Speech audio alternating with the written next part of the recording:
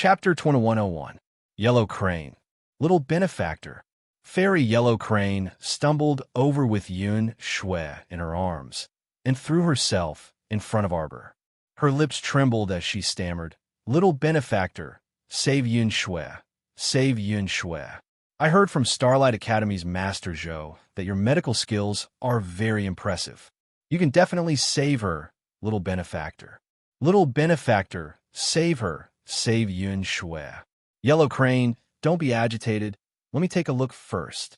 Arbor saw her agitated expression, as if she had gone mad, and hurriedly reached out to comfort her.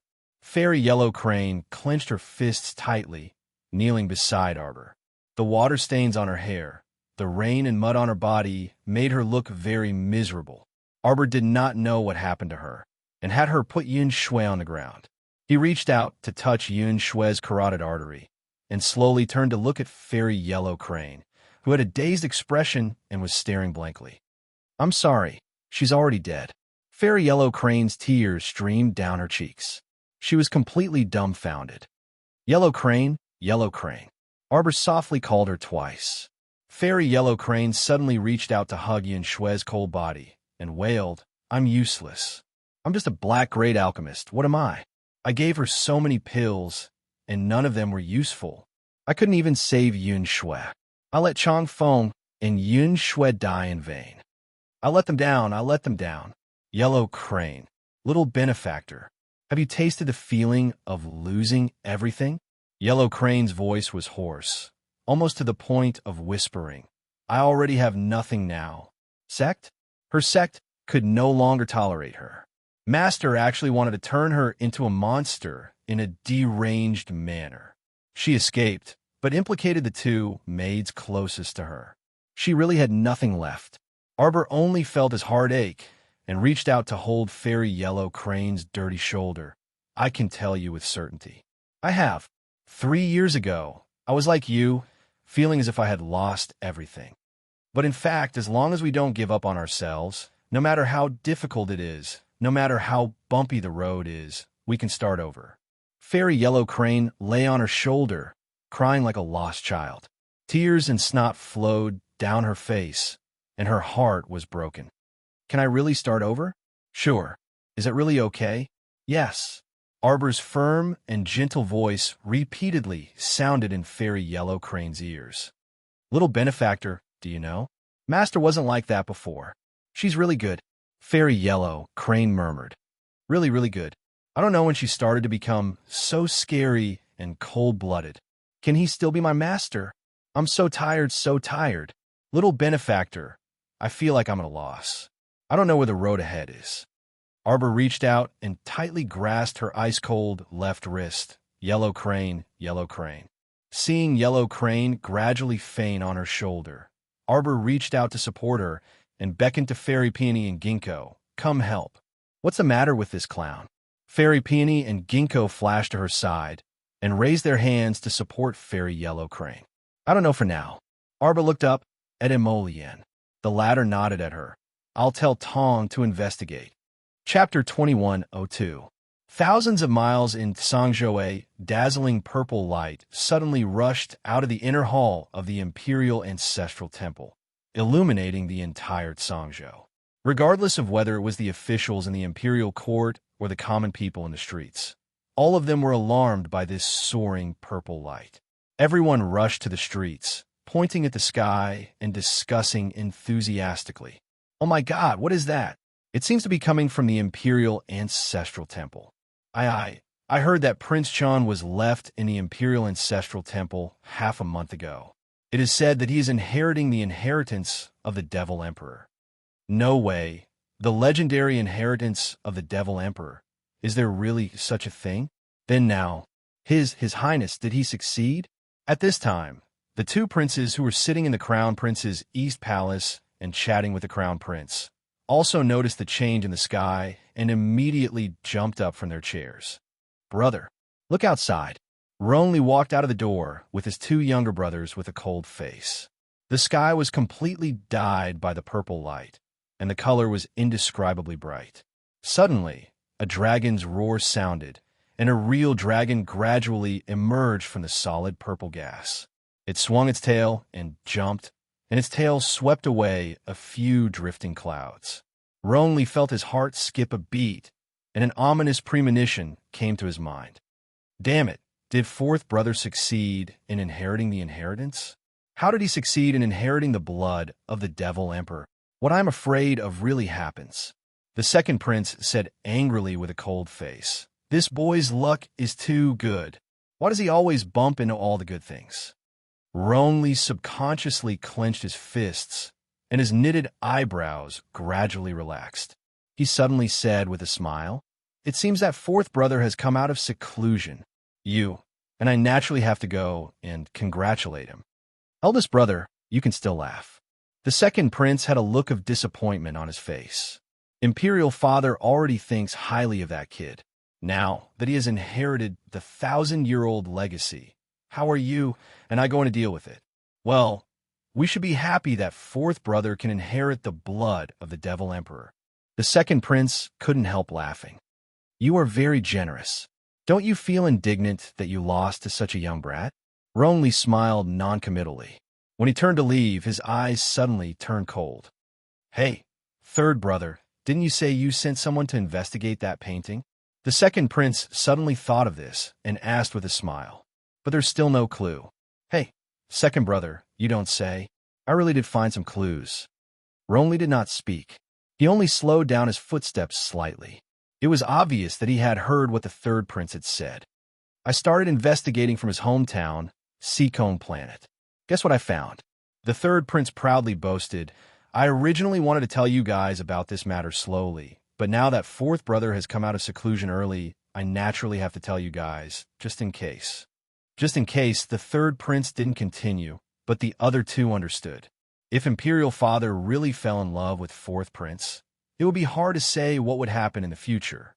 Do you all know who that woman in the painting is? The impatient second prince hurriedly patted the third prince. All right, don't keep us in suspense. Hurry up and say it. That is the future crown princess of the Divine Land. What? Ronly couldn't help but be taken aback. Chapter 2103. Was it true? The second prince was dumbfounded by the third prince's words. The third prince saw that the two of them didn't seem to believe him. So, he quickly picked out some important matters and told them to his two elder brothers. Old Fourth seems to have a good relationship with the crown prince of the Divine Province. Ronly muttered, I've also heard of that crown prince of the Divine Province. It's said that he's been wandering outside all year round. Could it be that he's about to return to the Divine Province? Younger brother doesn't know about this. Ronly couldn't help but sneer. When he turned around, his expression turned cold. It seemed that this fourth brother of his really wasn't simple. The second prince paused and said, Hey, how about we bring that painting and go see Royal Father? Ronly's expression flickered, and he calmly revealed a hint of embarrassment. That's not very good. We're not going to make things difficult for him. Aren't we all planning for his sake? Who knows? Royal Father might be happy and make a decision for our good fourth brother. So what if she's the future crown princess of the Divine Province? Isn't she still the crown princess of the Divine Province? Ronly's eyes flickered. In reality, he had long wanted to expose this matter to Royal Father, but he had always lacked an opportunity. Since the third prince was willing to take the lead, he naturally wouldn't dissuade him. Instead, he had to properly thank him for his righteous act. Go quickly. If Royal Father knew that he had such a cowardly son, he would definitely be very happy. On the other hand, Duan Yu had just stepped out of the Imperial Ancestral Temple when he was stunned by the carriage that came to welcome him. The officials who came to pay homage to the Fiend Emperor's bloodline all looked up at the tall and slender figure standing at the entrance of the Imperial Ancestral Temple, and they couldn't help but be spellbound. They couldn't pinpoint what had changed, but they felt that Prince Chan was very different from half a month ago. His entire aura had changed, right? Or perhaps the hidden cold sharpness in his eyes had changed. At this moment, His Highness looked especially reserved, like a treasured sword with hidden edges that could be used at any time to deliver a fatal blow. This old official, Wu Yong, greets Your Highness Prince Chen. No need to be so courteous. Left Prime Minister, Duan Yu said coldly. Left Prime Minister Wu Yong raised his eyes and then immediately lowered his head. He didn't dare to look directly at those beautiful eyes that were emitting a faint purple light. Those eyes were as cold as ice, and the faint purple glow within them seemed to want to suck his old bones into them. How frightening! The minister of the left could be considered someone who was accustomed to grand occasions, but when he glanced at Duan Yu, he shuddered and was somewhat stunned. However, a tall and slender young man walked out from beside him and said with a smile, "We are here to welcome Prince Chun out of seclusion under the order of the Emperor. Your Highness, please enter the carriage. We will escort your Highness back to the palace." Your Highness, your forehead? Currently, there was a light purple imprint on Duan Yu's jade-like forehead that resembled 3 flower leaves. It only appeared for a split second before disappearing. Wu Yong was nearly frightened to death by this young man, and he fiercely glared at him before hastily dragging him behind him. He then cupped his hands at Duan Yu and said, "Please, your Highness." Duan Yu nodded indifferently and turned to board the carriage.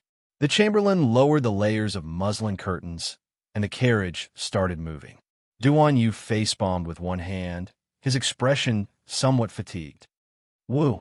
A little fox suddenly wriggled on his body and drilled out from his body. Chapter 2104. Woof! The little fox's claws crawled on his clothes. Duan Yu's lips involuntarily curled into a faint smile. In that instant, the iciness in his eyes completely dissipated. Sigh! With a sigh, he picked up the little fox and placed her on his shoulder. He patted her and said, "Chestnut, if Chow Chow sees you like this, she won't like you anymore." Chestnut's claws forcefully crawled on his clothes, and it stuck out a small claw in protest, silently complaining while pointing at the sky and the ground. "Tisk, isn't it just advancing to 8-tailed? You actually don't even have the ability to transform, and even lost the ability to speak." Woof woof! The little fox was cursing internally. It was actually disdained by this unreliable master. How infuriating! Was it his fault? If it weren't for him suddenly absorbing this whatever devil emperor bloodline crazily, how could it have become so wretched and inexplicably advanced to 8-tailed celestial fox? "Chestnut, thank you for accompanying me," Duan Yu said softly as he stroked the little fox's glossy fur. The little fox arched on his shoulder and suddenly slapped his head with a paw. It pointed at the sky and the ground and whimpered again. "Speak human language." Duan Yu calmly pulled away its paw and swept it a disdainful glance. "Little fox, that when I advance to 8-tailed celestial fox, I'll definitely chirp by your ear every day until you can't sleep peacefully." Fairy Yellow, he didn't sleep very well that night. She didn't wake up with a start until noon the next day, and she jumped out of bed in a flash. "Oh, you're awake. Hurry and freshen up since you're awake. Come down for lunch." A female voice drifted in from outside the window, startling her. After she finished freshening up and went downstairs, Fairy Yellow he quickly walked up when she saw the people in the inn's main hall. After bowing towards Xiao Mu and the rest, Huang he said with slight embarrassment, "Yesterday I've made a fool of myself in front of everyone. All right, sit down and eat." Arbor pointed at the seat next to him, indicating for Fairy Yellow he to sit down. After Fairy Yellow Crane sat down uneasily, she opened her mouth and said, "Little benefactor, He was interrupted by Arbor. "We already know about what happened to you." Shuntian Hall was so big. Although everyone's hands couldn't reach into the main hall, they currently had the highest level of spies in the main hall. If one had the heart to investigate, there was nothing one could not find. Arbor really didn't expect that the palace lord of the Palace of Coldblood was Tian Yun's man. At first, she only suspected that the Shuntian Mansion's mansion master, Gung Pengcheng, was colluding with the Heavenly Fate sect, but she didn't expect that the two of them were related to the Heavenly Fate sect. Indeed, birds of the same feather flocked together. Fairy Yellow Crane looked at Arbor gratefully. "Thank you very much for yesterday's matter. I didn't help much." Arbor scooped a bowl of rice and handed it to her. "Do you have any plans for the future?" Fairy Yellow Crane shook her head blankly. "Let me give you a suggestion." Miss Chow said expressionlessly, "You can pay for 2 years of food and lodging and follow us for the time being." Everyone! Exclamation point. Cough, cough, cough, cough. Dao Wuji choked on a mouthful of soup. Arbor glanced at him, then turned to ask Emolian, Hubby, did you charge? A certain crown prince, who was used to Jojo's habit of charging fees, silently twitched his mouth and shook his head. No, I didn't confiscate it. Arbor gave him a look that said, You've suffered a great loss. Then he turned to little Tai Sui and Dao Wuji and said, Pay up. Chapter 2105. Everyone looked at her, not knowing whether to laugh or cry. Dear, doesn't your conscience hurt when you say this? Arbor said expressionlessly, When my Aoyi and Xiao Yao followed me, they also paid. What she meant was, You people, how dare you not pay? Everyone, Hu Shurchin chuckled and nodded repeatedly. Yes, yes, you should pay. Look at you guys, you've wasted so many years growing up Jojo, yet you still eat and use her things every day. You should pay. Make it up for 8 or 10 years at once. Little sister Xiao Qiao, you gave me such a good beauty cream, so of course I have to pay. Fairy Ginkgo covered her mouth and smiled. With a flick of her sleeve, a small pile of rare treasures appeared on the table. Little sister Xiao Qiao, please kindly accept it. Arbor expressionlessly put the pile of things into her inner world and looked at Dao Wuji, little Tai Sui, and the others. After everyone silently handed over their things, they all looked at Hu Shurchun, who was sitting on the side with a smile. Why doesn't he have to pay? Dao Wuji asked angrily. Isn't it obvious? How can I be the same as you? I was personally summoned by Jojo. I'm hers, and she's mine. With our relationship, do we still need to pay? What a joke. There are differences between close and distant, you know?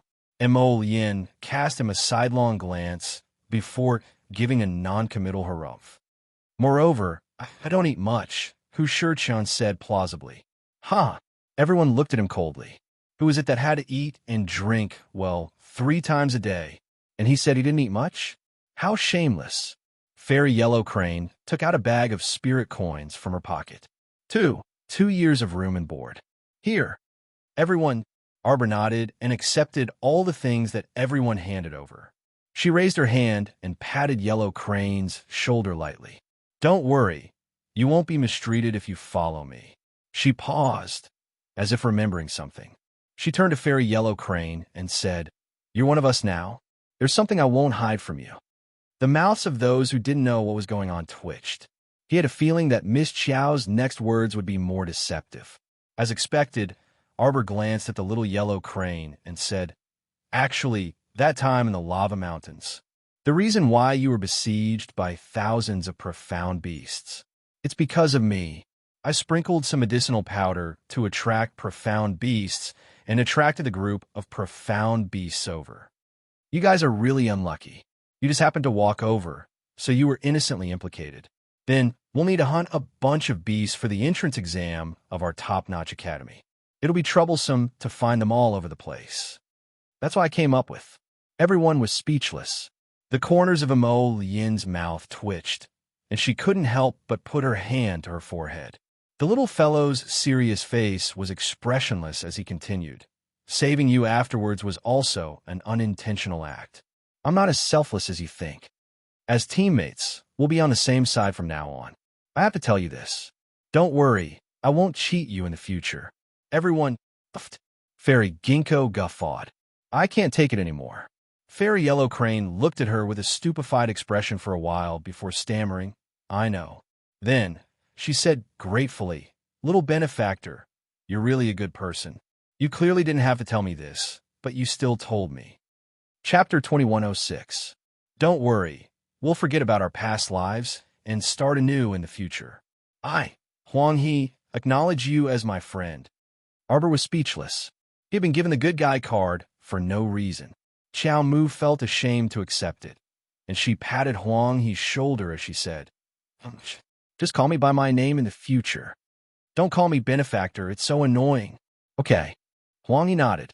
I've already sent people to clean up that lady's remains. You can cremate her when you want. Huang He nodded and subconsciously clenched his fists. Okay, come with me for a while after we eat. Move aside, move aside, move aside. A commotion suddenly came from outside the inn. Arbor and the others looked toward the source of the sound. The people at the door moved to the sides to make way for a wide passageway. A pair of black boots embroidered with gold thread appeared in front of everyone's eyes. He was like jade, and his hair was soft. The man was wearing a dark purple robe and had a tall figure. He had a pair of seductive eyes that were slightly raised. He looked very enchanting and charming. A man could actually give people an inexplicable sense of charm. It was really indescribable. Ah, Jojo. That person stepped through the door as if he had discovered an alien planet. His eyes suddenly lit up, and his gaze landed on Arbor. Yin put down the bamboo chopsticks in her hand and indifferently swept her gaze over that person's face. She sneered. So it's young Master Ding. Yin pointed at him. You? Why are you here? Yin reached out to hold Jojo's small hand and coldly glanced at him. Of course I'm here to accompany my wife for a meal. Dao Wuji inexplicably felt that the seductive young master in front of him was probably a little heart-wrenching because the other party's expression inexplicably changed, and his expression instantly turned ugly. Move aside, all of you move aside. Scram! Don't block the door. What's all the noise about? Young Master Ding flew into a rage out of humiliation. He turned around and flicked his sleeves. Several ferocious men who had rushed in were immediately swept away by a powerful force. Bang! Bang! Bang! They all fell to the ground, their noses bruised and their faces swollen. Surround them. Behind them, a large group of guards rushed in with a wave of their hand. The large group of people surrounded the entire hall of the inn so tightly that not even a drop of water could trickle through. They can't even have a peaceful meal. Hushir-chan was speechless as he looked at the crowd that had barged in. Under the orders of the manor lord's wife, we are here to bring Fairy Yellow Crane back to the manor. The leader of the guard shouted and raised his hand. Take her down. At this time, young Master Ding had already walked to Arbor's side and asked with a smile, Jojo, do you need help? Why are you here? This was the question that Xiao Mu wanted to ask. She had nearly forgotten to ask after being interrupted by that group of royal guards. Me? I'm here to collect debts, young Master Ding said with a smile. It's very difficult to do business these days. It won't do if you don't keep a close eye on them. Oh. The little stoic responded and stood up to say to everyone, let's leave after we finish eating. The frightened commoners in the lobby and the shopkeepers who only peeked their heads out of the cabinets looked dumbfoundedly at this young lady who suddenly stood up. Could it be that this young lady didn't see the group of people who had barged in? She called her companions to leave so easily? Just how big a heart was this? At this time, the leader of the guard's complexion also turned ashen, and his gaze landed on Huang He. Chapter 2107. Seeing her sitting there motionless, the head of the guards simply had nowhere to vent his anger and angrily rebuked. What are you all standing there for? Take it down. If there's any resistance, kill him on the spot. Arbor coldly snorted. What a big show. What a big show of power. Let me give you a piece of advice. If you don't want to die, then hurry and leave. Fairy Ginkgo also stood up, her slender waist swaying slightly as she seductively threw a coquettish glance at the head of the guards.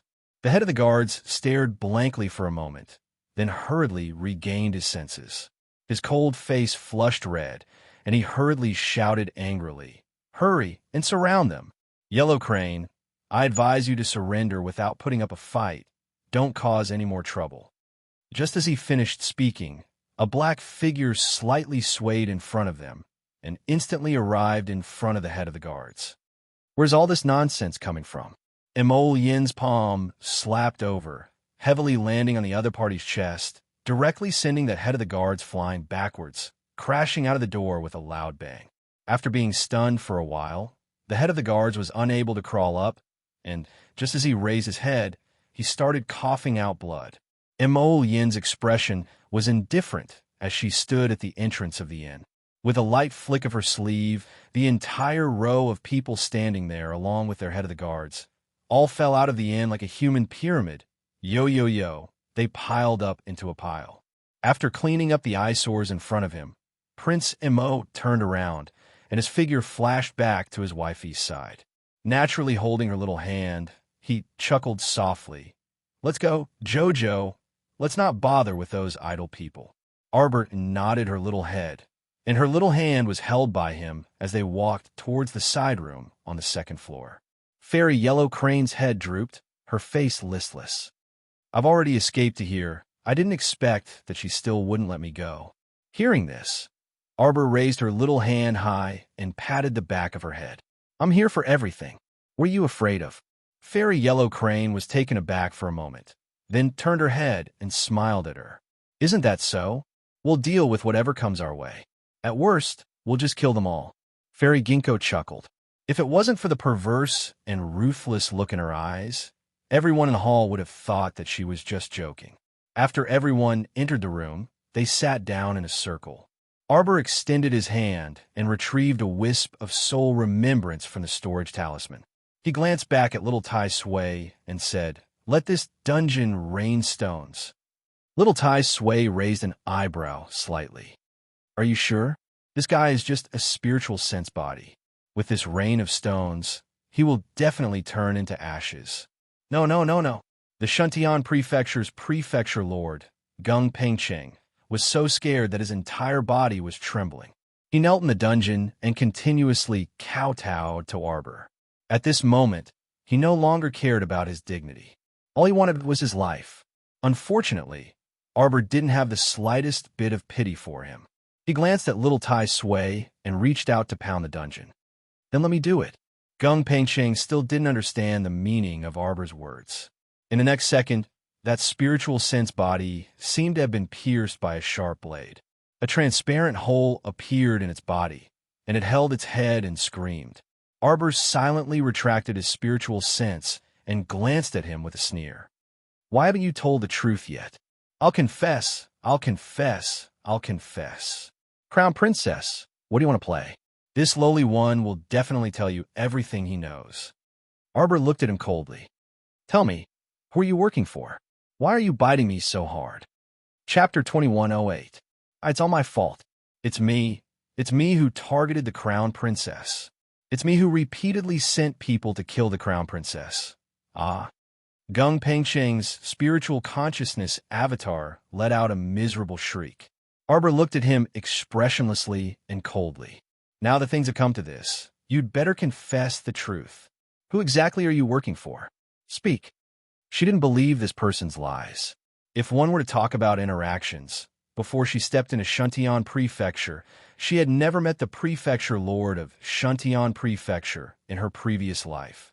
What she was sure of was that a person could not develop hatred for no reason. Emollien's face was also cold as he enunciated each word. "In the lower star domain, once you find this little lass, you must make sure that she doesn't have everything that goes her way, living like a piece of trash. She'll struggle at death's door like a dog and never see hope or end. She can't have the chance to go to the divine continent. Once any talent emerges, there's no need to wait for her to grow up miserably. Just obliterate her on the spot." These were memory fragments extracted from Lu Yiji's soul remembrance, and he still remembered each word very clearly. Now that he read it to Gung Pengcheng, his voice was low and pleasant, but even Endless Blade, who had very thick nerves, could hear the ruthlessness in his voice. Arbor suddenly smiled and nodded.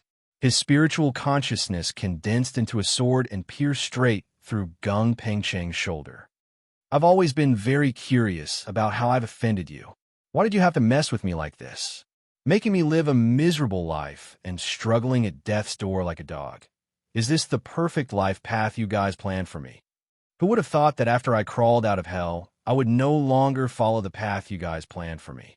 My life would be like a wild horse that broke free of its reins and completely broke away from your control. So, you didn't have the patience to wait for me to come to a miserable end. You were anxious to get rid of me, right?" Cough. Gung Pengcheng's spiritual consciousness avatar completely withered and collapsed in the dungeon. His eyes lost focus as he muttered to himself, Don't kill me. Don't kill me. You're from Tianyun, right?" Arbor said coldly. "Our fan Shioha, and Fangu your subordinates? Gung Pengcheng shook his head in a daze. You still want to lie? And Mo Yin couldn't help but get angry. You really won't cry until you see the coffin. Since that's the case, I'll roast your spiritual sense body for 49 days and turn you into a tonic for my purple flame divine fire. Gung Pengcheng's pupils constricted, and his mind completely cleared. He struggled and shouted, Your Highness, spare my life. Your Highness, spare my life. Old Gung, made a move on the crown princess in a moment of confusion. But before that, I didn't even know the true identity of the crown princess. That's why. Shut up. Mo Yin shouted angrily. I don't know his identity. These words might work on children, but not on them. From the time he and Jojo were betrothed to the completion of the wedding ceremony, everything was under the eyes of the world. If Shuntian Prefecture's prefecture lord wanted to keep an eye on Jojo, how could he not know these details? He was probably afraid that Jojo would grow, so he did it on purpose. A cluster of burning purple flames suddenly fell on Prefecture Lord Gung's spiritual consciousness avatar. The scorching flames coldly covered his body, and a feeling of ice and fire alternating gradually spread in his heart. That burning sensation was truly too unbearable. Chapter 2109. Manor Lord Gung roared loudly, rolling back and forth in the small dungeon wrapped in a layer of purple flames. Arbor watched coldly for a while, wondering inwardly. Who on earth is it that made Gung Pengcheng suffer so much and still continues to protect him? She simply didn't believe that it was Gung Pengcheng's fault that he tried to kill her in both the past and present lives. How could there be love and hatred in this world for no reason?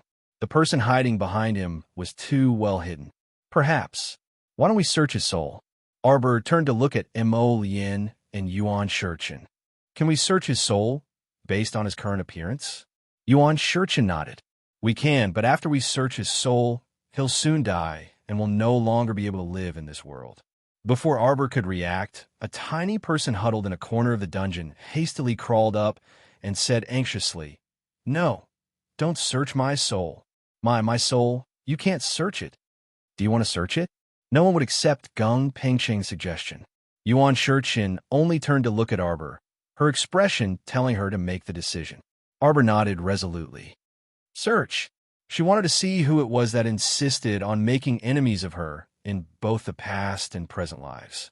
Yuan Shurchen reached out her hand, and the dungeon was stuck to her palm. Gung Pengcheng's soul was trembling in fear. He kowtowed to Yuan Shurchen and said, No, don't kill me, really don't kill me. I've confessed everything. Please let me go.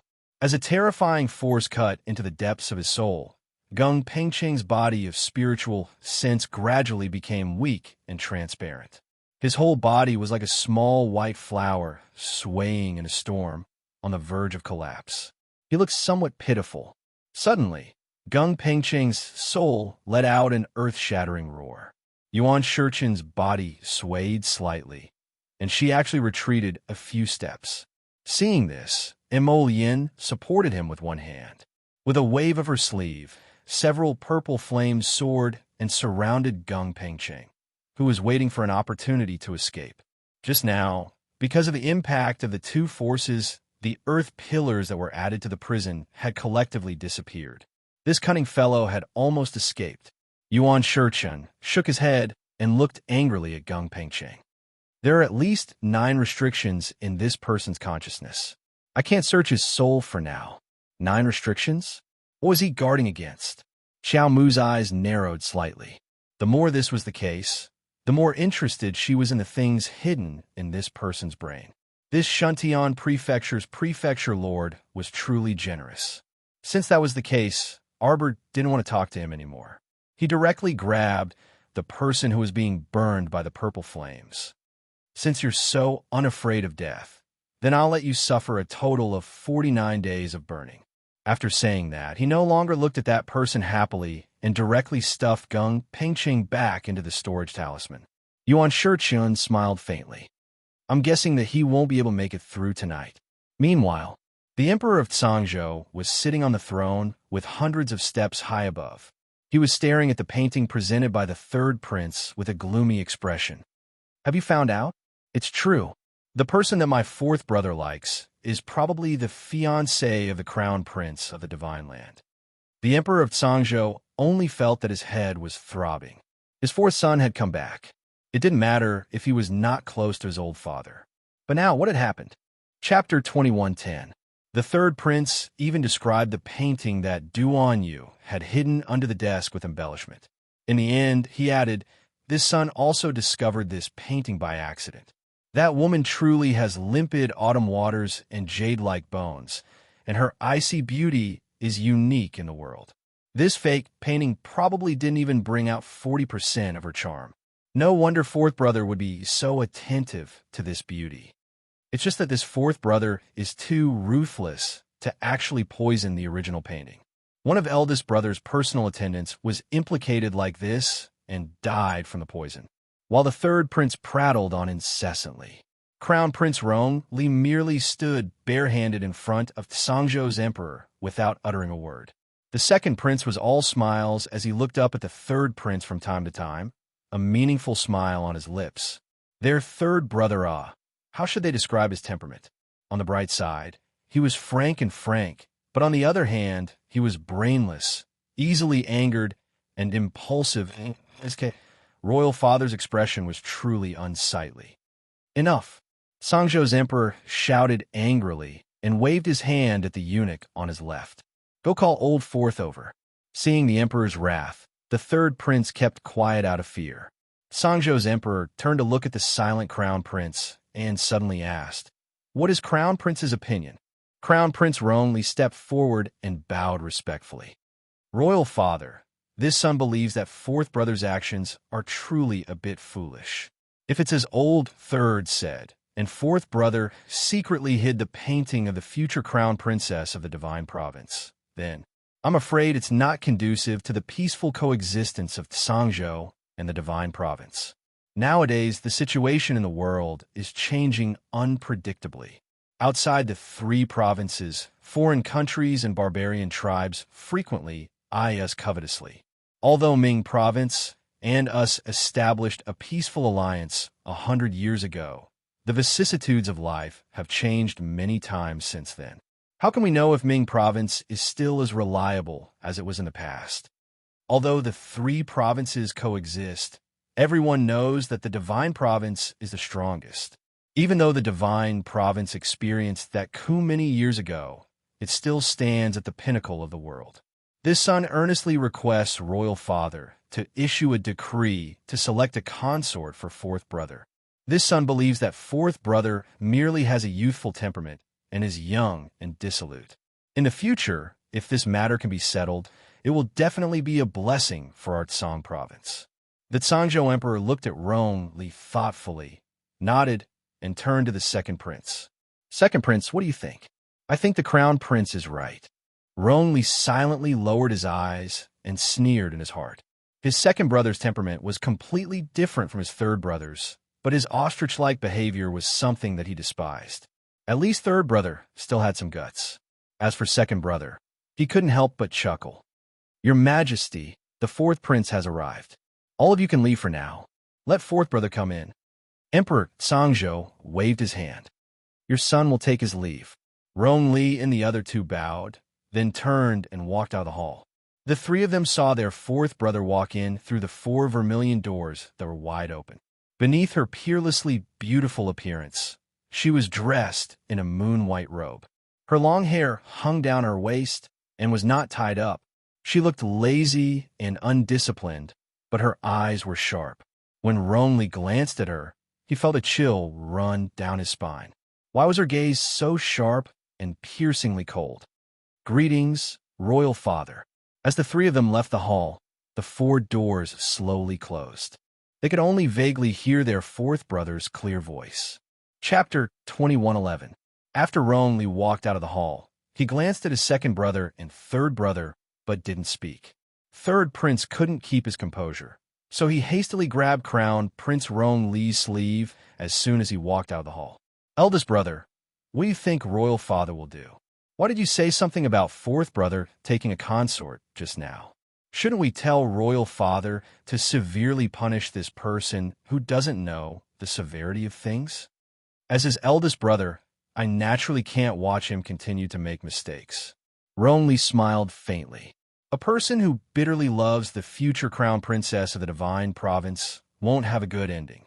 Third prince was fuming with rage.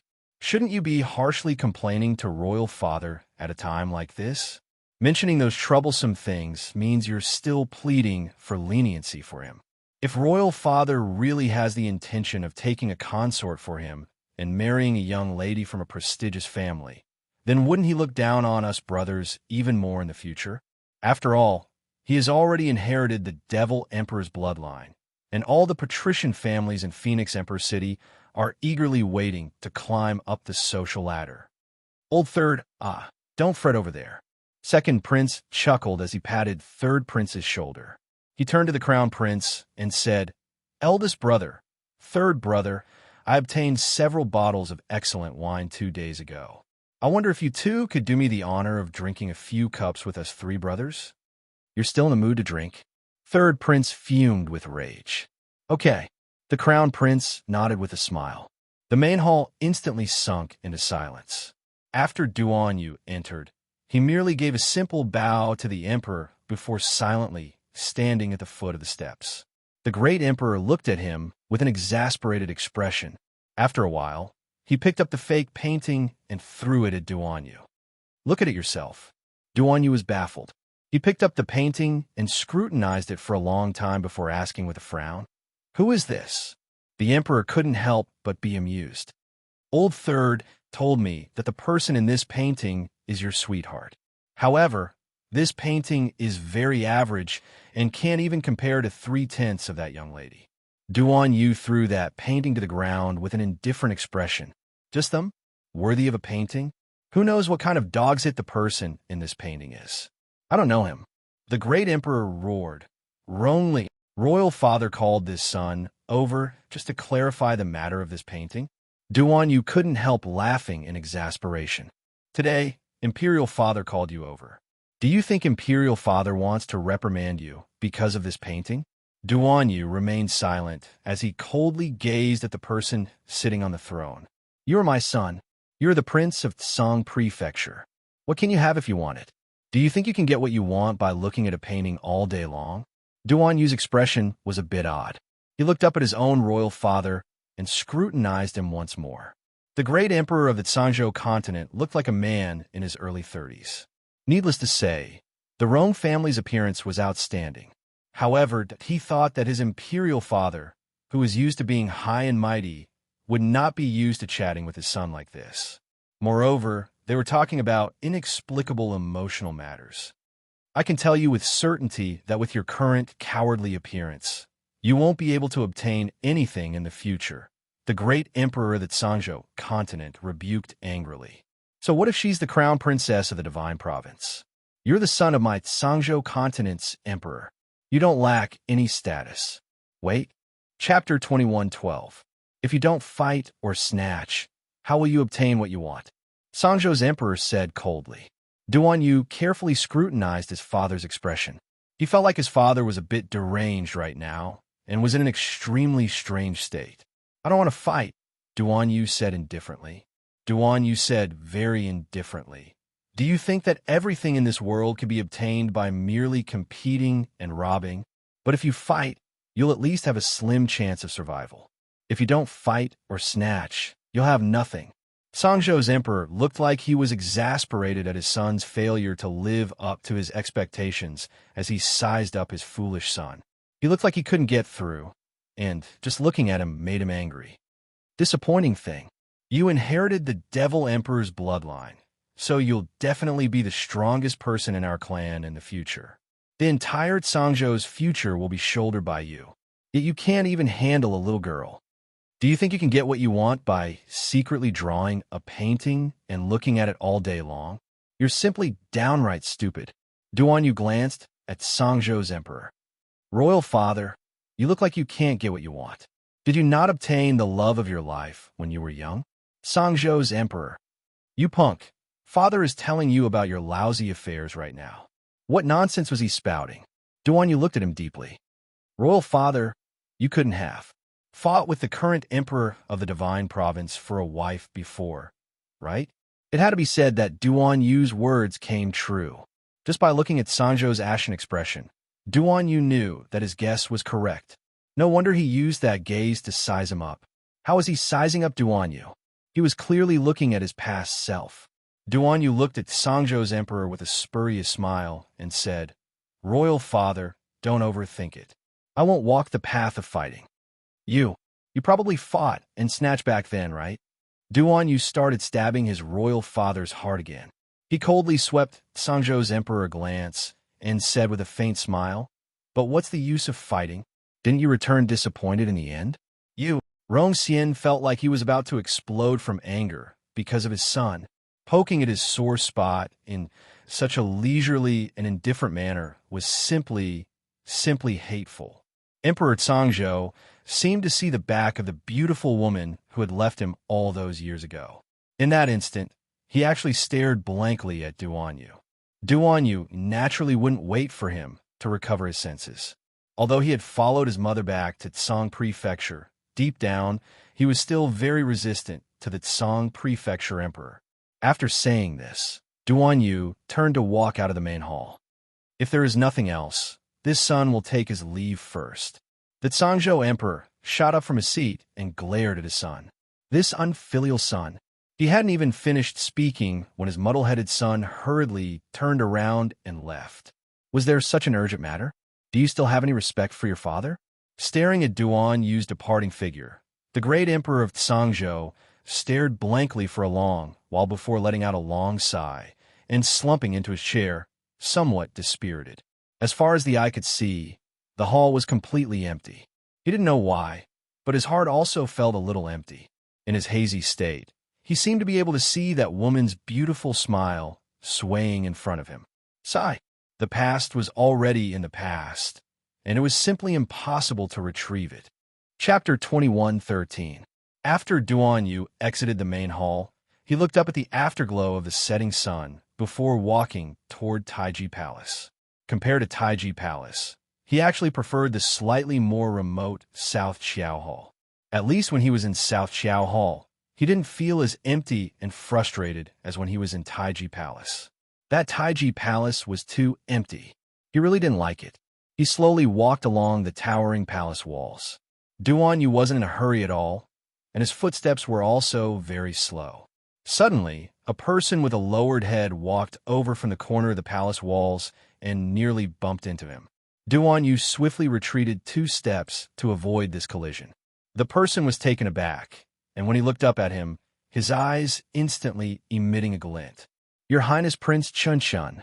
Duanyu swept him a glance and discovered that it was the young royal guard who accompanied Wu Yong to escort him back to the palace. He was a bit irritated by his rash behavior. Your Highness Prince Chun, are you returning to Taiji Palace? How about this humble one send you back? Duanyu's figure flashed and floated past him. With his speed, if he wanted to get away from certain things, it was absolutely impossible for others to catch up to him. As a result, the young royal guard could only dazedly stay where he was and hang his head dejectedly. He only wanted to send his highness off. Was this also wrong? Ma Chao's section break. Yuan Shurchen's conjecture was correct.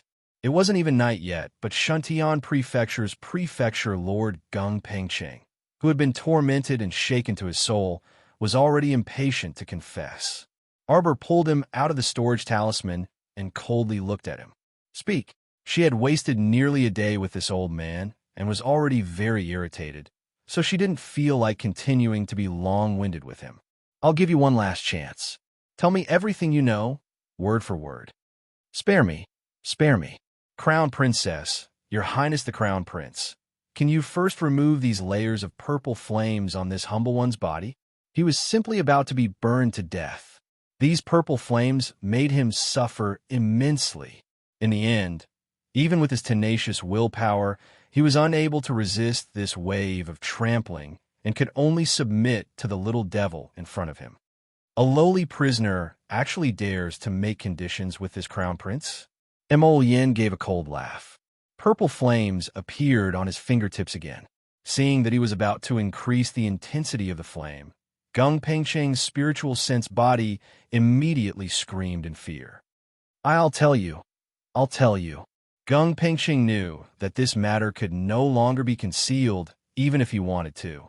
Thus, under Mo Yin's cold gaze, she braced herself and said, Crown Princess, you guessed it right. This lowly one has indeed been working for Master. It's just that this lowly one doesn't understand why Master must target the Crown Princess. Who's your master? Arbor felt like his heart was about to jump out of his chest when he asked. Soon. She was just half a step away from finding out who it was in her previous life that forced her to grow up according to their planned growth trajectory. This problem that had troubled her for so many years was about to be easily solved. I don't know my master's name. Gung Pengcheng's words instantly made Arbor's heart sink. Seeing her unworried expression, Gung Pengcheng hurriedly added, but he's definitely a man. Although I don't know his age and appearance. But from his voice, he's still quite young. I'll sleep and wake up to make up for it. Chapter 21:14. Every time he came to issue a mission, he would just stand there from afar, and a maidservant would come forward to explain clearly to us. That's why I've only seen him a few times from afar. I really can't see his appearance clearly. Arbor's lips revealed a trace of mockery as he nodded and said, Oh, are you sure? I can be sure I can. Shuntian Prefecture's prefecture Lord Gung Pengcheng was like a frightened quail. He pretended to hug his transparent head with both hands and trembled as he said, Crown Princess, this lowly one is absolutely not lying. Arbor's gaze became exceptionally deep and cold as he swept a glance at Gung Pengcheng. With a wave of his sleeve, he nodded and said, At least you're sensible. The lotus-colored sleeve swept over Shuntian Prefecture's prefecture Lord Gung Pengcheng's head, shocking him so much that his old face turned pale. Originally, he thought that the little girl's move was to put him in a situation of total annihilation. However, it didn't. She didn't do anything. It was as if her sleeve really had carelessly brushed over his head. Husband, it's getting late. Let's go back and rest. Emolian glanced at Gung Pengcheng and nodded. She held the little fellow's hand and walked out to the next room. Everyone also walked out one by one and returned to their respective rooms to rest. For a moment, the room was completely silent. Only Gung Pengcheng, who was placed on the table and locked in the dungeon, was left in a corner of the dungeon, muttering something to himself. It was night.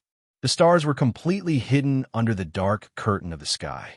Outside, it started to drizzle again. These few days, it was as if they had entered the rainy season.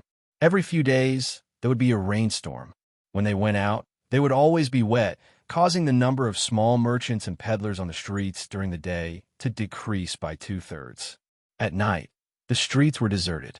Gung Pengcheng sat in the dungeon with a dazed expression, his eyes somewhat blank. At this moment, a black shadow suddenly floated by outside the window and suddenly appeared in the room. Gung Pengcheng's spirit was roused. He opened his mouth to say something, but suddenly realized that no matter how he spoke, his voice seemed to be stuck in his throat. He couldn't even utter a single syllable. Yeah. He tried to utter a few simple words, but to no avail. His spiritual sense body suddenly trembled, and a bad premonition slid through his heart. That vicious little girl did it on purpose. She deliberately left him alone in this room, using him as bait to catch her accomplice. She knew that someone would come. Ugh. Gung Pengcheng was a little flustered. He wanted to rush to the front of the dungeon, but he waved his hands to signal the black-clothed man not to come over. But unexpectedly, a few pieces of earth and rocks fell from the top of the dungeon, smashing him down. His spiritual sense body was greatly damaged, and his whole body became more and more transparent and ethereal. He didn't even have the strength to move a finger. The black shadow did not hesitate for long. He had already arrived in front of the table and grabbed the dungeon with one hand. His sharp eyes glanced back, and with a whoosh, he went out of the window. Gung Pengcheng's heart was filled with anxiety, but he couldn't say anything. He could only watch as the man took him away along with the dungeon. After walking for about half a li, they entered an abandoned house. The man closed the door, and then looked down at Gung Pengcheng in the dungeon. He sneered and said, "You actually made yourself look like a ghost. TSK, you're really useless." Chapter 21:15. If Master hadn't sensed that your spiritual sense had been attacked by an external force and sensed that you might be in danger, I wouldn't have been able to find you. I wouldn't have followed that spiritual wave to find you. The black-clothed man crossed his arms and said coldly, "Gung Pengcheng, you're really getting worse and worse. You can't even deal with a few young people. What can you do on a normal day?" Gung Pengcheng still hadn't recovered. Sitting in the dungeon, he couldn't help but curse in his heart. Idiot, idiot, idiot. If those people were really young people, would it be possible for his soul to be seized by them? Could he have become as miserable as he was now? This person didn't even know that he was in a desperate situation. However, he couldn't even protect himself, let alone the person in front of him. Gung Pengcheng sighed. No wonder the little girl was willing to leave him in a room like this, and wasn't worried that he would leak the secret of her spiritual paradise. Because he couldn't do anything at all if that girl had the secret of the spiritual paradise, and he couldn't reveal it to that person, then in the future, that person might also suffer a great loss in the hands of that damned girl. Damn it! Gung Pengcheng was very depressed, but at this moment, he was completely helpless. The black-clothed man in front of him continued to mock him. If it wasn't for the fact that you still have some use, I think Master would have given you up. But you're already like this now. If you want to help Master accomplish anything, it's completely impossible. The black-clothed man sneered. Who was that you in Shuntian Prefecture? Why aren't you talking? Could it be that you were smashed silly by those stones just now? Useless thing. At this point, the black-clothed man felt that there was something wrong with Gung Pengcheng. Because from the time they entered the room until now, a full half an hour had passed, and Gung Pengcheng hadn't said a word from beginning to end. Wasn't this a bit strange? Gung Pengcheng, why aren't you talking? Gung Pengcheng was suffering from speechlessness, and he couldn't point out anything to the fool in front of him. The black-clothed man frowned. He strolled to the table and lowered his head to look at Manor Lord Gung, who seemed to be on the verge of death. His eyes revealed traces of mockery. What Manor Lord of Shuntian Prefecture? You can't even compare to me, a slave who follows Master. Back then, Master was really blind to actually choose such an ugly thing like you. A trace of anger flashed across Gung Pengcheng's eyes. If it wasn't for the fact that he had followed that person for so many years and was one of that person's rare confidants, he would have already died long ago, what? Gung Pengcheng couldn't help but smile bitterly. At this moment, he couldn't even lift a finger, so how could he talk about punishing the arrogant person in front of him? Suddenly, Gung Pengcheng's eyes widened as he stared at the man's back with a strange and frightened expression. His mouth fell open. Seeing Gung Pengcheng's strange expression, the black-clothed man frowned in disdain. "Don't worry, I won't kill you. I'll bring you back to see Master. As for how to deal with you, it's naturally up to Master to decide." As soon as the man finished speaking, he saw that Gung Pengcheng was still abnormally frightened. He couldn't help but snort coldly and wanted to say a few words of mockery to this former high and mighty Manor Lord of Shuntian Prefecture. Unexpectedly, an ice-cold hand reached out from behind him and firmly grasped his neck. "Who is your master?" A faint voice sounded from his side. "Make up for yesterday's 2 chapters. Chapter 21:16. That person turned his neck stiffly and glanced to the side, only to see a plainly dressed young girl standing not far from him, coldly watching him. The black-clothed man made a sound that was similar to a turkey being twisted by its neck. Mo Lien glanced at him coldly and swept the black cloth on his face to the ground with a wave of her hand. This was the face of a commoner that wouldn't make a splash in a crowd. Arbor glanced at him coldly and took a few steps forward. A sharp white icicle suddenly appeared in her small hand. What do you want to do?" The black-clothed man looked at her with a face full of terror, his entire body uncontrollably trembling. "What I want to do?" Arbor glanced at him coldly and said expressionlessly, "What do you think?" That person's scream was instantly stuck in his throat when Mo Lien tightened her grip on his neck. The icicle in Arbor's hand had already slid down inch by inch from the back of that person's ear. Her hand that was used to using needles and knives didn't make any sound when she cut that person's skin. Her strength was also very fast and accurate, cutting down half an inch below that person's skin. The black-clothed man's neck was held in Mo Lian's hand, and he couldn't even tremble if he wanted to. He could only stiffly hang in the air like a dead fish. Mo Lian very disdainfully extended her arm and pushed that person far away. She even knitted her brows and coldly said, "Unbearably stinky." Xiaomu blinked her large eyes and looked up at her dear husband. Her hand sped up, peeling off that person's fake face with a swish. "TSK, TSK. You really don't know what's good for you." Kuchen chuckled and walked up to scrutinize the black-clothed person. "Yo, and it's a woman. Wow, so impressive, so impressive. Let me see." Limitless Blade hurriedly came forward, admiring the woman in front of him as if he was watching a live animal. At this time, the man in black was already scared out of his wits. His whole body was trembling, and even his eyes had lost focus. He just looked at Arbor casually. Arbor was very impatient. He swept his palm over and landed heavily on that person's face. "Stop pretending. Your acting is so bad. Do you still want people to believe you?" The woman, whose eyes were originally unfocused, was slapped so hard that her left cheek swelled up, and her eyes became extremely fierce and evil. "You little bitch. Shameless bitch. My master won't let you off. Just kill me. Don't even think about getting the slightest bit of information from me." She cursed like a madwoman, her eyes emitting traces of poisonous light. Mo Lian loosened her grip and threw the woman to the ground.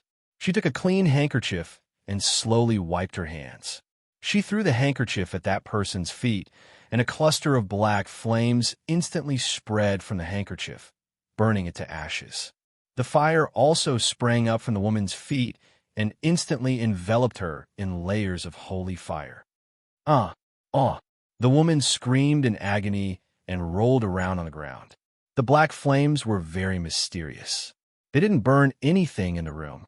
They only enveloped the woman and roasted her with all their might, as if trying to drive her soul out of her body. Arbor pattered to her husband's side and raised a hand to calm him down. She didn't care what this woman was saying. Chapter 21:17. In any case, this person was already a dead person in her eyes. The woman rolled back and forth on the ground. At this moment, her face had already been burned beyond recognition, and there wasn't a single patch of skin left untouched. Enveloped in a layer of black flames, she reached out to touch her face in horror. When she touched her face, she discovered that her eyes, nose, and eyebrows were all on fire, and her face was in excruciating pain. The fire on her face was much smaller than the fire on her body. Like a frog being boiled in warm water, it continued to burn her face, but didn't go any further and turn her face into something like a pancake. The woman scurried and rolled all over the floor. Wherever she rolled, the people there would indifferently take a step back. They watched her perform her tumbling skills in the central room by herself. Arbor was speechless. He suddenly reached out and sprinkled a snow pearl, which whooshed down beside the woman. When the snow pearl touched the sacred fire, the layers of black flames enveloping the woman's body quickly and obediently retreated. Mo Lian's anger still hadn't subsided. She tightly gripped the little fellow's hand, and her voice contained a hint of anger. "Why did you save her? She doesn't know the difference between life and death. Just burn her alive." Arbor hurriedly reached out to comfort him. He blinked and said, "I still have something to ask her. You filthy woman, you lowly slut. I won't tell you anything. I definitely won't betray my master. You only know how to flaunt your prowess by relying on men. You bitch." A beam of wood spirit instantly struck her mouth, knocking out a mouthful of her teeth. "What do you want to hear from her if her mouth stinks?" Hichin said unhappily. Arbor saw the anger on everyone's faces. He couldn't help but wave his hand and say, "Why are you bickering with a dead person? Let me ask her first." Bah! The woman, whose teeth had fallen out, felt that she couldn't even speak properly. She angrily snorted and said, "In your dreams. Didn't you say that I flaunt my prowess by relying on men? Then I'll give you a chance to challenge me. Arbor coldly interrupted her. As long as you defeat me, I'll let you go. How about it? The woman's expression froze, but she did not notice that behind her, Manor Headgung was shaking his head vigorously. He couldn't speak, but he wanted to remind this woman. Arbor coldly glanced at Manor Headgung, revealing a cold and resolute expression. Gung Pengcheng, this old fox still wants to trick me? It was obvious that he wasn't telling the truth. He was quite loyal to the person behind him. If it wasn't for the fact that she felt that she wouldn't be able to dig out any useful information from Gung Pengcheng, why would she deliberately set up a small trap to lure him into the trap? Sure enough, leaving Gung Pengcheng in the room, someone really barged in like a fool that night. The woman in front of him didn't even seem to have half of Gung Pengcheng's intelligence. The woman hesitated, but she didn't turn around to look at Manor Headgung, so she didn't notice the anxious look on Manor Headgung's face as he silently called out to her. All right, I promise you. The woman nodded heavily. Now, she could feel that the auras of the people around the girl were light, but their auras were extremely heavy. It was obvious that the people around her were all people with extremely high cultivations. And this damn girl in front of her was only relying on those people's power to be so arrogant and despotic. Master had already told them about this. That girl had been raised in the countryside since she was young. She was already extremely lucky to have been able to trigger her meridians in this lifetime. Chapter 21:18. Could it be that she was delusional enough to think she could break through to the spirit realm? Or even the god realm? Ha ha! Don't joke around. She was merely a good-for-nothing who was raised in the countryside. Without the help of those people with extremely high cultivation, what could she do? Gung Pengcheng's pupils abruptly contracted, and his expression changed from anxious to nervous to angry, embarrassed, and disappointed. Finally, his face turned ashen. If the woman in black was willing to turn her head to look at him, she would definitely find his appearance extremely fascinating. Meanwhile, Gung Pengcheng's current thoughts were, can't this damn idiot turn her head to look at me?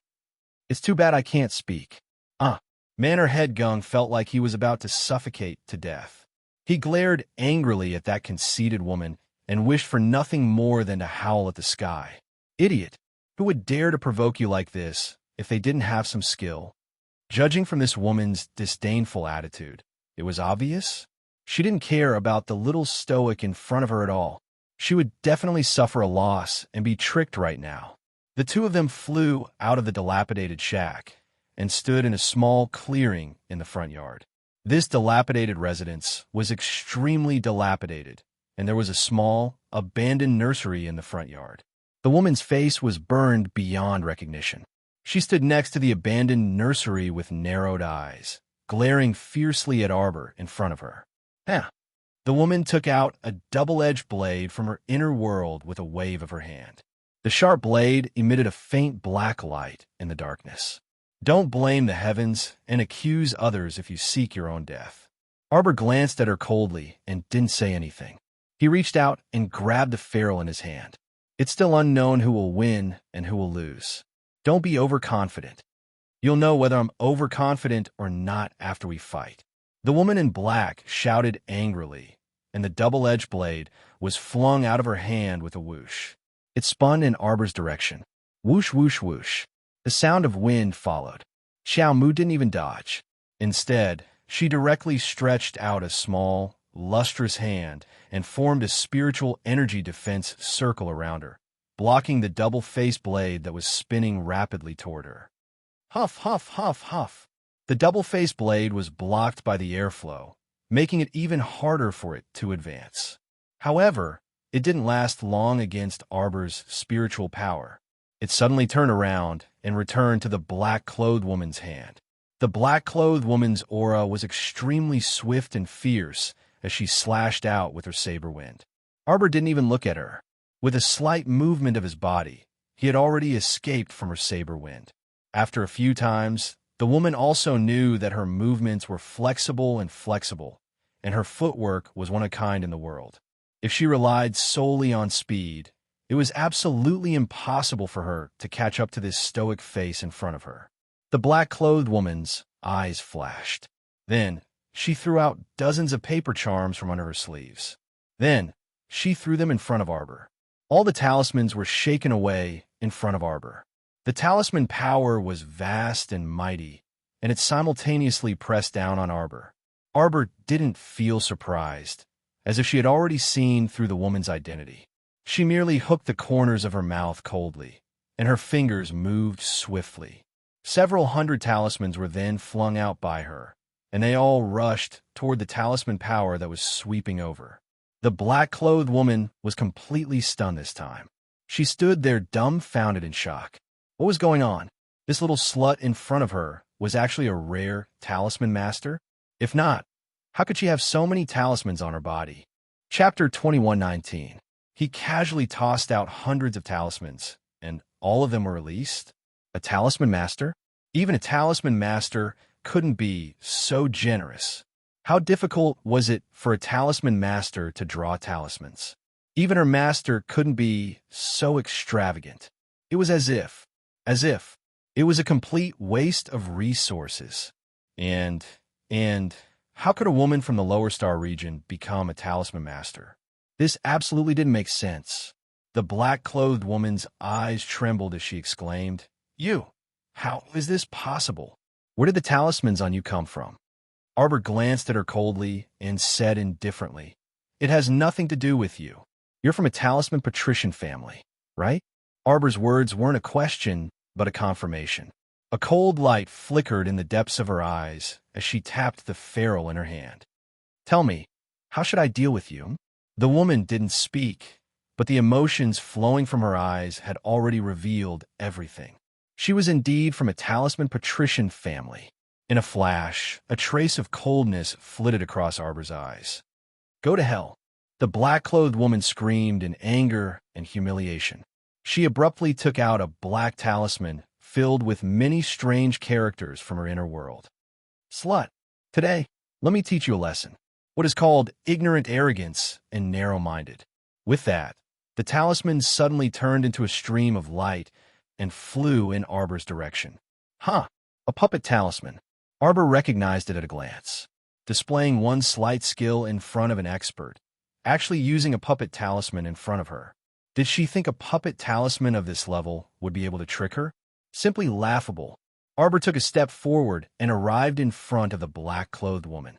She completely ignored the light from the talisman and directly flung her sleeve, sending her flying. The woman was immediately stunned. She simply didn't expect Arbor to be able to break the power of a talisman. How is this possible? This wasn't an ordinary talisman, but a talisman, a puppet talisman. Who could break the power of a puppet talisman? Only the black-clothed woman's pupils constricted, and she almost cried out involuntarily, You're a charm master. You're a talisman master. Ah! This slut was actually a terrifying existence like a charm master. Arbor's cold voice rang in her ears. "Congratulations, you got it right. Let me show you what a charm is." Arbor coldly stared at the woman.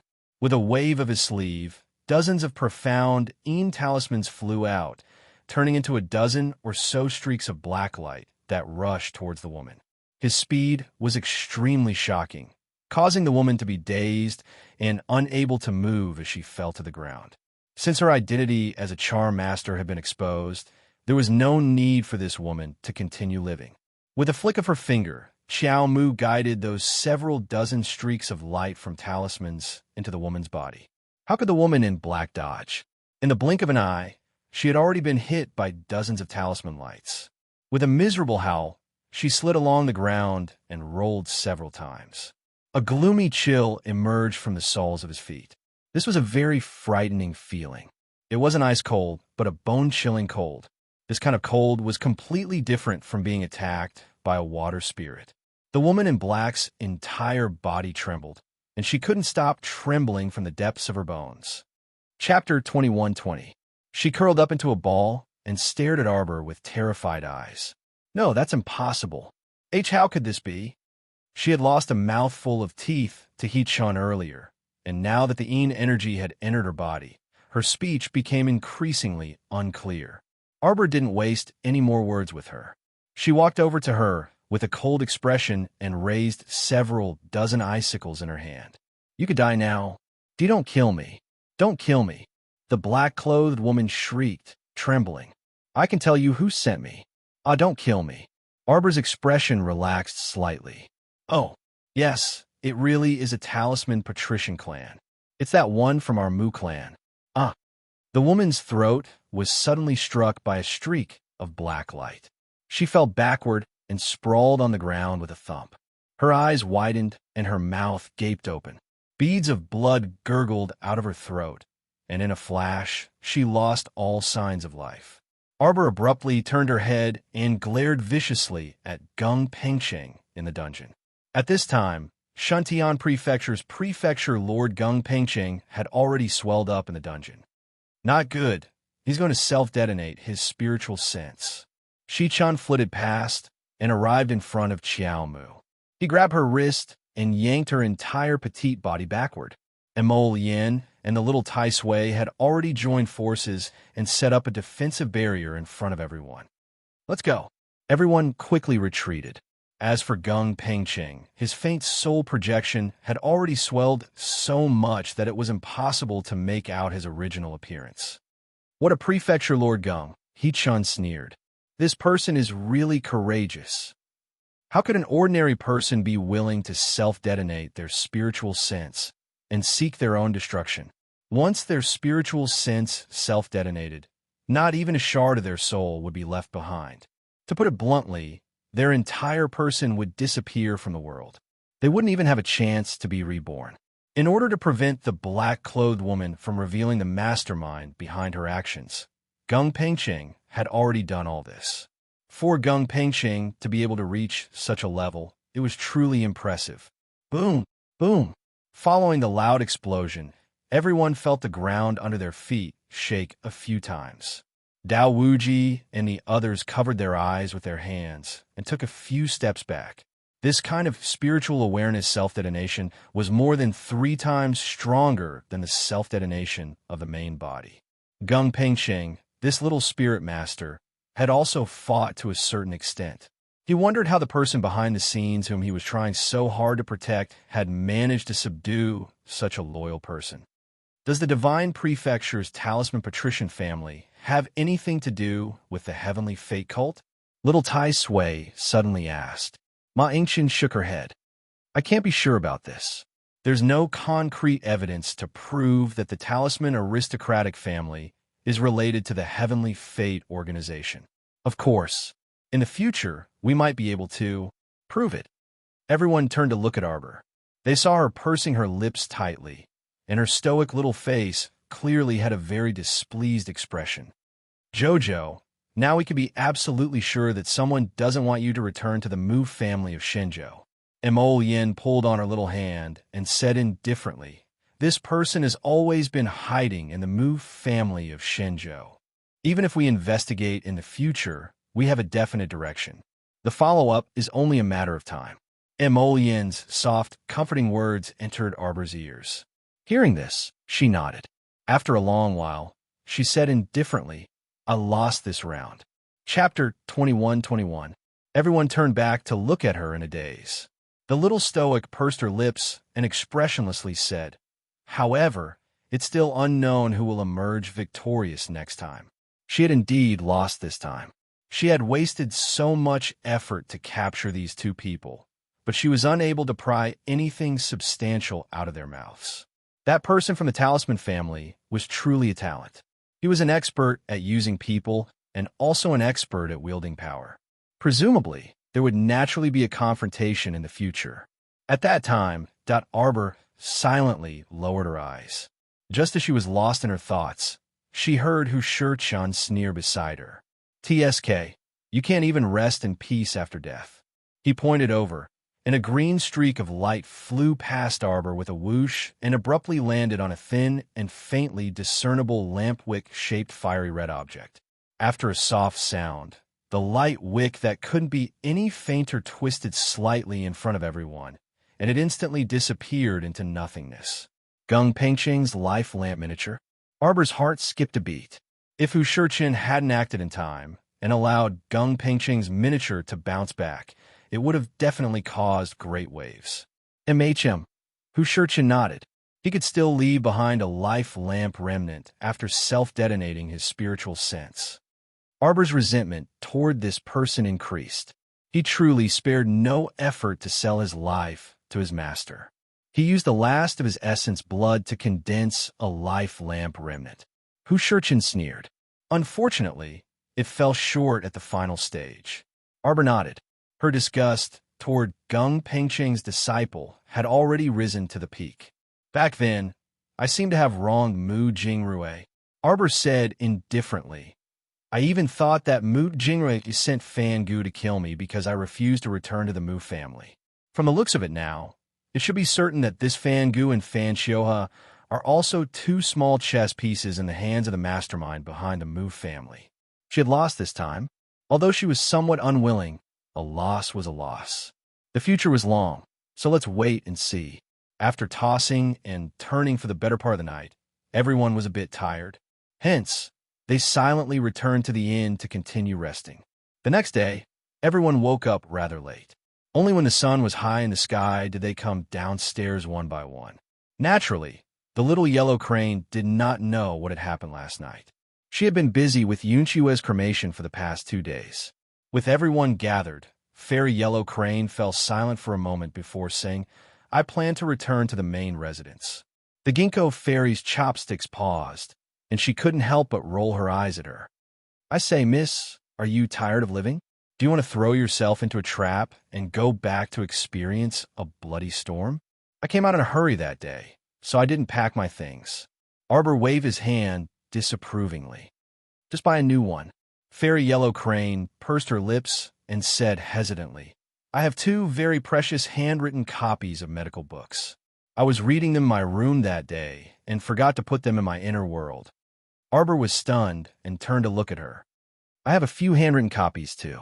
Let me lend them to you. As he spoke, he took out one of Long Chiyun's handwritten copies and tossed it in front of Yellow Crane. Yellow Crane hurriedly and carefully received it. She flipped through 2 pages, and her eyes immediately lit up. After the meal, Yellow Crane held the book and read it as if she was intoxicated, ignoring everyone else. Jojo, can you lend me this medical book for 2 more days? Oh, where's she? Chapter 21-22. When she raised her head, she discovered that Arbor had already left at some point. Jojo said he's lacking some mid-grade medicinal ingredients, so he dragged Mo Lian to the pharmacy to buy them. Yellow Crane Fairy asked with a puzzled expression. Jojo wants to refine pills? Amen. The Peony Fairy waved a small red brocade fan, lazily leaning on the armchair. Shaking the fan, she nodded and said, Jojo seems to be lacking something. What is it called? 3 leaves? 3-leaf clover? Mid-grade medicinal ingredients? 3-leaf flower. Yellow Crane Fairy said with black lines on her forehead.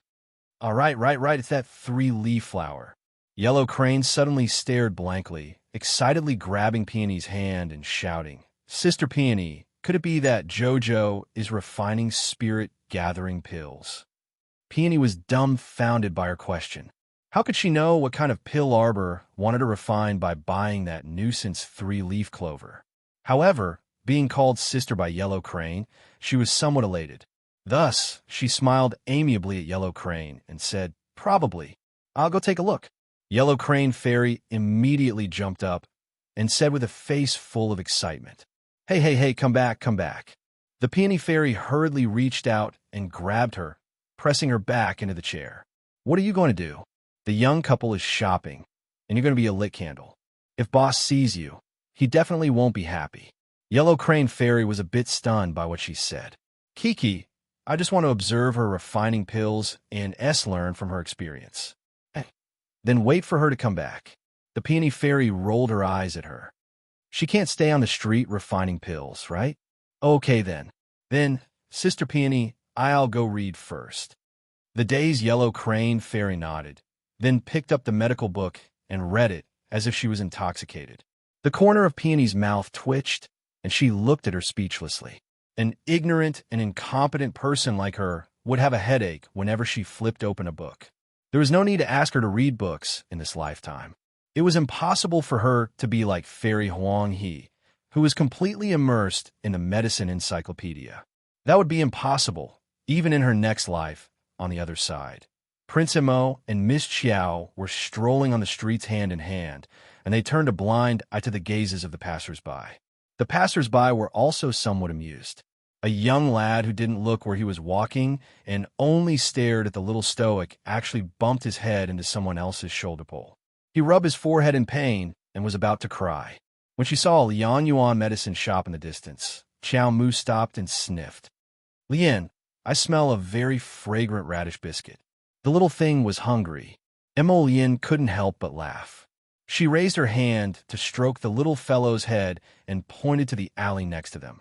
"Then I'll go and buy it." "Okay." Miss Chiao nodded. "Then wait for me at the pharmacy."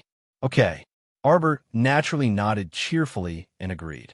After waving goodbye to Mo Lian, the little fellow walked toward Liang Yuan Pharmacy with light steps. This Liang Yuan Pharmacy was located in a troublesome area, so its business was naturally excellent. The pharmacy shopkeeper was a rare person with a conscience. Even when the plants were withering and medicinal herbs were in short supply, he still insisted on not raising the price. As a result, many people from other cities came here especially to buy his medicinal herbs after hearing his reputation. As soon as Arbor walked through the door, a shop assistant immediately walked over with a face full of smiles and enthusiasm. "Hello, customer. Welcome, welcome." Chapter 21-23. When he saw Arbor's face clearly, the shop assistant was obviously stunned, and his attitude became even more respectful. "Miss, are you here to buy medicinal herbs?" Arbor nodded. "Do you have the 3-leaf flower?" Yes. The shop assistant nodded repeatedly. "How many do you want, miss?" "I'll take as many as you have," Arbor said indifferently. The shop assistant was immediately overjoyed. This was a big business opportunity. Thus, he hurriedly went to report to the shopkeeper. The shopkeeper jogged all the way over, his Mithra Buddha-like face filled with a kind smile. "Miss, our shop has more than 5,203 leaf flowers. 3 spirit coins per flower. Do you want all of them?" The 3-leaf flower was only a mid-grade medicinal herb, and 3 spirit coins was already a sky-high price. The shopkeeper was worried that Arbor would find it too expensive, so he added, "If Miss wants all of them at once, we'll round off the change. How about 15,000 spirit coins for Miss?" Arbor nodded. "Sure." The shopkeeper was overjoyed and hurriedly said to her, "Then, Miss, please rest in the shop for a while. I'll instruct someone to bring all the 3-leaf flowers over." Arbor waved her hand. "I'll just walk around. You guys go ahead." The shopkeeper beamed and hurriedly brought the shop assistant to the warehouse in the back hall to prepare the 3-leaf flowers. Selling out all the 3-leaf flowers in a day was quite a big business. After all, mid-grade medicinal herbs like the 3-leaf flower were still commonly seen. Although the world's vegetation was withered, it was not a black-grade or sky-grade medicinal herb, so it was still relatively easy to find. Arbor had nothing to do, so she strolled around the shop. This Liang Yuan medicine shop was quite big, and it was divided into 2 floors. Naturally, the second floor sold some more expensive medicinal herbs. After Miss Chiao walked around the first floor, she went up to the second floor to take a look. All the medicinal herbs on the second floor were listed in transparent crystal display cabinets. Many of them were kept in jade boxes, and their names were marked on them. They would not be easily shown to others unless you were sure that you wanted to buy the medicinal herb. Only then would the shopkeeper take out the jade box for you to see. After all, if every poor person came over and said that they wanted to look at the medicinal herbs and did not buy them after looking at them, the medicinal properties of these precious medicinal herbs would soon dissipate in the air. Arbor wandered in front of the display cabinets a few times, but didn't see anything he wanted. Just as he was about to leave, he suddenly noticed a plant with drooping leaves on an ordinary table next to the display case. She hurriedly walked over and circled around the small cabinet, secretly clicking her tongue in wonder. Wasn't this Tian Xingzi? She had seen it in Long Qian's notes. Tian Xingzi liked water and yin, but had to be planted in water. If it was planted in a soil basin, wouldn't it speed up its death? Tian Xingzi's item was the main ingredient for making mystic-level neurotoxins. This neurotoxin could cause hallucinations to appear before the eyes of any soul master below level 10 after being poisoned. It was as if they were in a dream. After 4 hours, they would die with a slight smile on their face before they died. It was such a waste for such a useful neurotoxin to be thrown into a dirt basin. Miss Xiao circled around Tian Xingzi and raised her eyes to look at a shop assistant standing at the side. She waved at him and said, "Hey, wrap this up for me." "Yo, is this a gift?" A slightly aged female voice came from the side. Arbor turned around and saw a mother and daughter standing in front of the display case diagonally opposite her, looking at her. Chapter 21-24. Both of them looked wealthy and slightly plump. Their clothes were also very exquisite, and it could be seen that they were women from wealthy families. Arbor glanced at them and shook her head. "It's not a gift." The young woman's round face immediately revealed disdain. She stared at the Tian Xingzi with drooping leaves in front of Arbor and said, "This thing's leaves are drooping. It's already rotten." Arbor blinked and glanced at the Tian Xingzi again. She couldn't be bothered to pay attention to the mother and daughter and said to the shop assistant standing awkwardly at the side, "How much? Wrap it up." "Uff." The young woman snickered. She moved closer to her mother and said disdainfully, "Mom, don't be like this in the future. Don't even ask about that kind of trash. If we're going to buy it, we'll buy the best. Don't buy this kind of trash. It's not like our family doesn't have money." That little stoic really looked like an immortal, but the thing she did really made people look down on her. That, "wrap it up, how much," made her seem like a nouveau riche and bought something extremely precious. It was truly hilarious. It was only a pot of rotten vegetation. The young woman swept Arbor a disdainful glance. Arbor didn't take her contempt seriously. In any case, she knew best whether she had money or not. Why did she have to go around announcing to the world, "I have money, I have money"? She was simply like a moron. It was fine as long as she had a good life. As for what other people thought, what did it have to do with her? If they wanted to despise her, then despise her. She was bored to death. "Miss, this medicinal herb cough, even our shopkeeper doesn't know what it is." The shop assistant scratched his head and said sincerely, "Are you sure you want to buy it? But it doesn't look like it can live for much longer." "It's fine, I'll buy it," Arbor said with a wave of her small hand. "How much?" "This 1 spirit coin is enough." "And all right, buy it." Arbor had the shop assistant wrap up the pot of Tian Xingzi. In reality, she was extremely happy on the inside. Fuck, a pot of neurotoxin's main catalyst was actually sold for 1 spirit coin. "This is a kind of black-grade medicinal ingredient, dear." TSK. Looks like I have to study more in the future. Only by studying more can I become cultured. Only by studying more can I not be deceived no matter where I go. The ancients didn't lie to me.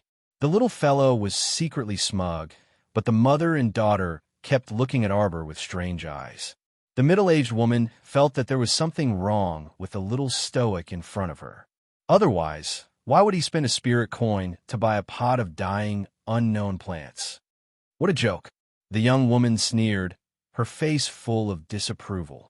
"Xiang-er." A man's voice came from the second floor. A young man walked up the stairs and quickly walked to Zhang Wuxiang's side. His face was filled with a doting smile. "Those medicinal herbs have been packed. Is there anything else you like?" "Brother Wu." The young woman shyly took his hand and shook her head with a smile. "It's almost done. We've bought everything we need." Wu Genie also nodded. His gaze suddenly landed on the little stoic, and for a moment, he was dumbstruck as if he'd seen a celestial being. Zhang Wuxiang couldn't help glaring angrily at Arbor. She shook Wu Genie's arm and stomped her feet, saying delicately, "Brother Wu, what are you looking at?" Chapter 21-25. Wu Jin also hurriedly regained his wits and couldn't resist sneaking a peek at the expressionless Arbor. He mumbled with a chuckle, "Nothing, nothing." Zhang Wuxiang couldn't help but feel resentful. She was originally a very average-looking woman, and her figure was also slightly plump. Normally, she was the one who chased after Wu Jin. Wu Jin was also the only son of Shuntian Prefecture's influential Heavenly Fortune Sect's faction master. If it weren't for the fact that her family background was comparable to his and that sect master Wu valued their great Source Island's power, their marriage might not have been successful. She hadn't married into the family yet, but Wu Jin had several beautiful handmaidens by his side. Her appearance wasn't beautiful enough, and her figure wasn't graceful enough, so she naturally could only work on other aspects. For example, her pill refinement skills were definitely something that could make people sit up and take notice of her. Even the Wu family's father and son had no choice but to properly flatter her when they needed her help. "Brother Wu, let's go." Wu Jin also glanced at the little stoic again and said absent-mindedly, "Xiang, didn't you say earlier that you also took a fancy to a medicinal herb on the second floor? What's it called again?" "I think it's called soul-chasing grass," Zhang Wuxiang said with a smile. "It's too expensive. This yellow-grade medicinal herb costs 2,000 spirit coins. I thought about it and decided to pass." Zhang Wuxiang sighed and said, "After all, my current pill refinement skills haven't broken through to yellow grade yet. If I fail in refining, it'll be a considerable loss. Let's take a look in 3 months. At that time, my pill refinement skills might have already broken through to yellow grade." Okay. Wu Jin also nodded very happily and said, "If Dad knows that your pill refinement skills have broken through to yellow grade alchemist level, he'll definitely be very happy." Zhang Wuxiang nodded non-committally and said with a smile, "MHM, I think so too." After saying that, she swept a glance at the little stoic who was still strolling around on the side and involuntarily sneered. So what if she was good-looking? She was still a brainless fellow. A pauper who was only fit to buy junk when shopping. The little stoic was merely waiting for her dear husband. In any case, she had nothing to do, so she strolled through the second floor again. Zhang Wuxiang saw that Wu Jin's eyes had been involuntarily attracted to them. She couldn't help but mock him coldly. "It's useless no matter how many times you walk around. If you don't have money, you still don't have money. Looking at them won't make them yours." Wu Jin was also stunned. He hurriedly pulled Zhang Wuxiang's sleeve and said rather awkwardly, "Xiang, others are shopping. It's inconvenient for us to disturb them. Let's go." "What are you buying?" Zhang Wuxiang sneered mockingly. She spent a long time choosing and only chose a pot of rotten leaves. He had already walked around the second floor 3 times. A pot of rotten leaves for 1 spirit coin. That's all I can buy." When Wu Jin also saw the little stoic's gaze shoot toward him, he couldn't help but feel even more embarrassed. Zhang Wuxiang's mocking face was really ugly. It was other people's business whether they bought or not. Her mocking words were truly meddling in other people's business. Arbor glanced at her in boredom and walked to the side without consulting the shop assistant. She took that pot of Tian Xingzi from him and stored it into her inner world with a wave of her hand. The shop assistant still said rather awkwardly, "Miss, once our medicinal ingredients are sold, we don't accept returns." Arbor absent-mindedly glanced at that shop assistant. Chapter 21-26. Was she afraid that she would raise Tian Xingzi to death after returning home? Her heart ached for that 1 spirit coin, and she would come back to find trouble with her pharmacy? Arbor was baffled. Was she such a senseless person? Even if she did raise him to death, it was just a matter of 1 spirit coin. Was it worth her making a trip back? Zhang Wuxiang sneered again. The little stoic turned to glance at her and rolled her eyes. "Woman, do you have a blocked nose? If you're sick, it's better to treat it as soon as possible. If the nose is blocked, the heat will descend and the lung will descend. It's easy to develop lung disease. If you don't treat a minor illness, you'll suffer from a major illness. Let me give you a word of advice. Treat it properly." Madame Zhang and Zhang Wuxiang were instantly flabbergasted. After reacting for a while, Zhang Wuxiang said angrily, "What did you say? What kind of attitude are you speaking to me with? Do you know who I am?" What kind of attitude was this? Her attitude was too good. "I'm telling you, I'm the 3rd Miss of Hanyuan Island, Zhang Wuxiang. You better be careful. A bitch who doesn't filter her mouth won't live long." Arbor creased her brows. Why did the name Hanyuan Island sound a bit familiar? Xiang Wu Genie hastily pulled back the impulsive and easily angered Zhang Wuxiang and said with a frown, "Stop fooling around." She was buying medicinal herbs for no reason, yet she was being a busybody and provoking her time and time again. Anyone would feel uncomfortable. When Zhang Wuxiang saw that Wu Genie kept speaking up for the little stoic, the fury in her heart swelled. Flustered and exasperated, she flung Wu Genie's hand away and shouted, "Brother Wu, why do you keep speaking up for that bitch? I'm the third miss of Hanyuan Island. She's just a country girl who popped out of nowhere, yet she dares to hoot in front of me. How can I not teach her a lesson? You don't have money, yet you're still pretending to be a big shot. You bought a pot of lousy plants and still think you're a nouveau riche."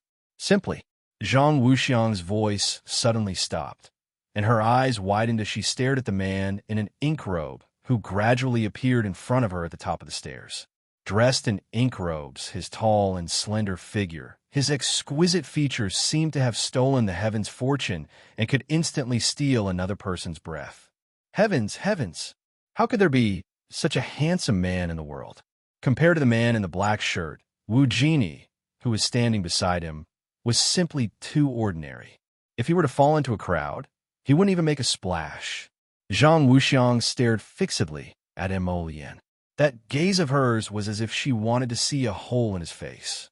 She had never seen such a beautiful man in her entire life. His slender and jade-like figure walked over like a flower parting a willow. For a moment, the scenery in front of her seemed to have lost its natural color. All that was left in her eyes was a smiling man. Qiao Mu's gaze landed completely on the packet of carrot pancakes that Mo Lian was carrying. She ran over with a cheer and hooked her arm around his, asking, "Hubby, why did you take so long to buy them?" She had already walked around the second floor 3 times out of boredom, but this guy was still late. Jojo was not happy. "Oh, I met 2 vicious dogs on the way, so I taught them a lesson. That's why I'm late." Mo Lian raised his hand and patted the little fellow's head. The 2 of them carried the radish pancakes to the side, as if there was no one else around. They put the radish pancakes on the small cabinet where the Tian Xingzi potted plant was placed. Mo Lian opened the oiled paper wrapping outside and took out a hot radish pancake. He smiled and handed it to Arbor. "Here, try it." Chapter 21-27. The little fellow opened her mouth and took a small bite. It was hot, and she kept fanning her mouth with her little hand. She nodded and said, "Delicious." Mo Lian nodded with a smile. Then she also took a bite of the radish pancake. "My efforts were not in vain. The taste is not bad." Suddenly, an ear-piercing voice came from beside him. "Shameless." Xiang Wu Jin was about to go crazy. In the past, Xiang was not so ignorant. Why was she meddling in other people's business today? That young Master Mo, Shan, did not look like someone to be trifled with. Xiang Er's behavior was simply testing the bottom line of his patience. Qiao Mu turned her head to look at her and creased her brows in annoyance. She wrapped up the remaining carrot pancakes again and stuffed them into her inner world before pulling Mo Lian's hand to walk downstairs. "Hubby, let's go." There was no need to talk nonsense with a fool. It was simply a waste of his energy. "Let's wait downstairs. I bought a lot of medicinal herbs." Pfft. A piece of lousy grass worth a spirit coin is called a lot of medicinal herbs. "Xiang Wu Jin impatiently said, "You are too outrageous." "Brother Wu." Zhang Wuxiang did not expect Wu Jin to reprimand her face. Her eyes were filled with tears. She cried out in grievance. "You actually said this about your fiancée for a shameless bitch. You are also bewitched by her, aren't you? Who does she think she is? I am the third miss of Hanyuan Island. That bitch looks like a vixen. What does she have to compare with me?" Mo Lian abruptly turned his head around, and 2 serene rays shot out from his pair of severe phoenix eyes. She gently waved her left hand, and a mighty palm wind slapped toward Zhang Wuxiang's face. Bam! Zhang Wuxiang flew out miserably. She staggered and crashed into a display case. Fortunately, the display case was very sturdy, and the crystal layer was quite thick. That was why she didn't break it. However, Zhang Wuxiang felt that her back was about to break. She cried out in pain as she clutched her waist. Wu Jin also hurried over, wanted to pull her up. Who would have thought that she would throw a tantrum on the ground and scream, "Mother, mother, kill her. Kill that bitch for me." The middle-aged woman's face turned green when she saw her daughter suffer such a huge loss. With a leap, he jumped down from the railing on the second floor and landed in the hall on the first floor. A few merchants who were selecting medicinal herbs at the side could not help but be startled by her sudden appearance. When they looked back, they saw an extremely vicious woman standing in the middle of the hall with a face full of resentment, glaring at the beautiful couple in front of her. "Do you want to die?" Emol Yin said coldly. While she was confronting the middle-aged woman, she did not forget to continue feeding the little fellow. "Junior, you sure talk big." The middle-aged woman's eyes flashed with a cold light as she said angrily, "You hurt my daughter, and you want to leave just like that? Madame Zhang, please stop." Wu Jin helped Zhang Wuxiang down the stairs and hastily advised, "This is Lian Yuan medicine shop. It's not suitable for fighting." Zhang Wuxiang shrieked harshly, "Mother, kill that bitch, kill that bitch." The little stoic pulled Emol Yin's hand and took a bite of the radish pancake. She looked up at Zhang Wuxiang with a bored expression. She was simply a crazy woman. He didn't know which corner it had jumped out from. Chapter 21-28. How could people's hearts be so twisted? Everyone was here to buy things. So wasn't it good to be polite to each other? Did they have to show off their superiority and trample Jojo under their feet so that they could feel at ease? Madame Zhang felt that after her daughter suffered such a huge loss, she should teach the little stoic a lesson so that these young children wouldn't walk out with their heads held high and didn't know the immensity of heaven and earth. Wait. Lian Yuan medicine shop's shopkeeper finally rushed over. He had just finished buying that batch of 3-leaf flowers and had his subordinates take inventory when he heard a shop assistant hastily report that someone was causing trouble in the front hall. When he rushed over to take a look, it turned out to be Madame Zhang of Great Source Island, who was arguing with the honored customer who bought the 3-leaf flowers. The shopkeeper couldn't help but grumble inwardly. Great Source Island had always been on good terms with Shuntian Prefecture's prefecture lord.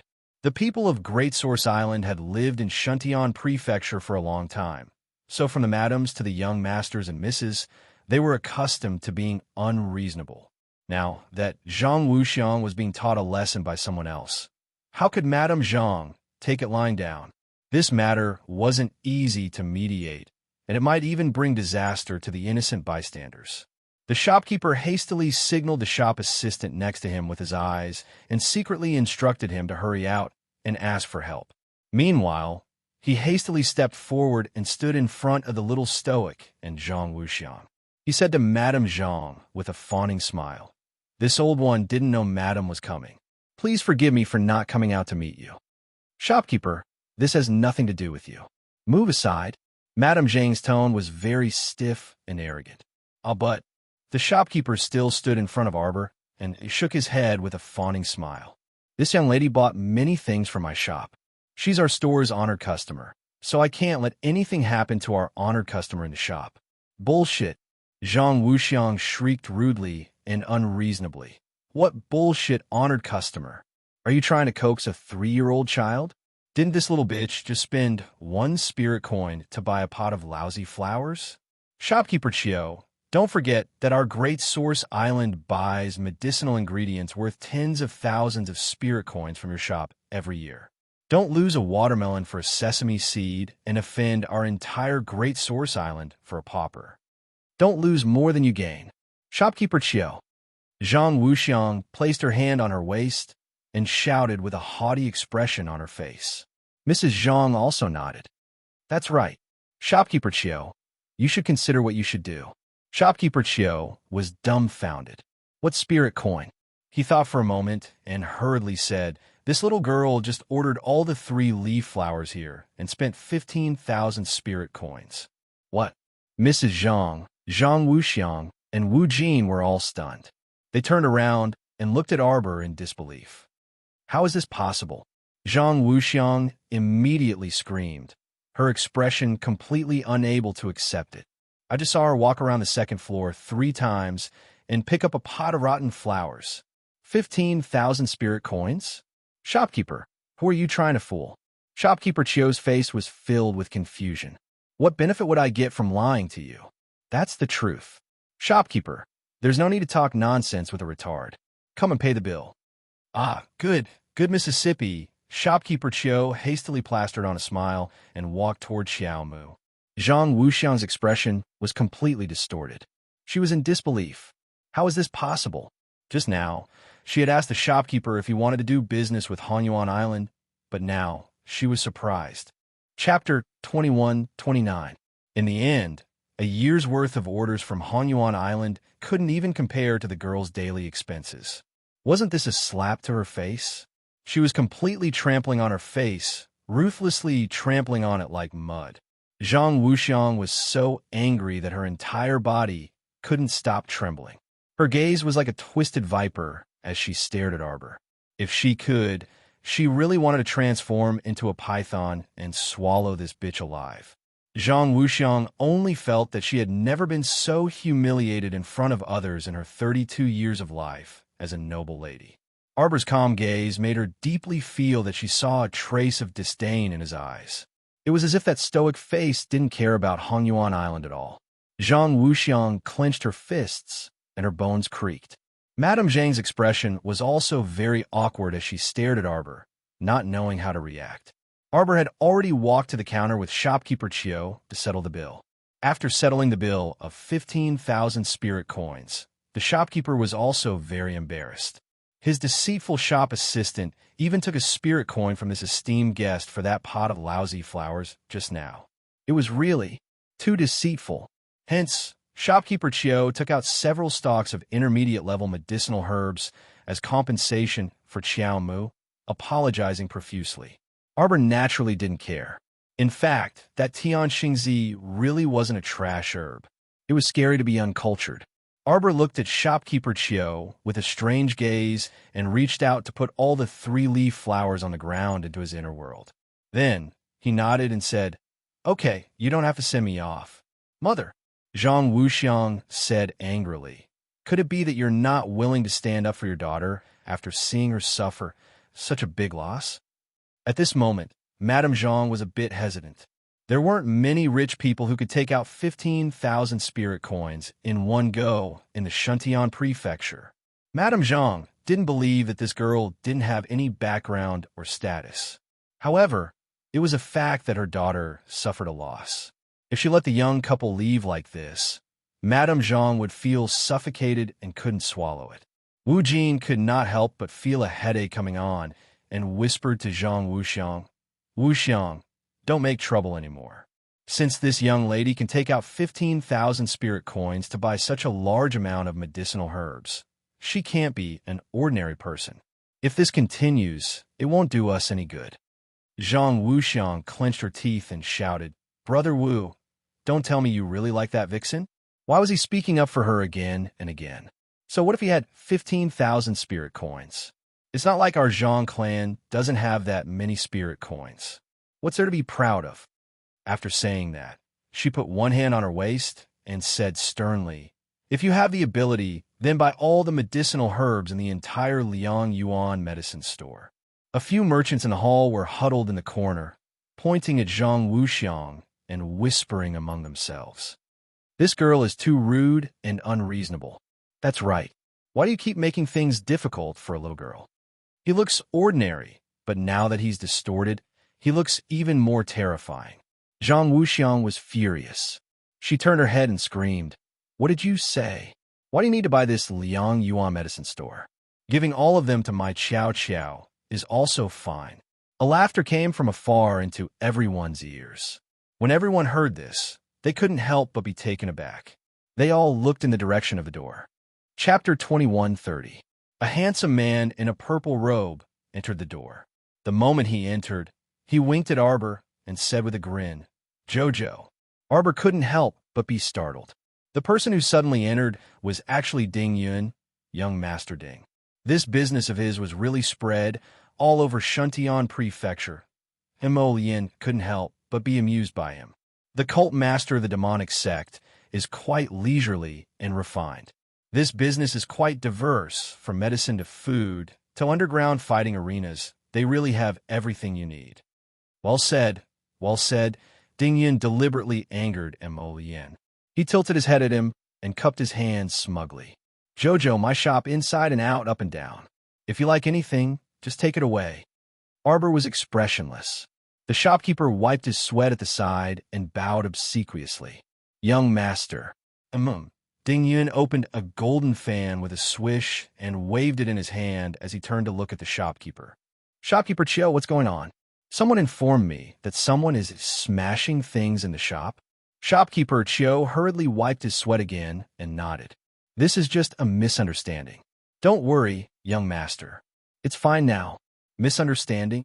Young master, Ding snorted. His gaze swept across Madame Zhang and her daughter's faces. He waved his fan and asked, were they the ones looking for trouble? Madame Zhang's face instantly turned the color of pig liver. What have I usually taught you? Although we're a small business and must be kind to make money, there's no need to be too polite to some unreasonable people. Just chase them out. The shopkeeper couldn't help but wipe his cold sweat. He nodded with an emaciated expression and glanced at his young master. Sigh. He didn't know what was wrong with this young master today. He didn't believe that his young master didn't know the identities of Madame Zhang and Madame Zhang. He probably already investigated them on the way here. All right, let's get rid of the irrelevant people. A cheap medicine shop like ours won't run out of business. Ding Yun waved his hand and said, there's no need to compromise with those who are looking for trouble. Madame Zhang was so angry that her nose twitched slightly. Zhang Wuxiang was also trembling all over. The handsome, purple-clothed young master in front of them was naturally very good-looking, but the way he spoke and the way he looked at them with disdain was something that the mother and daughter of the Zhang clan could not accept. How dare you? Madame Zhang shouted. Her face turned red instantly. Zhang Wuxiang's entire body was trembling. She pointed at Ding Yun and shrieked. How can you chase a guest out? Your pharmacy. Do you not plan to mingle in Shuntian Prefecture in the future? Ding Yun coldly glanced at the woman. Scram before I lose my temper. Zhang Wuxiang shrieked, and the jealousy in her heart surged forth. She pointed at the little stoic who was standing to the side nibbling on a radish pancake, and shrieked as if she had lost all reason. Shameless thing. If it weren't for you, how could we possibly be chased out by someone? As soon as she finished speaking, Ding Yun swept Zhang Wuxiang with his sleeve, and she felt a powerful force press against her chest. She spat out a mouthful of blood with a puff, and was sent flying toward the shelf behind her. Hey! The shopkeeper was about to die from fright. He hurriedly threw out a rope to hold Zhang Wuxiang's body, preventing her from heavily crashing into the medicine cabinet behind her. Otherwise, the whole cabinet of medicinal herbs would probably suffer a calamity. Chapter 21:31. A cough. Zhang Wuxiang reached out to touch the traces of blood on the side of her lips and shrieked. You actually dared to lay your hands on me. She was so angry that she was like a little white flower withering in the wind. She swayed and swayed, shaking so much that her eyeballs were about to fall to the ground. Arbor swallowed a mouthful of the radish pancake and looked at the girl with a blank expression. She didn't understand how she could be so magnanimous. She shook her head and said in a cold voice, being too angry is harmful to the body. It affects the spleen, stomach, and liver fire. It's really unwise. If you're sick, you still have to be treated as soon as possible. Otherwise, if it drags on for too long, there won't be any way to reverse the situation. Everyone, Mo Lien couldn't help but twitch his mouth. He didn't know whether to laugh or cry as he raised his hand to rub his wifey's head. Why did it feel so funny? While others were half dead from anger, this little fellow started from medical knowledge and expressionlessly reminded others to pay attention to their health. Her explanation was really clear and logical. At least, she could scare many laymen into a daze. Young Master Ding couldn't help but laugh out loud. He floated to Arbor's side and looked at her with a smile. Jojo, I'll give you all the medicinal herbs in the shop. The shopkeeper fell to the ground with a bang. Oh my, his young master. Is there anyone who squanders like you? With such a squandering method, No matter how much money you have, it won't be enough for you to squander. No need. Emolien held his wifey's left hand tightly. He lowered his other hand by half an inch and flipped his palm downwards. Immediately, a crisp ding-ding-dang-dang sound was heard. Pieces of spirit coins flowed from his fingers like a gurgling stream, sliding down endlessly. The ding-ding-dang-dang-dang sound lasted for about half an instant stick's time. At this time, the floor of the lobby was already covered with a thick layer of spirit coins. Everyone! Exclamation point. They stared at him dumbstruck for a long time, so long that they almost didn't know what to say. The coins were still flowing out endlessly, flowing over everyone's feet and gradually overflowing to their calves. Zhang Wuxiang, who was lying on the ground, was completely shocked by the crown prince's actions.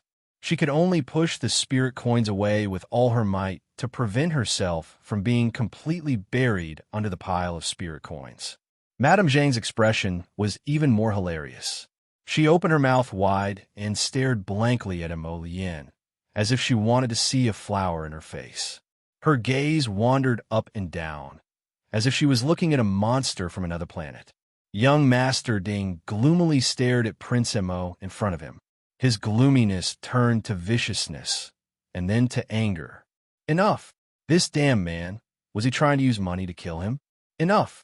Seeing that the crown prince had no intention of stopping, young Master Ding roared angrily. It's already enough to pay for all the medicinal herbs. Everyone stared at Tycoon Lien with a dumbfounded expression. They never thought that they would be able to see such a marvelous scene in a shop in their lifetime. He spent a lot of money to buy all the medicinal herbs on both the upper and lower floors for his wife. Was he still human? Was this something a human could do? Everyone's minds were muddled, and their faces were also dazed. They kept feeling that if they let this young master continue being extravagant, their hearts would definitely not be able to take it. Arbor blinked and lowered his head to look at the spirit coins that flowed to his calves. She moved her small feet and kicked the spirit coins on her feet to the side. Chapter 2132. Xiaomu looked up at her dear husband and asked in bewilderment, "Hubby, what are you doing?" "Give them all to Jojo." Emolien lowered her head and said to her. With a strange expression, Arbor looked at the spirit coins on the ground, then looked up at young Master Ding, whose face was green with dog poop. "I don't want them. Everyone, oh my God, this couple was so willful." Not only did he spend such a large amount of spirit coins to buy all the medicinal herbs, but he also scared everyone present so much that they almost couldn't breathe. The other one was even more ruthless. She actually said she didn't want them. "Why?" Emolien raised her hand and patted the little fellow's head. "Don't you like medicinal herbs the most?" "There are too many. I can't put them all," Arbor quickly said. She had planted all kinds of medicinal herbs in her herb garden on Paradise Planet. Now that she had bought such a large batch of miscellaneous medicinal herbs, where should she put them? "It's okay. You can put them in the talisman. If you don't like them, you can throw them away." Prince Emo reached out and hugged her. Then he turned his head, his expression changing very skillfully. In the blink of an eye, the gentle young sir turned into the lofty crowned Prince Emo with a dark and gloomy face. "What are you spacing out for? Go get the medicinal herbs." "Ah, yes. The shopkeeper of the herb shop felt like he was going crazy. In his heart, he was definitely cursing. Where did these two weirdos come from? The two masters were fighting.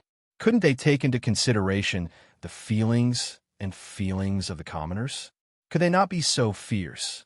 Arbor could only sigh helplessly and said to the little water child in the depths of her conscience, Dien, are all men so childish?" The little water child hurriedly said, Master, you're right. Men like to fight fiercely. They're not cute at all, are they?" Arbor nodded. She couldn't help but ask, "Do you think you'll take the form of a man or a woman after you transform?" "You'd better transform into a girl. It's less annoying." The little water child, "Master, I'm sorry to disappoint you." The little water baby ran away in tears. She didn't think too much about it when the water baby suddenly stopped talking. She just thought that the water baby had gone to do something else. Arbor kicked the spirit coins under his feet and followed shopkeeper Chio for a few steps. Then he sighed and said, "Don't bother. I'll take it myself." With so many medicinal ingredients, he could only store them in his storage talisman. His inner world simply couldn't hold them all. Furthermore, one storage talisman was not enough. 10 empty blue storage talismans floated out from Xiao Mu's side and swept towards the items inside the hall with a swish. The other 10 flew directly to the second floor. Not long after, shopkeeper Chiu ran down the stairs with a strange expression on his face. He looked at the expressionless little stoic, then looked at his young master's dark face. "Cough, miss, hey you. You took away all the display cases and medicine cabinets." This crazy girl didn't even leave them a single strand of hair. At this moment, there was nothing but the 4 walls upstairs and downstairs. Even the candlesticks and vases in the corner were taken away by the young lady. Everyone, why did they feel like the young lady was a swindler? If I didn't take them away, how could I store the medicinal ingredients? Could it be that I'm going to take them all in a mess? Arbor retorted angrily. Besides, can your cabinets and lamps be more expensive than the medicinal ingredients? I even bought the medicinal ingredients. Why can't I take something else? Chapter 21:33. Everyone, Prince Mo turned his head and saw his wife's expression change instantly. He chuckled and praised his wife repeatedly. Right. If it's not enough, I'll just add more money. Everyone, they vaguely knew where this girl's temperament came from. No, the shopkeeper still wanted to argue for a few more words, but after being glared at by young Master Ding, he immediately fell silent and lowered his head. Boo-hoo, it was hard to be a shopkeeper these days. It was even harder to deal with such a willful young master. The mother and daughter of the Zhang family were completely silent now, and they didn't want to say anything. What should they say? They would be laughed at no matter what they said. Just now, they were still mocking others for being poor and only taking a lousy herb worth 1 spirit coin. Ms. Zhang even mocked others with a condescending expression, as if it was a crime for poor people to go shopping. But now, he had been slapped in the face so hard that he didn't want to be slapped. Wu Jini also felt extremely embarrassed. He glanced at Prince Mo, who had a spring breeze on his face, and then looked at young Master Ding, who had a gloomy expression and a face as black as the bottom of a pot. He cleared his throat and couldn't help but say, Madame Zhang Xiang, I think we should go back first. Zhang Wuxiang felt that she had lost so much face in front of others. At this time, she was so embarrassed that she couldn't even raise her head. When she heard Wu Jini's voice, she simply couldn't vent her anger. Look at her stoic-faced husband. If he didn't make a move, she would have thought he was a pretty boy. Once he made a move, she knew he was a tycoon who doted on his wife. Then she compared him to this cowardly and mediocre fiancé beside her. There was no comparison at all. She angrily brushed away Wu Jini's hand. Go away. Xiang Madame Zhang glared at Zhang Wuxiang warningly. Don't make trouble again.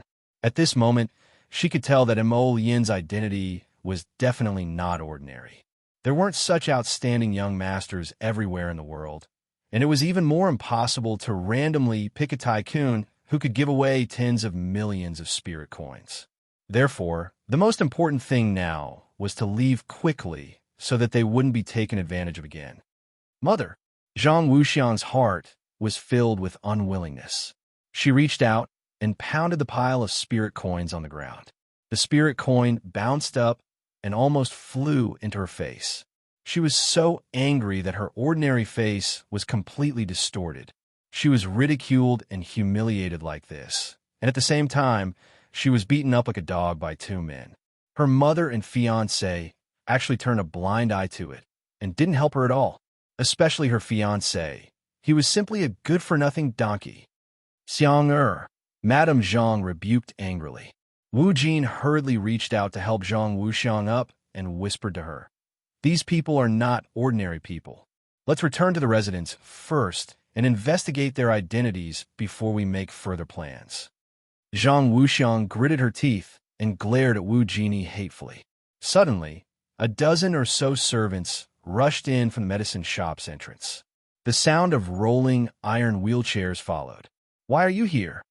Zhang Wuxiang stared at the wheelchair that came in through the door. a trace of disgust in her eyes. Madame Zhang reached out and lightly patted Zhang Wuxiang's head.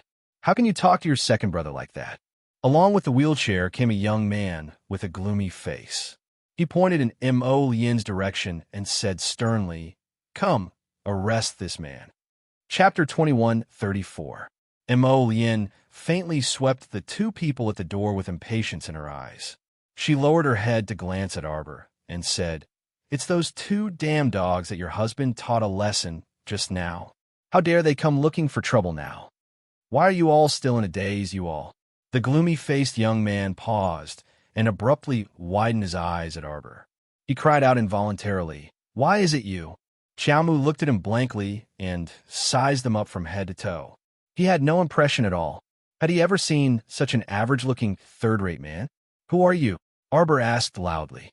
Everyone, why the heck did they feel that when the little stoic asked this question, the young man in the wheelchair's face was so contorted that it was about to crack? "Bitch, you dare to do it but don't dare to admit it?" Before the gloomy-faced young man could speak again, the young man in the wheelchair was the first to be unable to restrain himself from slapping the armrest and shrieking. Madame Zhang hastily walked toward the wheelchair and consoled. "Danner, what happened? Don't get agitated. If there's anything, tell your mother." It's this bitch. It's her. She's the one who threw me into the water and fed me to the sharks, causing both my legs to be torn off by the sharks." When Madame Zhang heard this, she couldn't stop trembling all over. Her eyes were like a viper's as she stared sharply at Arbor. The venom in her eyes seemed to be about to flow out in substance. "You're not mistaken? It's really this bitch?" Madame Zhang asked harshly. Zhang Wudong hammered his thigh and cried involuntarily, "Mother, it's her. Even if this little bitch turns into ashes, I won't forget her. It's her. She caused this child to be amputated from the knees down. I can't. Zhang Wudong looked like he found it hard to speak, and all the men present instantly understood. Fuck, this guy couldn't be so miserable that he fed his penis to the sharks after entering the water. Right? This was too tragic. Everyone looked at the little girl with the stoic face as if they were looking at a weirdo. The stoic woman still wore a perplexed expression. She raised her head to look at her husband, then at young Master Ding. Finally, she looked at Madame Zhang, who was gnashing her teeth in extreme resentment, and Zhang Wudong, whose expression was contorted beyond control. "Who are you?" Everyone was speechless. What could be worse than remembering someone in your heart, but that person didn't know you at all? Emolian almost laughed out loud. When his little miss was young, she wasn't even familiar with Duan Yu's celestial appearance. If it weren't for Duan Yu, that guy, running around in front of her all the time, her face blindness would probably have flared up, and she wouldn't have recognized him at all. Speaking of which, even Yas, the handsome eagle of the grasslands, didn't recognize the little guy. Trying to make the little stoic remember this average-looking Zhang Wudong without any distinguishing features was truly a bit too much. If Qi Xianxian, Duanmu Qing, and the others weren't in closed-door cultivation, they would definitely die of laughter from the little stoic. Unexpectedly, the little stoic actually didn't even remember the events of the past few months. She had encountered this Zhang Wudong when she and her team were heading to Poland Prefecture on the ship. The man standing there with a gloomy expression was Shuntian Prefecture's chief manager's son, Typhoon. The one sitting in the wheelchair was Great Source Island's second young master, Zhang Wudong. At that time, the little stoic and the others had ruthlessly taught them a lesson on the deck of the ship. Chapter 21:35. The little stoic even ordered people to throw the two of them into the sea to feed the sharks. In the end, due to the ship's accident, they were transferred to Crimson Firmament Blue Wave ship, and the matter of these two people was left unsettled. At that time, the little stoic even muttered a few sentences, thinking that Zhang Wudong, who had lost her legs, had long been buried in the belly of a fish at the bottom of the sea. Unexpectedly, she was still alive and well. The Zhang family mother and daughter she encountered this time were Zhang Wudong's mother and younger sister. It had to be said that her ill-fated relationship with the Zhang family truly couldn't be severed. Unfortunately, the stoic already had no impression of Zhang Wudong. At this moment, Zhang Wudong was sitting in a wheelchair and staring intently at the little stoic. She couldn't stop trembling all over. You don't remember me? Arbor shook his small head. Zhang Wudong shouted harshly. I'm the person you threw off the ship. You vicious bitch, ah. He watched as a cluster of purple flames rushed towards his face at lightning speed. Madame Zhang, who was standing in front of her son, calmly took out a mirror from her conscience. She abruptly enlarged it and placed it in front of the mother and son, blocking the attack of the purple flame. Insolence! Madame Zhang shrieked harshly. Are you bullying our great Source Island because there's no one left? You've been pressuring us time and time again. Do you want to become enemies with the entire Great Source Island? Madame Zhang sneered and looked up at Emolien. Young one, I advise you not to test Great Source Island's bottom line time and time again. I'm also advising you to have your son clean his mouth. If I hear him insult my wife again, I'll have him die. Emolien flicked his sleeve coldly as he stared at the middle-aged woman before him with an incomparably frigid expression. For some reason, the woman felt her entire body tremble, and a twisted light surfaced in her eyes. She abruptly dashed to grab Arbor's arm. This bitch injured my son to this extent. I want her to stay by my Dan-er's side for the rest of her life and serve him well. This little bitch injured my son to this extent. So, shouldn't she compensate him? My son's entire life was ruined by her, so she should use the rest of her life to compensate my son. Go to hell. Emolien's eyes hardened. She threw out a dragon-shaped purple flame, which rushed towards Madame Zhang's chest. What a shameless bitch. How dare he try to steal his wife? There is no need for this woman to exist anymore. He had to send her on her way today. However, Madame Zhang was not afraid at all. She took his attack head-on and was not injured at all. On the contrary, Tai Feng, who was standing beside Zhang Wudong, seemed to have been hit in the chest by a heavy blow. He howled as he flew out of the door and landed heavily on the ground, spitting out a mouthful of blood. Emolien and Xiao Mu were taken aback at the same time. Madame Zhang took advantage of the moment when the two of them were stunned and placed her cold, snake-like fingers on Arbor's pulse.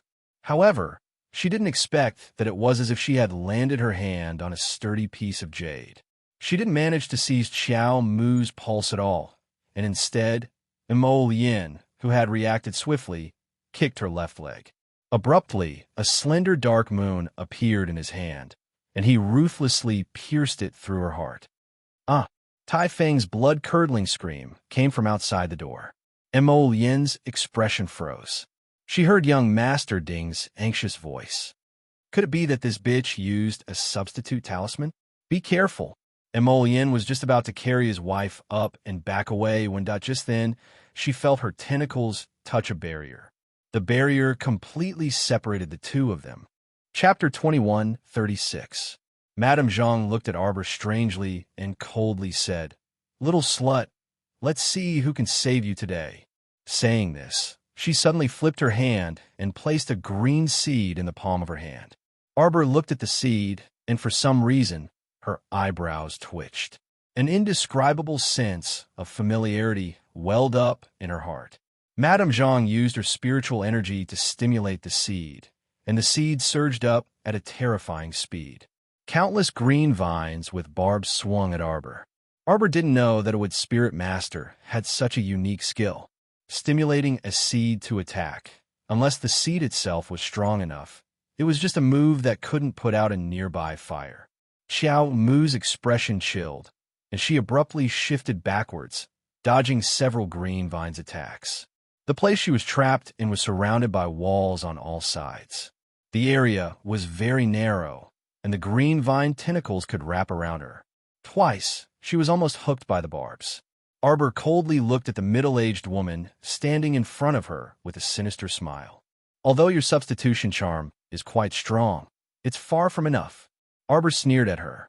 Then, without another word, she directly summoned the 9 stars mirroring the moon cauldron in front of the woman and fiercely slammed it against the wall.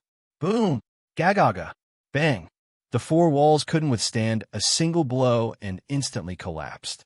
The defensive artifact in front of Madame Zhang's chest also shattered into pieces, turning into fine powder that disappeared into the air. Ah! Madame Zhang screamed. On the other side, Emolian had already rushed over. Her handsome face was calm, and dark moon flung at her face like lightning.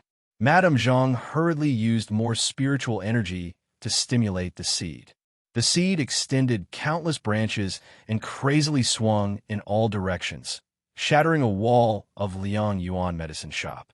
The branch pierced through the shop and entered the cloth shop next door. The shopkeeper screamed and fled with his customers into the street. At this time, most of the people in the pharmacy had also fled. They had fled far away, but they stayed on the street out of curiosity. Many pairs of eyes looked towards Liang Yuan Pharmacy. Madame Zhang seemed to have gone completely crazy. The seed was embedded in her palm, and while it was constantly absorbing spiritual energy, it was more like it was absorbing her flesh and spirit meridians. Xiao Mu glanced at this crazy woman and said coldly, "Take this move of mine." As soon as he finished speaking, he threw out the small cauldron in his hand.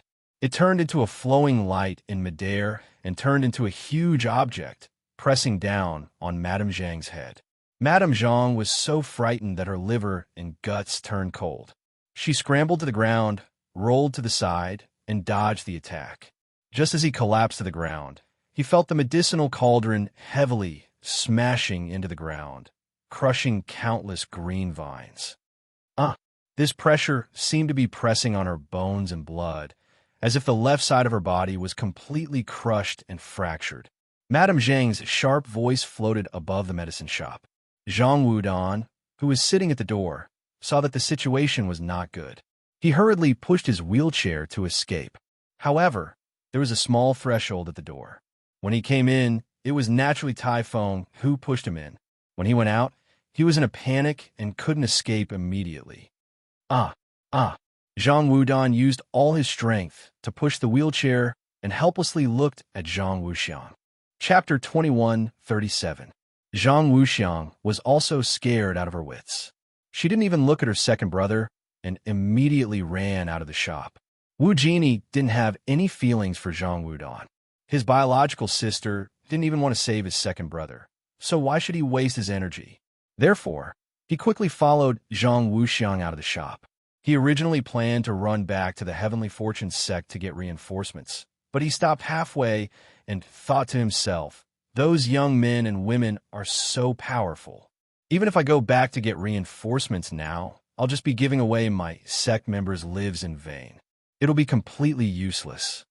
Then, he dismissed the idea and looked back at Zhang Wuxiang, who was standing at the entrance of the shop and trembling with fear. This girl was too proud and always thought that Great Source Island was invincible. She didn't expect that there were countless people with profound cultivation in the world.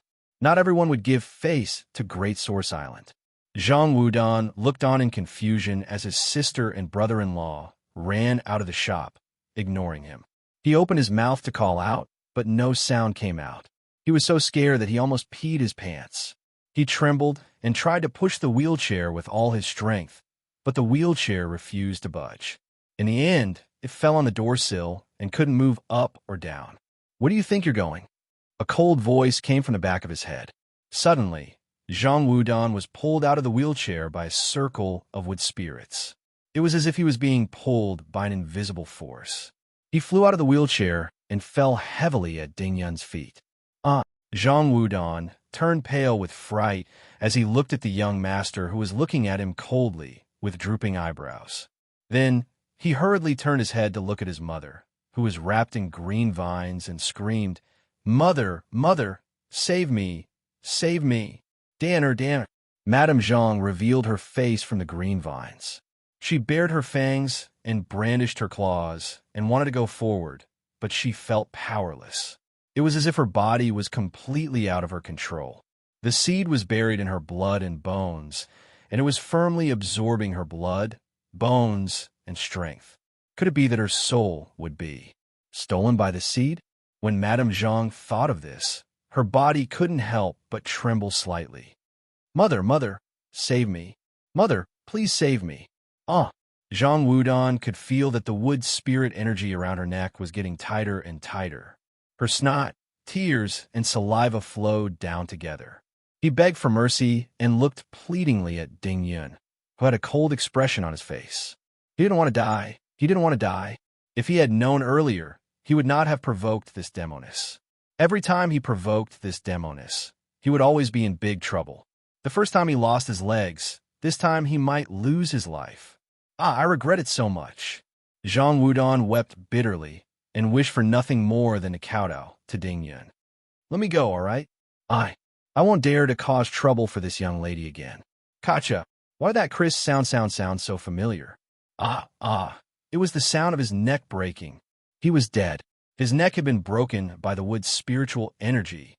Danner, Madame Zhang, who was wrapped in vines, let out a bitter and hateful scream. The vines around her surged wildly, as if they wanted to inject endless vitality into the cauldron. Arbor frowned and picked up the 9 stars mirroring the moon cauldron. Emo Yin leapt to Arbor's side and held her by the waist. She looked over with a frown. Chapter 2138. Looks like this woman's soul has been stolen by that strange seed, Emo Yin said after a moment's thought. Master, I can sense Qiuqiu's aura from that seed, little water Dian suddenly said. Bang! A transparent water child squatted on Arbor's shoulder and glared at that strange vine. You were right, Master. After coming out, the feeling became even stronger. This is a fragment of a holy wood seed. Arbor! Exclamation point. What do you mean? Miss Qiao caught the word holy wood. You mean that Qiuqiu really isn't an ordinary little tree, but one of the 5 spirit origins, the holy wood? The water child looked at Arbor in shock and asked in shock, Master, you don't know? Arbor's face was expressionless as he slapped the water child's head and retorted, What do you think your master doesn't know? How can I not know? In fact, she had only suspected it before, but today she was sure that Qiuqiu really was one of the 5 spirit origins, the holy wood. Then just now you... She looked extremely shocked. What did I say just now? Arbor snapped. I didn't say anything. Emo Yin couldn't help but laugh. The little fellow's bad habit of being stubborn and refusing to admit his mistakes resurfaced again. Miss Qiao's current state of mind was naturally, Damn, Qiuqiu, why didn't you tell me that it wasn't an ordinary piece of wood? It's the most powerful holy wood in the world. You did it on purpose, right? Fortunately, Qiuqiu was in seclusion right now. Otherwise, Miss Qiao would probably drag him out and beat him up. Master, you used to call it little tree, little tree, little tree. Could it be that you didn't think it was a holy wood at all? It had to be said that the water child was telling the truth. But would his master really admit that he was uncultured just like that? Impossible, Arbor retorted exasperatedly. Do you think I'm stupid? Qiuqiu was blessed by the heavens and formed its own star domain. Naturally, it's extraordinary and completely different from ordinary wood. In the blink of an eye, he saw Ding Yun tossing Zhang Wudong's corpse aside and walking over. Arbor then shut up and never mentioned the sapling again. The water baby also disappeared from her shoulder. The two of them used their telegnosis abilities to talk to each other. How do I subdue it? Did you just say that this is Qiuqiu's seed fragment? What does that mean? Master, you don't know, the little water baby asked blankly. Qiuqiu was once seriously injured. At that time, it was on the verge of breaking apart. The entire tree had exploded. Although the main body survived, it should only be half a piece of deadwood at that time. Arbor's heart skipped a beat. It was as if the endless void flashed before his eyes. A piece of deadwood and a small white figure drifted together for many years. Tears welled up in her eyes. Master Silver, if we can absorb this seed fragment, then the little tree will definitely wake up tomorrow. What should we do? Arbor's spirit was lifted. Master Silver, jump in. The little water baby said solemnly. Jump into that circle wrapped in vines. That tree is causing trouble right now, but in essence, it won't hurt you. Arbor clenched her small fists tightly. All right, Jojo, what are you doing? Mo Yin saw that she didn't speak for a long time and knew that she was communicating with the little water baby through her telegnosis. She didn't disturb them. Chapter 2139. But now, seeing her pause in her steps, As if she was about to rush toward the vines, he subconsciously grabbed her small hand tightly. Lien, trust me. Arbor turned to look at him. Lien's heart skipped a beat. He felt that her eyes were especially bright and dazzling at this moment, like a ball of fire that illuminated the entire shack. It made him feel that there was no way such a cute girl could exist in this world. All right. Lien loosened his grip on the little girl's hand slightly. He naturally trusted her. When he saw her separated by the barrier just now, he didn't panic at all, because he knew that she didn't need to hide under anyone's wings and be provided for like a quail. She was a little girl who could fly side by side with him. She would definitely be able to deal with all the dangers and difficulties. Letting go at the right time and allow her to grow up quickly was the best way to protect and love her. Miss Chow smiled at Prince Emo, her eyes extremely bright. Her stoic face suddenly revealed a smile that was as if ice and snow had melted and spring had returned to the earth. Prince Emo was instantly entranced by it. Young Master Ding, who was standing at the side, looked at them with an uncertain expression. It would be a lie to say that he wasn't jealous. There was always a special aura between these two, as if even a nail couldn't penetrate it. At the same time that it made people envious, they couldn't help secretly feeling jealous. Arbor quickly ran to Madame Zhang's side, who was wrapped in vines. Seeing this, Ding Yun's face darkened. He flashed to Lien's side and couldn't help but angrily rebuke. You're just going to watch her die like this? Wasn't that tree a bit strange? Madame Zhang's cultivation wasn't low, but she was still taken in by the tree as a vessel. Now that her soul had been seized by the tree, her bones, blood, and strength had all turned into nourishment for the tree. Even so, Lien was still willing to let the little girl come into close contact with the tree. Wasn't he worried or afraid? Lien didn't really want to pay attention to him. He only glanced at him indifferently and said coldly, My wife doesn't need an outsider like you to worry about her. Huh? Young Master Ding sneered. Do you think I want to worry about it? If it weren't for... Ding Yun lowered his eyes and bit his thin lips. If you hadn't met Xiao Qiao before I did, I don't know whose turn it would be to say, my wife doesn't need outsiders to worry about her. Lien seemed to have read his mind. She glared at him fiercely and said, The so-called improper desire is to do everything you can to get something that doesn't belong to you. If you can't get what you want, it's quite painful. It's better to let go early. It's easy for you to say. Ding Yun suddenly turned his head, and the anger in his enchanting eyes had faded at this moment. Only a faint calmness and faint provocation remained. If it was you, what would you do? Will you obediently give in and live happily ever after? Lien's eyes hardened. I don't need to answer such hypothetical questions. His JoJo could only belong to him. There were no assumptions. Huh? Ding Yun revealed a mocking smile. To put it bluntly, it's because we're on different sides. That's why you said such heartless words. On the other hand, when Xiao Mu leaped into the green vine's encirclement, she was met with a shriveled skeleton's gaping, ugly mouth that was poking straight at her. If it were anyone else, they would naturally be scared to the point of screaming. 6 chapters first, for chapters at night, as usual. Chapter 2140. However, Miss Xiao, who was familiar with medicine and had studied the human body's meridians, didn't feel anything. She only frowned in disgust and waved her hand to destroy the skeleton. It was really trying to steal a chicken, only to end up losing the rice used to lure it. She originally wanted to strengthen herself, but she ended up becoming food for the sapling's fragments. TSK. She really didn't know what to say about this Madame Zhang. She was happy that things had turned out this way. Her second son was gone, and her daughter had run away.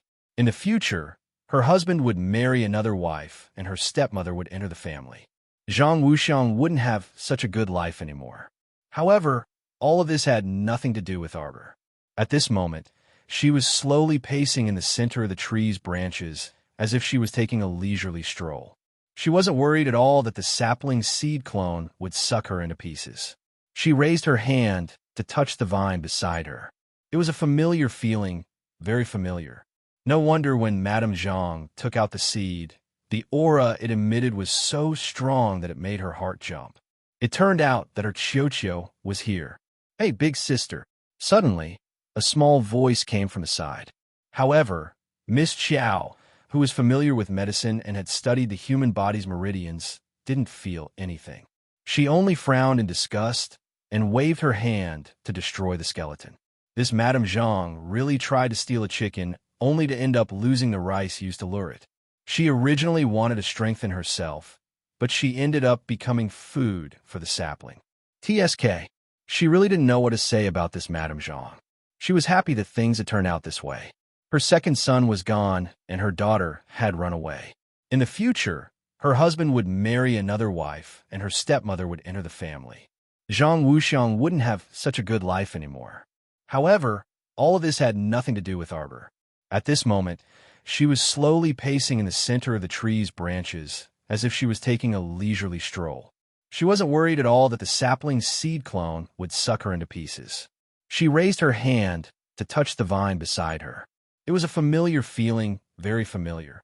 No wonder when Madame Zhang took out the seed, the aura it emitted was so strong that it made her heart jump. It turned out that her Qiuqiu was here. "Hey, big sister." Suddenly, a small voice came from the side.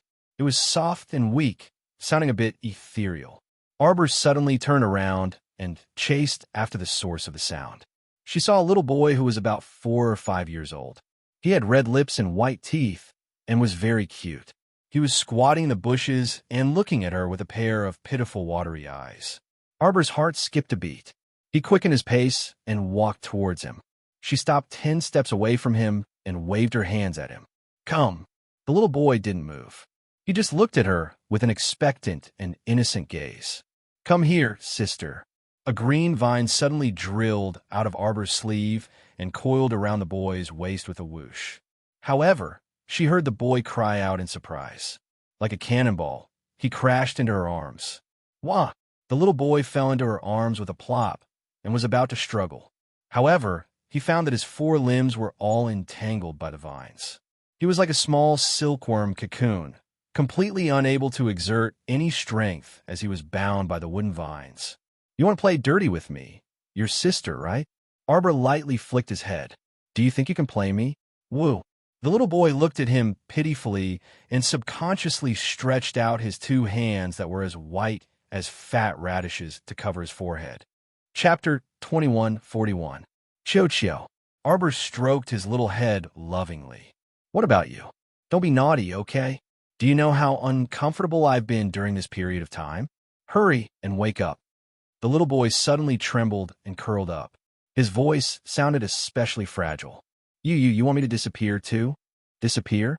Could it be that Qiuqiu's seed fragment had already developed a weak intelligence? This was a bit troublesome. Arbor frowned slightly and looked down at the child lying obediently in the crook of her arm. In the depths of his large eyes, there were traces of pitiful moisture. In addition, there was also a hint of distrust. Arbor put him down and squatted in front of him. She raised her hand and stroked his head. "When you attacked me in the barrier just now, you didn't use your full strength, right?" Previously, she was locked in the defensive barrier by Madame Zhang with a divine weapon. With Qiuqiu's ability, he could definitely hit her in one strike, even if he was just a seed fragment. It could be seen that in the depths of his heart, he was unwilling to hurt her at all. Although he retained a faint trace of intelligence, overall, he was still a part of Qiuqiu's main body. "Sister, if I return my position, I will disappear." When the child spoke of his sadness, his tears fell. Arbor reached out and pulled his little head into her arms. She stroked him and said, "How can that be? You and the main body are connected and are originally one. After you return to your position, you will just become him and he will become you. Moreover, we can play together." Arbor straightened his little head and looked at the child in front of her seriously. "Otherwise, I can only find a hole to bury you and let you become a half-baked tree." The little tree blinked pitifully. "What do you mean, half-baked tree? You have lost the strength of your main body. Even if I plant you, after 300 to 500 years, thousands of years, you will only be in the form of a child. You understand, don't you?" Tears welled up in the little boy's eyes. He curled himself into a ball and squatted on the ground. He said pitifully, "Will it hurt to return to my position?" Arbor rolled her eyes at the sky and lifted the child up.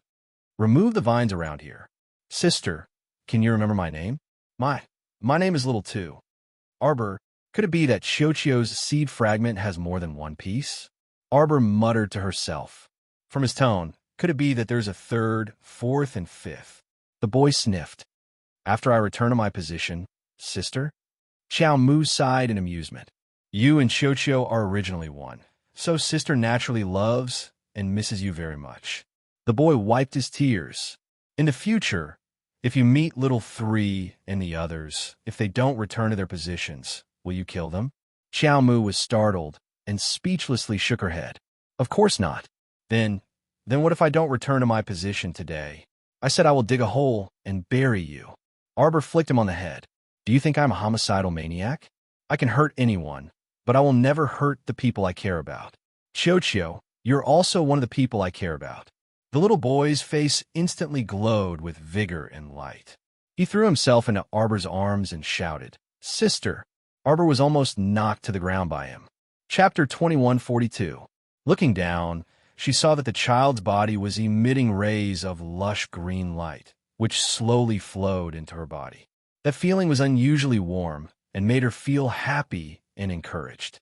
Arbor narrowed her eyes and subconsciously reached out to hug the child in her arms, until he dissipated into rays of white light and disappeared into her arms with a smile. When she opened her eyes, Arbor discovered that she had already escaped from the vines. A wisp of lustrous green with spiritual energy slid around her wrist, and her body seemed to be surging with endless power. Arbor's body swayed slightly, and Emolian hurriedly reached out to support her. Seclusion, seclusion. Arbor spat out these words with difficulty. At this moment, the little fellow felt that the spiritual energy in her body was surging, and she could barely form a proper sentence. Emolian immediately panicked and hurriedly reached out to pick her up, flying out of Shuntian City. The urgent matter at hand was to find a quiet place for the little girl to cultivate in seclusion. Otherwise, if the spiritual energy rampaged in her body, it would easily affect her body. Ding Yun's gaze darkened as he watched the two fly away. He frowned and glanced at them, then turned to look at shopkeeper Chio, who was standing solemnly beside him. Shopkeeper Chio quivered and glanced at the bare walls of his shop. He said with a sullen face, Master, I'll go buy a new batch of goods now. That girl was too much of a scammer, emptying their shop in an instant. No need. Ding Yun waved his hand disapprovingly. We were going to move the shop in the first place. Sort out the account for the past few years, and I'll send someone to collect them in a few days. Shopkeeper Chio was taken aback, then nodded repeatedly. Prepare to go to the Divine Continent with Ba Shan. Ah, but old madam. Ding Yun glanced at him indifferently. It's fine. If Mother has thought it through, she'll go herself. We just have to take care of our own matters. Shopkeeper Chio knew that the knot in the hearts of the mother and son was very heavy, so he didn't try to persuade them any further. He nodded and said, All right, young master. This old man will make some preparations in the next few days and go ahead first. Ding Yun nodded and didn't say anything further. He turned around and strode out of the door before looking up at the distant sky that was like jade water, and his gaze was gloomy and difficult to understand as he glanced deeply at it. Jojo, even if you don't remember anything, it doesn't matter. So, the guard only saw a black light flash past his eyes. When he rubbed his eyes and looked again, all he saw was a blue sky and white clouds. There was nothing there. Emolian carried Arbor and quickly came to the forest outside the city. He found a place with an open field of vision and placed her on the ground. He waved his hand and set up a defensive barrier. Arbor closed his eyes and sank into his star domain. His spiritual sense, Avatar, turned into a speck of light.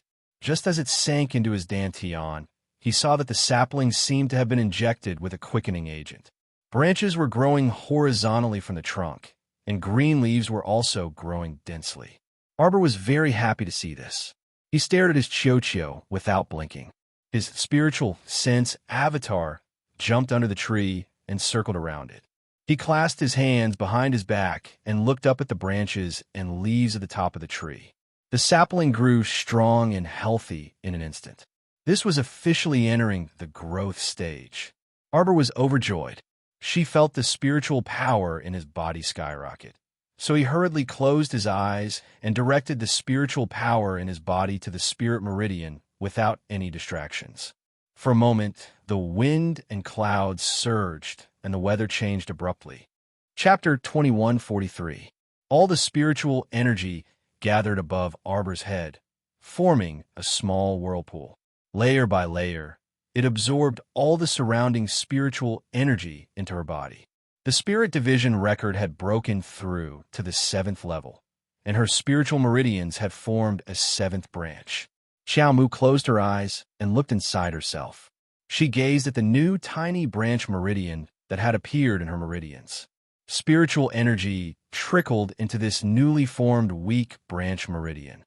So, other than her main meridians, she had 7 more spirit meridians than others. What did this mean? In other words, Arbor's spiritual energy was 7 to 8 times more than others at the same level. The entire mountain forest exploded with a strong light. Emolian, who was standing beside her and watching her level up, couldn't help but sigh helplessly. With such a huge commotion, not to mention running out of the city, even if they ran deep into the mountains and forests, they would probably be discovered by many cultivators. Sigh, how monstrous was his Jojo? Emolian's eyes were smiling. He stood beside Arbor and watched his little wife attentively. In the mountain forest, a cool breeze blew through his robes. Little Seven's figure suddenly appeared beside Emolian. Don't let anyone near here. Yes, master. Yanqi suddenly rose into the air and turned into a golden light. He suddenly turned into a dragon and flew above the two of them. With a roar, he flew towards the practitioners coming from all directions. Holy shit, a dragon. What's going on? This mountain forest is the main road to Shuntian Prefecture. Why would a dragon appear out of nowhere? Roar. 7th Yin roared and charged toward the cultivators who were running toward them on the official road. Those people were so scared that they threw away their helmets and armor. They hurriedly turned around and ran for their lives. Oh my god! Sacred beast! It's actually an ancient sacred dragon. Oh my god! Run quickly! Sacred beast. That was a powerful existence recorded in ancient books. Who had seen it with their own eyes? They were lucky enough to see it today. Seeing everyone running over in a sorry state from afar, the other cultivators who were rushing over naturally didn't dare to say anything more. They quickly followed the crowd and ran away. What a joke. If they had to pay with their lives just to watch the show, who would dare to do so? Everyone hurriedly fled in all directions. Another burst of intense light erupted from the mountain forest, and Xiao Mu's cultivation exploded from level 5 spiritual cultivator to level 6 spiritual cultivator. She could even see her spiritual sense avatar inside her dantian, shaking its small hands and feet as if it were convulsing, dancing with joy.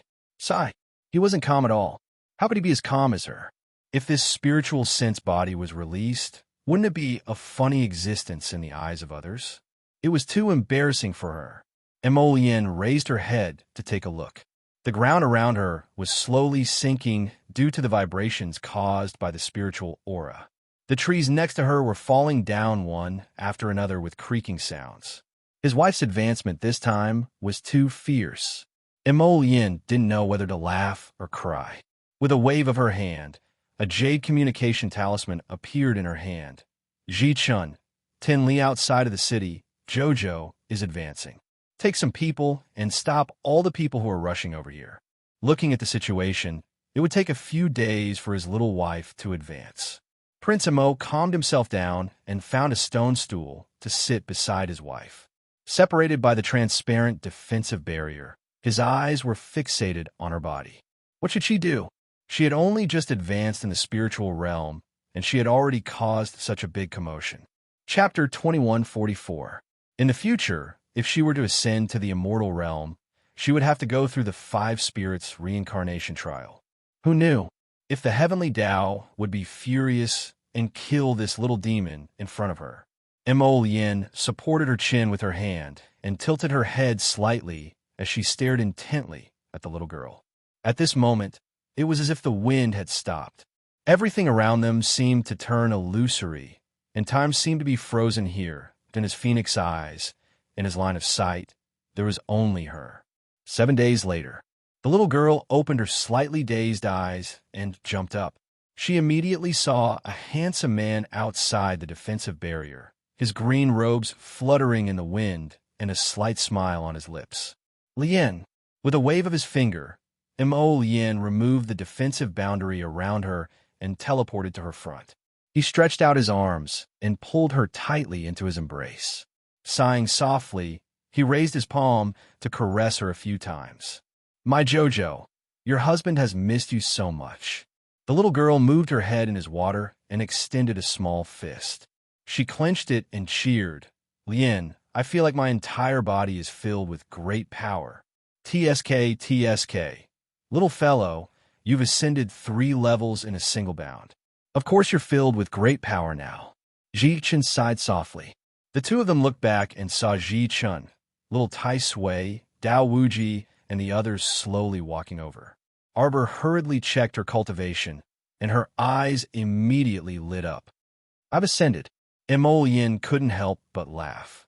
"You've been in seclusion for 7 days. It's not as simple as ascending. Your spiritual sense has also grown quite a bit." Arbor looked again and nodded.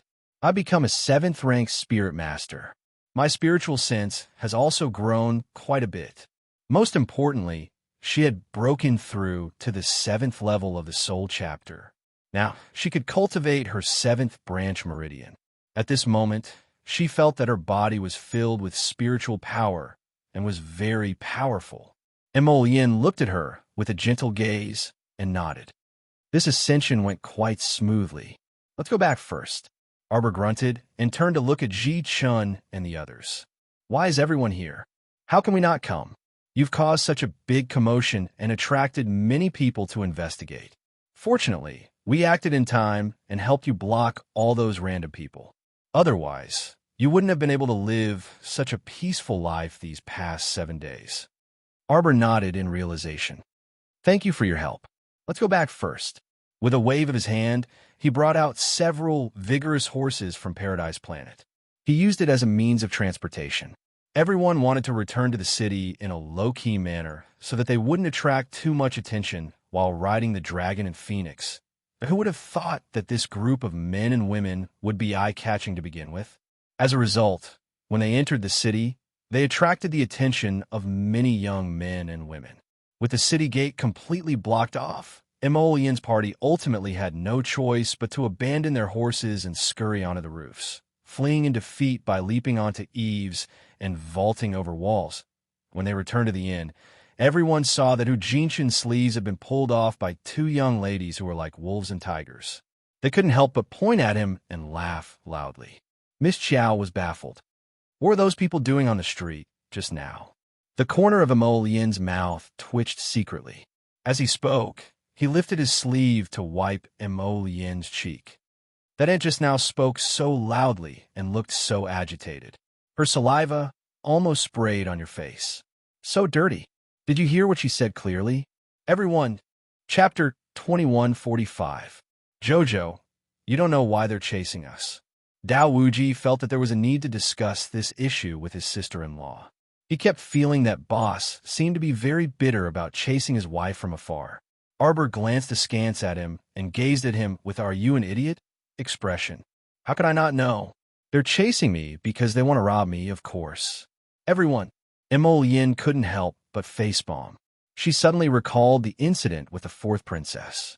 It was the same trick with different people, but the little fellow always thought that they were chasing her for the sake of robbing her. That was why she beat up the 4th princess, Mo Shuang, back then. Ha ha ha. So shouldn't those passers-by thank themselves that they were actually weaklings that Jojo couldn't be bothered to lay a hand on them? Isn't it because we're beautiful? The peony fairy couldn't resist teasing. Arbor blinked and turned to look at Mo Lien. He asked with a frown, just like how Mo Shuang chased after eldest Qin back then, and like how a flock of orioles and swallows chased after Omega Kotoku. She recalled that when she first applied to enter the Qin estate, She also encountered a bunch of mentally abnormal people who chased after Omega Kotoku and screamed crazily. They were simply sick. This type of person is sick, Arbor said expressionlessly. According to the liver meridian, depression or sudden mental stimulation are abnormal emotional problems. The liver meridian will block meridian chi, and ultimately, the virus will invade the entire body. Everyone puffed. Ha ha ha. Everyone laughed like idiots, but they still looked at Prince Mo sympathetically. Brother, you've worked hard. It wasn't easy chasing after the crown princess, right? That he must have accumulated several lifetimes' worth of good fortune to be able to chase the stoic face home. The little stoic's train of thought was truly amazing.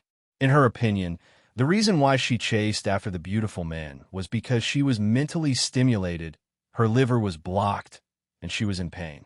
Everyone laughed so hard that their teeth were visible. The little stoic was expressionless. She didn't know what was so funny. As a result, the group of people laughed and laughed, but when they saw the stoic face above them, they inexplicably couldn't continue laughing. Arbor glanced at Hu Jietchen and the others, then silently turned around and walked upstairs. Follow me.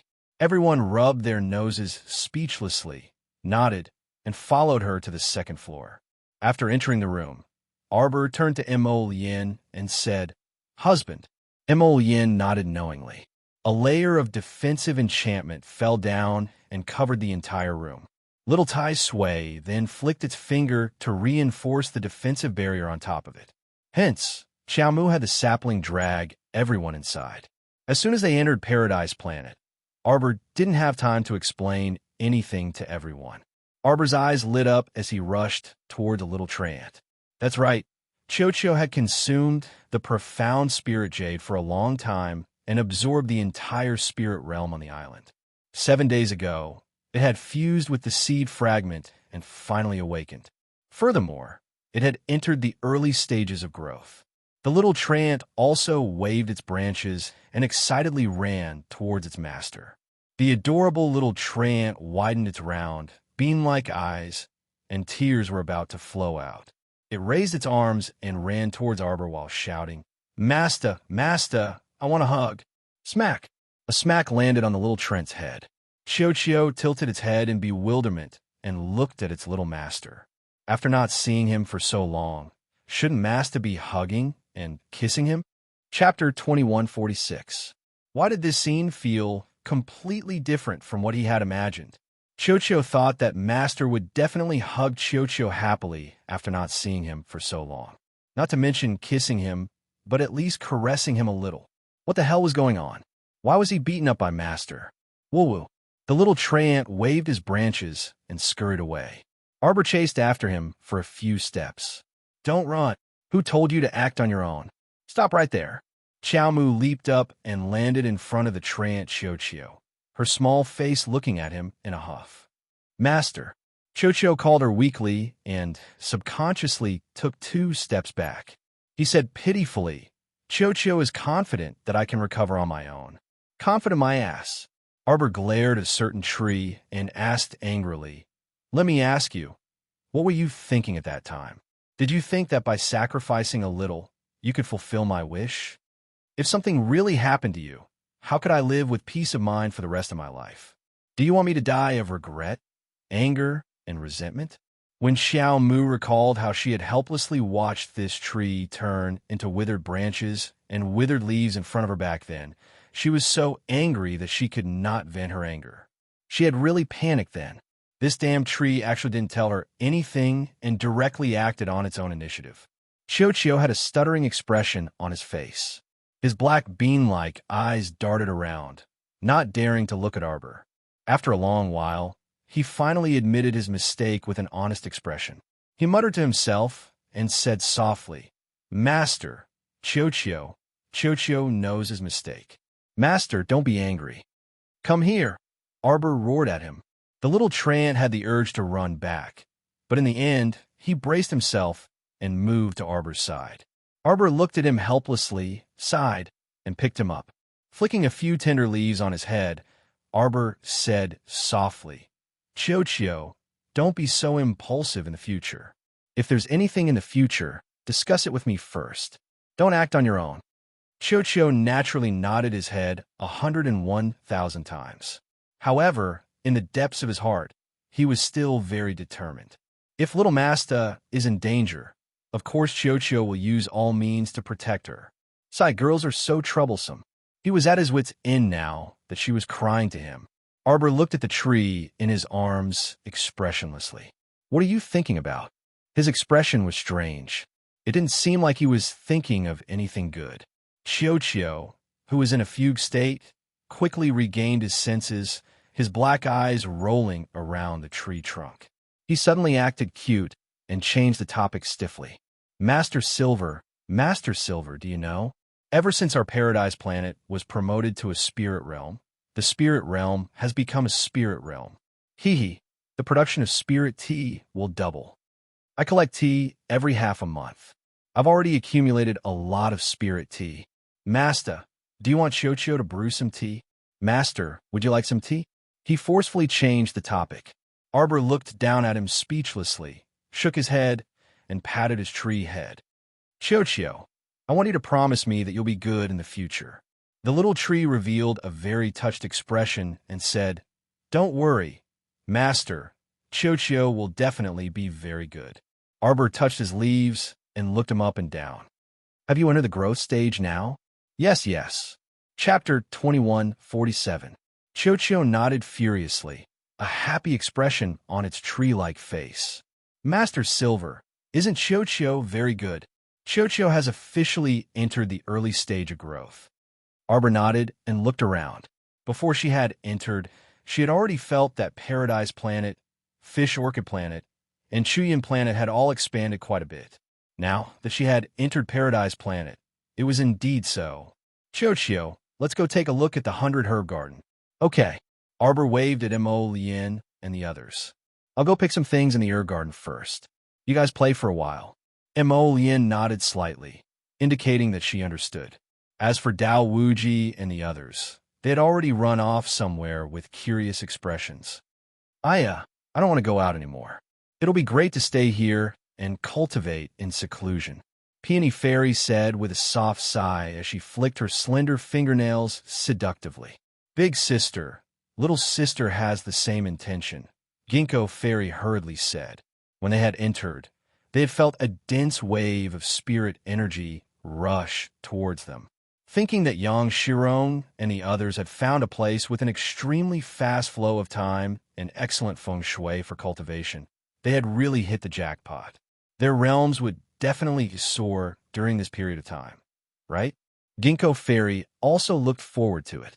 There were many mundane matters outside, but they didn't have to care about anything here. How great would that be? The little fellow had already run back with a face full of excitement, holding a bunch of herbs in his hand. Hearing the sister's words, he hurriedly shook his head and said, With your cultivation, I'm afraid there's not much use for you to cultivate here. At the very least, the spirit domain had to be promoted to the God realm. Only then would it be suitable for people above the Spirit Supreme realm like them to cultivate. It's fine. The main thing is that it's quiet. Ginkgo Fairy giggled, her gaze fixed on the herbs in her hand. Finished picking. Arbor nodded, then ran to Mo Lien's side and said happily, My herb garden has more than doubled in size, and there are more fields. I had Little Tree collect all the herbs I bought from Lian Yuan Medicine Store. Qiuqiu was indeed a very hard-working child, helping her organize the medicinal herbs by category. Apart from the low-grade medicinal herbs that were not planted, there were many types of medicinal herbs from mid-grade to saint-grade medicinal herbs in the herb garden. However, there was also a lot of empty space. If they encountered any rare herbs in the future, they could continue to plant them. Just now, when she looked at the flourishing appearance of the entire medicinal garden, she was in a very happy mood. Seeing her happy expression, Emolien was also very happy. She raised her hand to hold her little hand and said with a smile, Do you still want to go to the beach to take a look? Arbor shook his head. Let's not disturb Second Martial Ant and the others' cultivation. Let's go out. After everyone came out of Paradise Planet, they ate some food before returning to their rooms to rest. Emolian saw her take out the 9 stars mirroring the moon cauldron and knew that she was about to start concocting pills. She stood up and said, "Remember not to stay up too late." Arbor nodded and watched him leave. He tilted his head and was just about to start refining the spirit-gathering pill when the door to the room was pushed open. "Chow chow." Fairy Yellow Crane hurriedly stepped through the door. "Where did you go? Have you eaten?" Arbor had washed his hands clean and was about to start when he saw Yellow Crane Fairy come in. He could not help but ask curiously. "I went to the streets to ask around and ate a little," Yellow Crane Fairy said dejectedly. "I didn't expect everything to go smoothly in the main residence. It's as if nothing happened at all." Chapter 2148. Chasing her own disciple through the night and killing 2 maidservants. Such a big matter, yet there was not the slightest bit of news. Fairy Yellow Crane said dejectedly, "She's really amazing, smoothing out everything." Hearing this, Arbor couldn't help but raise her hand to pat her head. "Yellow Crane, don't be discouraged." After a pause, she looked at her seriously and asked, "But your master, she's doomed to self-destruction for doing evil. If there comes a day when I want to find trouble with her." Fairy Yellow Crane drooped her head and sighed softly. "I know." Arbor walked in front of her and pulled her to sit down. "There's something you probably don't know yet. The reason why there are corpse puppets running rampant in the world is not a coincidence, but someone deliberately did it. The organization behind all this is called Heavenly Fate. The brainless people in the organization may be spread all over the world." Arbor held Yellow Crane's hand and said, "What we can confirm now is, your master, Fengshe, and Shuntian Prefecture's Prefecture Lord, Gung Pengcheng, are all members of Heavenly Fate. However, the current Shuntian Prefecture's Prefecture Lord, Gung Pengcheng, has already been replaced by our people." Yellow Crane listened silently and suddenly widened her eyes. "Ah, Prefecture Lord Gung? He's one of you." The little fellow nodded her little head proudly. "There's no longer any Prefecture Lord Gung in the world. That old fellow." Thinking about how that dog still wanted to trick her even in death and refused to reveal the name of the mastermind behind the Mu family, Arbor couldn't help but frown slightly. "Shuntian Prefecture's Prefecture Lord is one of us now. His name is Dunji." Arbor said, "I'll inform you that if you see this Prefecture Lord's strange actions in the future, you don't have to make a fuss." Fairy Yellow Crane silently closed her gaping mouth, feeling that this matter was rather miraculous. Jojo and the others were really resourceful people. They could even deal with Shuntian Prefecture's Prefecture Lord. Then does my master know?" "She doesn't know." Arbor shook her head, then pondered for a moment and said, "Actually, I can't be sure. Maybe your master is a clever person and has already seen through all of this. It's not impossible." Huangyi nodded and said indifferently, "Yes, she is indeed intelligent." Then he smiled bitterly. "Even my disciple doesn't know what she's thinking in the depths of her heart.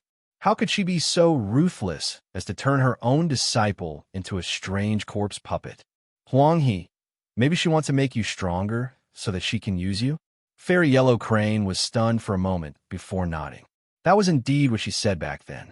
She even said that Senior Sister was useless. However, she had single-handedly controlled Senior Sister Lingfei and turned her into a monster. How could she blame Senior Sister Lingfei for being useless? What kind of logic is this? Arbor sneered. The Heavenly Fate cult has always been dedicated to researching drugs that can change the human body. In the beginning, this medicine only worked on corpses. Now it can even work on living bodies. This shows that it has improved a lot. Fairy Yellow Crane's body trembled slightly. I still don't quite understand. It's simple. This improved medicine is spread by the night cowbirds. Once the human body touches it, it will automatically enter your bones and blood. From the beginning of the mutation of corpses to the current mutation of living bodies, it's all for one purpose: to give birth to powerhouses with special abilities. Succeed or die trying. Arbor's grip on Huangyi's hand tightened slightly. Chapter 2149. This kind of medicine can make the human body stronger. Once it's eliminated, it'll turn into a monster that's neither human nor ghost. Madame Fang's words kept echoing in Fairy Yellowhe's ears. Only now did she come to a realization. Her voice trembled as she asked, "Teach this? This is a 50-50 chance. How can there be a 50-50 chance of success? Look at how many zombies there are in the world. How many special ability users can there be? So, the chance is actually only 1 in 10? Fairy Yellowhe asked in shock and anger. 1 in 10? I'm afraid that's overestimating it. Arbor sighed. He understood why Fairy Yellowhe was so angry. Her master, who was so close to her, was sending her disciple to her death for this 1 in 10 chance. This kind of feeling was very terrible. Fairy Yellowhe silently lowered her head and laughed bitterly. Sure enough, if you're not ruthless, you can achieve great things. Arbor held her hand. Everything is in the past. But what I want to tell you is that Tianyun and I can't coexist. So one day, we'll definitely go to war with your master. And that day was probably coming soon. Fairy Yellowhe raised her head and looked at her with a determined gaze. Madame Fong is no longer my master. That night, she cut off our master-disciple relationship with her own hands. How can I still acknowledge someone who wants to kill me as my master? Fairy Yellowhe said softly. I can't do it. Don't worry, Jojo. I won't be a burden to our team. When it comes to my firm stance, I won't miss a single point. Arbor pursed his lips and nodded. He patted Fairy Yellowhe's shoulder lightly and said in a relaxed tone, I'm going to refine the spirit-gathering pill. Do you want to watch from the side? Yes. When she was downstairs, she had heard Fairy Ginkgo mention that Xiao Xiao was refining pills upstairs. That was why she had hurriedly rushed up. She couldn't miss such a good opportunity to watch him refine pills. Jojo, you can refine black-level pills now? Arbor nodded. Yes, I can occasionally refine a few earth-level pills.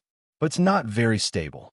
Wow. Fairy Yellow Crane had an expression of worship on her face. She hurriedly stood up, walked to her side, and circled around the 9 stars mirroring the moon cauldron. I am now a black-grade alchemist. Jojo, what about you? Since you can refine earth-grade medicinal pills, then you must be an earth-grade alchemist.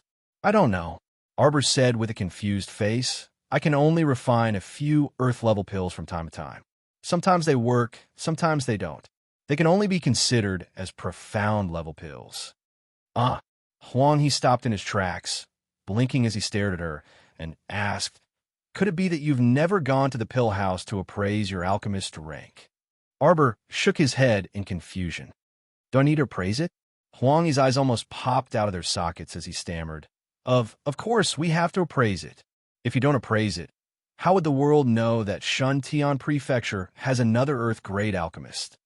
After the appraisal, even if I go to the upper 3 prefectures in the future, I could get a 50% discount when I go to the pill house to buy medicinal herbs. Why didn't you say so earlier? Arbor patted his chest with a pained expression. Previously, I went to the medicine shop on the street to buy a lot of medicinal herbs. Lotus flowers cost tens of millions of spirit coins. Huanghe, when we alchemists go to the pill house to buy things, the higher the rank of the alchemist, the greater the discount. You didn't know? Chapter 2150. How could I possibly know? Huanghe, that you're blaming me for being uncultured? But now I know. Arbor reached out and took a medicinal herb, grinding it in his hands. But I've already spent an astronomical price to buy a bunch of medicinal herbs. Huanghe could not help but laugh. It's fine, Prince Amo has money. Even if he had money, this was not how he should spend it. Thinking that if he went to the pill house to buy the herbs, the price would be reduced by half, Jojo felt like his heart was bleeding. The two refined in the room for an entire afternoon. Huanghe was naturally in awe of Qiao Mu's pill refining speed. This little guy could actually refine several cauldrons of spirit-gathering pills in one afternoon, and even refined quite a lot of spirit-returning medicinal liquid. After seeing Jojo's refining speed, he was definitely going to be devastated. Huanghe was very depressed and did not recover for a long time. It was all because Xiao Nan was too fierce. The two came out of the room at 10 in the evening. Huanghe held a small box in her hand, immersed in the scene of refining pills just now, unable to pull herself out. While eating, she was somewhat absent-minded. Seeing her intoxicated look Everyone could not be bothered to disturb her. They saw her stuffing food into her mouth from time to time, looking like she was in a daze. Arbor could not help but feel a little helpless. He raised his hand and patted Huanghe's shoulder. Eat properly. She was almost swallowing the spoon. Fairy Huanghe was in a daze for a while, and was awakened by Arbor's pat. She came back to her senses and looked at everyone. Only then did she realize that she was sitting in front of a dining table made up of 2 long tables. Fairy Huanghe revealed a strange expression. Eat already? Everyone was speechless for a moment. Fairy Ginkgo giggles. You're so silly. Eat properly. Don't think about refining pills. Huanghe's face was full of yearning. I learned a lot from JoJo's refining process today. I have to quickly finish eating and return to my room to meditate. As she spoke, Huanghe had already quickly pulled out the rice in her bowl. Everyone, JoJo, how do you feel after advancing? All right. Fairy Yellow Crane turned to look at her. I forgot to ask you. I heard from Sister Ginkgo that you actually spent 7 days advancing outside Shantian City. She looked her up and down. I can't tell what realm you're in. Are you a level 5 spiritual master now? Huanghe, let me tell you some shocking news. He-chan unhurriedly opened the fan in his hand and said with a smile, Our JoJo has been promoted to a level 7 soul master. Huanghe's mouthful of rice was all sprayed on the transparent barrier that had suddenly erected in front of her. Everyone was speechless. Don't you think this venerable peach blossom immortal is so mean? He knew that it would agitate the little girl, yet he still told her. At the same time, he had already set up a barrier in front of Huanghe, allowing her to spout whatever she wanted. Ha! The peony fairy laughed so hard that she held her belly. Oh, don't make me laugh to death. You can inherit my fields. Huanghe hurriedly wiped his mouth and looked at Arbor in disbelief. You actually leaped to the 7th rank all of a sudden? Such a ferocious advancement speed made people feel very scared. Arbor couldn't help but look helpless. Occasionally, hearing that, Huanghe breathed a sigh of relief. That's good. If you constantly advance like this, wouldn't you be ascending to the heavens? Everyone couldn't help but laugh, looking at Little Yellow Crane with a strange expression. Little Yellow Crane was really an honest person. Chapter 2151. She would definitely know in the future that JoJo's occasionally today was full of mysteries. All right, hurry up and eat. Rest early after eating. Arbor held up her bowl and called out to everyone. She had been in seclusion for a few days, so she needed a good rest. Nightfall. Arbor turned over on the bed and subconsciously reached out to hug Mo Lien, who was lying beside her. But when she hugged nothing, she woke up with a start. Blinking her large eyes in the dark, Miss Chow wrinkled her small nose and rubbed her eyes. She pulled the corner of the blanket and sat up. The room was very quiet. Where did that guy Mo Lien go in the middle of the night? He left his wife behind and ran off by himself. Miss Chow wrinkled her small face in displeasure and jumped off the bed barefoot. Her expression was somewhat dazed as she looked at the pitch-black night. Dawn! A small pebble wrapped in a small piece of paper was suddenly thrown in from the window and rolled to Arbor's side. Arbor squatted down to pick it up. There were only 2 lines of small characters written on it, and only a few words. Follow me. Yi Ling Min. Arbor slightly raised her eyebrows. Yi Ling Min, this girl, still dared to come in front of her to make her presence known? Thinking of this, she put on an emerald green outer garment, tidied up her clothes, and casually tied her hair into a loose bun. With a whoosh, she shot out of the window. At the same time, Mo Lien was standing outside Shantian City. Her handsome face was cold as she stared at 3 or 4 black-clothed men kneeling in front of her with one knee on the ground. Your Highness, His Majesty has already issued 7 secret orders. He has ordered people from the Forest Guard to come and bring Your Highness back. Tong's expression was somewhat fearful as he spoke. This subordinate doesn't know what to do. The Forest Guard Captain Fong Su is an extremely old-fashioned person. He takes His Majesty's orders as his priority. Once he receives the order, he will definitely spare no effort to capture Your Highness. Mo Lien was silent as she stared at him. What's the hurry? Once this matter is over, I will naturally leave. Then, how should I reply to Captain Fong? Just tell him that it will take at most half a month. Mo Yin paused for a moment. About 20 days. Don't worry, I will go back. He still had to go back and cause trouble for the great emperor of the divine land. The old man nagged him every day, asking him to go back, go back, go back. Then he would let him have his way. Tong inexplicably shook his small body. He felt that the crown prince's gaze was very strange. What should he do? It was as if she wasn't going back to spend time with the great emperor.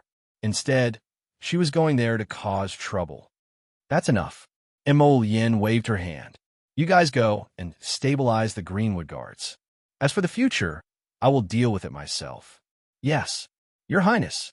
They received the order and quickly disappeared into the night. Mo Yin looked up at the pitch-black night sky and harumphed lightly. Old man, I wonder if you're prepared for bad luck. Mo Yin turned and left, leaving only a wisp of cool breeze scattered under the stars in the dark night. When he returned to the inside room and walked into the room, he was slightly startled. He hurried to the bedside to take a look, and his handsome face immediately changed. His wife was missing. Dong dong bang, bang. Hu Shichen opened his sleepy eyes in a daze. Before he could speak, he felt his collar being pulled up. Where's Jojo? Hu Shichen, what's wrong with you? You're sleeping in the middle of the night and asking me for my wife. You didn't steal her. Steal your sister. Hu Shichen looked at him speechlessly. Chapter 2152. He forcefully pushed his 5 fingers away and smoothed out the creases on his clothes. Big brother, shouldn't you be looking for where your wife went missing now? When I left, Jojo was still sleeping very soundly. He-chan was speechless. Can't she sleep until the middle of the night? Suddenly wake up? Mo Lien frowned. Where could she have gone? Yuan Shichen rolled her eyes and slowly took out a green vine from her sleeve. Sapling, where did your master go? The little tree did not respond. He-chan waved at Mo Lien, who looked upset. Give me some fire, come. Whoosh. A purple flame lit up between Mo Lien's fingers. Just as he got close to the vine, he heard Chiochio's squeak. Take it away, take it away. Annoying. Stinky fire. Puffed. He-chan reached out to touch the little tree's vine. Are you willing to tell me now? You're extorting a confession. Chiochio said angrily. I won't tell you even if I die. I won't hesitate to go through a mountain of swords or a sea of fire for my master. It's just a little fire, it won't scare me. Wah wah wah. Take it away, take it away. So annoying, isn't that holy fire? It hated holy lightning the most in its life, followed by holy fire. Annoying, annoying, annoying. What if it burns my beautiful skin? Master, sob sob sob. These 2 men are forcing me. Sob sob sob sob. I'll tell Master. Chiochio cried pitifully. You're bullying me when Master isn't here. He-chan smiled very gently. Chiochio, are you going to tell me now? Sob sob sob. I won't submit to force. Chiochio wasn't born to be afraid of death. It's so itchy. Don't burn Chiochio. A vine twisted in He-chan's hand and said, You stop. Annoying. Master has been lured away by Yi Lingmin. Mo Yin's expression immediately turned ugly. She flicked the vine with her finger. Where did you go? Chiochio was being so secretive and unwilling to say anything. He felt that there was something fishy going on. Strange. Ma Yingchen chuckled and opened her fan. She blinked and said, I advise you to be honest. Otherwise, I'll throw you into the manure pit later. Chiochio immediately wilted. When these 2 unscrupulous people got together, they could think of anything. Master Silver went to the spring house. What? The 2 men yelled at him. What kind of lousy name was that? It didn't sound like a good place at all. Chiochio didn't dare to make a sound after being yelled at. It silently lit a candle for its little master in its heart. Let's just say that running around with Yi Lingmin in the middle of the night, instead of sleeping, was really an unwise move. She went in now. Chiochio had only pretended to be dead for a short while, when Mo Lien picked it up and gave it a light swing. You can choose. Tell me now, or I'll roast you first. Woo woo woo. Master Silver, Master Silver. This man's terrifying true colors have been exposed. Seeing that Prince Mo was about to act impatiently, Cho hurriedly said, "She's at the door. She's at the door. Crown Prince, if you don't hurry over now, who knows?" Wow, this spring house is so bustling.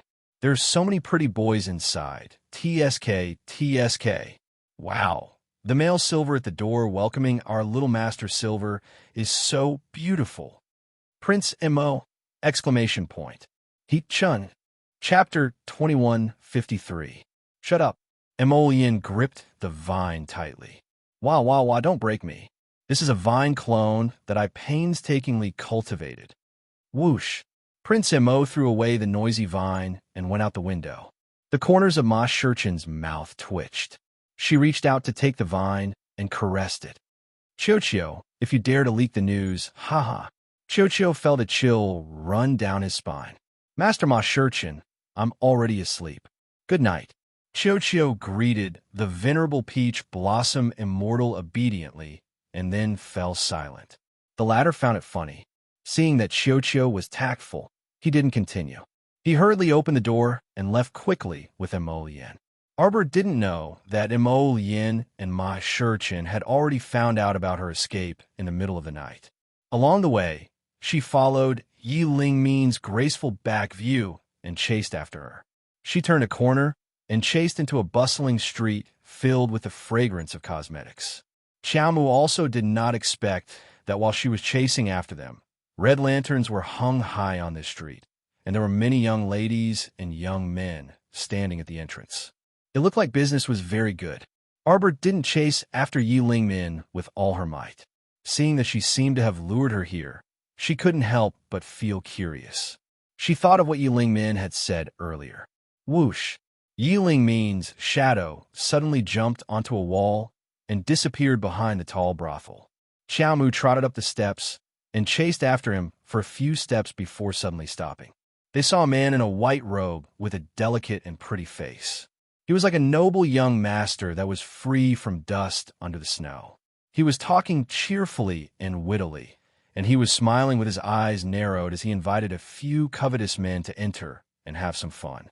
Arbor was expressionless. Ah, a young lady is here. The men at the entrance were all dressed to the nines.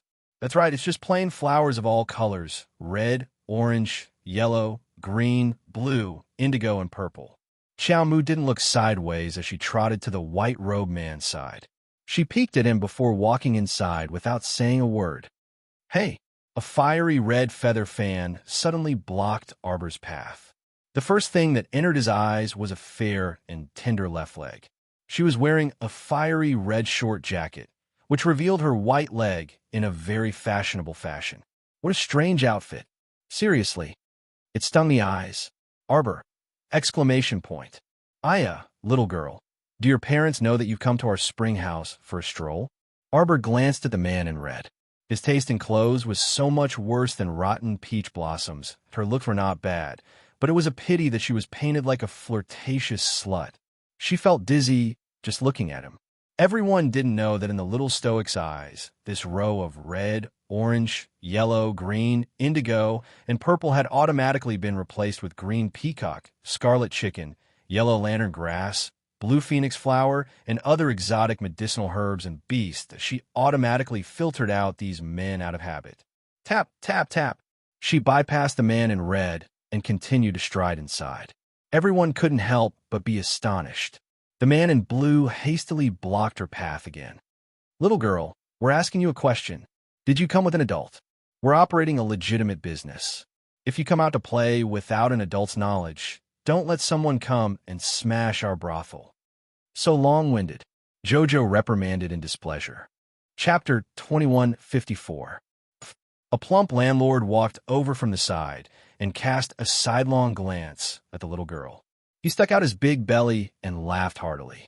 You haven't even grown all your hair yet you dare to seek pleasure. Ha ha, nothing is too strange these days. After saying that, he took out a handful of spirit coins, about 20 to 30 of them, and tossed them to the white-robed man beside him. He looked at the green-robed man lecherously and said, Green, let's go. Aya, landlord who? You're joking again, aren't you? I'm on the spring house's 10 great handsome men. After saying the first half of his words, the green-robed man's handsome face darkened, and he snorted. Those 20 to 30 spirit coins aren't even enough to treat me to a cup of tea. Slut. The landlord was humiliated, and he angrily stormed inside with a flick of his sleeves. What a joke. He had spent 20 to 30 spirit coins. At the very least, he could find a slightly low-end handsome man to touch. Arbor looked at the landlord who walked in, then looked at the smiling white-robed man beside him. He suddenly raised his hand, took out a large bag of spirit coins from his pocket, and directly stuffed it into the white-robed man's hand. Wow! That green-robed man immediately surrounded him, wanting to inspect the bag of spirit coins. The white-robed man pressed down on his hand and said softly with a chuckle, "Xiao Lu, don't be rude." Then he turned to Arbor and said, "Miss, please come inside." As expected, one had to pay to enter. The little stoic nodded pensively and walked towards the House of Spring. Bah! A young lady actually doesn't learn the good things and imitates those trashy people to whore men. When Xiaomu heard the sound, she turned around and saw a red-painted and green-painted old procuress standing in front of a red apricot house. She was currently in front of her red apricot house, snacking on melon seeds as she started cursing. Arbor was baffled. He didn't feel like paying attention to this old fellow and stepped into the spring house. At this time, two plain-clothed men were performing a dance on a stage on the first floor of the house that a crowd of idiots surrounded the stage and repeatedly cheered. From time to time, someone would toss spirit coins onto the stage. Xiaomu instantly creased her brows. Those people had completely blocked the road ahead. She still had to go to the second floor to take a look. "Little girl, would you like to order a green sign later?" The green-clothed man changed his previous attitude of disdain and ridicule towards the landlord and followed Arbor like a little bird. "Scram! Don't pretend to be pitiful." The man in blue hurriedly pushed him away and said to Arbor with a smile, "Point at me. Point at me. I'm called Lanning." Arbor looked at them expressionlessly. At this moment, the dance on the stage stopped, eliciting cheers and thunderous applause from the audience. Someone shouted, "Wow, young Master Song Feng is here." Everyone quickly turned around and looked at the 8 handsome men beside Arbor in a dazed red, orange, yellow, green, blue, purple, and white. Hee hee. Arbor stepped forward. From time to time, a group of handsome young men's cries of surprise could be heard. Such a young female guest came to our house. She seems to have facial paralysis. She doesn't have any expression. Wow. She was escorted in by young Master Song Feng and the 7 handsome men. I wonder what her background is. She looks so delicate. Turn around. A woman with a square face angrily turned her male companion's face back. "What are you looking at? What's there to see?" Chapter 2155. Of course, the little girl was pretty. As soon as she entered the room, she attracted the attention of many people. Arbor didn't pay attention to other people's expressions. She glanced around the hall and suddenly saw Yi Lingmin's figure in front of the railing on the second floor. Halt! Xiao Mu was enraged. She gave up a good sleep and walked around with this woman for a long time. She still didn't know what she wanted to do. Arbor flew forward and frowned when she saw a group of people blocking the way. She lowered her head and rummaged through her pocket. She took out a large handful of spirit coins and threw them all at the corner. As a result, the scene immediately became chaotic. Everyone cried out in alarm and rushed toward the spirit coins on the ground. A path was cleared in front of her. Arbor's figure flashed and went to the second floor. She kicked open a door without saying anything. Fuck, it stung her eyes. When she kicked open the door, she saw a woman in a red doo-doo standing in the room and turning around with a small leather whip. The woman was petrified when she saw her.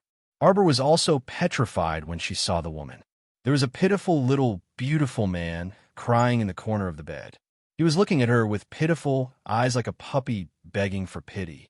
That white-robed man, the young Sir Song Feng that everyone spoke of as peerlessly handsome, hastily walked up.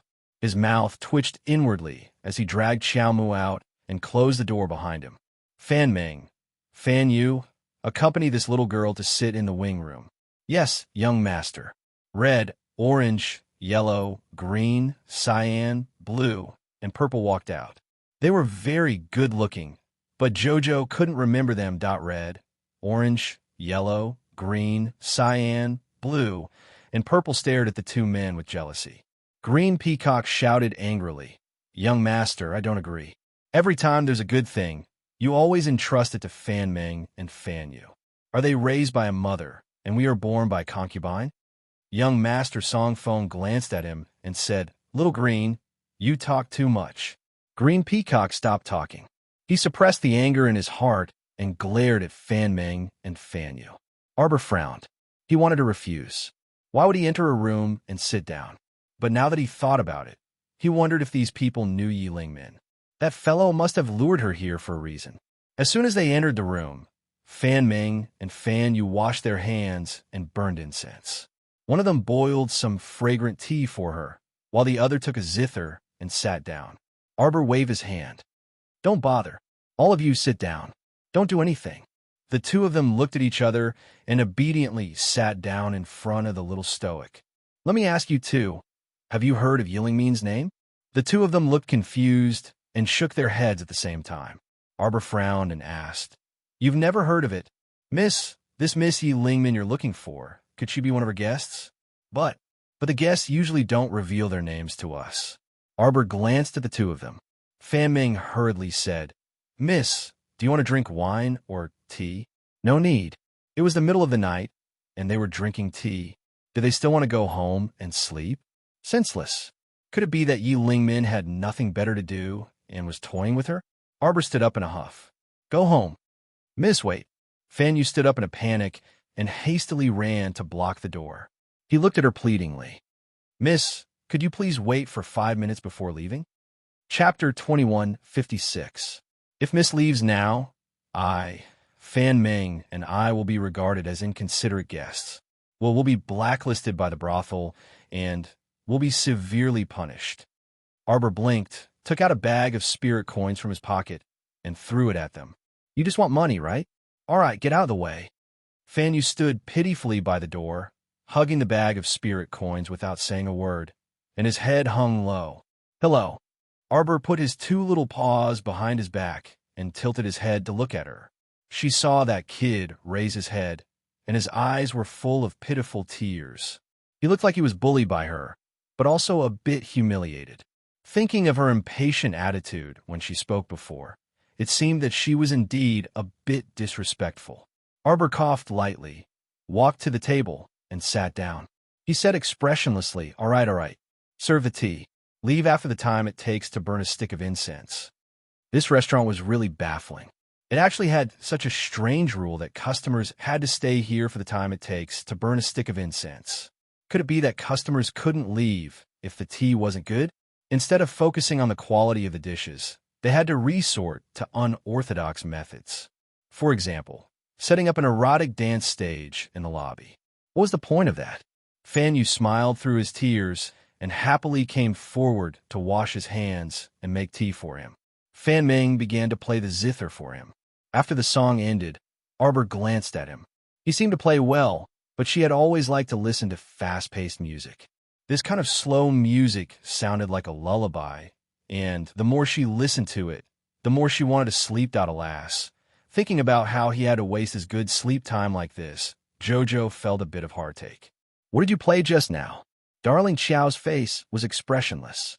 Fan Ming covered her mouth with her sleeve and secretly chuckled. This little customer in front of him was really strange.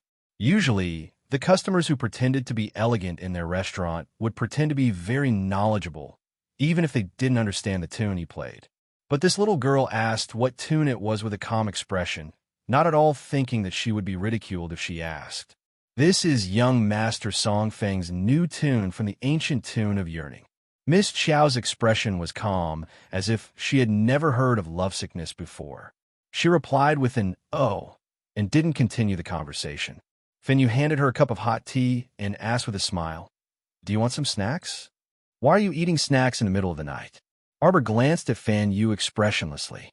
As soon as the little fellow stopped talking, the atmosphere in the room fell silent. However, the two of them were used to visiting brothels, and were used to seeing all kinds of guests. They were used to adjusting the atmosphere, so they weren't afraid of the little fellow's stoic face.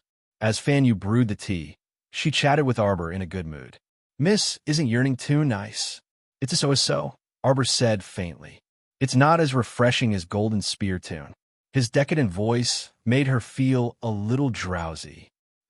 "Refreshing? Little girl, are you sure you're not here to make fun of me?" Yearning tune expresses the strong feelings between a man and a woman, and the whole tune is lingering with faint sadness. It's about a female general falling in love with a young master from a scholarly family, but it's hard for her to express her love. The female general went around in circles, but before she could express her feelings, she was sent to the battlefield by the great king. She returned from the battlefield, and that young master committed suicide for love. Chapter 2157. Arbor glanced at Fan Yu.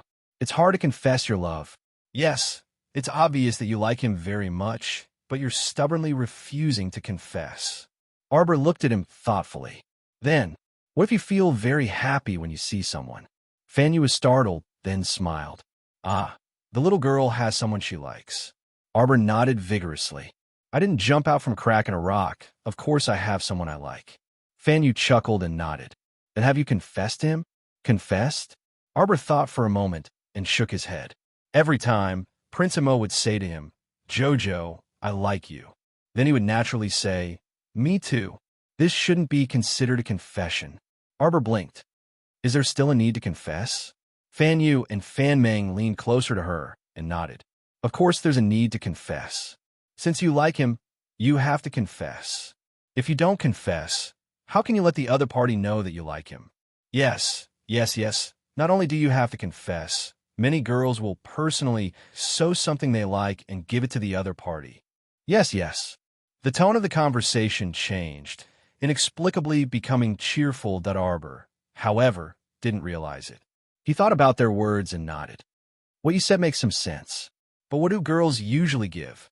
I embroidered a lotus for him in the past, and he liked it very much." Arbor turned to look at Fan Meng. "What do you give your lover?"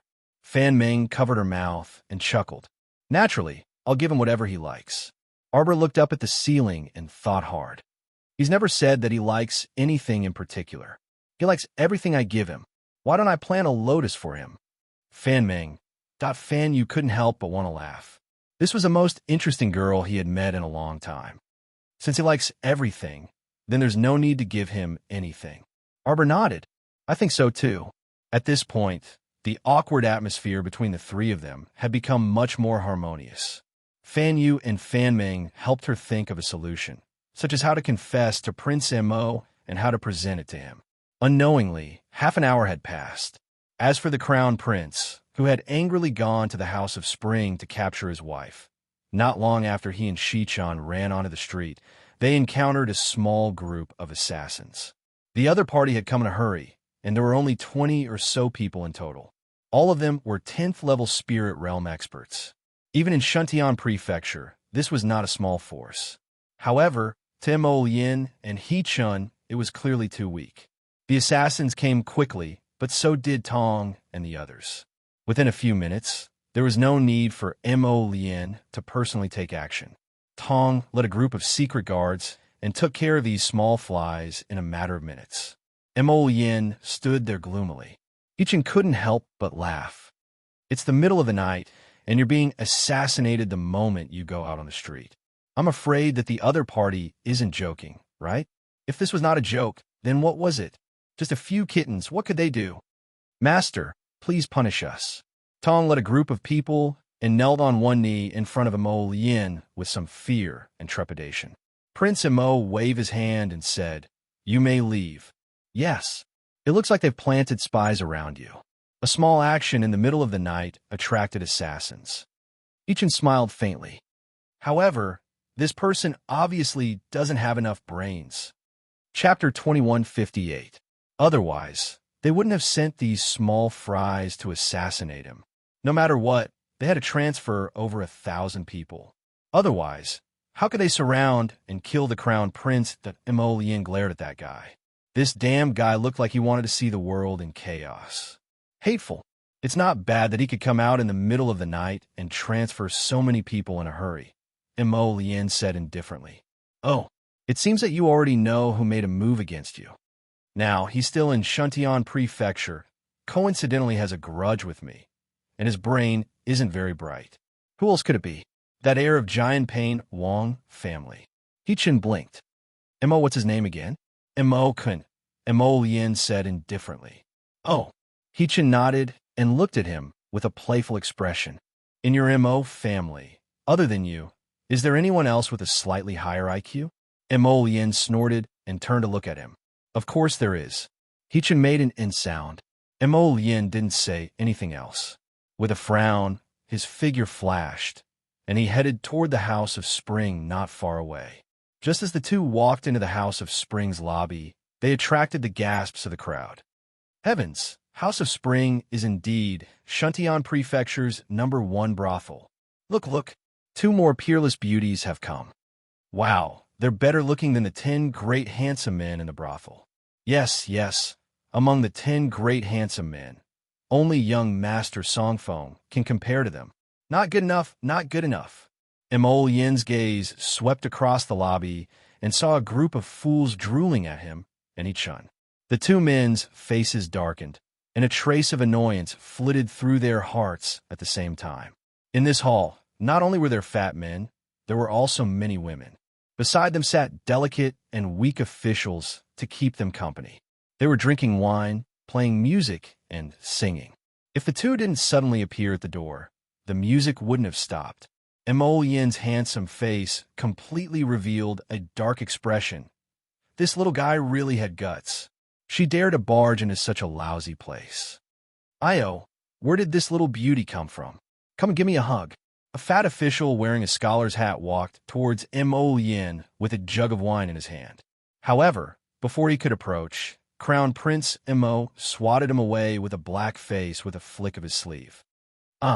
He heavily hit the corner of the table, then bounced off the table and fell to the ground.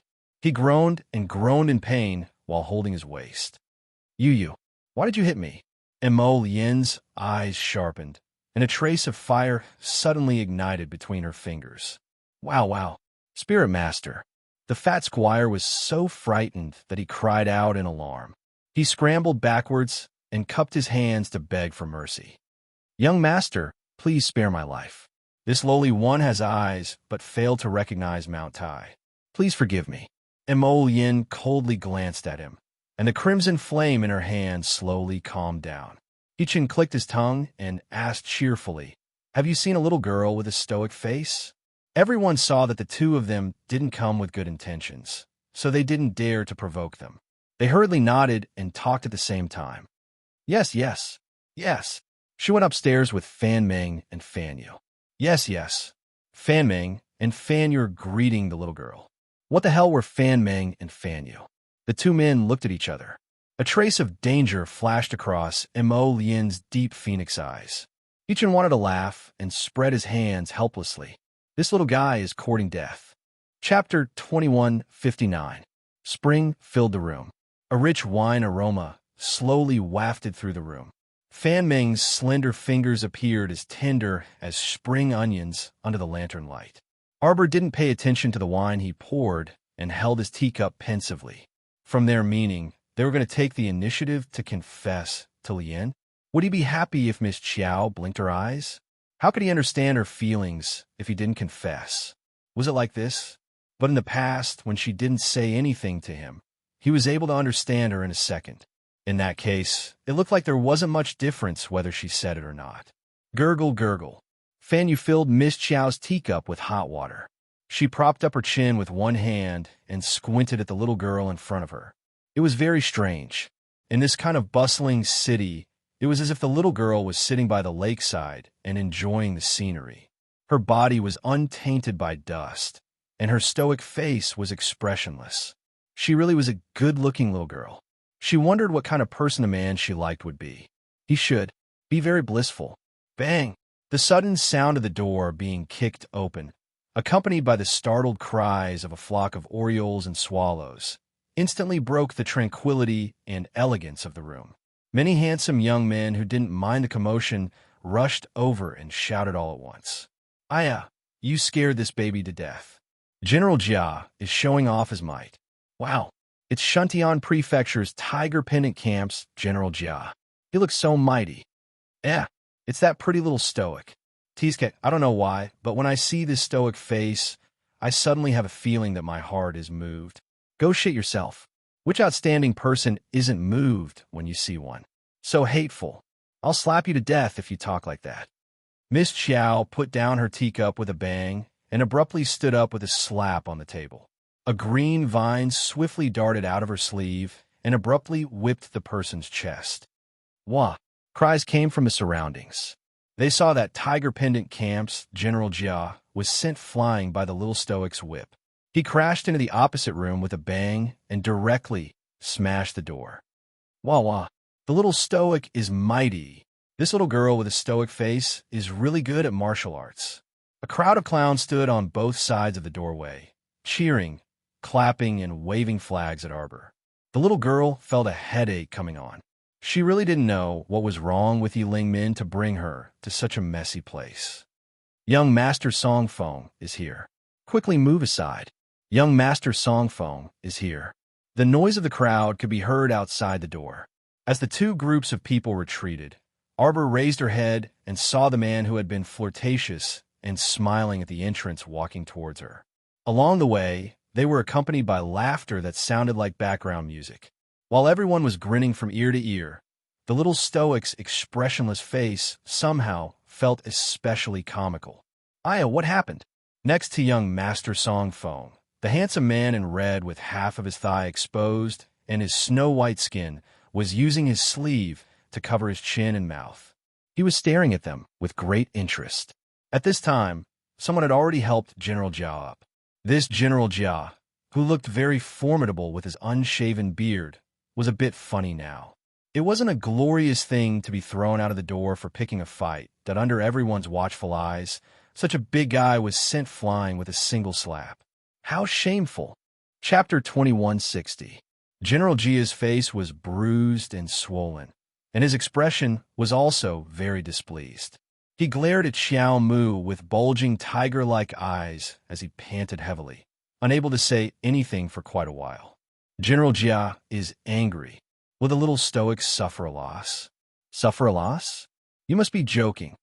Have you ever seen the little stoic suffer a loss since just now? Everyone, indeed, they hadn't. They had only seen this stoic face toss people out very intimately. They really hadn't seen her suffer a loss before. Young Master Songfeng glanced speechlessly at General Jia and coughed lightly. General Jia, what are you doing? General Jia glowered and pointed at Arbor as he shouted, Shishi, this little girl, what right does she have to sit on my fan ming and fan you? Ugh, this general is so angry. He, the Grand General of Shuntian Prefecture's Peng Tiger Battalion, actually didn't call for his top hostess to serve him when he came here to drink with prostitutes. What right did a little girl who hadn't even grown out her hair yet have to invite two great beauties? Arbor. Everyone's eyelids twitched when they saw her withdraw a beam of lush green with spirit energy from her hand. Stop, stop, stop, stop. The man in fiery red clothes hastily reached out to stop her from exerting force. Don't smash it. This building can't withstand two smashes from you. Fan Meng, who finally had a pleasant chat with Miss Chiao, hastily stepped forward and said, General Jia, this is our young master's arrangement. Would you like to come another day? Why should I come another day? So long-winded. Arbor impatiently glanced at the middle-aged general, and the spirit energy in her hand surged. She was already very angry. Just as she was about to toss this so-called general down the building, she caught sight of Yi Lingmin standing outside the crowd in men's clothing out of the corner of her eye. Yi Lingmin, stop right there. Arbor shouted angrily and turned around, abandoning everyone. He flew out of the crowd with a whoosh and swiftly chased after Yi Lingmin. Ah, little girl, Fan Ming exclaimed. However, the little girl was like a wisp of smoke, instantly moving away from their eyes. Young Master Songfeng frowned slightly. Just as he was about to follow them, he saw two bodyguards with bruised noses and swollen faces running up the stairs and crying pitifully. Young master, it's bad, it's bad." There were two fiends outside. He fought his way up. The red-clothed man rolled his eyes speechlessly. "What's wrong with you today? Why are all kinds of people here?" As he spoke, everyone felt their eyes light up. Two slender figures quickly floated in front of them. The crown prince's face turned even darker when he saw all kinds of beautiful men on the second floor. That Yuan Shurchen couldn't help but burst into laughter. She turned her head and looked around. "Call your person in charge out. Yo, young masters, do you want to join Spring House?" A middle-aged woman in the crowd couldn't help but tease. Mo Yin's severe gaze swept over, instantly stifling that woman's shrill laughter into her throat. The scene was instantly dead silent. Young Master Song Feng leisurely walked out of the crowd and glanced at the two people with a smile. "That's me. Do you have any advice for me, young masters?" Yuan Shurchen sized up this charming young master in white from head to toe, then silently glanced at the black-faced Prince Emoam, hand over the little stoic. So he came to find the little stoic girl. Realization dawned on everyone. Chapter 2161. Young Master Song Feng was slightly taken aback. Then he laughed and said, "You two must be joking. That little girl is so skilled that she can come and go as she pleases in our building. How could I, a lowly person, possibly stop her?" Hu Shurchen looked at them with a grin. Where did she go? In the next second, that smiling expression disappeared and was replaced by an indifferent one. "If you don't speak honestly, I'll tear down your building in a bit." "Wah, I don't, sir." Mo Yin. He had a headache as he looked at these coy male escorts and reached out to press his aching head. His wifey running to this kind of place in the middle of the night was truly rebelling. "Young master, our spring full house is a legitimate business," the man in red shouted indignantly. "How can you be so unreasonable?" Young Master Song Feng blocked the red, orange, yellow, green, blue, and purple people who were filled with righteous indignation. He glanced indifferently at Mo Yin and Hu Shurchen and cupped his hands. "Masters, please don't play with this small shop anymore. That little girl just now followed someone to the rear courtyard. How about we go over and take a look now?" "Lead the way." Mo Yin growled impatiently. General Jia, whose face was flushed from drinking, suddenly interrupted angrily and asked, "Who is that little stoic to you? And who are you?" A severe glint flitted through Mo Yin's eyes. When everyone saw that General Jia wanted to recklessly reason with someone, they promptly reached out to stop him. General, calm down, General. Who are you?" Hu Shurchen leisurely swept that general a glance and raised the corners of her eyes. Unexpectedly, it was as if General Jia was possessed. When he saw Hu Shurchen's handsome face with a faint smile, he actually became absent-minded and wanted to pounce on her with a drooling face. "Beauty, this general is Shuntian Prefecture's Tiger Pendant Battalion's general." Slap. A heavy slap landed on General Jia's originally somewhat swollen old face. Everyone truly felt sorry for the general. Hu Shurchen's slap from a distance wasn't light at all.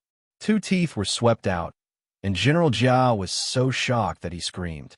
That General Jia still wanted to say something, but unexpectedly another slap came on his right cheek. "Pah!" The slap landed heavily, knocking out two of his right big teeth. Now both sides of his face were symmetrical and swollen, squeezing his eyes into slits. Being beaten to the point of looking for teeth all over the floor, this was probably the kind of situation that the female orioles and swallows felt their hearts skip a beat and silently shut their mouths. How terrifying! "Hurry up and lead the way." Mo Yin glanced coldly at young Master Song Feng, feeling very unhappy. Without another word, young Master Song Feng turned around and walked towards the backyard. Everyone followed and went downstairs. When they arrived at the back garden, they saw a figure standing behind the rockery from afar. When the crowd walked over, they saw the young lady with her back facing them. She shouted angrily, "Yiling Min, why aren't you coming out? Why did you leave me here?" Mo Yin was about to quickly walk over when she suddenly saw the young lady pinch out a talisman seal. She suddenly raised her arms and dozens of tracking talismans and revealing talismans scattered from her hands. Bang! When everyone heard the sound, they abruptly turned their heads and saw a figure appear beside the flower path. She was wearing cyan men's clothing, but the hat on her head was knocked to the ground, revealing a head of fine black hair. Sure enough, it was a woman. Did the little stoic miss barge into the house of spring for this woman? Young Master Songphone was startled and raised his head to look ahead. Chapter 2162. The clear and cold moonlight shone on the green ripples at the edge of the pool. The little stoic turned around. On her snow-white face, her eyes were like two cold stars as she stared straight at the woman who was sitting paralyzed on the ground. Her eyes didn't conceal the icy glint that resembled an icy bolt of lightning. "I let you off last time, yet you still dare to appear in front of me." The little stoic coldly said, "Yiling Min, today I'll get rid of you, this calamity, on behalf of my sect." Arbor suddenly paused, and his gaze followed the faintly flowing moonlight and landed on Emolian. "Husband." The little fellow finally saw her dark-faced husband and floated to the man's side in a flash. She looked up at him and asked, "Why did you come?" "Huh." Ma Shurchin helplessly face-bombed and chuckled. "Instead of sleeping in the middle of the night, you came to this red-light district. It'd be strange if Emolian could sit still." When he mentioned this, the little stoic was immediately displeased. "Husband, where did you run off to in the middle of the night?" Emolian couldn't help but laugh in exasperation. This little fellow even learned to complain first when the guilty party was the victim. "Tong came to find me to discuss something." Emolian reached out to pinch her small face with a grin. "This isn't the main point. The main point is that when I returned to my room to take a look, my wifey actually disappeared." Arbor felt a bit guilty and hastily turned his head to look at Yiling Min, who was still unable to move after being struck down by talisman energy. "It's her. She threw a small stone at the window. She brought me here." "Husband, this restaurant is really strange," the little stoic said softly, her fingers sliding over the back of the man's hand. "You have to be careful." "Restaurant?" "Everyone." Yiling Min clenched her teeth and suddenly moved. However, she didn't run away. Instead, she pounced at General Jia like a gust of wind. "Jiao Wu, accept your death." General Jia narrowed his old eyes as he stared at the pouncing Yiling Min and couldn't help but fly into a rage. "Who are you?" Without another word, Yiling Min stabbed her sword thrice. However, after being hit by the tracking talisman, she was forced to reveal herself. At this moment, she was still somewhat exhausted and weak, so the spiritual energy she sent out seemed to be somewhat weak. General Jia's skills were about the same as hers. Although he didn't have much ability to retaliate in front of the little stoic and Emolian, he could still deal with Yiling Min, an elementary rank spiritual cultivator. She kicked Yiling Min in the stomach, causing her to take a few steps back. Yiling Min turned to look at Arbor. "Junior sister, take him down first. I'll let you punish him as you wish." "Who is he?" Arbor asked with a frown. "On the surface, he is the general of Shuntian Prefecture's Pung Tiger Camp. But according to my investigation, this person is the deputy commander of Gung Pengcheng's private army, the Shuntian Guard." So that was the case. Yiling Min had probably lured her here to capture this Vice Commander Jia. Arbor released Emolian's hand and jumped in front of General Jia. General Jia was completely jolted awake by Yiling Min's fright. When he heard Yiling Min expose his identity, he was infuriated, but he was completely unable to stop her from continuing. After glancing at the little stoic, he abruptly turned around and wanted to escape. What kind of joke was this? This stoic face still had two formidable helpers. If he didn't leave now, when would he? Unfortunately, he had just turned around when his left leg was grabbed by a vine. He looked down and saw a green vine coiled around his left leg. Someone exerted force, and he was abruptly pulled to the ground. With a bang, he smashed into the ground like a dog eating shit. Chapter 2163. At this time, General Jia was probably cursing in his heart. A belly full of anger rushed out from the depths of his heart, and Jia Zhong angrily berated, "You people, let go of this general." You dare to attack the general of Tigerpunk Camp? Aren't you afraid of incurring the anger of the entire Shuntian prefecture? Arbor sneered and thought, even your Shuntian prefecture's prefecture master, Gung Pengcheng, has already vanished into thin air. What does a small general of Tigerpunk Camp count for? Let go of me. Arbor took out an ice sword glittering with cold light and pointed it at Tigerpunk Camp's general, Jia Zhong, who was lying on the ground. If you talk nonsense again, I'll cut off your head and feed it to the dogs. Cut it off. Little junior sister, he's provoking you. Arbor naturally knew that Jia Zhong was provoking her to kill him, so she expressionlessly glanced at the man on the ground. Arbor's fingers moved slightly, and a pearl-sized white jade ball was flicked into Jia Zhong's mouth with a whoosh. Don't worry, you won't die for the time being. Withdrawing her ice sword, Arbor turned and returned to Mo Lian's side. Go back. Wait. Young Master Song Feng hurriedly stood out from the crowd and said with a frown, Little girl, General Jia is also a guest of our spring house. You can't take him away like this. Arbor glanced at him and suddenly turned her head, facing him with the back of her head. Hu Shurchen couldn't help but want to laugh.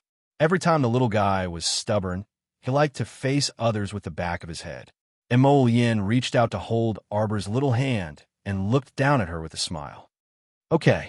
Miss Chiao inexplicably felt that Prince Mo's gaze was a bit scary. So strange, why did she feel a chill on the back of her neck? Was it her illusion? The crown prince clearly smiled so gently and looked like a gentle spring breeze, but she felt a bit gloomy in illusion. She must be overthinking it. Out of the instinct of a small animal, the little girl, who sensed a bit of danger, suddenly raised her head and smiled sweetly at Prince Mo's husband. I want a hug. Hu Shurchen was speechless. The little girl was too cunning. Who could resist her? When his stoic little face suddenly changed into a smile, it was truly so sweet that it made one's heart follow along and form the 3 rivers of spring water, sparkling under the sunlight. One wished for nothing more than to hold the sun, moon, and universe in their hands, just to make her smile. Sure enough, Mo Lian was a bit dumbstruck as he watched.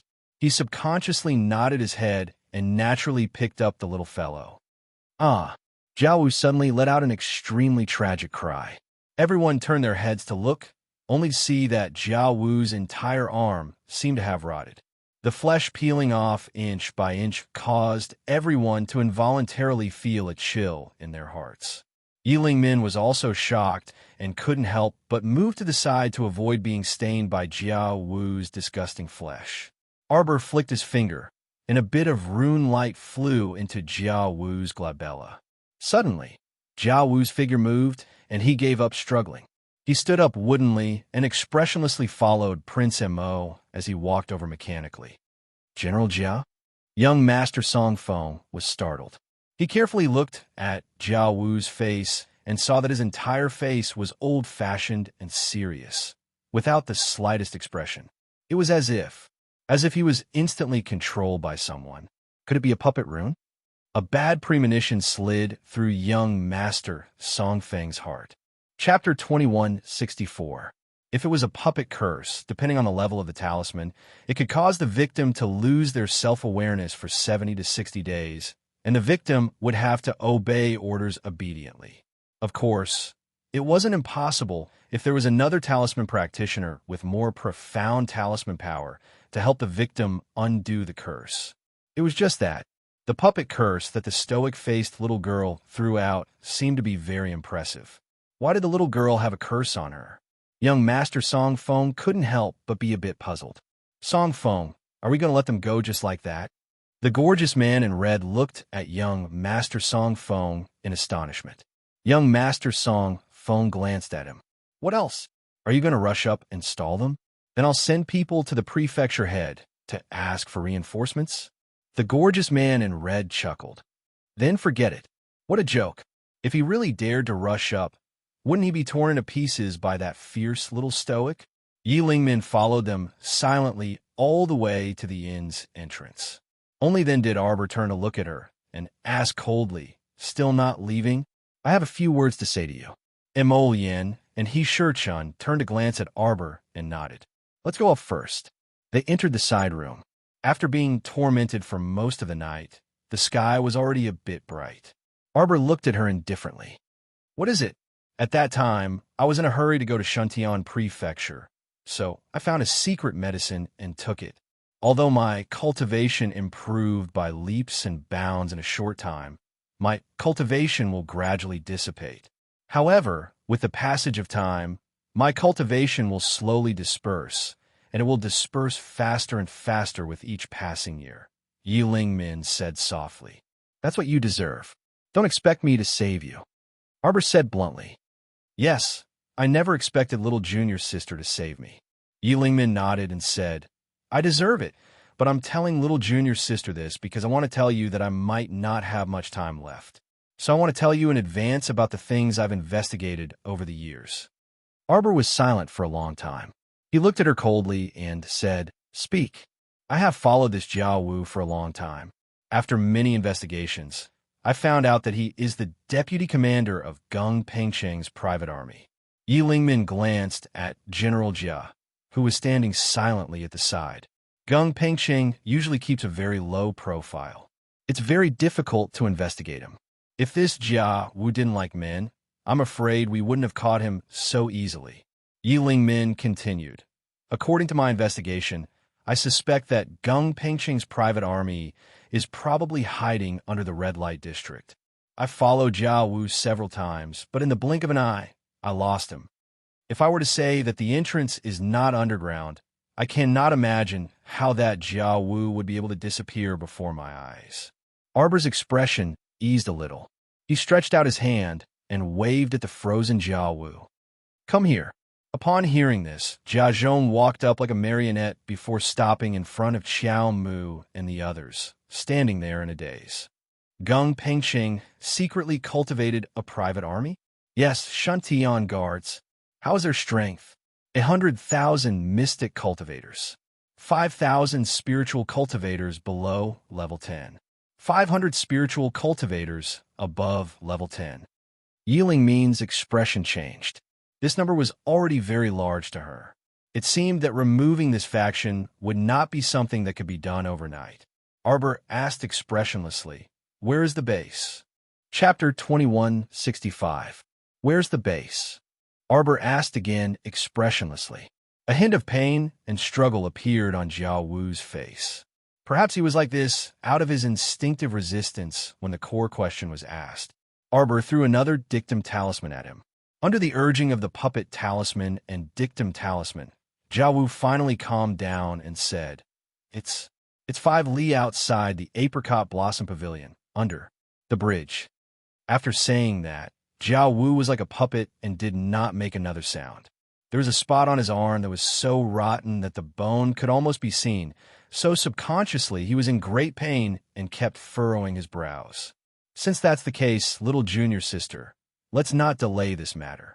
We've already alerted the enemy today. Mo Lin said calmly. Do you think those people will still be waiting for you to go back and capture them? Arbor nodded in agreement with Mo Lin's words. Most likely, the moment they came out of Spring House, the underground base on the other end had already started moving people. Moreover, the underground base outside the Apricot Blossom Pavilion probably only had a small portion of people arranged there. To gather as many as 100,000 mystic cultivators at a small street probably couldn't hide so many people. Arbor glanced at Yi Lingmin, and the latter sensibly stood up and said indifferently, I don't believe they can run far. I'll go over there and take a look. Stop. Arbor swept her a cold glance. You're still as impulsive as before. You can't even handle a level 4 spiritual cultivator like Jiao Wu today, let alone other people. If you rashly go over like this, you'll just be throwing away your life for nothing. Yi Lingmin clenched her fists and turned to look at her. It's my duty to investigate the whereabouts of Shuntian Prefecture's main culprit. I definitely won't let them off. Arbor was indifferent. What else do you want to investigate? Lu Yizhi is dead, and Gung Pengcheng also vanished in a thin air. The remaining people are merely unimportant people. I won't let any of the people who deserve to die off. Gung Pengcheng is dead. The Gung Pengqing you assassinated at the banquet that night was one of my men, Arbor said coldly. Yiling Min's entire body trembled as if all her strength had been sucked out of her. She sat down on the stool with a thump and stared blankly ahead. I've been investigating for so many years. I've put in so much effort, but in the end, why don't you just move your finger and be done with it? Master is right. I'm impulsive and reckless, but I'm not smart enough. I can't compare to you. Yiling Min lowered her head and sighed dejectedly. Arbor looked at her and said coldly, "Scram before I change my mind. Don't ever appear in front of me again. I want to pay my respects to Master and Martial Uncle's memorial tablets." "You're not worthy," Arbor said coldly, rejecting her request. "Little junior sister, do you hate me?" "Yes." Arbor clenched her fists tightly, an indescribable sorrow in her heart. "Because of your competitiveness, the entire Holy Water sect was brutally massacred. Where were you when I was cleaning up the corpses of my fellow disciples? Where were you when I was digging graves for my senior sisters and Martial Uncle? Where were you when I was piling dirt for them? Where were you when I was kneeling in front of them and sobbing my heart out? Yiling Min, don't think that I'll forgive you just because you shed a few tears in front of me." Chapter 2166. Never in this lifetime. Arbor's cold gaze landed on Yiling Min's face. She turned around and said angrily, "Leave. Don't ever appear in front of me again." "I'm sorry, little junior sister. I regret it too. I regret it so much." Yiling Min's tears fell one by one. Seeing that Arbor's back was facing her and no longer speaking, Yiling Min hung her head and dragged her feet out of the door, looking back every step she took. Jojo, Mo Lien reached out and gently pried apart her tightly clenched fingers. He turned to look at Hu Shichen, who had a serious expression on his face. "Why are you still standing there? Get a wet cloth." Hu Shichen rolled her eyes at him and got up reluctantly. She took out a clean handkerchief from her pocket, washed it, and brought it over. Mo Lien opened the little fellow's palm and wiped off a few drops of blood for her. He sighed and said, "Jojo, I wanted to teach you a lesson, but you're so cunning. How can I bear to teach you a lesson now that you're like this?" Arbor sniffled and glanced at him. She said expressionlessly, "What did I do wrong?" "Huh." Hu Shichen chuckled and said, "You didn't do anything wrong? You went to the red light district alone in the middle of the night to look for a man. Isn't that great?" "What man am I looking for?" Arbor's expression said, "You're making it up. Keep making it up. Red, orange, yellow, green, blue, purple, and all those dreams and worries? Aren't they all yours? Are you talking about the green peacock and the red chicken?" Arbor frowned. "That restaurant just has more people of all shapes and sizes. The tea is average, and the food isn't that good either." "Restaurant." Hu Shichen and Mo Lien looked at each other. Mo Lien held back her laughter and asked, "What green peacock and red chicken? What did you see? It's so colorful. Green peacock, red chicken, yellow lantern grass, blue phoenix flowers. A bunch of messy colors. It hurts my eyes. The two men. Don't you think these people are good-looking?" Yuan Shichen's mouth twitched as she asked. Arbor shook his head. "What's there to see? It was a jumble of colors. It's not even 1% as good as Duanyu." Crown Prince Mo's smiling face abruptly stiffened. Originally, he was still very pleased with himself. Sure enough, his baby automatically filtered out a group of orioles and swallows. But why the heck did Jojo always like to use Duanyu as the benchmark? For example, what does Jojo think of Yas? Jojo, I don't know him. He's not even 1/10 as good-looking as Duanyu. Duanyu, this guy, was truly a lingering spirit. So hateful. Ichin blinked and suddenly laughed. "What about me? What about me? Am I better looking, or is that Duanyu better looking?" Xiao Mu glanced at him before looking at her dear husband, who was sitting on the side and looking at her with a grin. A very strong desire to live inexplicably arose in her heart, and she hastily hugged Mo Lien's arm and exclaimed, "My Lien is the most beautiful." "Uft!" Yuan Shichen guffawed and patted the little fellow's head. Suddenly, his hand paused, and his gaze landed on her palm. "Jojo, your wound?" "HM?" Miss Chiao looked down. Emol Yin's gaze also landed on her palm, which was seeping with a few drops of blood.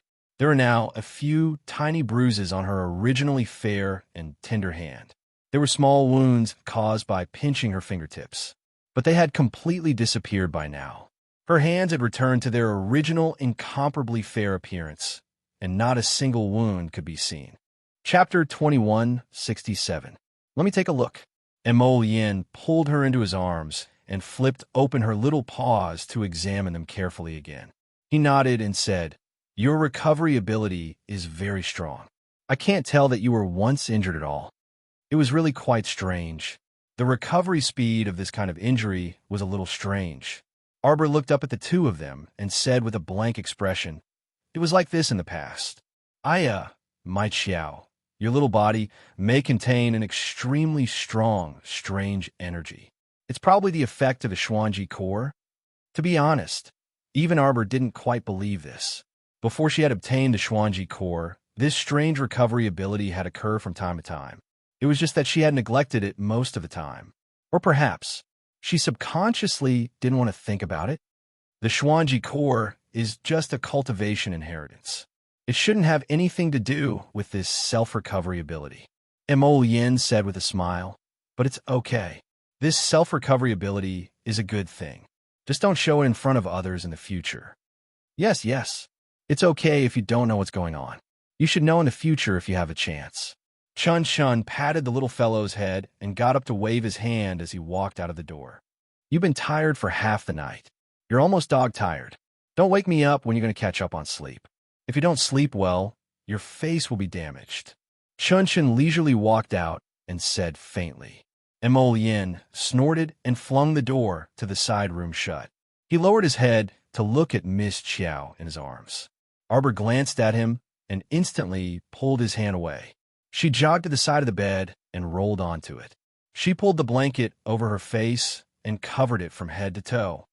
"Husband, Jojo is sleepy. I'll sleep first." Emol Yin, looking at her two little boots that were exposed outside the blanket. Emol Yin couldn't help but want to laugh. This little fellow didn't have any emotional intelligence. She was used to reading people's expressions. In order to prevent him from settling the score later, she slipped away first and pretended to be asleep. She didn't even take off her shoes. Emol Yin walked forward and sat by the bed. He helplessly reached out to take off her shoes. "Wife." Arbor saw that he had failed to pretend to be asleep, so he peeked out from under the covers and blinked at him. Emol Yin bent down and looked at her with a smile. "Do you still want to go to those brothels in the future?" "What brothel?" Xiao Mu's eyes darted around. Emol Yin couldn't help but want to laugh. "Don't pretend. Pretend to be calm. I'm guessing that once you walk in, your little face will be stunned. I don't understand what you're talking about." Arbor pulled the blanket up to cover his face expressionlessly. Emol Yin couldn't help but want to laugh. She raised her hand to pull down her quilt and poked her cheek. "You clearly know that it's not a restaurant. It's just a small brothel. Still pretending?" Arbor peeked out a pair of large eyes and looked at him carefully. She rolled over and rolled onto the bed. "Hubby, I'm going to sleep. I don't understand what you're talking about at all." Emol Yin couldn't help but stare at the back of her head. He leaned over and blew in her ear as he whispered, "Wife, next time you sneak off by yourself behind hubby's back again, you'll really be out of luck." Arbor only felt a chill at the back of her neck. How scary. To think that she had pretended to be cute and tried her best to squeeze out a cute smile for him to see. So he had seen through it all along. This man was too smart and sharp. She had almost fooled herself. Chapter 2168. Poor Qiao. Arbor was disappointed. Actually, she already knew what that red light district was the moment she walked into it. She pulled a long face just to tell everyone. This darling doesn't know what the hell this place is. This is merely a restaurant, a strange snack bar, nothing more. Who knew that her dear husband would see through her at a glance? Wah, poor Qiao. Her husband would see through any of her little tricks. Qiao at the time.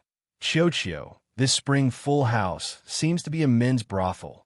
Why would Yi Ling Min come to this kind of place? I'll go in and take a look. Chio, Master, I'll be killed by the great Prince Mo, wah wah wah. Qiao at the time. How could that be? If you don't say it, I won't say it. Only you and I will know. Who would know? She had never visited a brothel in her previous life. Since she came here unexpectedly in this life, she might as well stroll around. Miss Chow expressionlessly walked up the steps. Little miss, does your parents know that you came to our spring full house to stroll around? So long-winded. If His Excellency found out, how could she come to this men's brothel? Couldn't he tell that she was just here to stroll around? Arbor reined in her thoughts and flipped over, doing her best to squeeze out a sweet smile. Hubby, don't make a fuss. Jojo is so sleepy. Mo Yin's smile reached the depths of his eyes. He tilted his head and looked at her with a smile. Then sleep. Remember not to think of red, orange, yellow, green, blue, and purple in your dreams, much less do on you. Think of hubby. Oh. Arbor turned her head and faced him with the back of her head. She immediately closed her eyes and sank into her conscious to chat with Chochio. Chochio, you're capable now. You will divulge little master's whereabouts to hubby. Wah wah wah. Master, Chochio is innocent. You don't know how terrifying the great crown prince and the venerable peach blossom immortal were back then. They both threatened Chochio. One wanted to roast Chochio, and the other wanted to throw Chochio into the frying pan. The most wicked thing was that they even wanted to throw Chochio into the cesspool. Chochio can't go into the cesspool. Arbor, that wicked indeed. Master, Chochio is in trouble. The crown prince had brought out his flames. How terrifying. Chochio hates lightning and fire the most. Chochio is too pitiful. Enough. Sell your ass in misery. Xiaomu directly blocked this little fellow. This stinking brat had purposely exposed her whereabouts. No matter how vicious those two men were, they wouldn't hurt Chochio. Don't think that she didn't know. Initially, he thought that he wouldn't be able to fall asleep if he pretended to be asleep. Who knew that in less than 2 minutes, she lost all consciousness and fell into a deep slumber. By the time he woke up, the sky was already dark. Arbor looked out of the window blankly and rolled out of bed. What's going on? She actually slept all the way tonight. The little fellow jumped off the bed. Just as he finished putting on his clothes, he heard the door of the room move. Mo Yin pushed the door open and walked in. Upon seeing her standing inside the room, Crown Prince Mo couldn't resist curling his lips in amusement. Chow Chow woke up. Arbor felt that the Crown Prince's gaze was clearly filled with mockery. Arbor raised her hand to tidy up her messy long hair. Her eyes drifted as she looked around. It's already so late. I didn't think that I would sleep the entire afternoon. Ha! Ha! Dao Wuji's laughter came from outside the door. My sister-in-law, you didn't sleep the entire afternoon. You slept from yesterday afternoon until tonight. She could really sleep. Chapter 2169. What? Arbor was stunned. She walked to the door and poked her head out to look at everyone outside. Everyone was looking at her with smiles on their faces. It's fine. You advanced for 7 days and didn't have a good rest. It's only right for you to have a good sleep. Mo Yin slowly walked out and reached out to hold her little hand with a smile. Arbor coughed lightly and nodded. She didn't forget to roll her eyes at Dao Wuji when she walked out the door. You're the only one with a glib mouth. The group went downstairs to eat.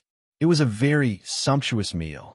After eating and drinking to their fill, Dao Wuji suggested that they go out for a stroll to help with digestion. Since they had nothing better to do, everyone agreed. Arbor slept for a day and night and was now full of energy. She could even walk with the wind. Mo Yin saw that she was walking quickly and reached out to pull her to his side. He looked at her in amusement. Why are you running? I'm not running. Why aren't you running? Are you worried that your husband will settle the score with you? Arbor's eyes turned, and she reached out to grab his arm. Husband, did Dun Zhan send any news yesterday? Stiffly changing the topic, Mo Yin poked her forehead and couldn't help but laugh. Dun Zhan didn't send any news. I also find it a little strange. Wife, are you willing to accompany your husband on a night trip to Shuntian Prefecture's main residence? Arbor's eyes lit up. There had been no news from Dun Zhan for 2 days. It was reasonable for the two of them to sneak into the main residence and see how he was doing. Okay, take me there, Everlasting Blade was walking in front of the two of them, so he could hear their conversation clearly. Now that he heard that they could sneak into Shuntion Prefecture's main residence to play, how could he sit still? He quickly volunteered and praised himself. Arbor glanced at him and said with a serious expression, "We're not going there to play. Lien and I are going there to do serious business." Yes. I'm also going to do something serious." Everlasting Blade pointed at his face and said with a mischievous smile, "Look at my serious face." Xiao Mu averted her eyes in disdain. "You don't look very reliable, so I'd better not." Dao Wuji looked at Mo Lien with a bitter expression. "Breaking into Shuntion Prefecture at night, Jojo and I alone will be enough."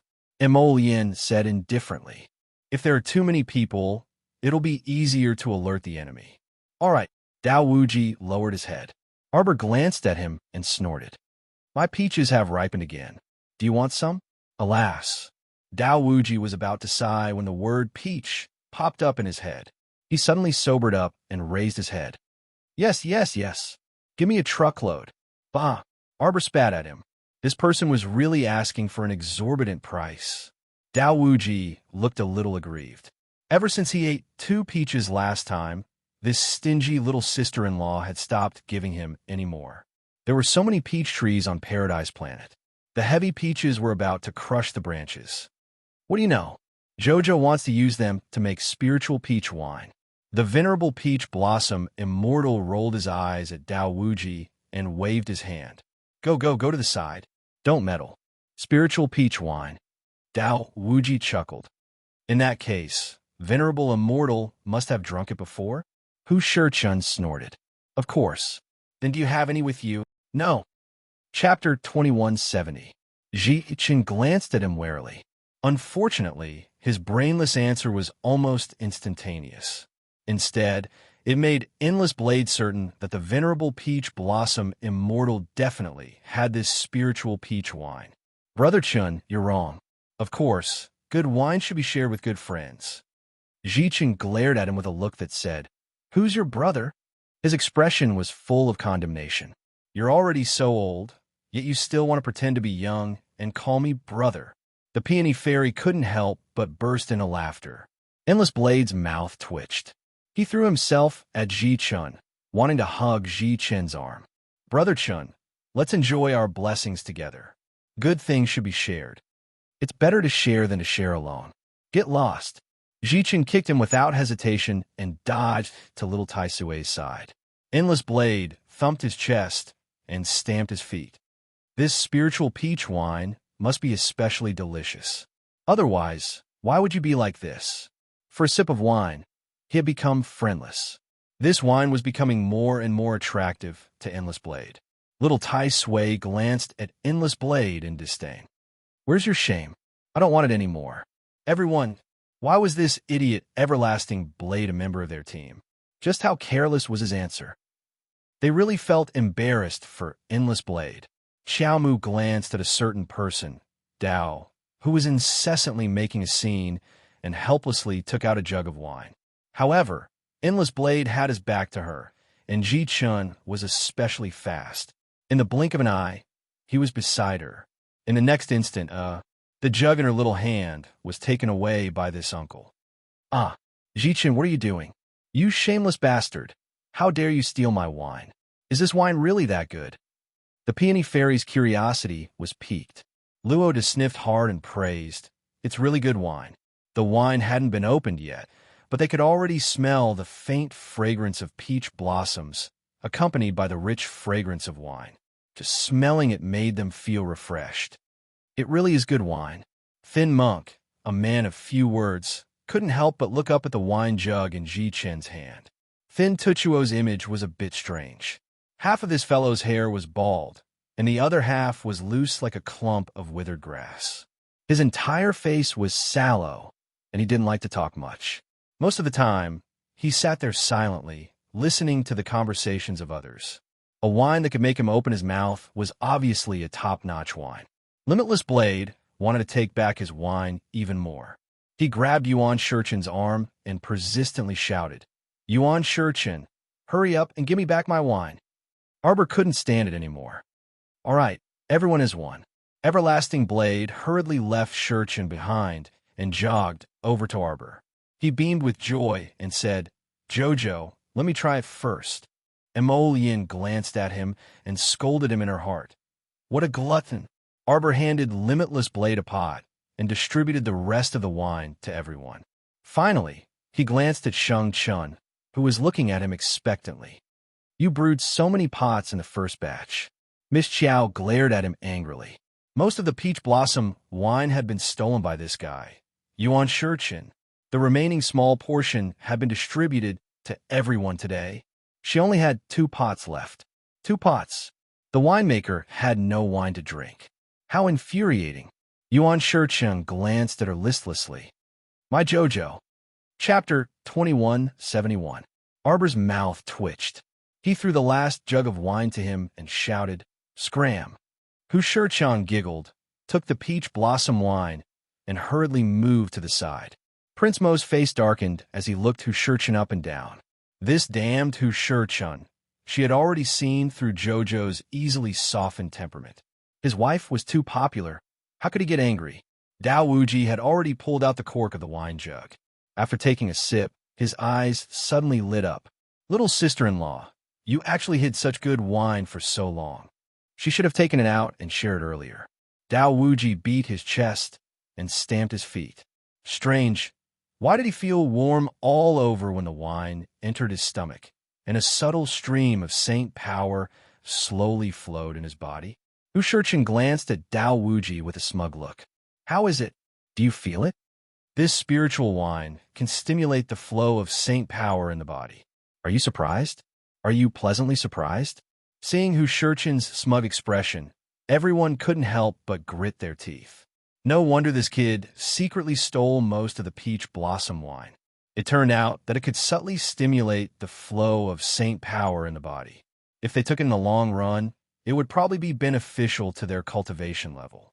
For people like them who had already entered the spiritual venerable realm and were in the immortal venerable realm, it was as difficult as ascending to heaven to raise their cultivation level by a small level. Now that they had taken a few sips of the peach blossom wine, it was beneficial to them. How could they not be surprised? I really like this little girl more and more. She's clever and clever. Oh, ha. I only hate that I wasn't born a man. Fairy Ginkgo's giggles attracted Prince Mo's cautious gaze. He suppressed it with a series of contemptuous looks that Fairy Ginkgo pursed her lips and stopped talking. As they were talking, Tong quickly came to Mo Lien with several hidden guards. Bowing, Tong quickly walked forward and said to Mo Lien in a low voice, "Your Highness, Madame Feng has made a move. Just now, she took dozens of people to the hillside outside the city." "How is the Shuntian Prefecture's prefecture lord?" Arbor quickly asked. When Madame Feng left, this subordinate searched the entire main residence, but did not find Manor Lord Geng. Could something have happened to that chatterbox, Don Zhuang? Arbor thought in astonishment. Mo Yin's gaze landed on Arbor. "Jojo, do you want to go over and take a look?" "All right." Arbor nodded. "Since that's the case, let's go together." Fairy Ginkgo put away the smile on her face and said seriously, "Things might have changed." Little Tai Sui and the others nodded in agreement. Dunzong is not an irresponsible person. Since he promised Jojo to stay in Shuntian Prefecture to be a good spy, it is impossible for him to disappear without any news. I'm guessing that Lady Feng must have seen through Dun Zhu's identity. Arbor frowned. There's no time to lose. Let's set off immediately. Tong, lead the way. Yes. Tong immediately bowed. Turning around, he led several hidden guards and rushed out of the city. Everyone used their chi to fly. Their speed was not inferior to some ordinary flying mystic beasts. Xiao, you broke through to level 7 spiritual cultivator here last time. Emolian pointed at the mountain forest below them. At that time, it alarmed the entire Shuntian Prefecture. People from all walks of life came to investigate. Arbor silently pointed at the sunken ground below. What happened there? So sleepy. I woke up to catch up. Chapter 2172. Emolian glanced at her in amusement. Then, holding her hand, the two of them landed on the square plateau. Apart from the rather high ground they were standing on, the surrounding terrain had sunk nearly half a meter. Here, you were sitting right here at the time. And Mo Yin couldn't help but comment, even hubby is scared of your advancement. The result of all the spiritual aura gushing toward you is that the surroundings can't bear the burden. Other than the square inch you're sitting on, the ground within a radius of 1,000 feet has sunk because of you. Arbor expressionlessly turned her head away. Emolian was amused and pulled her small body back. Hubby saw it with his own eyes. Don't try to deny it. A perfectly fine mountain forest was turned into this by a little vandal like you. Little Tai Sui and the others also followed them to the sunken terrain. After studying it for a moment, they all turned to look at the expressionless Arbor. Arbor turned her head with a swish and asked Tong, who was standing nearby, "Have we arrived?" Reporting to the Crown Princess, Madame Neifeng's destination is still some distance ahead. Arbor waved her hand with a taut expression. Lead the way. Everyone couldn't resist snickering. The little stoic was too amusing. Every time they talked about a topic she didn't want to talk about, her small face would be especially taut. Tong hastily turned around to lead the way, leading everyone into the depths of the mountain forest. The deeper they went into the mountain forest, the more lush the trees became. Everyone gave up on flying and walked up the mountain on foot for about half an hour. From afar, they could see that the terrain had opened up slightly. After walking for another half an hour, Tong led everyone to a cliff entrance. He pointed below and said, "Madame Nei Feng, let her people down from here." Everyone looked at each other in bewilderment. Arbor waved the fog in front of her and said aloofly, "The fog below is poisonous." Little Tai Sui and the others hastily retreated a few steps. Arbor took out several handmade antidote pills with special effects from her inner world and distributed them to everyone. It looks like there are many poisonous insects and ants below. Be careful. Ordinary poisons were basically useless against them. Even so, Arbor still reminded them to be careful and not fail miserably. Let's go down and take a look. Arbor and Mo Yin glanced at each other. Both of them raised their chi and flew down the cliff. Little Tai Sui and the others also followed behind. They controlled their speed and slowly made their way to the bottom of the cliff. He was surrounded by a thick layer of white fog, from which tiny water droplets constantly seeped out. However, since everyone had activated their defensive barriers, these small corrosive water droplets could not get close to them at all. The distance from the cliff to the bottom of the cliff was actually not too high. After everyone slowly swayed down, their eyes couldn't help but turn solemn. In front of them, there were countless palm-sized scorpions crawling back and forth. As if they had sensed the invasion of strangers, the black and red scorpions suddenly turned their heads and crawled toward their feet with rustling sounds. Arbor stood in front of everyone with a calm expression. He took out a small porcelain bottle from his inner world and poured out a lot of white powder. With a few sizzling sounds, all the poisonous scorpions that stepped on the white powder turned into black pus. It was a very shocking sight. They died without a complete corpse. Seeing how powerful the poison was, everyone couldn't help but jump in fright. This is a poison powder specially used to deal with poisonous creatures. Catching up on yesterday. Chapter 2173. Waiting at ease for an exhausted enemy was effortless. Arbor poured the white powder on the ground and drew a circle around everyone. The more poisonous the creature, the faster it will die after stepping on this powder. Arbor looked indifferently at the pitiful poisonous creatures that turned into black puddles after stepping on that white circle and surging toward them like a tide. Arbor wasn't idle either. She calmly took out several empty gourds from her inner world and collected the scorpion's poisonous blood on the ground. Everyone, they suddenly pitted these scorpions. What were they going to do? Leaving aside the fact that there were no corpses left, the little girl had to ruthlessly collect the remaining bit of blood essence. They didn't know who she would harm next time. The little girl was too savage. Arbor unhurriedly collected the scorpion's poisonous blood for about half a quarter of an hour. Everyone's eyes swept around, and they couldn't help but laugh out loud. Those slow-witted poisonous scorpions finally reacted. However, at this very moment, about two-thirds of their brothers and sisters were already dead. How would the several thousand poisonous scorpions dare to approach the remaining one-third? They cowered and crawled backward with their heads tucked in. After a series of rustling sounds, the scorpions withdrew back into the sand and disappeared without a trace. Fairy Ginkgo had long been disgusted beyond words. Rubbing the small goosebumps on her arms, Fairy Ginkgo shuddered and asked, "These disgusting things, will they emerge from the sand again?"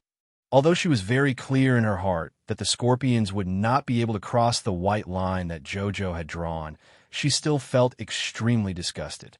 She covered her body with 2 layers of defensive barriers, afraid that those ugly little things would come into contact with her delicate skin. "Don't worry," Arbor shook her head and said, "they've already run far away. Let's go." Emolian grasped the little fellow's small hand and pulled her forward. This valley didn't seem too big from the entrance, but the deeper they went, the deeper they felt. On both sides were cramped and towering cliffs, and a slender passageway led into the depths of the dense fog. The Ginkgo fairy and the Peony fairy quickly followed behind the little stoic. Both of them nervously wore defensive shields, and they rubbed their arms from time to time. Arbor shouted, "Stop!" from time to time. Then he walked to the side of the mountain and collected some moss, vines, small flowers, and all kinds of strange things. Sometimes, when she saw a half-lying, motionless lizard, she would use her silver needles to kill it. Then, she would walk over expressionlessly, pick up the lizard, and bottle it, that everyone was speechless. Why did they feel that Xiao Xiao didn't seem to be taking a stroll in a dangerous poison garden? Instead, it was as if they had entered her amusement park. In her eyes, there were top-notch materials for making poison everywhere. "Stop!" Everyone's eyes twitched involuntarily. Sure enough, the little guy walked a few steps forward, squatted down, and fiddled with the soil. He pulled out a small, twisting blue snake from the soil and glared at it threateningly. "Don't move." The little white snake, originally coiled around her wrist, also raised its round head and glared at the little blue snake to intimidate it. The little blue snake was scared silly. They didn't know if it was frightened by the little fellow or by the big boss on the little fellow's wrist. Its snake body hung down stiffly like a dead fish, stiff and motionless. Chapter 2174. Emolian and the rest looked at the snake sympathetically. The little fellow was quick to react and ruthless. She pried open the snake's mouth and gave it a warning glare. "Don't move, don't move." Everyone, in the blink of an eye, Miss Xiao forcefully pulled out the 2 venomous fangs from the snake's mouth. It hurt so much. Everyone looked at the snake's contorted expression and sincerely shed tears of sympathy for it. Xiaomu tossed away that blue snakelet. The little snake whimpered and wriggled its body, trying to escape. Arbor stepped on its tail. Everyone, "Little fellow, you're too much." Arbor put the 2 venomous fangs into a small crystal bottle. After putting away the bottle, he squatted down and lifted the snake up. The snake was helpless. Its head tilted up slightly, and its eyes were filled with pitiful tears. "It is crying," Fairy Ginkgo exclaimed as if she had discovered a new continent. How could it not cry? Everyone looked at the cowardly little blue snake with great sympathy. "What are you crying for?" The little fellow slapped the snake's head and pried open its mouth again, sprinkling 2 drops of medicinal liquid into it. "It'll grow back in a month." "What a stupid snake crying. Your 2 venomous fangs aren't growing well. Otherwise, how could they be pulled out so easily? Now that I've removed them before they're completely crooked, the ones that grow back in the future will be much sturdier than this." "Pig." Arbor scolded the little snake to himself and threw it into the soil. Scram! The little blue snake, who had its fangs pulled out and was scolded as a pig, felt that it had never felt so wronged in its life. So wronged, it wriggled its slender little tail and was about to hurriedly burrow back into the soil when it suddenly saw Arbor take out a bottle of medicinal liquid from his sleeve and feed it to the big white snake on his wrist. What a sweet smell! The little blue snake paused and suddenly slithered towards Xiao Mu's feet with a rustle. Everyone thought, "You're courting death." The little blue snake slithered to Arbor's feet and suddenly collapsed on the ground in a very human-like manner. Then its belly flipped, and it actually rolled towards the sky like a fish. It stuck out its belly and had a "please feed me" expression on its face. Everyone was speechless. Arbor glanced at it and said expressionlessly, "You can eat it if you want. In the future, I will offer a drop of venom essence every 3 months." The corner of Ma Shurchin's mouth twitched as she stole a glance at Mo Lien, who was standing beside her. He dared to bet his head with Mo Lien that the little fellow was definitely doing this on purpose. This little blue snake was definitely not an ordinary creature. Unfortunately, he was caught by Chow Chow today, even though he had been living in this poison valley for so many years. This is a blue spirit snake emperor. Arbor picked up the little blue snake, who was willing to sell himself because of his gluttony, and expressionlessly threw him back to the 100 Poison Valley on Paradise Planet. Although it is only a little snake at the peak of spiritual beast level, its venom is the most poisonous in the world. A drop of poison essence every 3 months was more than enough for her. The blue spirit snake emperor's venom was very malleable and could be made into all kinds of poisons. In the future, this venom would be very effective against great spiritual masters above level 10. Arbor turned around and looked at everyone. "What's with your expressions?" "In nothing." Fairy Ginkgo mumbled and closed her mouth. She secretly thought that the little blue snake was a little pitiful. Chapter 2175. Look, even after selling herself, she's still happily counting money for her master. Arbor glanced at them. Although no one said anything, their eyes were full of drama. "Oomph." Miss Chow turned her head and continued walking forward. Everyone followed the thin and long path filled with thick fog. After walking for about half an hour, they saw a bright light in front of them. A row of bamboo houses was hidden in the fog. Looking at it, it was as if they were in a fairyland, the fog lingering around. Arbor blinked and looked up at Emolien. "Don't you feel that the way in has been very smooth?" Emolien nodded. "It's fine. Since the other party opened the door and let us in, let's see how capable this Madame Fong is." Arbor was naturally not afraid. Since Madame Fong dared to capture Dunzone, she had to be prepared to be uprooted. Moreover, she was also somewhat curious about Madame Feng's background. What kind of status did she have in the Tian Yun organization? Hall Master? Or even higher? Arbor glanced over indifferently. He took out 2 small medicine bottles from his inner world and handed them to the Ginkgo Fairy and the Peony Fairy. "Apply this on your exposed skin. I guarantee that no poisonous insects will dare to approach you." Weren't they tired of keeping the defensive barrier open all day long? Keeping the barrier open also consumed spiritual energy. Oh no, they were consuming sacred energy. Okay. The 2 hurriedly took the medicine and removed the barrier after applying it. They looked around and saw that no poisonous creatures dared to approach them. Only then did they relax. Everyone walked towards the entrance of the bamboo house.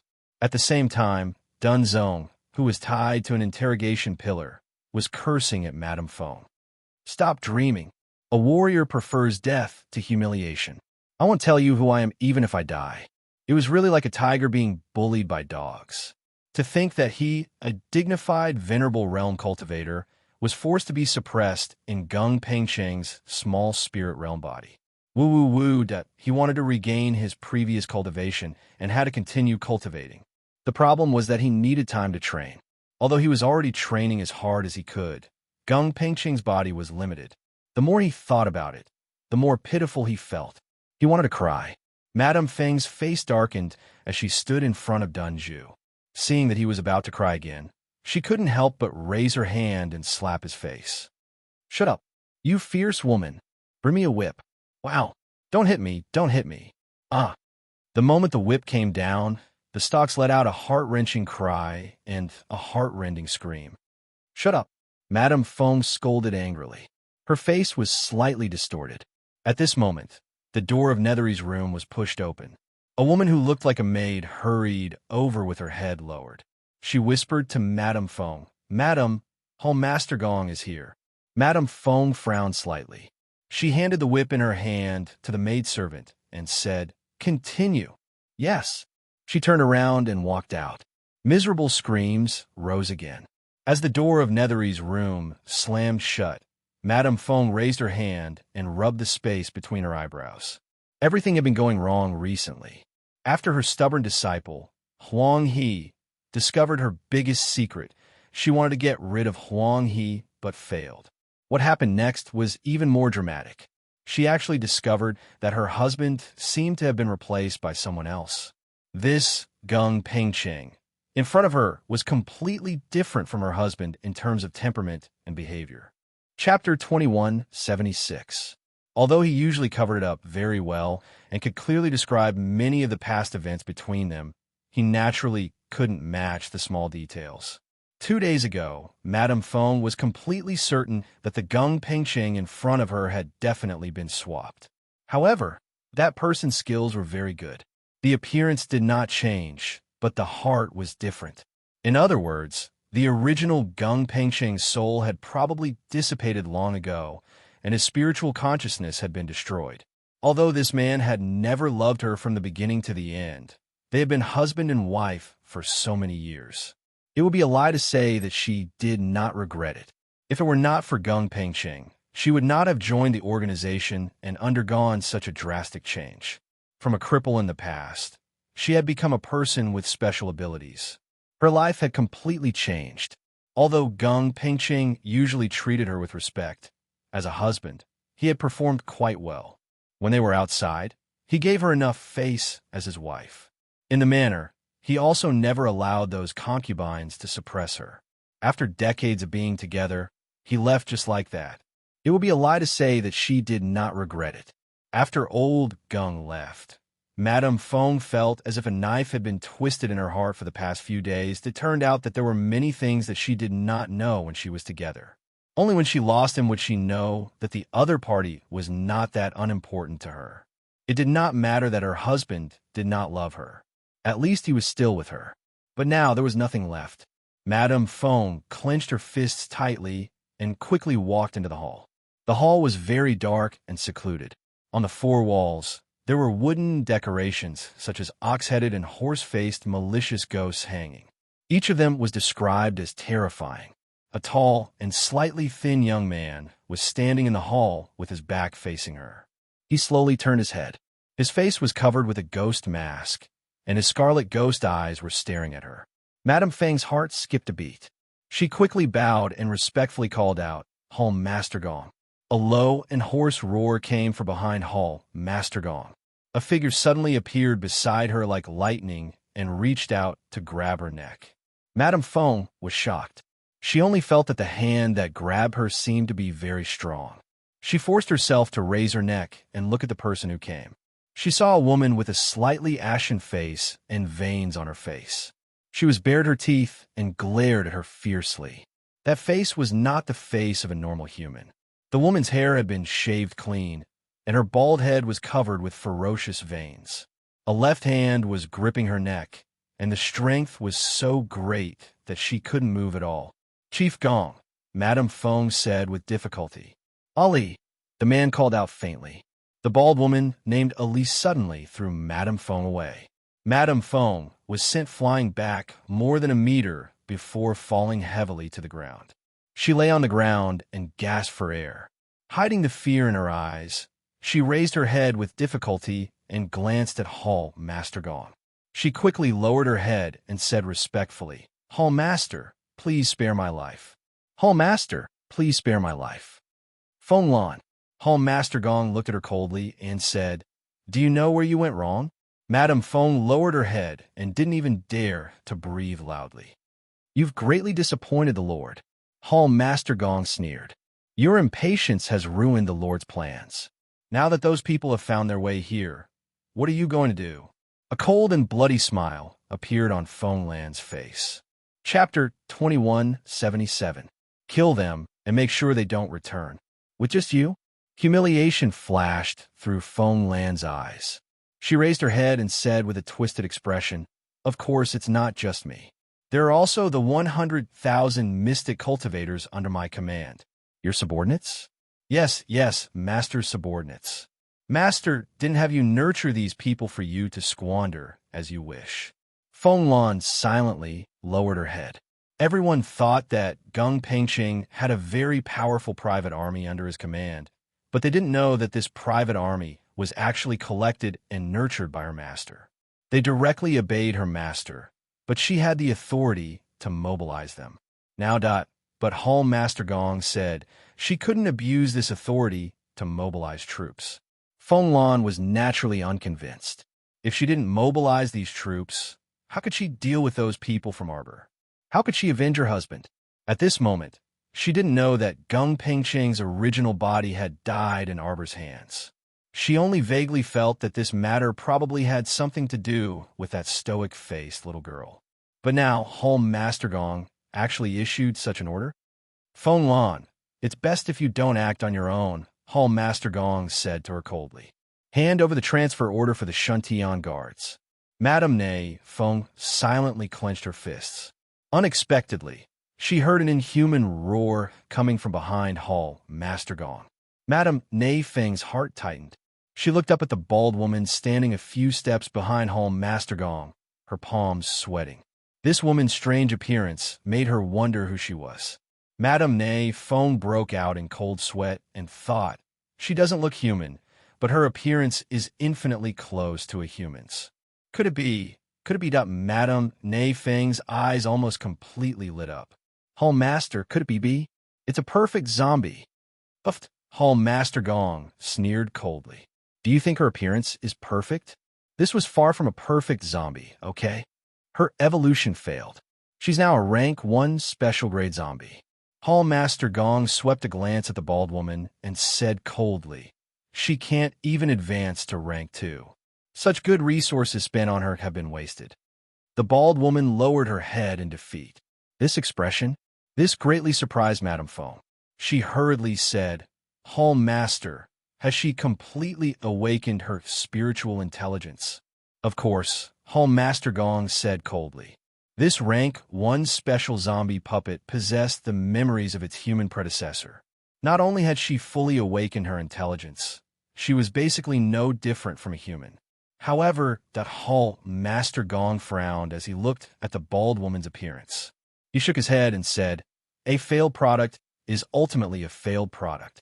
If he advanced to the second stage, the veins on his skin should recede, and his appearance would be no different from that of an ordinary person. But now, the bald woman would definitely give people the impression that she was not one of them at first glance. Unfortunately, he was only 1 small step away. Hall Master Gong sighed and gestured for the bald woman to take a few steps back. He walked over to Madame Feng, raised his hand, and said coldly, hand it over. The transfer order of the Shuntian Sentinels was a private army that she had painstakingly cultivated for so many years.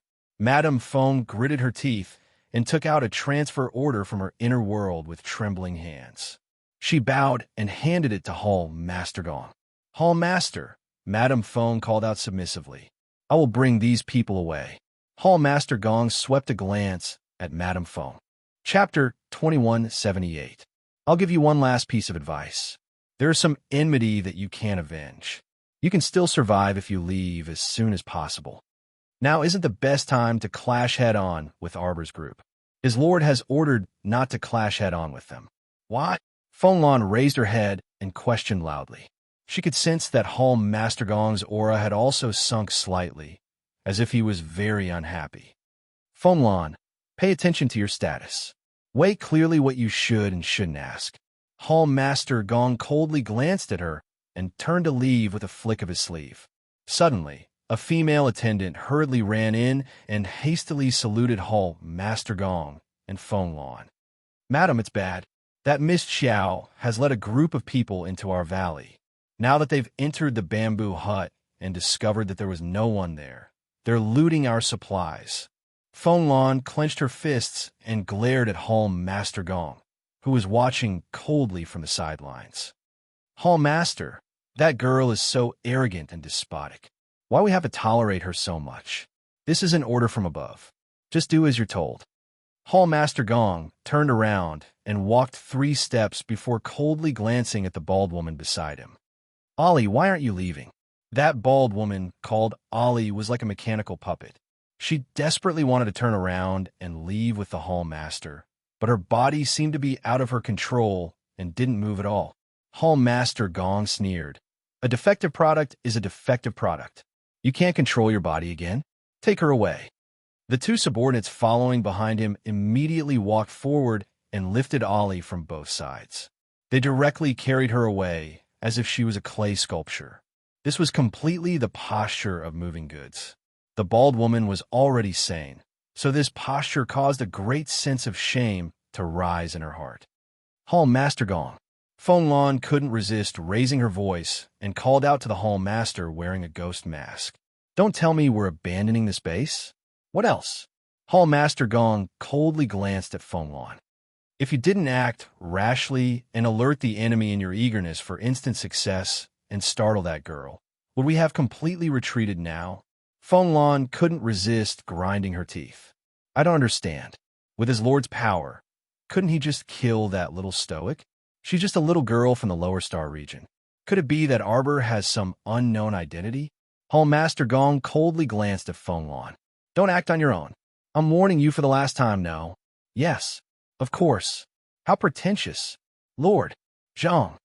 Hall Master Gong said coldly. When Hall Master Gong finished speaking and turned around, he suddenly heard a violent roar from the side. His expression changed, and he turned his head away. Suddenly, the bald woman seemed to have gone mad. She actually dashed towards the female attendant. The female attendant let out a cry of alarm. She was suddenly knocked backwards by her and fell to the ground with a bang. Hall Master Gong angrily shouted, Ali.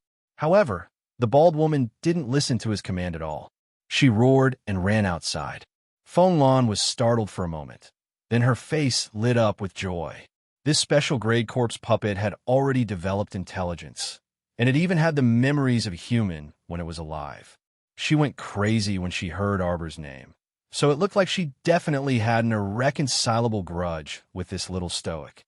Roar, roar, roar.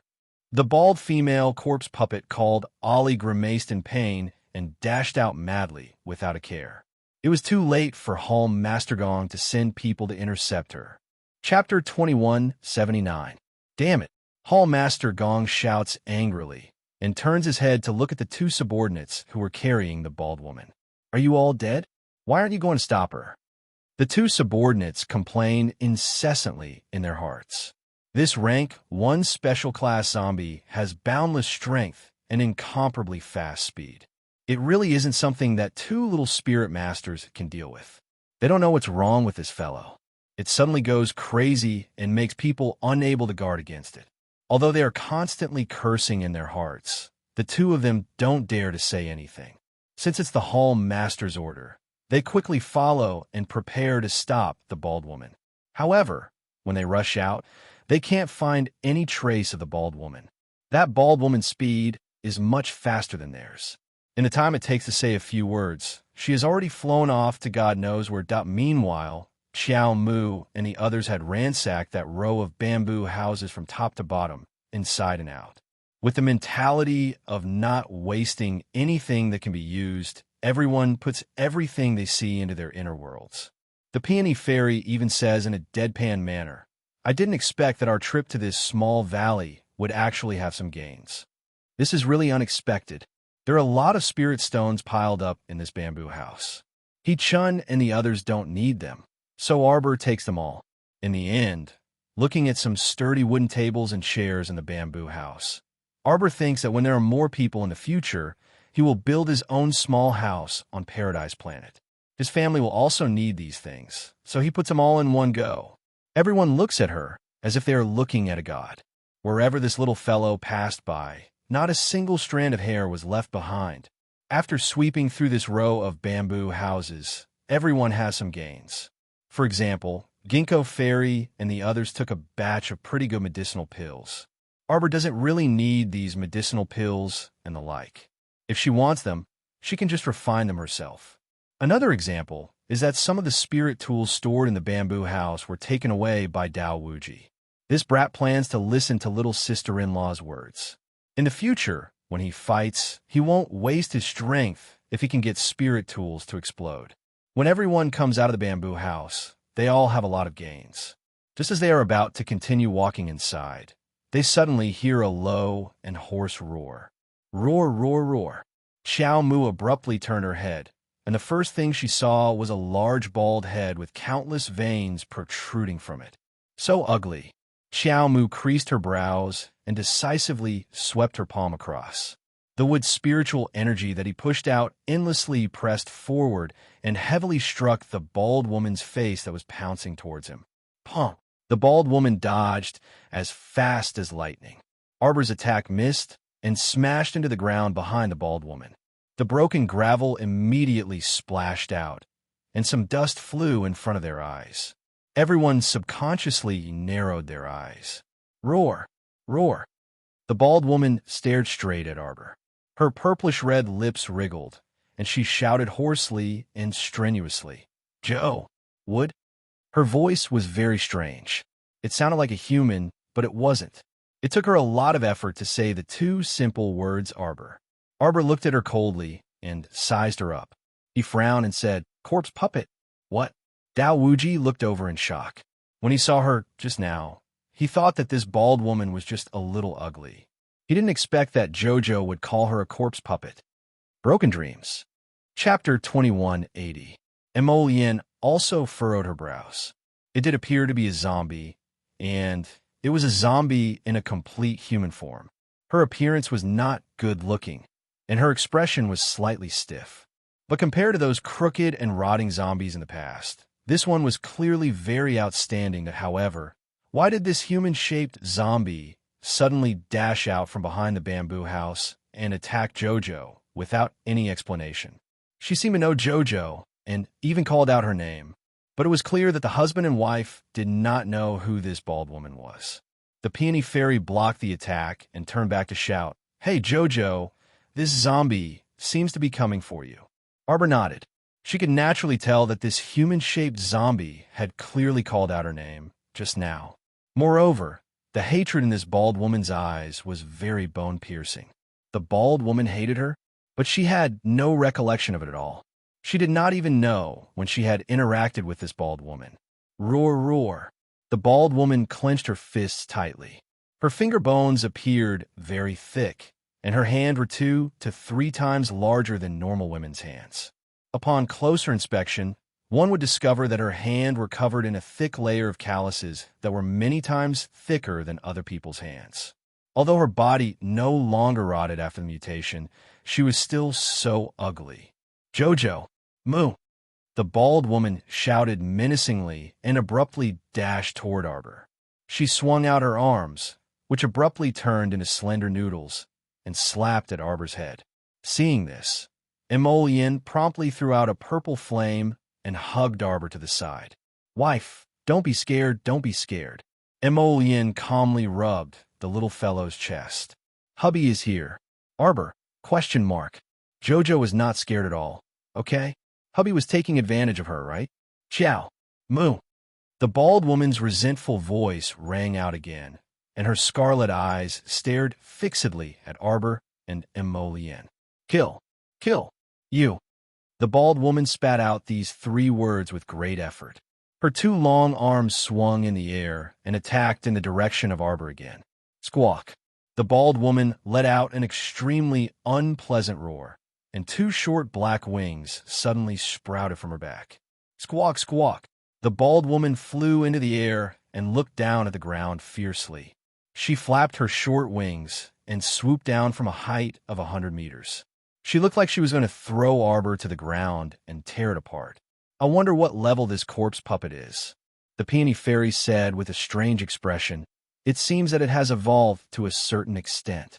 Compared to the little monsters we saw before, this zombie can fly and mutate parts of its body. She doesn't seem like a high-level zombie." While everyone was discussing, the purple flames in Emolian's hands had already built a high defensive wall of fire in front of the 2 of them. When the bald woman swooped down, she crashed into the flames. Immediately, she screamed in pain and subconsciously retreated. "Kill them. Don't leave a single one alive." Madame Nay Foam rushed forward with several hundred personal guards and bellowed while pointing at Arbor and the others. Several hundred spiritual cultivators rushed forward, but before they could get close to Arbor and Mo Lien, they were stopped by Little Tai Sui and the others. Chapter 2181. What? You want to win with numbers? Dao Wuji chuckled and summoned his large saber from his consciousness. He slung it over his shoulder. Come, come, come. Grandpa will play with you. A spirit master around 40 years old coldly glanced at Dao Wuji. He stomped on the ground and shot toward Dao Wuji. Originally, Xiao Chun thought that he would be able to send Dao Wuji flying with this punch. But unexpectedly, he was bounced back in the same way he had charged over. His speed was twice as fast as before. His entire body tumbled as he was struck by Dao Wuji's punch. His mouth and nose were bleeding, and he howled as he was sent flying. Hundreds of spirit masters' expressions darkened. They looked at Dao Wuji as if they were facing a great enemy. They knew that brother's cultivation very well. He was a rank 7 spirit master, but he couldn't even last one move against this pretty boy. Go! A spirit master clenched his teeth. He waved his hand, and everyone rushed forward to attack Little Tai Sui and the others. A few of them even looked around and set their sights on Arbor, who was idly watching from the side. Arbor was standing behind Mo Lien's defensive wall of fire. He coldly watched the bald woman swoop back and forth in the air, trying to break through Mo Lien's defensive wall of fire. Unexpectedly, the sound of wind whistling could be heard in his ears. Mo Lien didn't even turn her head. Several black lotus seals flew out with a flick of her finger. She didn't even look at them and directly shot toward the sneak attackers. As soon as the black lotus seal came into contact with the skin of the sneak attackers, it immediately burst open, and a thick layer of black fog instantly swallowed the attackers. Faint cries of struggle came from the depths of the black fog. In the blink of an eye, those people had already transformed into ashes and completely vanished into thin air. The group of spirit masters who turned around to look at them couldn't help but shudder violently when they saw this. Their eyes were slightly frightened as they looked at the ruthless young man. These people looked so young. Unexpectedly, their cultivations were much higher than theirs. At this moment, these spirit masters couldn't help but feel some regret in their hearts. If Madame Feng had not promised them great benefits, how could they have disobeyed Hall Master Gong's orders and recklessly followed Madame Feng's orders? At the same time, the man wearing the devil mask was coldly looking at a maid who was kneeling on the ground and trembling slightly. You said that Madame Feng led more than 500 people over? The maid nodded vigorously. Hall Master, Madame didn't do it on purpose. Not on purpose? Hall Master Gong sneered. She went against her master's orders and made a decision on her own. I think she must have been used to living like a princess for so many years that she forgot her true identity. She was just a dog that the master had taken in. She was so disobedient and even wanted to betray the master. This ambitious woman, as the master had said, could not be kept. Hall Master, what about Ollie? Although our people have rushed over, Ali's strength and speed are extraordinary. We may not be able to suppress her. Hall Master Gong coldly looked outside the hall. He could occasionally hear the sounds of fighting and killing coming from outside. Let's go. The subordinate's expression suddenly froze. Let's go. Could it be that Hall Master Gong wanted to give up on the special class corpse puppet? However, it wasn't just a matter of time for a special class corpse puppet to take shape. Chapter 2182. This still required the investment of a large amount of manpower and resources. How could he give up on such a meticulous nurturing just like that?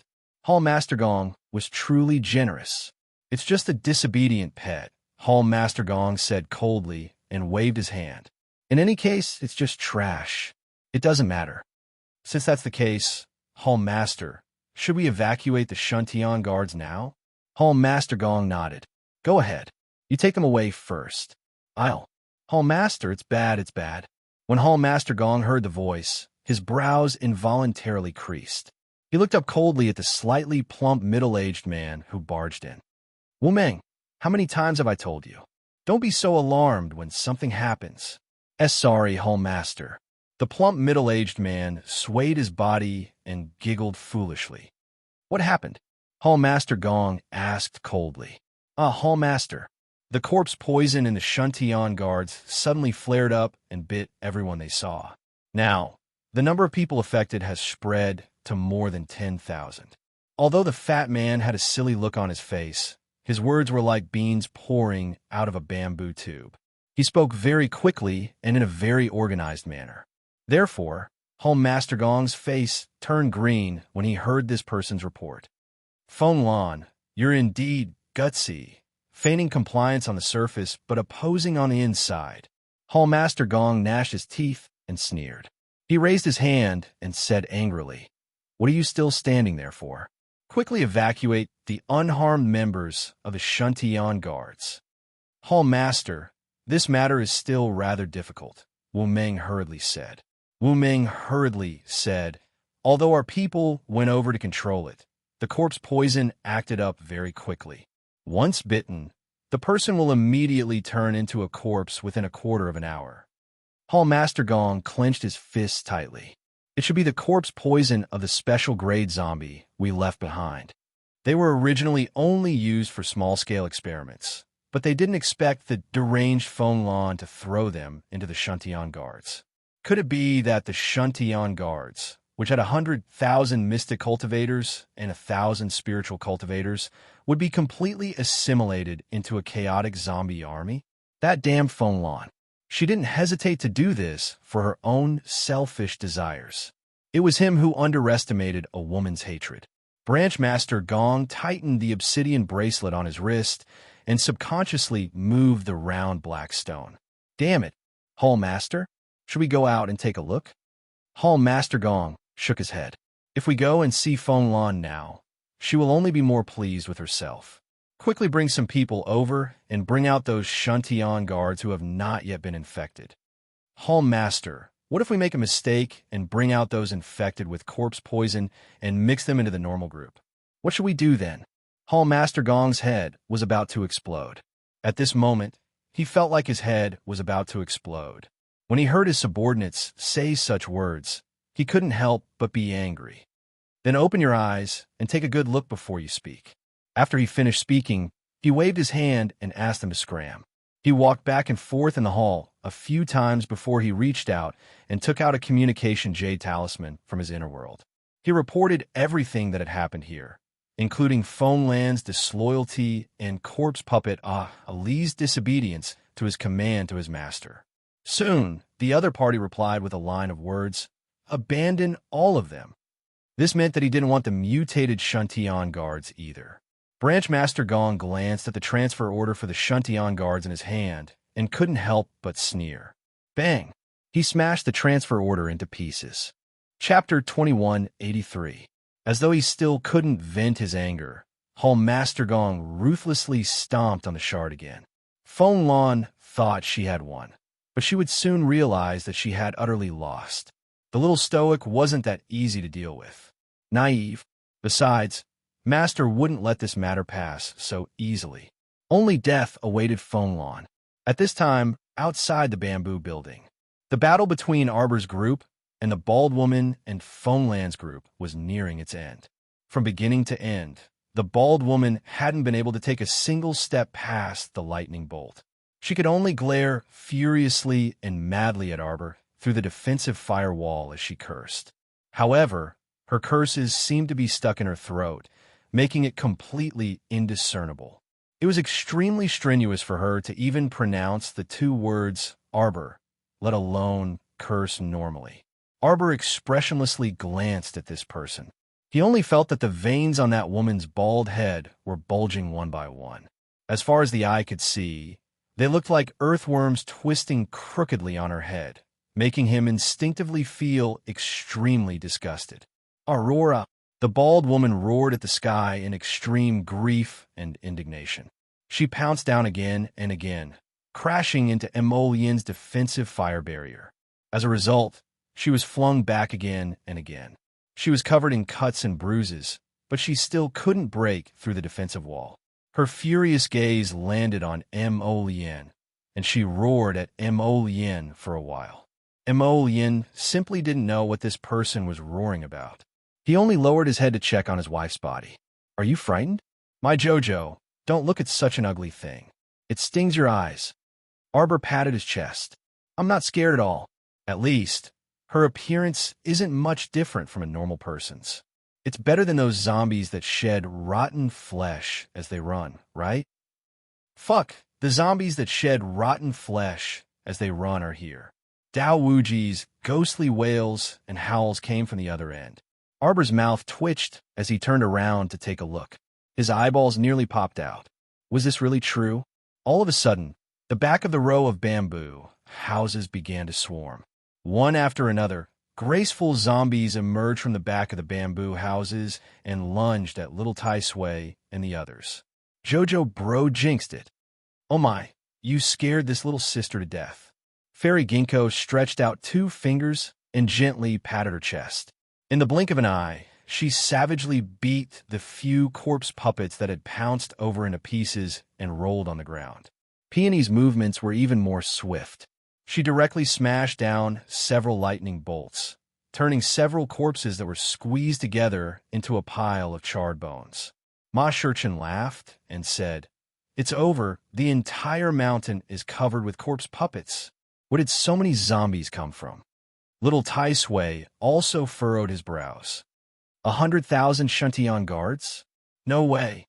Endless Blade immediately cried out exaggeratedly. Talent. Could it be that they turned the 100,000 Shantian guards into corpse puppets because they wanted to deal with us? Oh wait, the Feng family is here, and a swarm of corpse puppets has appeared among the Shantian guards.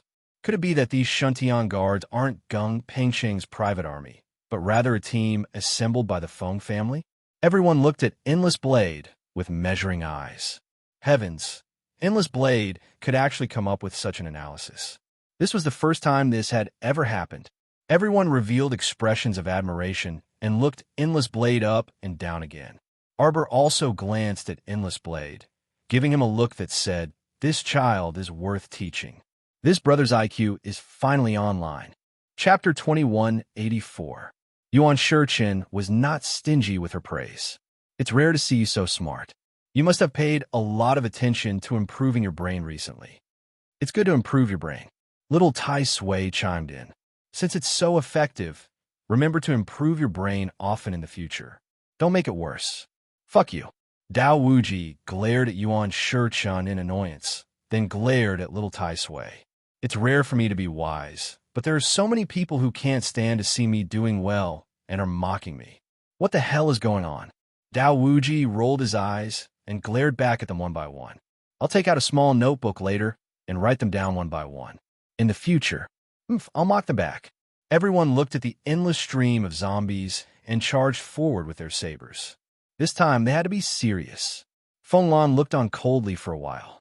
Seeing that the bald woman who had been hovering in the air was unable to break through Prince Mo's defense line, she couldn't help but frown. This young couple was really detestable. Feng Lan waved her hand, and 4 or 5 maids immediately came over with a cart of spiritual energy balls. They put 3 or 4 spiritual energy balls into something that looked like a small catapult and aimed it in the direction of Mo, Lien, and Arbor. A chilly glint leaked out of Feng Lan's eyes. Qiao Mu, was it you people who harmed my husband and stole his soul? With a flick of Qiao Mu's finger, several hundred defensive talismans made from ebony flew out. They circled around Mo Lien's defensive firewall and tightly encircled the firewall, adding 2 layers of protection. Feng Lan questioned sternly, "What? You dare to do it, but don't dare to admit it?" "Why wouldn't I dare to admit it?" Arbor sneered. "You reap what you sow. Gung Pengsheng sent people to trick me and assassinate me many times. Why can't I retaliate? Am I a pitiful little girl who can be beaten and scolded? Is it my fault that I resisted?" Feng Lan stared at her with a pale face and anxiously cursed. "Old Gung has never met you before. Why did he?" Halfway through her words, Feng Lan paused as a faint light of understanding flashed in her eyes. "What's your relationship with Long Chuyan? Are you?" Arbor's expression changed. Just as he was about to fly out of the defensive layer, Mo Yin suddenly reached out and hugged him tightly. "Don't be fooled. This woman is trying to lure you over. Mo Yin looked at Feng Lan indifferently, a trace of coldness flashing in her eyes. It doesn't matter if you don't say it. We can probably guess it. Although the Shuntian Prefecture's prefecture lord married you, he probably never had you in his heart. You're talking nonsense. Feng Lan's face instantly twisted.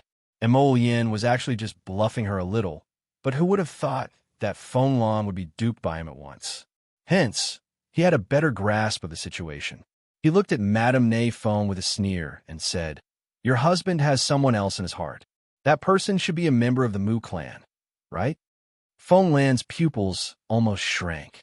What kind of emotion could make a person willingly self-detonate their spiritual conscience in order to keep the secret with them?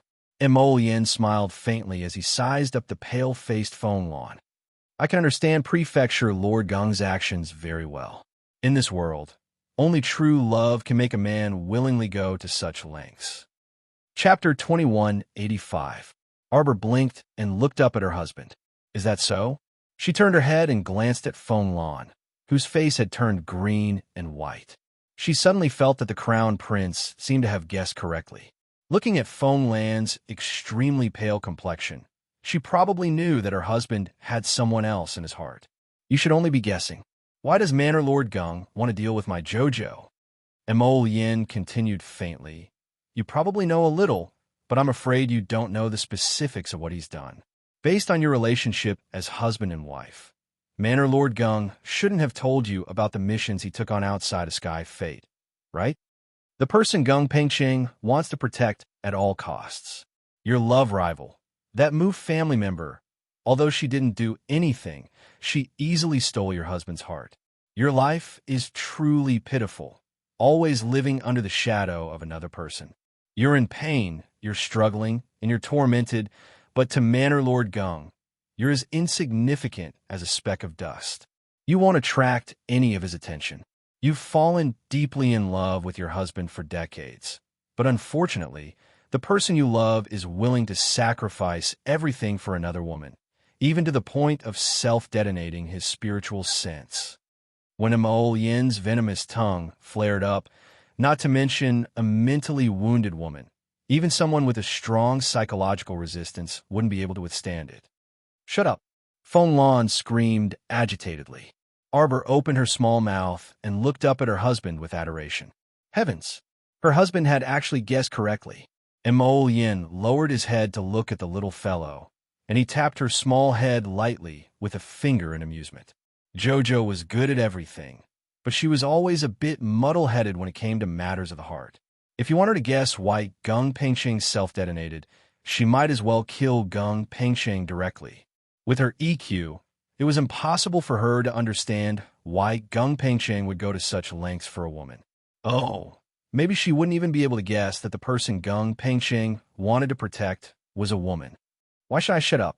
Mo Yin continued to provoke the woman. You pitiful and sad woman. Have you ever thought that the man you're risking everything to take revenge for has never cared about you in his entire life? You're really wishful thinking. Hu Shurchin was speechless. This guy's mouth was really poisonous. Even a man like him couldn't stand it, let alone this crazy woman in front of him. Feng Lan's mind was filled with the thought that he had self-detonated. He had self-detonated. His spiritual sense had self-detonated. He had detonated his spiritual sense for that woman. He wasn't killed by someone else, but by his own self-detonation. He blew himself up. Ah! Although the young man in front of him had a vicious mouth, there was one thing he was right about. She had taken over Gung Pengqing's position and worked hard to take revenge. However, in Gung Pengqing's heart, he probably didn't care whether she would take revenge for him or not. But even if he told her this, even if that was the case, she still couldn't control her final feelings. She was like a burning devil's snare, poisonous but beautiful. Perhaps only death would be her final destination. Shut up. I don't want to listen to you anymore. Shut up, shut up, shut up. Feng Lan let out a shrill shriek as her eyes turned red. Arbor looked at her crazy appearance and couldn't help but sigh softly. Chapter 2186. Mo Yin coldly glanced at Feng Lan. Do you know why he blew himself up? Because your love rival, that woman's subordinate, wanted to betray her and say that woman's name. In the end, Gung Pingxing hugged her love rival's subordinate and blew himself up, taking that subordinate with him to the afterlife. Look how much he cherished your love rival. Feng Lan's eyes were bloodshot. Sure, Huixin. Sure, Huixin.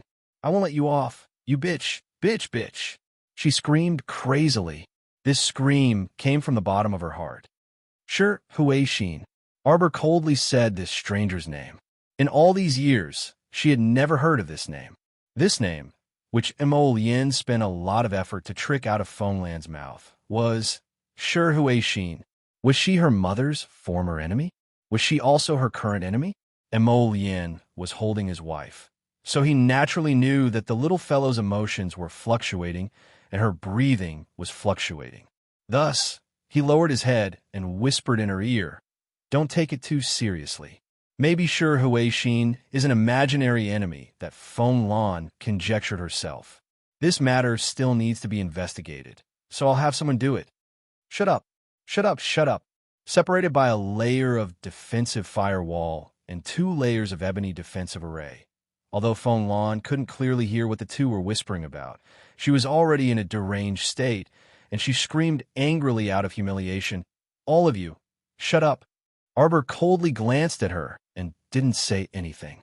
Just as Mo Lien said, whether everything was true or not still needed further investigation. She didn't want to listen to Feng Lan's one-sided story. Of course, if this woman, Sure Huixin, really had a problem, she wouldn't let her off. "Jojo." Mo Lien reached out and stroked the hair on her temples, saying softly, "Don't worry, I'm here for everything." Arbor nodded and turned to look at Feng Lan, who was in a deranged state. Feng Lan was greatly shocked.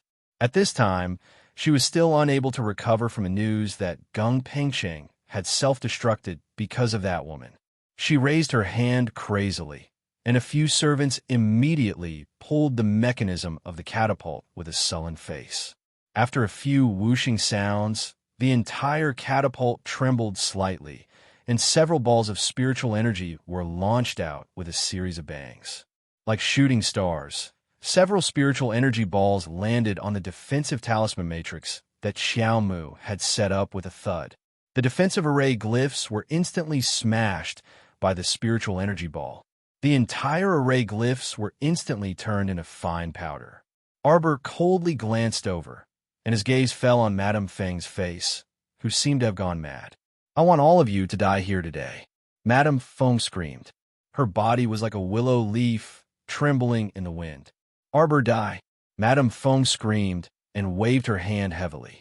Immediately, 4 or 5 spirit energy balls rushed towards the defensive array glyphs set up in Arbor under her command. Boom! The entire array glyphs were once again turned into nothingness in this violent tremor. At this point, the 2 layers of array glyphs set up by Arbor were completely destroyed by the spiritual energy balls. Qiao Mu creased her brows and swept an indifferent glance at Madame Neifeng. This person wasn't a cultivator. She was just an ordinary woman who had coincidentally obtained the special ability of speed and strength. Originally, it was impossible for her to break Arbor's double array glyphs by herself. Chapter 2187. Arbor glanced at Madame Feng in displeasure. Just as she was about to throw out more defensive array glyphs, Mo Lien reached out and pressed down on her small hand. "Wait a moment," he said softly as he held her hand.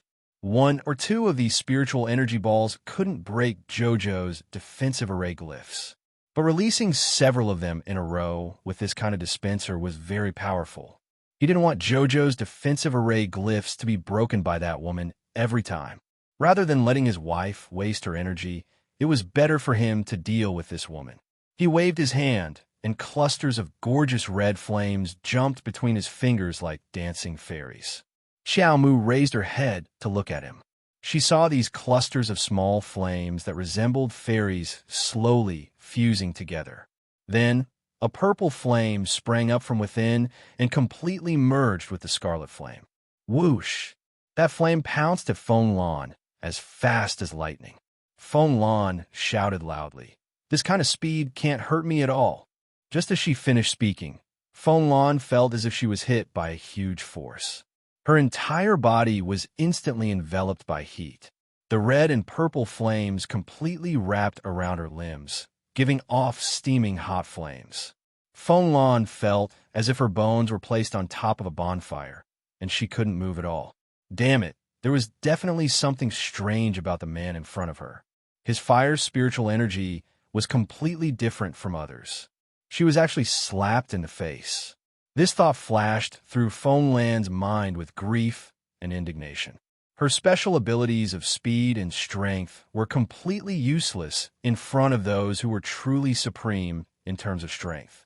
Fong Lan didn't know that Mo Lian's fire spiritual energy was mixed with medicinal power.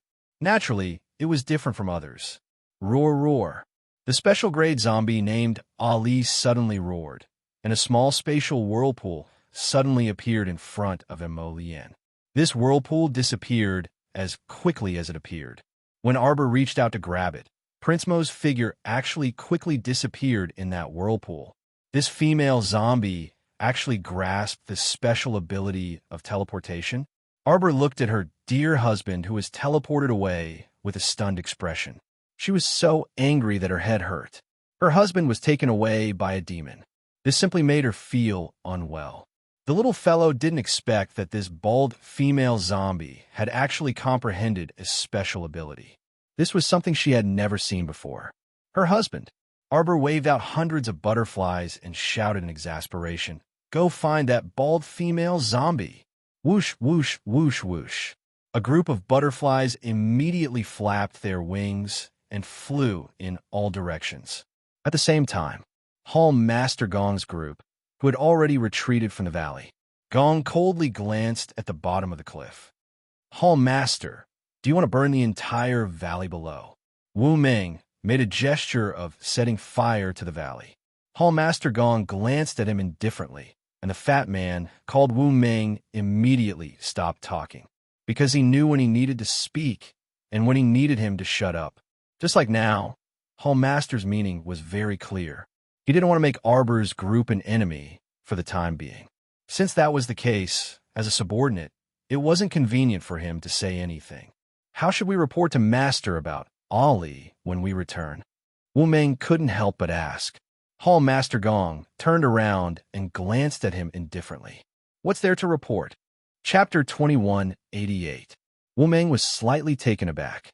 Hall Master Gong glanced at him and said coldly, "I'll tell you the truth. Ali, this failed evolution product, doesn't have many days left to live." This was the first time Wu Ming had heard of this. He couldn't help but ask curiously, "Is what Hall Master said true?" Hall Master Gong nodded with a cold expression. Master has long since given up on this failed product. When this special class zombie was promoted to rank 2, she was given many precious medicines. Among them was a medicinal liquid specially used to promote special abilities. This special class zombie comprehended the special ability of spatial teleportation. Unfortunately, the teleportation range is limited to 100 feet, so it's practically useless. Her special ability was different from ordinary people's, which could be upgraded by absorbing the crystal cores in low-class zombies' brains. Her special ability was permanent. Her special ability would remain at whatever level it was supposed to be. She wouldn't be able to upgrade even half a step until she died. Therefore, although this person had become a special class zombie, it was useless.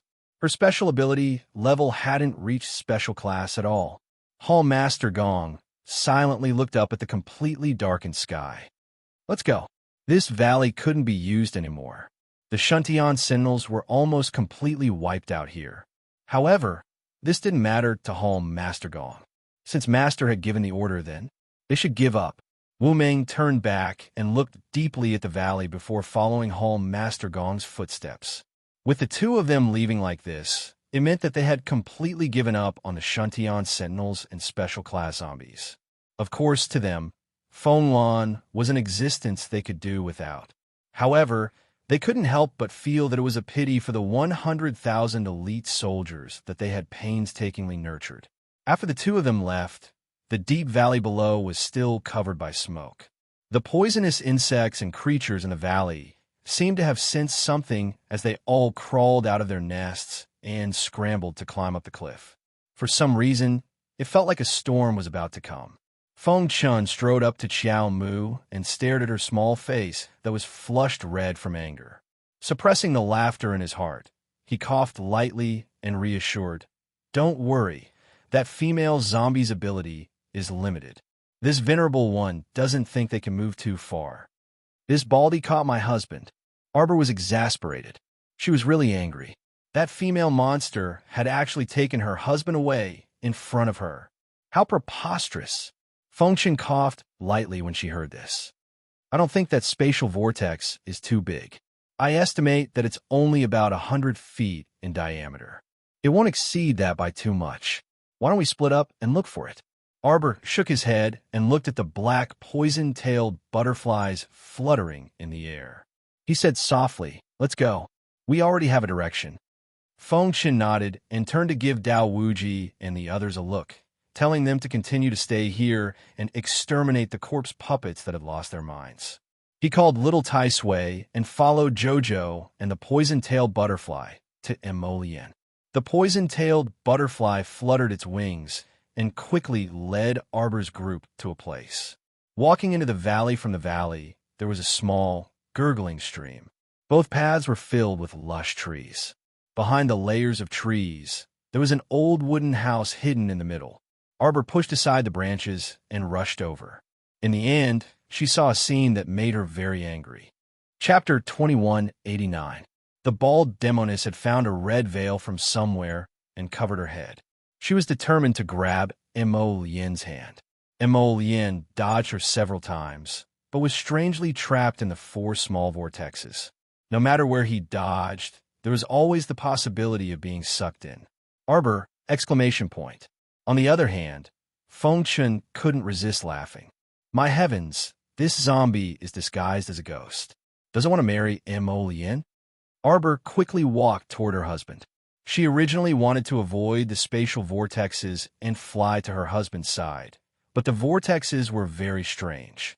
Once a person got close, they would be sucked in by an endless suction force.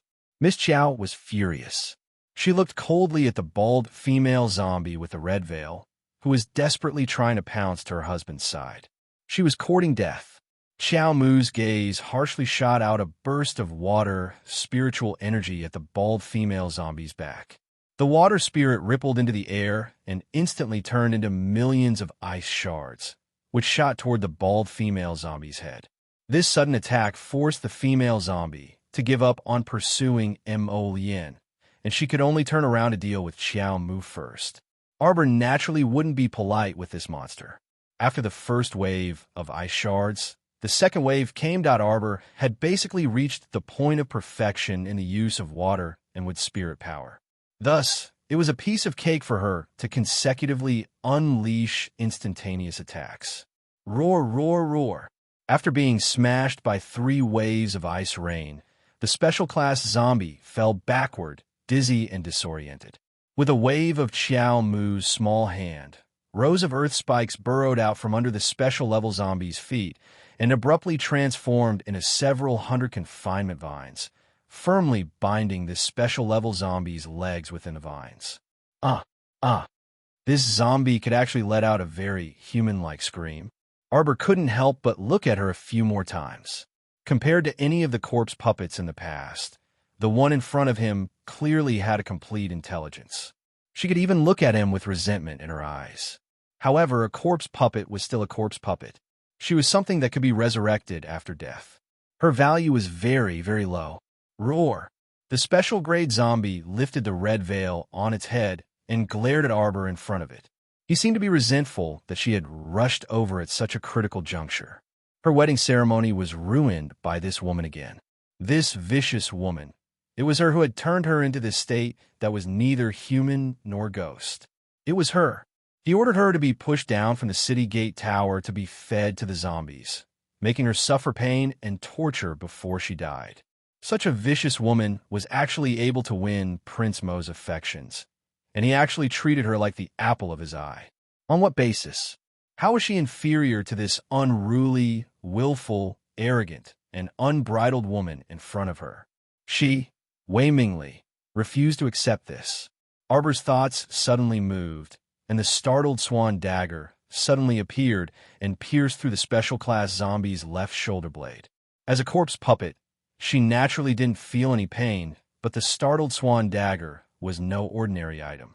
Therefore, after being pierced by the startled swan dagger, the bald female corpse puppet suddenly felt that her entire left arm couldn't move. It was unbearably stiff. After all, ever since she had advanced to become a special class zombie, her entire body was no different from a human's flexibility. But now that a trace of anger flashed across the bald female's face. Chapter 2190. Damn it. Finally, Xiaomu heard the bald female zombie's words clearly. As expected, this zombie already had emotions of its own and could even curse people. Arbor glanced at her curiously and then instinctively asked, "Do you have memories of when you were a human?" Roar. The female zombie roared angrily at Arbor. Her eyes flickered with a bone-deep hatred. Yes, she wanted nothing more than to kill Arbor right now. However, this woman's strength was several notches higher than before. It would be very difficult to kill her if she didn't succeed in one hit. Wei Mingli, Wei Mingli. The female zombie roared these words in a very strange voice. Xiao Mu expended a great deal of effort before realizing that the three words she said were Wei something Li. Arbor carefully sized her up again and shook his head. "I don't know you." Fortunately, Wei Mingli couldn't be considered a human in essence. Thus, she didn't explode in anger at Arbor, but her eyes were filled with a strange look. At the same time, Imol Yin finally broke free of the four-layered space vortex set up by Wei Mingli with several lotus marks. She turned to look at Arbor. He hurriedly flew to her side, but before he could say anything to his wife, Wei Mingli was already beside him. On the side, Wei Mingli seemed to have been bewitched, pouncing on Crown Prince Imo the moment she saw him. This hungry tiger, pouncing on its prey, was extremely large. Arbor's eyelids twitched at the sight. Without thinking too much, he directly sent a flying kick towards Wei something Li. "What are you doing?"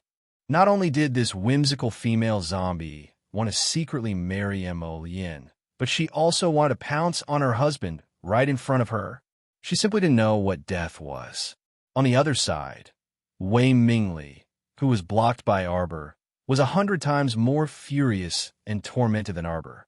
Especially that when she saw Prince Mo walk over and naturally wrap his arm around the little girl's waist, Wei Mingli felt the world's malice toward her. His eyes were still so focused. Wei Mingli reflexively touched her vein-covered cheek. His face was truly frightening. Walking on the streets at night would probably scare people to death.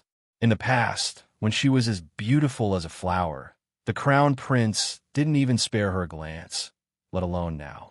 But she couldn't accept it. Arbor, that little bitch, she didn't even remember who she was. Since that was the case, a vicious glint flitted across Wei Mingli's eyes. Wei Mingli abruptly jumped to her feet and screamed, "I'll let you completely remember who I am." Wei Mingli suddenly stretched out her hands and raised them toward the sky. Immediately, 7 or 8 spatial vortexes appeared around Arbor. It wanted to suck her in. Scram! Arbor couldn't help but get angry. This female corpse puppet actually wanted to transfer her out of here.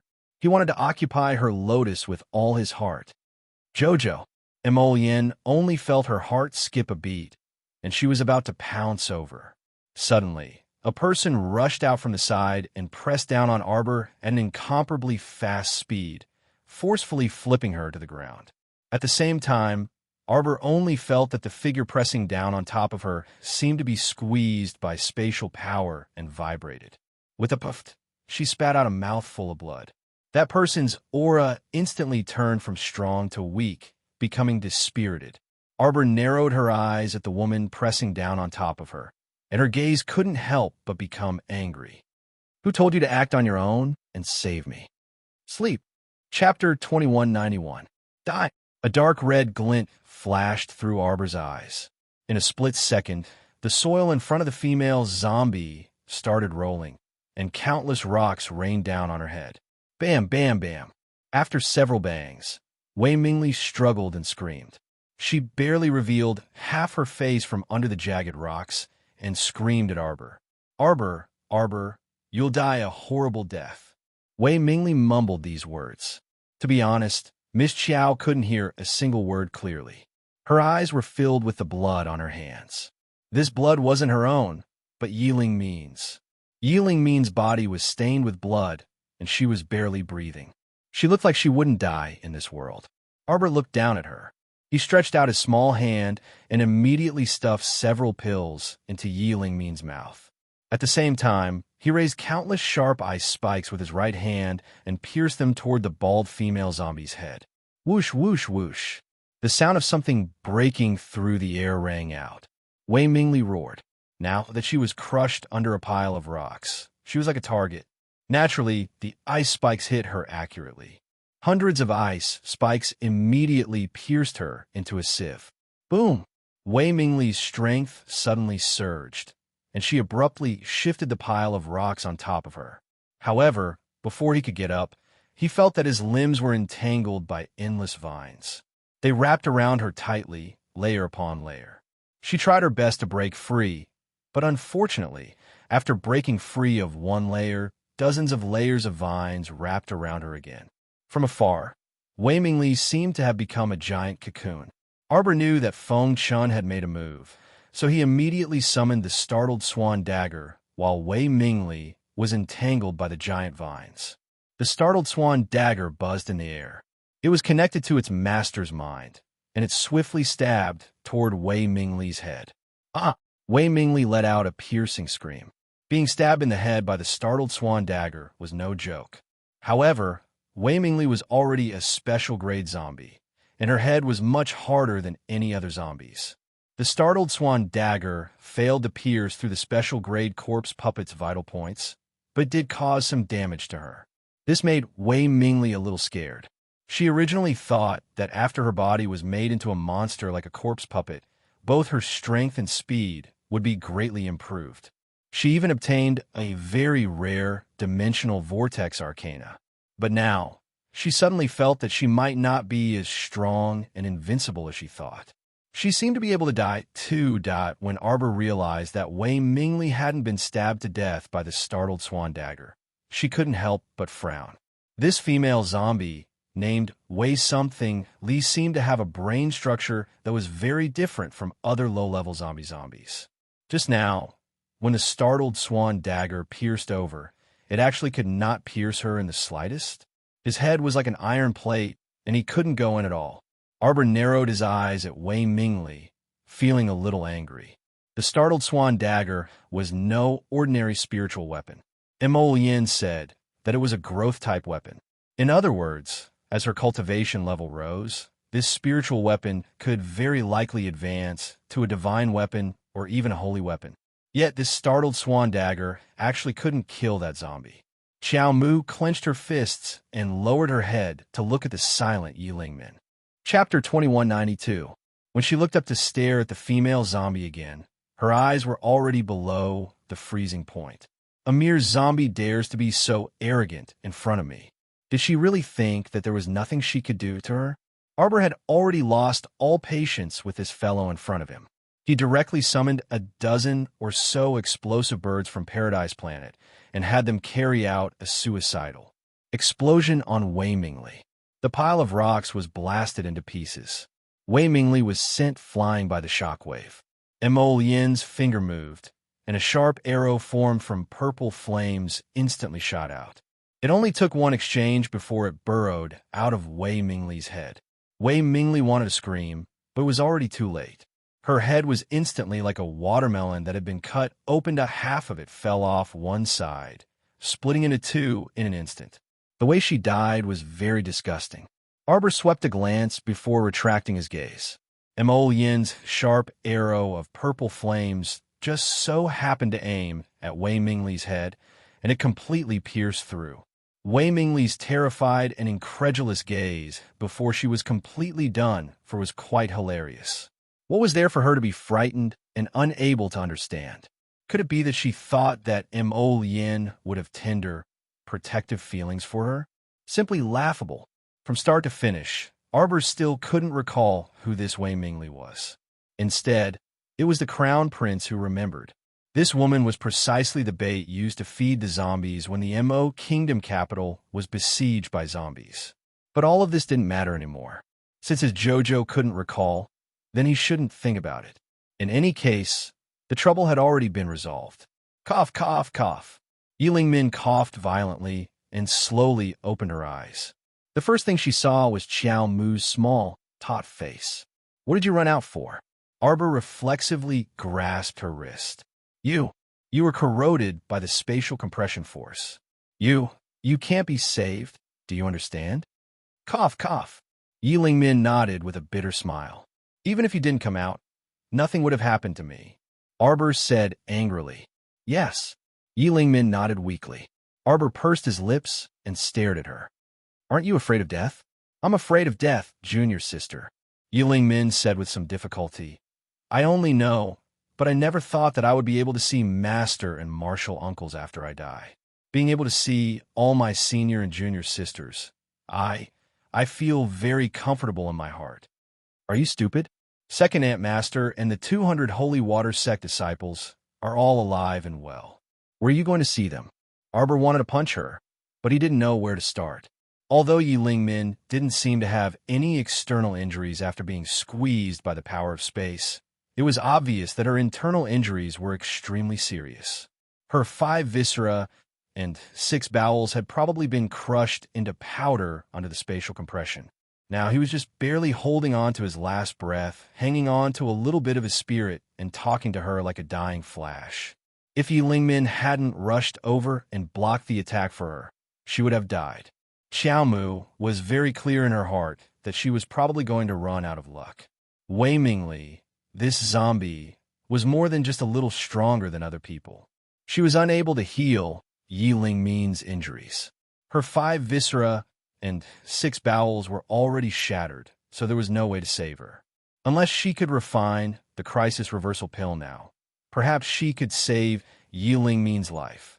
Chapter 2193. However, it was a pity that being in a hurry could not put out a nearby fire. Looking at Arbor's dejected appearance, Yiling Min forced a smile. Don't be sad, little junior sister. I've been looking forward to this day for a full 3 years. This time, cough, cough, cough, I can finally be free. I can finally go to the netherworld. I also have the face to see Master. Yiling Min, who allowed you to die. Hang in there, Arbor said angrily. Don't think that dying is enough. You've done such a wrong thing. Why you still have to continue atoning for your sins? Continue. Arbor spoke incoherently. Unexpectedly, Yiling Min reached out to hold her small hand. Little junior sister, Yiling Min said softly, forgive me, okay? Arbor pursed her lips and did not say anything. Yiling Min could not resist sighing. I will personally go down to the netherworld to atone for my sins. Yiling Min. Arbor resisted the urge to grab her and anxiously shouted, You must have the will to live. Yiling Min Yi. Yiling Min glanced at her one last time and said with a smile, Why, little junior sister, I still remember the first time we met at the Holy Water Sect. You pounced on me and used a bamboo chopstick to almost stab my eyes. You were really dazzling back then, Yiling Min said softly, her eyes starting to slacken. Yiling Min Yi. Arbor pursed her lips and did her best to hold back her tears. Yiling Min, the life-extending pill I gave you is so precious. You should at least hang in there for me. Hang in there for 4 hours so I can think of another way. Yiling Min could no longer hear Arbor's voice calling for her. In front of her eyes, like water ripples, a scene of a busy street appeared. She could clearly see the subtle expressions on everyone's faces. She could see the wrinkles at the corners of a plump woman's eyes and the blushes that the girls had put on as she had been squatting in the corner, hugging her knees. She had been squatting there for 2 days and 3 nights. He felt so hungry that he was about to explode. She was hungry. Her eyes were like a little beast as she stared at the hibiscus cake in Child's hand. Suddenly, like a hungry tiger pouncing on its prey, he snatched the hibiscus cake and wolfed it down. Wah! The child's cries immediately attracted the attention of the child's mother. The child's mother was probably as big as a small hill. He picked her up and slapped her to the ground. Punches and kicks landed on her small body, kicking her until she almost doubted life. Just when she thought she was going to die, a heavenly voice said, "What a shameless bully." Following that, the auntie, who was as sturdy as a small mountain, was sent flying by someone. That was really a flying kick. She raised her little head and giggled as she watched the auntie being kicked to the roof and hanging there. Although she was spitting blood, she still clapped her little hands happily. Look, the person who hit him was beaten up, right? Therefore, what Mother taught was not wrong. Those who bully others will be bullied back one day. She raised her little face, her eyes shining as she looked at the woman in front of her. Chapter 2194. She felt that she probably wouldn't be able to forget this woman for the rest of her life. Her red clothes were alluring, and her face was exquisite and magnificent. She was like a blooming flower of flames, so dazzling that she almost couldn't turn her eyes away. She seemed to hear the woman's gentle voice. "Are you willing to follow me to the holy water sect?" She nodded. At the same time, Yi Ling Min, who was gradually losing consciousness, also nodded. At some point in time, Yang Shirong was silently standing next to Arbor. She dazedly looked at Yi Ling Min, who was slowly walking away with a smile. Yi Ling Min seemed to have fallen asleep with a smile on her lips. No one knew that she seemed to be immersed in a dream right now. In this dream, she wantonly let herself wander further and further away, but she still remembered that it was truly a cold winter that year. Master bought her a set of cotton-padded jacket and trousers from a ready-made clothing store and wrapped her up like a Fulu doll. At that time, she saw her walking with a blue and white umbrella in front of her. She abruptly turned around and waved at her with a smile. "Come here quickly." Yi Ling Min felt that Murong Sun was incomparably beautiful at that time. There was probably no one in this world who could compare to her. She only wanted to work hard to become the best disciple in Master's heart. She only was unwilling to lose to little junior sister. She only wanted Master to look at her more. She wanted Master to feel proud every time she mentioned Yi Ling Min. Unfortunately, it was an extravagant hope in the end. Yi Ling Min quietly left with a faint smile. Arbor reached out to touch her breathing. He bit his lips and angrily said, "Yi Ling Min, who told you to die?" Yang Shirong couldn't help but sigh. Let her die. This child didn't have the slightest will to live anymore. The reason why she flew out to protect Jojo today was most likely because she was prepared to die. If that's the case, then just let her be. Arbor lowered his head and reflexively tightly grasped Yi Ling Min's hand. "Senior, Sister Yi." Yang Shirong patted Arbor's head. "Jojo, don't be sad. This is Yi Ling Min's own choice. In the end, it all started because of her." Yang Shirong sighed. Let her be the one to end it. Arbor lowered his head and said nothing. Yang Shirong couldn't help but sigh. "Jojo, the dead are gone. What we need to do now is to look to the future." Arbor nodded. She understood the logic, but understanding was one thing. Seeing Yi Ling Min die with her own eyes was another. She really hated this senior sister in her heart. But watching her die with his own eyes, he felt very sad. It wasn't easy for the Holy Water sect to reach this point. Arbor said in a low voice, "I hope that from now on, we won't have any more disciples making unnecessary sacrifices." She hoped that from now on, everyone in the Holy Water sect would be neat and tidy, and not a single person would be missing. Yang Shirong patted her head in relief. "If it's our Jojo, I believe you can do it." After Second Ant Master said this, she glared fiercely at Prince Mo, who was trying to walk up and interrupt their conversation. Mo Yin glanced at Second Ant Master aggrievedly. When she saw Arbor looking over, she hurriedly flew over and hugged her, shouting, "Jojo, Second Ant Master glared at me again just now. Do you have any fucking shame?" Second Ant Master rolled her eyes grumpily at the sky.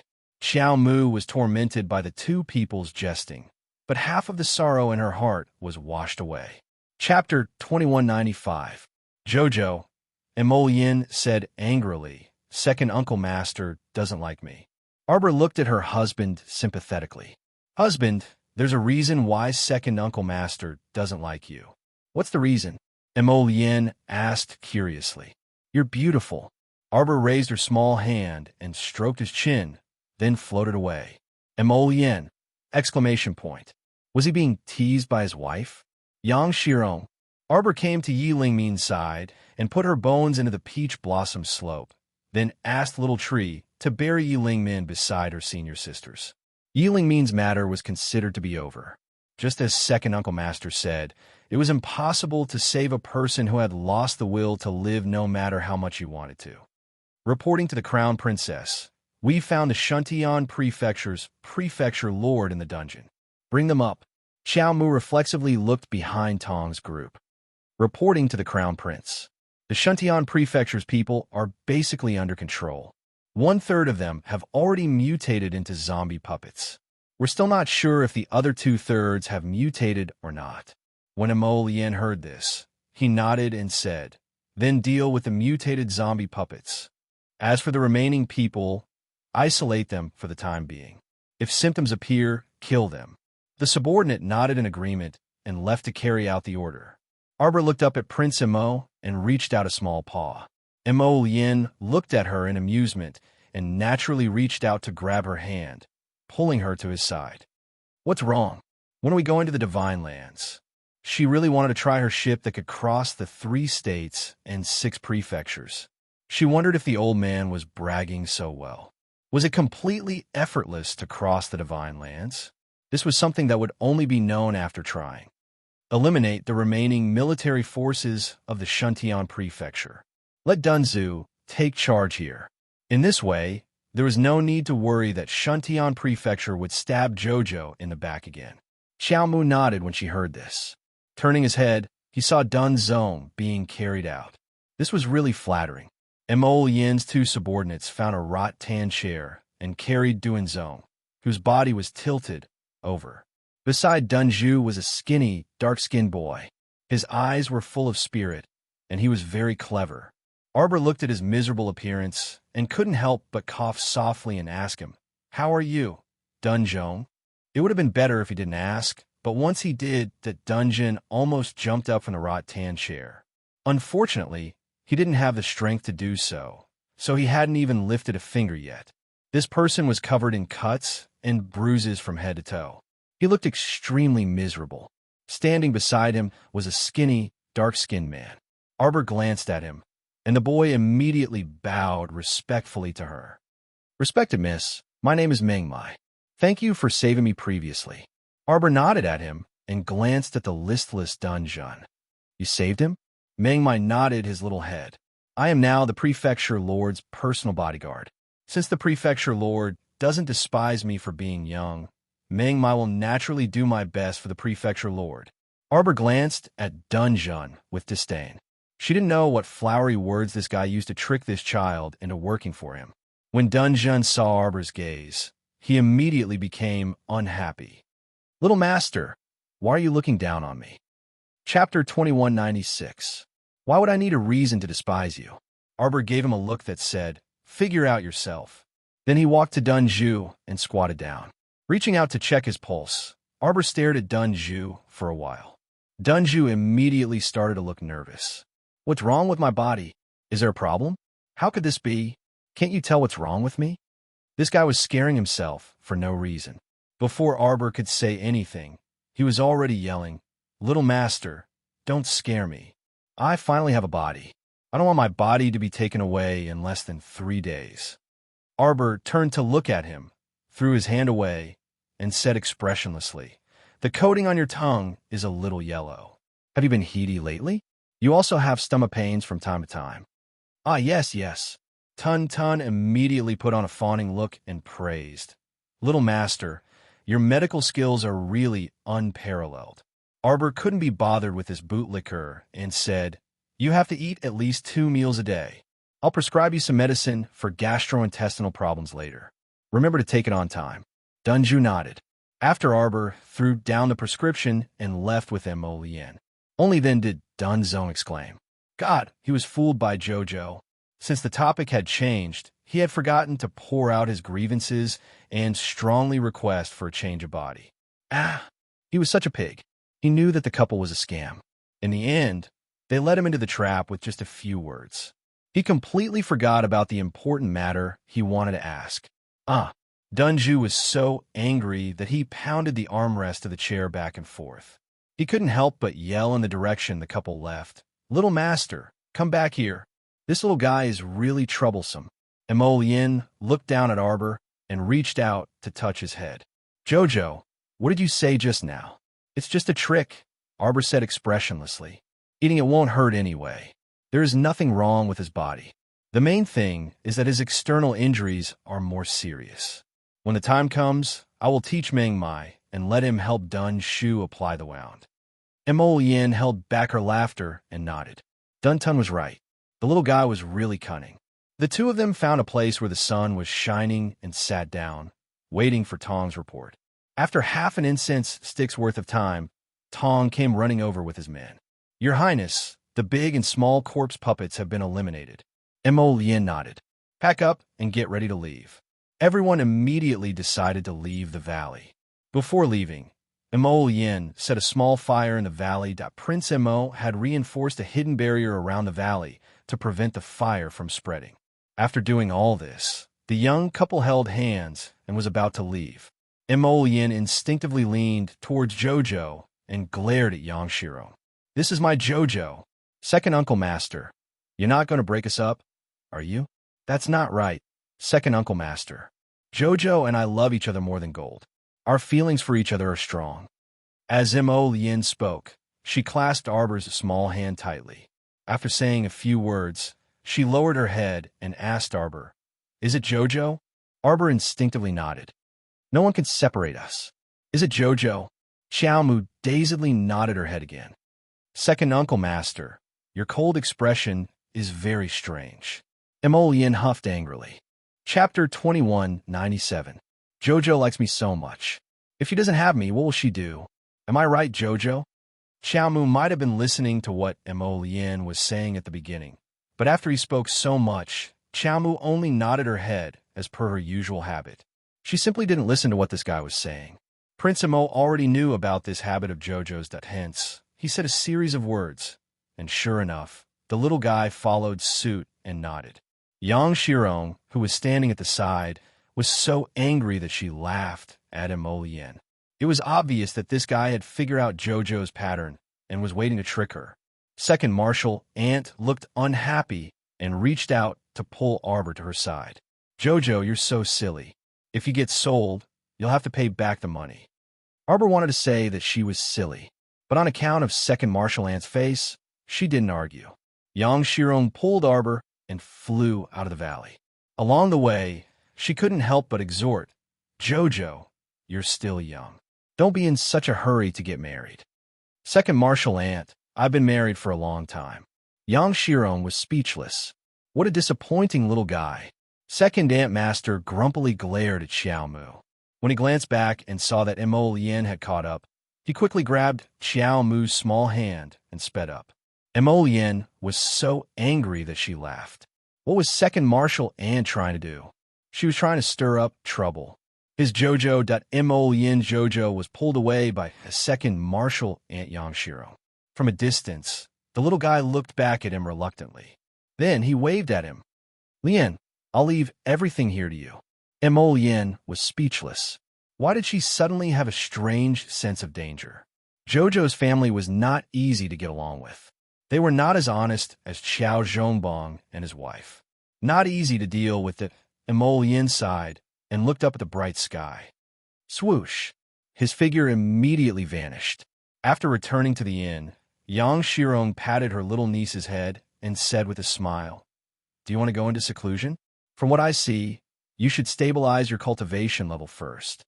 Arbor opened her small mouth and was about to speak when Prince Emo entered through the window. Without saying a word, he rushed out of the window with his little wife in his arms. Yang Shirong looked at the window in confusion. Was she hallucinating just now? Emolien, that bastard, was like a fucking robber. He just grabbed his wife and ran away. What kind of crown prince was this unreliable guy? It's him. Forget it. On the other side, Yang Shirong was secretly ridiculing Emolien's actions. On the other side, Emolien who was hugging his little wife, couldn't help but sigh in relief. Wife? What? Arbor glared at the man in annoyance. Second Marshal Uncle is talking to me. We have to pack up and go to the Divine Land. Time is of the essence. We have to leave now. Arbor's two black eyes widened in an instant. But husband, didn't you just say that you have to wait until Dunzhong has completely mastered the affairs of Shuntian Prefecture and wipe out the remaining forces? Whoever wants to do that can do it. His wife is still the most important. His wife is about to run away because of Second Marshal Uncle's instigation. How can he not be anxious? Take out your little boat. Let's not bother about Second Marshal Uncle. Let's go. Why did this normal couple make it seem like they were eloping? Arbor felt a little incredulous. Run away without Second Marshal Uncle's knowledge? Chapter 2198. Are you sure you won't be beaten to death by his second Uncle Master? You. Why do you care so much? Mo Lien hugged his little wife and said anxiously, There's no time like the present. Let's set off today. Why you're so quick-witted? It's too hilarious. Xiaomu gazed at her dear hubby, speechlessly. Hubby. She looked at him seriously and raised her hands to pull his neck down. No matter what second Uncle Master says, we're still husband and wife. Why are you in such a hurry? When Yang Shirong came over, she happened to hear this. She was so angry that her teeth ached. Although Emolien, that punk was pretty good in all aspects. But in Yang Shirong's eyes, this guy was just someone to make do with. If her martial niece didn't like him, no matter how many Emoliens were stacked together, he wouldn't be good enough for her Chiao. Sensing that second Uncle Master was looking down on him, Emolien cautiously leaned toward Arbor and looked at second Uncle Master warily. Jojo, your second Uncle Master doesn't like me again. Arbor nodded her little head. You're beautiful. She doesn't think you're that reliable. Emolien, what kind of weird reason was that? Yang Shirong looked at the couple exasperatedly and asked with her hands behind her back, Tell me the truth. Are you really planning to go to China? The young couple nodded in unison. I'm not asking you. Yang Shirong rebuked Prince Emo angrily. It was all because of this guy's instigation. Otherwise, her Chow wouldn't have thought of going to China. What was so good about China? She was unfamiliar with the place and people. Moreover, her Chow was just a little kid. Wasn't it a little unreasonable to venture into China alone?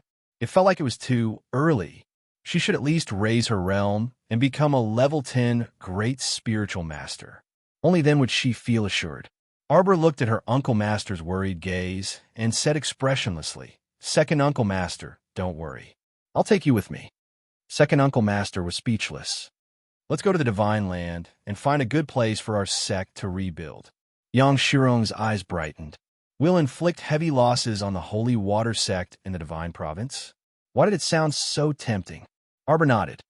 Find a divine realm. Build it there. The corners of second Uncle's mouth twitched when he heard this. Jojo, I heard that there are only a few god realms in the entire upper 3 continents. Moreover, the good god territories have basically been taken over by some major forces. Occupied? Arbor blinked and turned to look at Emolien. Husband? Don't worry, just snatch it. Yang Shirong silently rolled her eyes.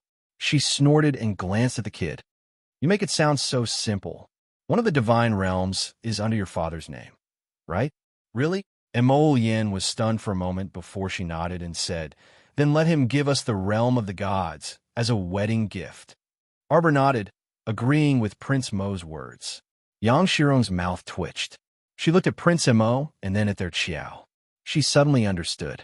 Why were the two of them so compatible? So it was called the same black-hearted. How could the two of you be so greedy and make it sound like there was no suspense?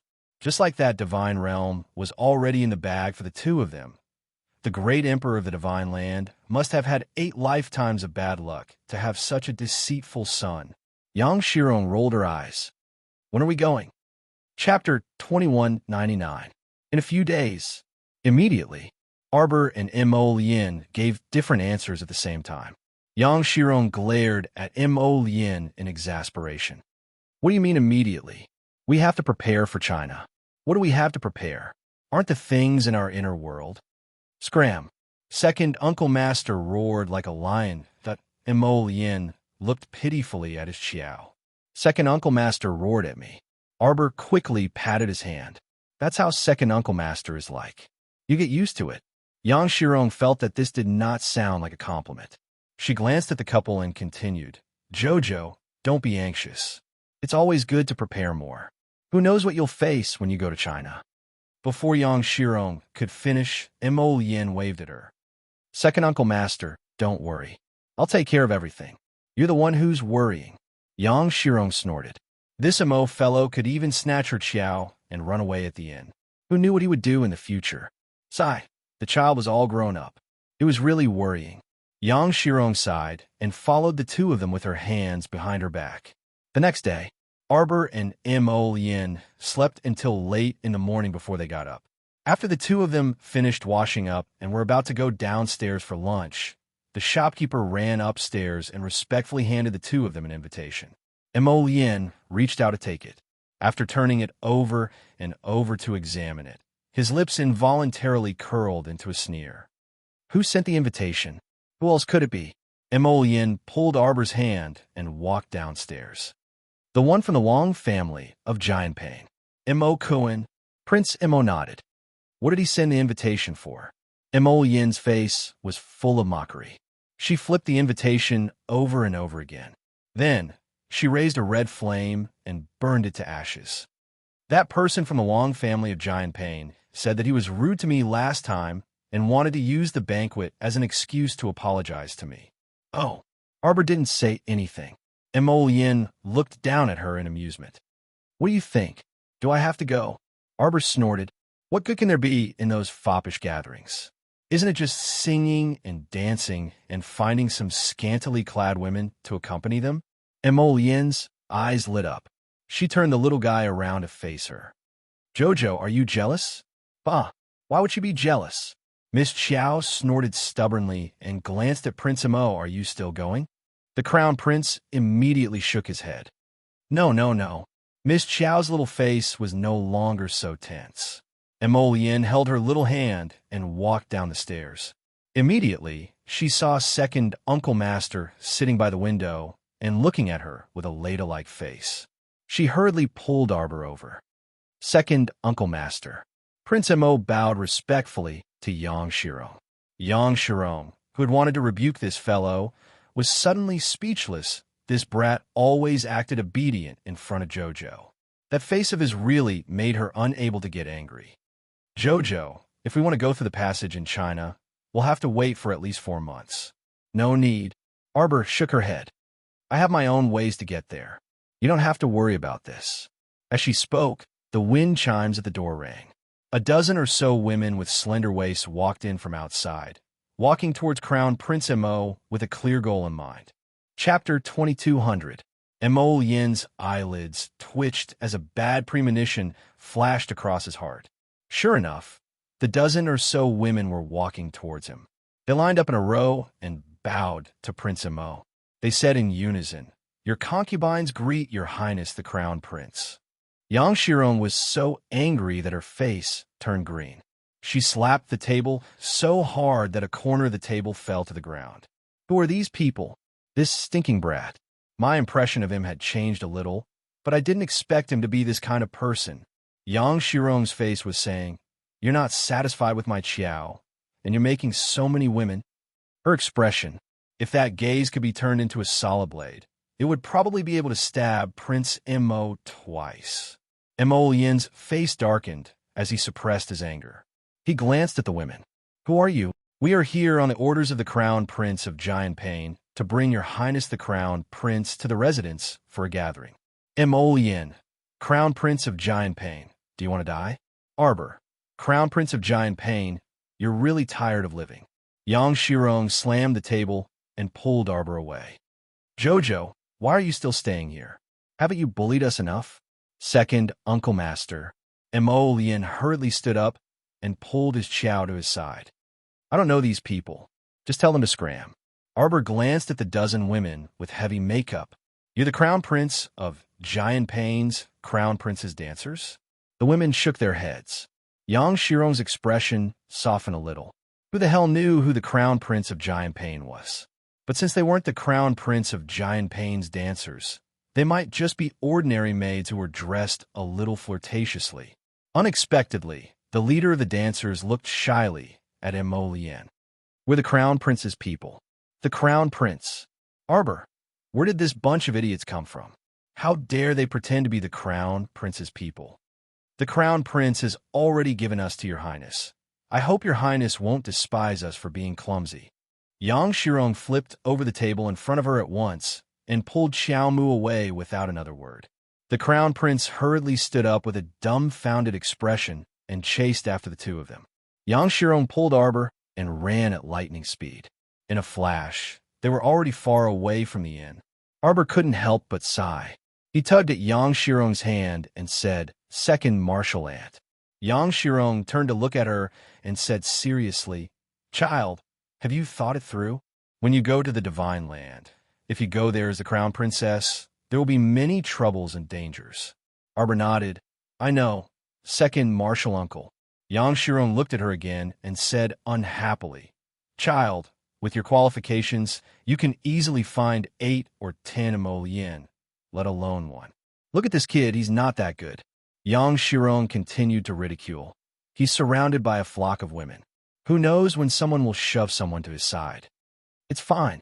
The house is big, and we need many servants," Arbor said mildly. Second martial ant's eyes widened. Had he already thought of a way out for the dozen or so kabuki girls? Sweeping, mopping, tidying the courtyard, there will be many officials in the crown prince's residence in the future. There will be places for these people to work. That's right. Chapter 2201. Prince Emo, who had hurried over, heaved a sigh of relief when he heard this. He was afraid that Jojo would misunderstand him. Unexpectedly, the little guy trusted him so much. This made him very happy from the bottom of his heart. Have those people been arranged? Arbor glanced sideways at Prince Emo and asked with a snort. "Yes, I've asked the butler to assign them. Let them do some cleaning work in the future. That shouldn't be a problem, right?" Arbor was very satisfied. On the other hand, Yang Shirong's tense face finally relaxed a little. "You really sent them to do the cleaning?" Emolien nodded and looked at Yang Shirong seriously. "Second Uncle Master, don't worry. They're only fit to do the cleaning work. I'm afraid they won't be able to do the more delicate work." Yang Shirong was speechless. Sure enough, this Emolien was a guy who dug endless pits. But then again, her family's Jojo seemed to have said before that he would send those dancers to do the cleaning work. The two of them did not speak at all. But in the end, they used the same method to deal with those dancers. It was obvious that the two of them were at the same level of swindling. Yang Shirong didn't know if she should feel comforted or pity for those dancers. "Second Uncle Master, don't worry," Arbor said softly to Yang Shirong. "Lien has never done anything to hurt me in all these days." Yang Shirong looked at Emolien, and her expression softened a little. Emolien hurriedly struck while the iron was hot and continued, "Second Uncle Master, don't worry. I won't do anything that will harm Jojo." Yang Shirong looked at him from head to toe and snorted. "Your status is there for all to see. When we return to China, Jojo said that there won't be any trouble, but I don't believe him." "There will be trouble," Emolien said with a very good attitude. "But I'll solve it for Jojo. As long as I'm here, Jojo won't have to face any trouble alone." Yang Shirong nodded her head in acknowledgement of him. Speaking of which, the crown prince was really evil. Yang Shirong thought to herself. If she hadn't seen it with her own eyes and witnessed the way he handled things, she really wouldn't have known that under this kid's gentle appearance, there was actually a thick black heart. Arbor reached out and grabbed Prince Mo's hand. "The Crown Prince of Giant Pain has repeatedly urged you to come. Do you still want to go?" "Go, why wouldn't I?" Emolien's lips curled into a cold smile. Emo-kun, that brat, had nearly caused his second martial uncle's impression of him to drop below the freezing point. Damn it, second martial uncle already didn't like him enough. Now it was almost worse. This made Prince Emo extremely unhappy. Prince Emo, who originally didn't plan to attend this banquet, suddenly decided to go. If he didn't go, how could he kill Emo-kun openly? Arbor looked at his expression and looked up to ask, "You've decided to go?" Emolian nodded and reached out to hold her delicate wrist. Let's go together. Miss Xiao pursed her lips. They didn't invite me. That invitation clearly stated that it was for Emolian to go alone. Emolian raised his hand with a smile and planted a kiss on the back of her hand. MHM, come with me. You're my wife. If you don't go, I won't go either. Inviting me is inviting you, Emolian said softly. We're one. Chapter 2202. Arbor cast a glance at him. You don't mind that I'm in your way? Emolian was taken aback, but then he smiled and hugged her tightly, gently lifting her up so that she was at eye level with him. My Jojo, you're jealous. Pooh. Arbor suddenly thought of something. When he turned around and saw Second Uncle Master's feminine face, he immediately exclaimed, Second Uncle Master is beside us. This stinking brat's nonchalant manner was too detestable. Yang Shirong snorted and waved her hand. I can't be bothered with you guys. Make preparations earlier if you're going to China. Don't leave out a single thing that you should prepare. Going to China isn't the same as staying at home. Don't procrastinate and do things that make me uneasy. Procrastinate? Uneasy? Was Second Uncle Master talking about things like kissing and hugging? Emolian and the little fellow's beady black eyes met, and he couldn't resist chuckling. He hugged her and gave her a kiss. My Jojo, don't worry. Even if your Uncle Master wants to break up an affectionate couple, it won't work. If she doesn't let me see you, I'll definitely come see you even if I have to climb through the window and dig a tunnel. Thanks. Arbor rolled his eyes at him. That adorable expression tickled Emolian. Let's go. I'll dress you up when we return to the room. We'll go meet that fool in a bit. The vassal prince of Giant Pain had been pacing back and forth in the study since early in the morning. At this time, there were two other people sitting in his study. The two of them looked like a pair of twins. They were about 40 years old, and their appearances carried a hint of sharpness and harshness. Vassal Prince, there's no need to be so anxious. One of them couldn't resist shaking his head and saying, You don't know, but that guy is especially formidable. Imo-kun couldn't help but shudder in fear when he recalled the scene that day. The people around Imo-lien didn't look like ordinary people. The moment they made a move, it was obvious that a few minor mystic cultivators absolutely couldn't deal with them. Chi, the twin on the left, couldn't help but sneer. That crown prince has been growing up on Seacone Planet in the lower realm for several decades.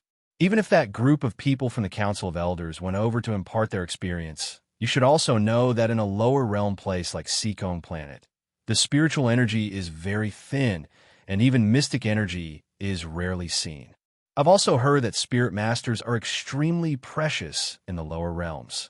Another man smiled and said, Even if that person started cultivating in his mother's womb, he might not be able to break through to the spirit realm, right? When Imo-kun heard this, he didn't show much joy. Instead, he said very nervously, Then you don't understand the Crown Prince at all. The Crown Prince is definitely not as simple as you think. Your Highness, Your Highness. A man who looked like a manservant quickly walked in and bowed in greeting. Imo-kun's face lit up. Did His Highness the Crown Prince accept the beauties I gave him? The manservant looked at Imo-kun awkwardly, nodded, and then shook his head. What do you mean by nodding and shaking your head? Your Highness, then, the Crown Prince did accept the beauties you gave him. Imo-kun slapped his thigh and said joyfully, Then isn't that great? Why are you still shaking your head, punk? I knew it. This Emolian was merely putting on an act. Didn't he still accept my beauties? The manservant said with a sullen face. This lowly one heard that the beauties we sent over were all sent to be cleaning maids by Prince Mo's men. You still think that you used the honey trap correctly? Chapter 2203. Imo-kun widened his eyes in shock. Are you telling the truth? Imo-lien, that brat, really sent all the beauties he sent over to sweep the streets. He actually dared to do such a thing. Imo-kun was so angry that his gums hurt. His eyes were dark and gloomy as he stared at the page boy like a venomous snake. The page boy hurriedly crawled on the ground and cowed out. This is the news I heard. I still have to ask around for the details. Then why aren't you going? Imo-kun roared. Go take a look. Where did he send them to sweep the streets? These were all beauties that were 1 in 1,000. How could he bear to send them away? Mo Cohen's heart ached terribly. If he had known that the page boy was so unappreciative, he wouldn't have sent them over. Now, he didn't even know if he could get them back. The page boy was so frightened that he rolled and crawled out of the door. By the time he crawled out of the door, he was already drenched in cold sweat. Recalling Lord Vassal Prince's instructions, he hurriedly ran to ask around. One of the twins, who were in their 40s, sneered. This person really knows how to waste God's gifts. Lord Vassal Prince, why must we rush over to make our presence known in front of him? Let's not talk about whether this person can return to the divine continent. Even if he can, there's still eldest young master and second young master. The twin laughed sinisterly. Can we just follow behind and watch the show? Mo Cohen rolled his eyes. His voice was somewhat indignant. Previously, I was so frightened by him that I lost my composure. Now that I've regained my senses, I won't show such cowardice. He's just a crown prince who hasn't been acknowledged yet. Lord Vassal Prince sneered. When he returns to the divine continent, he'll get it. Then why did Lord Vassal Prince invite him to a banquet this time? Mo Cohen gritted his teeth. Originally, I wanted to connect with him, but now I think that he's an unappreciative person. Isn't that so? The middle-aged man chuckled. Our old Vassal Prince is someone who has the right to speak in front of the Emperor. TSK, someone like him dares to look down on you. Mo Cohen raised his hand and stopped the middle-aged man from continuing to flatter him. He asked with a solemn face, "Where's Ah Biao? Where the hell did he go?" My reply just now was completely brainless. Is the crown prince coming or not? Not long after, the manservant who had left hurriedly ran back and bowed in front of Mo Cohen. Mo Cohen waved his hand impatiently and asked, "How is it? Where did he throw those beauties to? And tonight's banquet, is he coming or not?" If this fellow really didn't give Mo Cohen any face, then humph. When he returned, he would immediately report to his father and ask his father, the king of giant pain, to come forward and complain about this fellow to the great emperor. When the manservant Ah Biao heard this, he hurriedly knelt down with a plop and said in a trembling voice, reporting to Lord Heir, "His Highness the Crown Prince, What about him? Tell me." His Highness the Crown Prince ordered a steward to keep those beauties in the guest house where they're staying, to wipe the floor, wipe the stools, and pour the night incense. Smack! Mo Cohen, who was burning with rage, smashed the cup in his hand. Say that again. The manservant. Oh, this wasn't something that this lowly one arranged. Chapter 2204. If you keep getting angry at this lowly one, will that accomplish anything? Wouldn't that be of no avail? The page boy criticized him incessantly in his heart, but he didn't dare to show it on his face. He could only smile obsequiously and say, "The beauties have all been left at the inn." And Mo Cohen immediately jumped up from his seat and smashed basically everything that could be smashed in the living room. He then exclaimed in exasperation, "This punk actually doesn't give me any face. The beauties that he sent over. Never mind that he didn't accept them, but he still brought them back. Not only did he not freaking return them, but he even arranged for them to go to the inn to pour night incense and whatnot. Only this Mo fellow could do such a thing. Oh wait, that's not right. This Mo Lien fellow could do such a thing." Mo Cohen was burning with rage. He paced back and forth in the living room, stepping on the porcelain shards beneath his feet. Crunching sounds could be heard as he stepped on them. Lord Vassal Prince. Scram. Yes, this lowly one will scram right away. As if he had been pardoned, Ah Biao frantically ran out without a care in the world. Come back. Mo Cohen roared angrily. Ah Biao turned around as if he had lost a parent and bowed to Mo Cohen, asking, "Lord Vassal Prince, do you have any other instructions? This Mo fellow doesn't give this young master any face at all. Go, and bring everyone back from the inn." He wasn't freaking sending them off anymore. Was this how these beautiful young ladies tormented him? He, Mo Cohen, had painfully parted with them to let that punk enjoy them. But in the end, smack, smack, smack, he was slapped in the face. Mo Cohen paced back and forth in the living room with his hands behind his back that, with a long face, Ah Biao timidly asked Mo Cohen, "Lord Vassal Prince, are you sure you want to do this?" If the people who were sent out were to bring them back, if this matter were to spread to the divine province, it was guaranteed to become the biggest joke in the upper-class circle. As a subordinate, he was completely thinking of Lord Vassal Prince's face. If he did this, and Lord Vassal Prince was mocked in the end, the first unlucky one would definitely be him. Lord Vassal Prince definitely wouldn't say that he made the wrong decision back then. Then the one at fault would definitely be him. Ah Biao. Go. Yes, yes, yes. Ah Biao bitterly turned around and was about to leave. The immortal-like couple walking towards him scared him so much that his legs went soft, and he knelt down on the spot. Your Highness the Crown Prince. The Crown Prince cast a sidelong glance at him. Haven't you seen my Crown Princess? Greetings, Crown Princess. May the Crown Princess have good fortune and peace. Abayo immediately lowered his head. He had a strong desire to live and lay down. Wasn't the Crown Prince's aura a little too strong? Prince Mo grunted. Holding Arbor's little hand, he stepped on the broken porcelain pieces on the ground and walked in front of Mo Kun with a faint smile. What's wrong? A floor full of fragments to welcome me? Mo Kun shrunk his neck inexplicably and slowly moved closer to the twin bodyguards. Greetings, cousin-in-law. Mo Yin looked at him coldly. Mo Kun was speechless. How strange. Suddenly, he felt as if the entire hall was covered in ice. The air was so cold. So cold. Mo Kun took another step back and smiled inexplicably. Cousin-in-law, you're here so early. This younger brother didn't come out to greet you. Mo Yin glanced at him. There wasn't a hint of a smile in her eyes. When I walked to the door just now, I heard you say something about returning something to you. Chapter 2205. You tell him. Mo Yin glanced at the page boy, Ah Biao, who was kneeling on the ground. What do you want to return to your lord heir? Ah Biao's forehead was drenched in cold sweat. Hey, my uncles, hey. I'm just a page boy. Why did this fire inexplicably come to me? Ah Biao didn't dare to answer casually.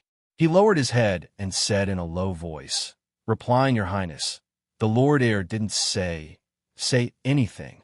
Mo Kun, why don't you tell him? Mo Yin turned around and looked coldly at this younger cousin of hers.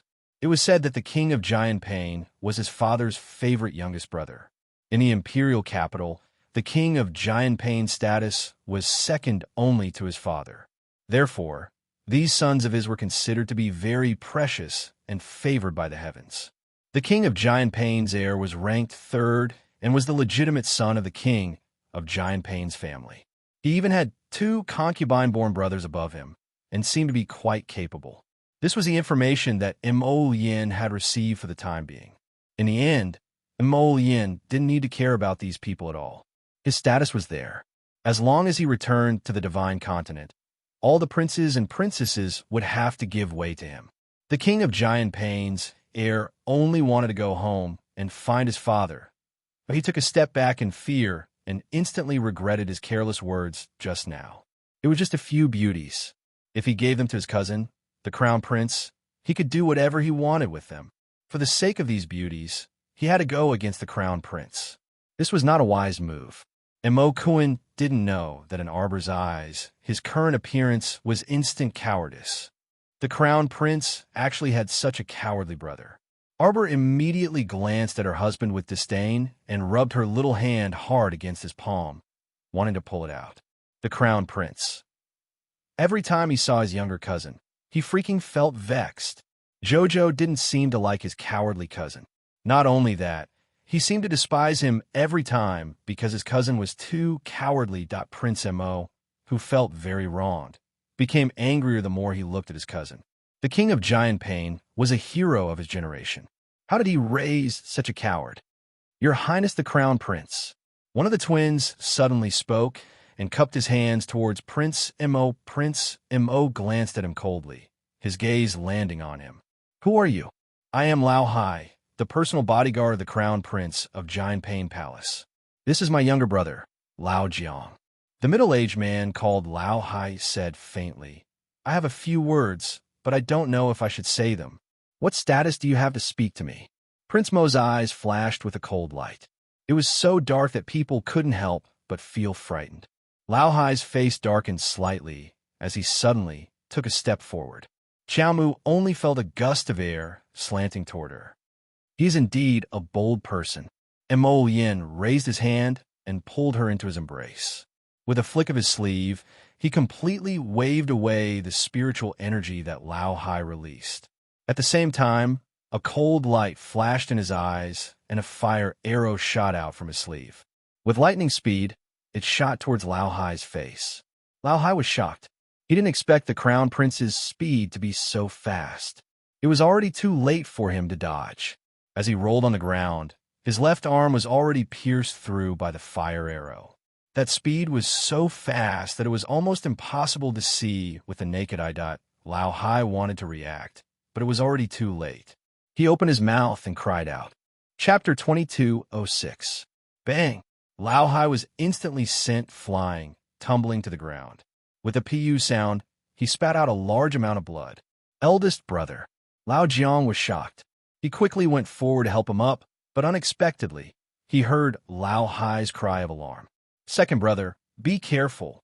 Eldest brother. The two brothers were simultaneously sent flying by the two palm force winds. Following the force, they rolled out without any ability to resist. One heavily crashed into the cabinet at the side, while the other was fiercely flung against the wall. The one who crashed into the cabinet had the cabinet fall down, smashing into his lower back. The one on the wall was even more miserable. His entire head went through the wall, and he was stuck on the wall, unable to get down for the time being. With the Crown Prince's attack, the entire hall fell silent. The Crown Prince of the King of Giant Pain staggered back a dozen steps, hiding behind the armchair. He looked at the Crown Prince with a somewhat frightened expression and said with a trembling voice, Cousin, let's talk things out, talk things out.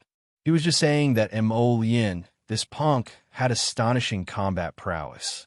This Lao Hai and Lao Jiang didn't even know Crown Prince Mo's background, yet they dared to rush up and spout nonsense. They really weren't too smart. Looking at the two bodyguards beside him who could be considered presentable, then thinking about the two attendants beside his eldest brother and second brother, Mo Kuan couldn't help but feel a little stifled. Although he was the legitimate son of the King of Giant Pain and had successfully inherited the title of Crown Prince according to the ancestral rules passed down by the old ancestors, his father still loved his eldest brother, who was proficient in both the pen and the sword, the most. Even the attendant beside his eldest brother was an expert whose cultivation was close to the god realm. As for the two people beside him, Lao Hai and Lao Jiang were only 10th level great spiritual masters. In the middle 6 prefectures and the lower star domain, they were definitely presentable. However, in places like the upper 3 prefectures, it was hard to explain. Wait a minute. Mo Kuan seemed to have thought of something. He frowned and racked his brains for a while. Suddenly, his expression changed as he looked at Prince Mo. This cousin of his took care of 2 10th level great spiritual masters within a few breaths of time with a wave of his hand. Then his realm, what was it? Mo Kuan couldn't help but feel a little scared. He hugged the armchair and took a few steps back. Don't come over. He shouted at Mo Yin, cousin. We're from the same sect. We share the same surname. You can't be so ruthless to me. My father, he is your uncle. Mo Kuan. Ah, yes. Mo Kuan hurriedly nodded in response. However, he hugged the armchair and took a few steps back. When Arbor saw his cowardly appearance, he looked down on the Mo family even more. She anxiously tried to pull her little hand out of Mo Yin's palm, but to no avail. Mo Yin! Exclamation point. Because of this crazy Mo Kuan, not only was he misunderstood by his second martial uncle, he even caused Jojo to look down on the Mo family. Cousin, I'm telling you, if there's anything between us, let's talk about it calmly. Then, those beauties that I gave you, you could do whatever you want with them, it's fine. You can leave them in the inn to sweep the floor or pour the night incense. I won't care. What can you do? Arbor snorted rudely. He raised his little hand and shouted, What are you still standing there for? Send a gift in return. Mo Kuan's eyes immediately widened. His nerves were strangely tense. What There was a gift in return. Chapter 2207. Mo Cohen. What's with this ominous feeling? As soon as Xiao Mu mentioned returning a gift or something, his nerves immediately tensed up. No need, no need, Mo Cohen hurriedly said. Little cousin-in-law. Actually, you don't have to return the gift. Arbor coldly swept a glance at him. Bring it over. What are you doing? Stop it. Stop it. Mo Cohen widened his eyes and instinctively retreated a few steps while hugging his armchair. He stared warily at Arbor and hurriedly signaled the two guards with his eyes. Unfortunately, Lao Jiang had just helped his older brother, who had vomited blood, up from the ground. The two of them looked pale as they supported each other. They were afraid of being beaten up by Prince Mo and didn't dare to step forward for the time being. A string of familiar groans traveled in from outside the door. Mo Cohen hugged his armchair and hid behind the table. When his gaze landed on the door, his eyes immediately widened. He saw a group of burly men carrying 10 fat sows walk in from outside the door. They squealed as they squeezed through the door. Fortunately, the hall of Mo Cohen's temporary residence was big enough. With over 20 people carrying 10 sows, it didn't feel crowded at all. The stewards and servants of the heir who heard the news were all stunned. They all looked at the legendary little crown princess as if they were looking at a murderous shark. The pitiful heir hugged his armchair and exclaimed, Cousin-in-law, what are you trying to do? What are you trying to do? This fellow actually carried so many pigs over as a return gift. Mo Cohen had the urge to cry. Could it be that this scary little cousin-in-law wanted him to eat all 10 of these pigs in one day? Arbor pinched his chubby hands and looked expressionlessly at the wailing Mo Cohen. What are you all standing there for? Do it. The guards who followed the little crown princess and silently swallowed their saliva and hurriedly went forward to twist Mo Cohen's arms, who couldn't stop struggling. With both of Mo Cohen's arms held down, the armchair he was hugging naturally fell to the ground. He was on the verge of tears. She looked at Prince Mo with fear and trepidation, her eyes almost overflowing with tears. Cousin, you? Aren't you going to control your wife? What is she trying to do? Cousin, I am telling you, don't mess around. I can't eat so much pork. Me. Nonsense. Arbor scolded. Take him away. Mo Yin rubbed her forehead speechlessly and silently turned her face to the side. To be honest, he had no idea Jojo was up to something like this. It was no wonder that the little fellow had solemnly asked him to wait for a while when he left the house, saying that she wanted to prepare a return gift for Mo Cohen. He thought it was a gift in return. His wife had actually prepared 10 sows for Mo Cohen. This was really, only someone with her brain could think of such a thing. Jojo, Mo Yin called out to his little wife in a small voice. Arbor glanced at him and expressionlessly turned her little face away. Let's go. The guards escorted Mo Cohen all the way to the dining area in the rear garden. The steward of the heir apparent followed behind with a long face. After chasing after the group for a while, he called out breathlessly, Crown Princess, what are you trying to do? Arbor saw an empty cow, sheep, and horse pen from afar. She waved her hand and said coldly, Put them all in. Chapter 2208. The 20 or so strong men hurriedly walked forward, looked at each other, and hurriedly put the 10 sows in. Where is he? The corners of the guards' mouths twitched as they hurriedly escorted the wailing and struggling Mo Cohen forward. They lowered their heads and bowed. Crown Princess. The little crown princess was expressionless as she said with a cold face, Why aren't you inviting Prince Giant Pain in? Yes. One of the guards' mouths twitched as he forcefully held back his laughter. He said in an extremely calm voice, Prince Giant Pain, please. What are you doing? What are you trying to do? What are you trying to do, Prince Giant Pain let out extremely tragic cries. Prince Giant Pain struggled with his 2 arms and hugged whatever he saw as he was dragged over while hugging the fence. Mo Yin. Arbor's small face was cold as he watched Prince Giant Pain cling to the fence at the door with all his might. The guard were unable to escort him in. The little guy took a few steps forward and kicked him in the butt. Mo Yin. Bam! Prince Giant Pain was so pitiful that he rolled forward and was forced to fall into the pigsty, biting into a piece of mud on the ground. His front teeth almost fell out, and 2 streams of tears suddenly flowed down. Close the door. At Xiao Mu's command, several royal guards swiftly locked up the fence door. Everyone, you can't do this. The steward pounced forward and laid down at Imo Lian's feet. That page boy Biao was also scared to death. He scrambled over with a pale face and kowtowed repeatedly to Imo Lian. Your Highness the Crown Prince, Your Highness the Crown Prince, please spare my life. Imo Lian, this prince didn't do anything. What's with this? This prince is utterly devoid of conscience expression. Arbor leaped up and stood on the fence door, coldly looking at Prince Giant Pain, who was rolling around in the pigsty. With a wave of her hand, a faint fragrance of powder drifted into the pigsty. Arbor watched expressionlessly as the 10 sows suddenly became restless and madly chased after the crown prince of Giant Pain. He turned his back in disgust and jumped down from the fence. Guards, fetch some buckets of water. Reporting to Your Highness, reporting to the crown princess, those cough, the guests attending the banquet are here. Oh, Imo Lian turned her head to look at the servant who reported. Who are they? Cough, Shuntian Prefecture's prefecture lord, 6 Sons sect, Heavenly Fortune sect, and other major sects sect masters, elite disciples, and so on. Bring them over, Imo Lian said indifferently. Bring it here? No, Your Highness the Crown Prince. The steward wailed on the ground. Why not? The masters are all here. Aren't you here for a banquet? Isn't a banquet supposed to have some entertainment?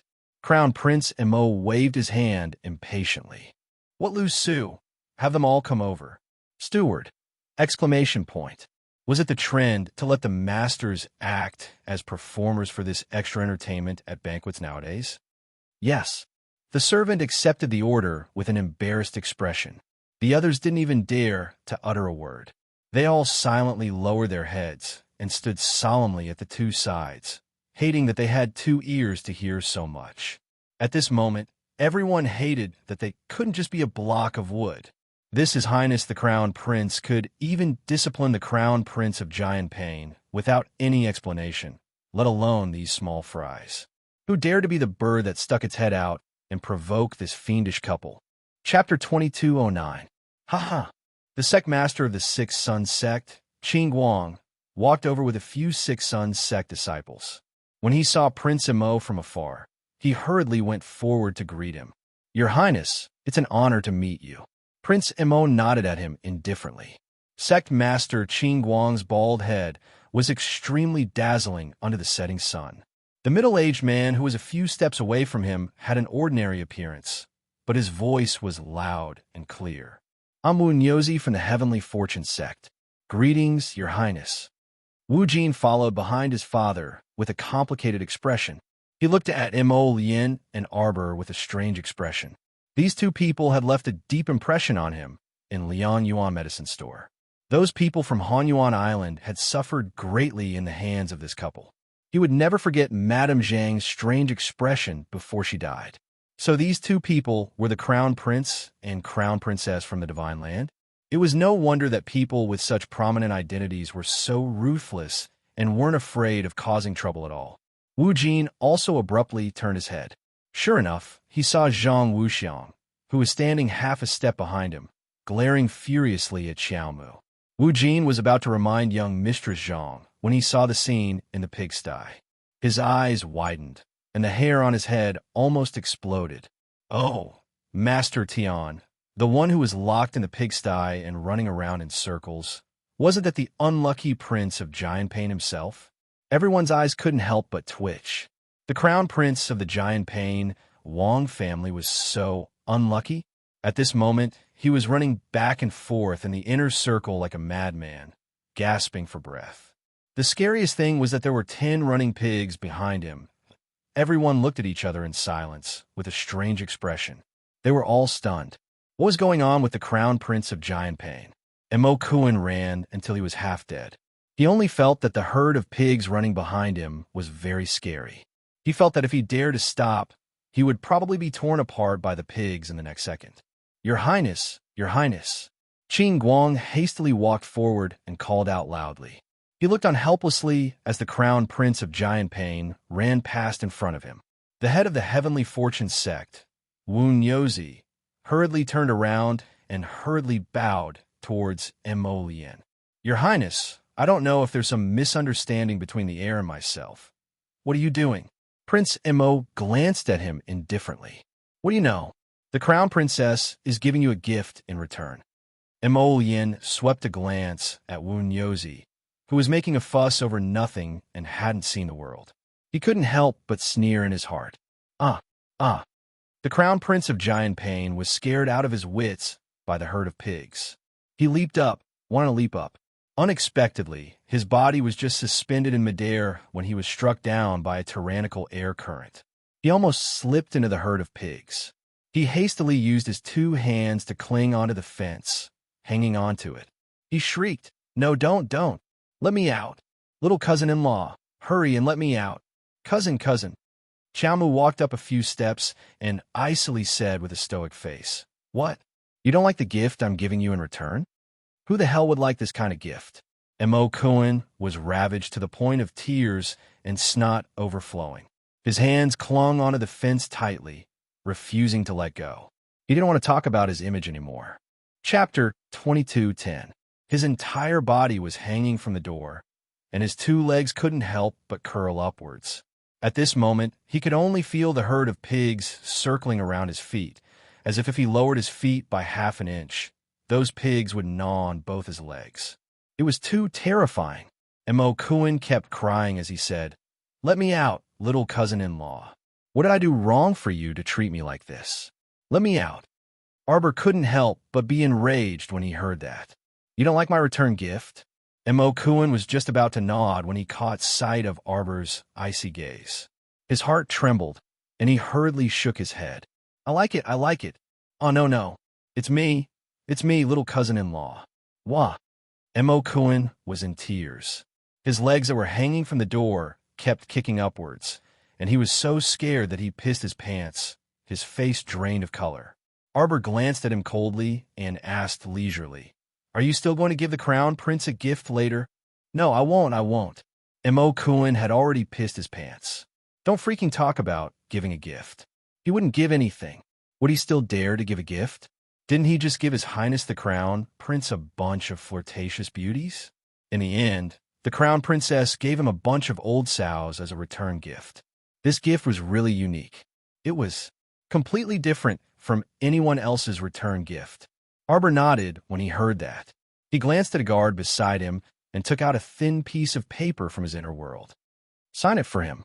That guard's mouth twitched, and he hurriedly took the pen and paper with both hands.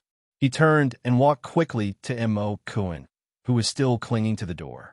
He handed the pen and paper to Mo Kuan. Mo Kuan wasn't in the mood to read at this moment. He hurriedly reached out to sign it after receiving it, and he cried out tearfully, "Little cousin-in-law, Crown Princess, hurry and let me go, Crown Princess." He had agreed to everything, signed the paper, and even apologized repeatedly. What was this devilish Crown Princess waiting for?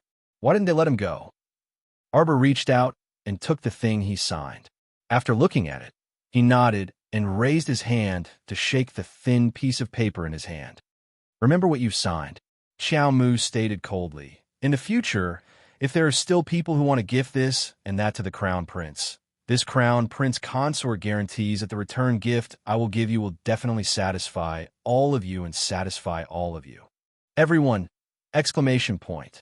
Was the Crown Princess venting her anger on the Crown Prince of Giant Pain? Arbor then turned around and stomped back to Mo Lien's side. Mo Lien smiled and reached out to hold her little hand. She turned around and let her out. "Are you happy now, Jojo?" If he did not let the little guy vent his anger, the one who would be in trouble would be him. Thank the heavens. Thank the Crown Prince of Giant Pain. This time, the little fellow should be able to calm down. As expected, the expression on Miss Xiao's face eased a little, and she nodded reluctantly. "Weakling, I don't even have the desire to teach him a lesson." The Crown Prince. Seeing the two of them walk out hand in hand, the steward and the others didn't dare to stop them.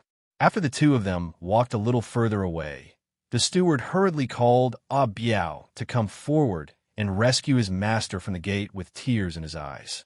At this moment, the crown prince of Giant Pain was already paralyzed on the ground. His legs were trembling nonstop, and he even wet his pants from fright that classmate Dunzo, who had been watching the show the entire time, was speechless. The little girl was indeed incomparably ferocious. Seeing how she scared the crown prince of Giant Pain into a dog, as a bystander, he felt a little satisfied. I'm going to sleep, and everything will return to normal tomorrow. Chapter 22:11. Dunju pretended to show concern. How are you feeling? Crown Prince Giant Pain. Cough. If you're not feeling well, don't force yourself. Quickly help the crown prince back to his room. Sect Master Qing Guang of Six Sons Sect turned back to look at the crown prince's back with a complicated expression. This crown prince actually did such a thing to his own cousin in front of so many family heads. He didn't give them any face at all. It was obvious that he wasn't someone who was easy to get along with. However, it made sense. The crown prince of the Divine Province was there. Crown Prince Giant Pain must have had nothing better to do to go against him, but in the end, not only did he almost lose his life, he also lost all his face in front of everyone. All the family heads stood there awkwardly. They didn't know if they should escape immediately or continue to be a part of the background. Dunju still went forward and reached out with a smile to help the embarrassed Crown Prince Giant Pain up. Crown Prince Giant Pain, are you all right? Do I look like I'm all right? Crown Prince Giant Pain suddenly roared. He was in a crazy state now, and he didn't even care about Dunju and the others. He just wanted to shout out all the anger in his chest. The volume of his voice was so loud that it scared the surrounding family heads, and they all frowned and took a few steps back. Crown Prince Giant Pain supported his manservant, Ah Biao, and stood up shakily. He felt that his legs were still trembling uncontrollably. Mo Kuan shouted sternly, Emolian, Arbor, I won't let you off. This matter couldn't end like this. Emolian, that fellow, condoned his wife to treat him like this. He must report him to Royal Father. Damn Emolian, damn Arbor, this black-hearted couple. He definitely wouldn't let them off. Crown Prince Giant Pain. Ah Biao said with a mournful face. His Highness the Crown Prince isn't easy to deal with. Let's return to the Divine Province first. The Crown Prince of Giant Pain retracted his hand and gave him a slap. He shrieked in exasperation. Shut up. Ah Biao covered his face and took a few steps back in fear. The Crown Prince of Giant Pain pointed at the sky and cursed. You will pay the price for this. Oh, what's the price? A cold voice came from outside the crowd. Mo Kuan simply didn't expect that Mo Lien and Xiao Mu, this black-hearted pair, would actually return and appear before them again at this time. Mo Kuan was so scared that he pissed his pants on the spot. He quickly pushed the butler and Ah Biao in front of him as a shield. He shrunk behind the butler and Ah Biao, only popping out half of his head as he screamed, You guys, what else do you want? I'm warning you, don't do anything stupid. Don't act recklessly. Mo Kuan raised his voice and let out a series of dying duck cries. Arbor walked up to Mo Kuan expressionlessly and hooked his little finger at him. What are you doing? Mo Kuan's nerves tensed up. He hugged the butler's waist tightly and refused to let go. The old housekeeper's face turned a little green. His waist was in pain from the Crown Prince's tight grip. Bring him here. At Xiao Mu's command, several royal guards immediately swarmed forward and pinned Mo Kuan's hands behind his back without a care, escorting him to Xiao Mu. Mo Kuan's eyes widened in horror. What did you do to me? Chapter 22:12. From the moment he entered the pigsty just now, he already realized that he could not muster any spiritual energy in his body, much less leap up. Even escaping seemed so difficult. Mo Kuan was too scared. At that moment, he only felt that he was so insignificant in this world, so weak that he was comparable to a tiny ant. It was as if the other party only needed to stomp on him and flatten him. Little cousin-in-law, I was wrong. I know that I was wrong. Don't make things difficult for me, all right? I will definitely not send beautiful women to cousin-in-law in the future. Mo Kuan's tears streamed down his face as he looked at Arbor with a frightened expression. Whoever sent beautiful women to the Crown Prince would be a big idiot. What kind of Hudong lioness did the Crown Prince marry? Look, he only sent over a dozen beautiful women, and she cannot even tolerate it? Shut up. Arbor angrily slapped him heavily on the shoulder. That lad immediately fell to the ground with a plop like a soft-footed prawn. Arbor forcefully grabbed one of his arms and pulled with all her might. Mo Kuan screamed like a pig being slaughtered. He only felt that his entire arm was being pinched in someone's palm and was being held behind his back. It was extremely painful. What are you screaming for? Arbor impatiently slapped the back of his neck forcefully. Shut up. Mo Kuan's voice became softer, and he sobbed. He only wanted to go home and hug his father to cry properly. The Crown Prince's wife was too fierce. With this kind of personality, which man could stand it? Break, break, break, break, Crown Princess, break, break, break, break, sob, sob. Mo Kuan only felt that his entire arm did not seem to belong to him anymore. The pain of being held behind his back kept surging in his heart. Arbor forcefully shook the arm that was holding Mo Kuan. Gulp! A small box suddenly rolled out of Mo Kuan's sleeve and landed on the ground. Arbor stretched out her leg and kicked the box, causing it to fly up and land in her hands. This is... Crown Princess, you can't snatch mine? Ha! Without another word, Arbor swept his sleeve across Mo Kuan's face. Mo Kuan's head fell to the ground with a thud. Arbor tossed the box in his hand and glanced at the person lying on the ground with disdain. You can find trouble with me at any time, but it's best to be prepared for a short life. The little fellow threw the box into his inner world, snorted, and walked to the Crown Prince's side without looking back. Mo Lien helplessly reached out to hold her little hand. What's in that box? It turned out that the reason why the little fellow had dragged him back was because of this box in Mo Kuan's sleeve. Xiao said, "This is a snow ginseng fruit seed." The little fellow cast a glance at Mo Lien, who was lying on the ground, then looked up at Mo Lien and said, "I'll plant it for you to eat." Mo Lien nodded. "Is it delicious?" "Yes." Miss Chow nodded her small head. "It's even more delicious than the winter fruit. If ordinary people eat it regularly, it can also prolong their life. When it's grandmother's birthday, we can go home and give it to her." "Okay." Mo Lien grinned and patted her little head. The young couple held hands and were really going to leave this time. Zhang Wuxiang, who was standing at the side, looked slightly agitated. Just as she was about to move, Wu Jini, who was paying close attention to her movements, reached out and pulled her back.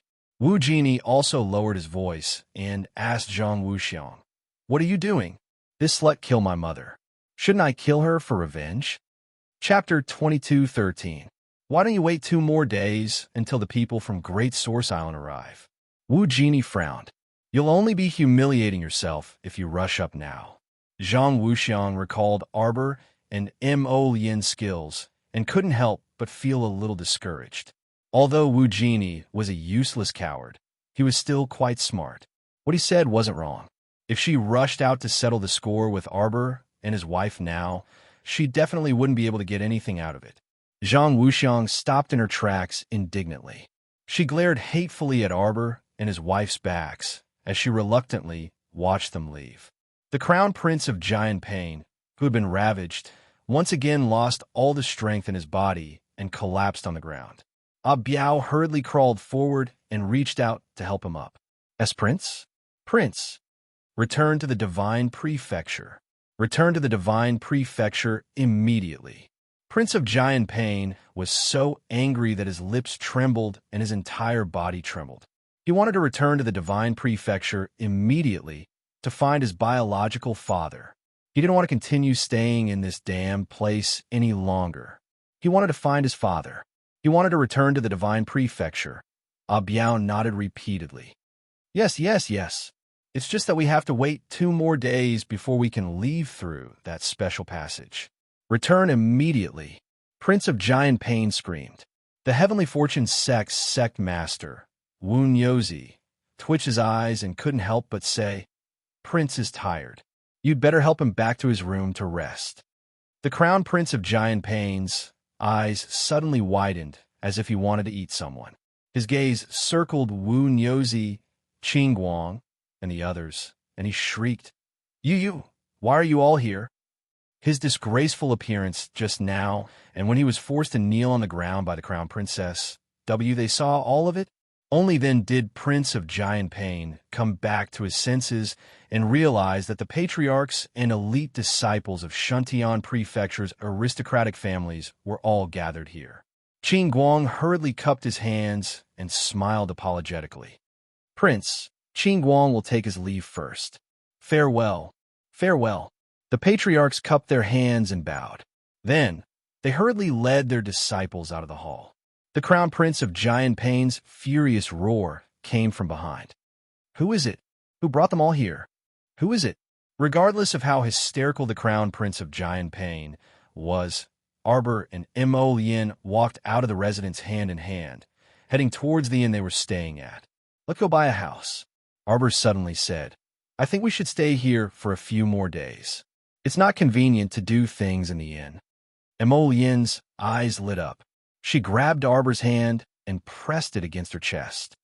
Jojo, do you want to spend some time alone with me?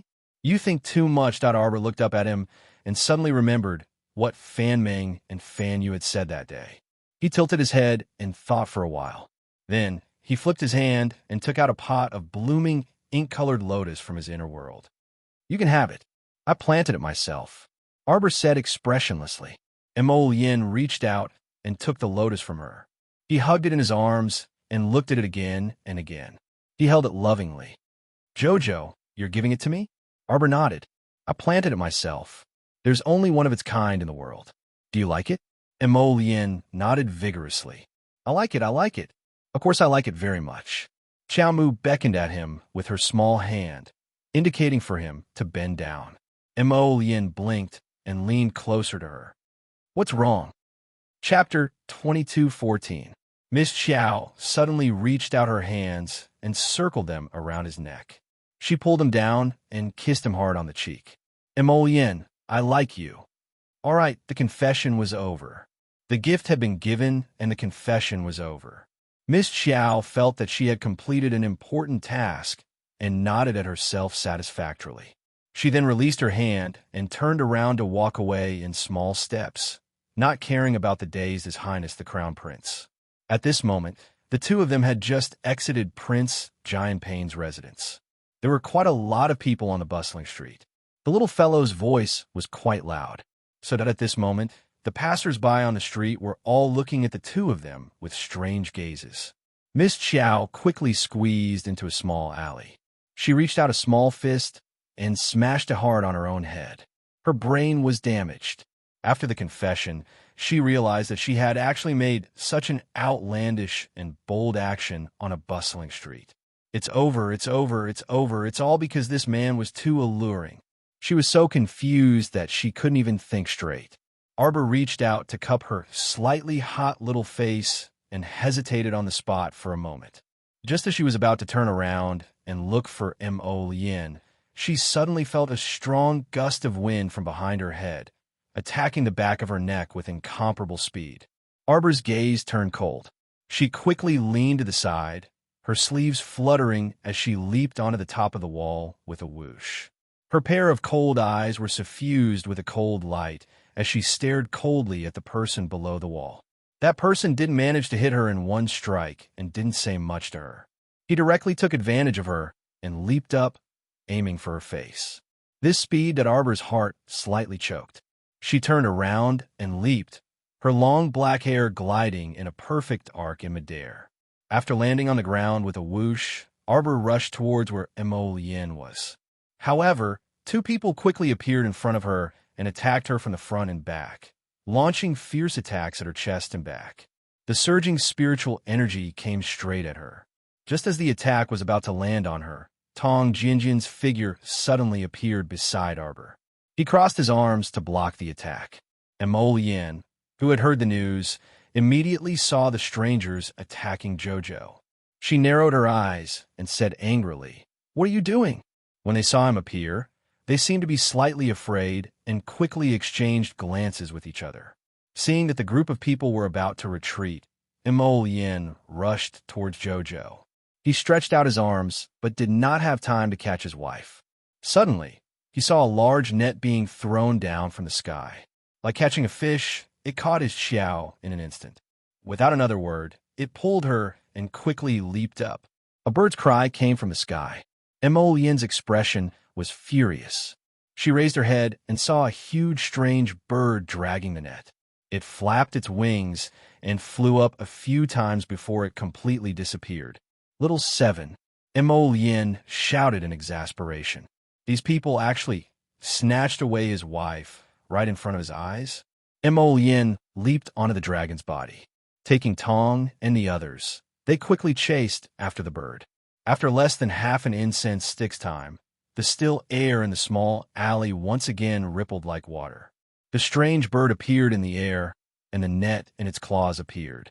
Qi Lianhai's expression was slightly gloomy as he appeared in the small alley again with his people. He beckoned with his hand, and that strange bird dragging the net fell from the sky and landed in front of them. Qi Lianhai gazed coldly at Xiao Mu, who was inside the net, and gave her a sinister smile. It really wasn't easy to wait for you to be alone. Chapter 22:15. Arbor looked at him expressionlessly. Mo Yin was so worried that she was confused, and she was tricked by the middle-aged man in front of her. In fact, Qi Lianhai had only used an invisibility talisman on them to temporarily hide everyone's presence. But with Mo Yin's intelligence, she would probably return in less than a minute. So, all right, take her away immediately. Qi Lianhai was a cautious person. Although he had tricked the crown prince of the divine province into leaving, he knew that he wouldn't be able to fool him for long. Qi Lianhai's subordinates all pointed their weapons at Arbor in the net, warning her not to act rashly. Qi Lianhai sneered. Don't worry, we don't want your life. We just want to ask the crown princess to come with us. Of course, you don't need to waste your energy trying to break this net. Qi Lianhai looked at her triumphantly. This net can not only block your spiritual energy and presence, but you should have noticed by now that you can't even use your spiritual sense. Arbor looked at him coldly. Take her away. At Qi Lianhai's order, the strange bird pulled up the net again and rushed into the sky. Qi Lianhai and the others quickly summoned their spiritual beast mounts and left with the strange bird. The group had only left for less than half a minute when Mo Yin's figure reappeared on the horizon. She returned to the alley where Arbor was taken away with Tong and the others. She stared gloomily at the empty alley and subconsciously clenched her fists. Was it Fong Su of the Greenwood Guard? Mo Yin asked angrily. Go, gather all the hidden guards in Shuntian Prefecture and dig Fong Su out. With that, Mo Yin leaped on Yin Qi's back again and had him chase after Arbor's presence. War Qi, we can't do it. She's too fast. A subordinate beside Qi Lianhai urgently reported. Qi Lianhai had also sensed Prince Mo's approach. He frowned and said, I've already blocked her presence. How did she catch up so quickly? Who are you? Arbor stood in the net, swaying left and right in the wind, but his face was still expressionless as he looked at Qi Lianhai. Qi Lianhai sneered. Crown Princess doesn't need to know who I am. All you need to know is that from today onwards, your good days are over. Really? Qi Lianhai smiled and opened a bottle of medicinal liquid in his hand. He quickly rushed to the red-beaked bird's side and fed it the entire bottle of medicinal liquid. The strange bird immediately let out a cry and flapped its wings even more vigorously. Its speed seemed to have more than doubled as it flew forward. Arbor looked at them coldly and sized up Qi Lianhai.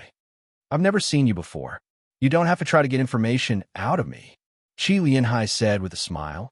I was only ordered to bring you back. As for what will happen in the future, you'll have to pray for yourself. Xiao Mu leisurely swallowed a pill and stared at Qi Lianhai with a cold glint in her eyes. You think that victory is already in your grasp? What? Could it be that Crown Princess still has the strength to resist? Qi Lianhai smiled proudly at her. This sky cicada net of mine isn't some ordinary item. It's more than enough to trap a great spirit master, let alone a little spirit master like you. Arbor glanced at him. Chapter 22:16. A pair of claws were suddenly covered with a Vajra talisman. Like cutting vegetables and tofu, she stretched out her fingers and gently swiped at the net. Chila, the originally smug Chi Lianhai couldn't help but frown slightly. Chila, after another tearing sound, Arbor directly drilled out of the net. She flipped over and landed on the back of the strange bird. Then, she slammed her fist down on its big head. Her punch, which was imbued with the Vajra talisman, immediately caused the strange bird to shriek. Its body plummeted to the ground like a cannonball, with its head facing down and its legs facing up. When it was 1 foot from the ground, Arbor's figure suddenly spun in a parabolic arc in the air and rushed up again with a whoosh. However, the strange bird landed heavily on the ground with a howl. Its skull came into close contact with the ground and smashed its skull into pieces on the spot. There was no possibility of treatment at all. Xiao Mu hovered in the air and coldly gazed at that large bird that had already died. She then turned around and looked at the dumbfounded Qi Lianhai with a spurious smile. Qi Lianhai! Exclamation point. He didn't expect the crown princess to come out so easily. That heavenly cicada net was actually completely destroyed by this destructive woman in front of him. Qi Lianhai only felt like he was holding a breath in his heart. It was as if he couldn't spit it all out, and his entire chest felt uncomfortable. However, Arbor didn't wait for him to react and punch him hard in the stomach. Qi Lianhai couldn't resist this force. His whole body was beaten into the air, and his back hit several subordinates. Qi Lianhai's subordinates really exerted a Herculean effort to catch Qi Lianhai. Even so, they still carried Qi Lianhai's body and staggered back a few steps. After stabilizing his body with great difficulty, Qi Lianhai looked at Arbor angrily. He covered his painful stomach with one hand and shouted in a trembling voice, You. This damn little girl was trapped in the sky cicada net, and she actually had the strength to retaliate? He had really underestimated her. Arbor stretched out a small hand and waved a bronze plate in front of him. Qi Lianhai's expression changed, and he stretched out his hand to touch his waist. Sure enough, the copper plate that he had stuffed into his waist had actually disappeared at some unknown time. Arbor looked at the waist token over and over again, then raised his head to glance at Qi Lianhai. A cold smile faintly appeared on his lips. So, it's Ani Prefecture's personal attendant. I didn't expect you all to be in such a good mood, coming all the way from an E-Prefecture to Shuntian Prefecture to catch me. Arbor swung his hand and threw Qi Lianhai's waist token back to him. Here you go. In any case, she had no use for it. Only Qi Lianhai and his group took this small token seriously. Jojo. When Arbor heard the Crown Prince's voice from afar, his eyes couldn't help but light up slightly. He turned his head and looked toward the sky. In the clear blue sky, the Crown Prince was moving over like a bolt of lightning. In no more than a moment, he suddenly stopped beside Arbor and reached out to pull her into a tight embrace that his heart finally settled down. He reached out to hug her and sighed softly. Jojo. Arbor reflexively reached out to stroke his chest. It's fine. Chapter 22:17. Emolien was truly a bit too horrified. It had only been a blink of an eye, yet his wife was almost kidnapped on the streets. No one would be able to bear this matter.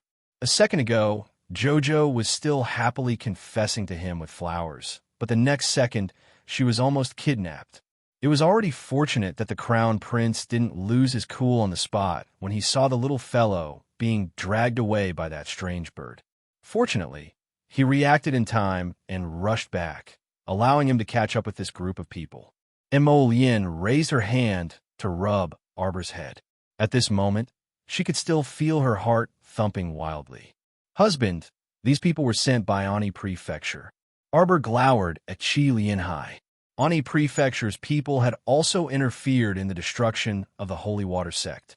She hadn't even found the time to deal with them, but she didn't expect this group of people to deliver themselves to death first. Emolien flicked her sleeve and shot out a fire spirit, which heavily crashed into a man behind Qi Lianhai. Just now, it was that person who dragged the net and aimed a sharp blade at his Jojo's back. That man was caught off guard and was hit by the fire spirit. He flew several meters away and rolled twice when he landed with a bang. Qi Lianhai looked back and couldn't help but be secretly shocked by the Crown Prince's cultivation. The subordinates he brought were all spiritual cultivators level 7 and above, but they were like toys in the Crown Prince's hands. They didn't have the slightest ability to resist. You?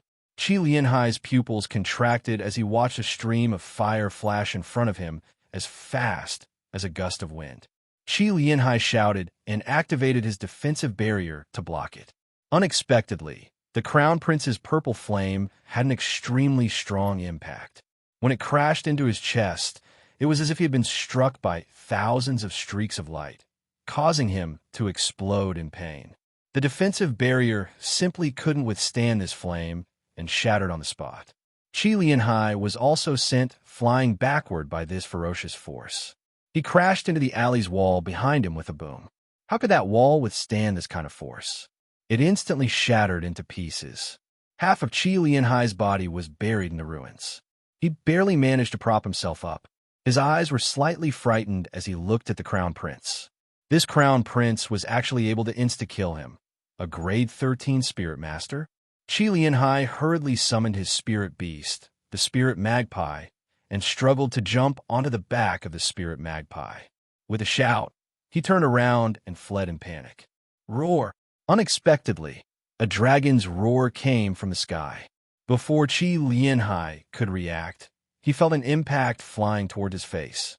How could he dodge in time? He was hit head-on in an instant.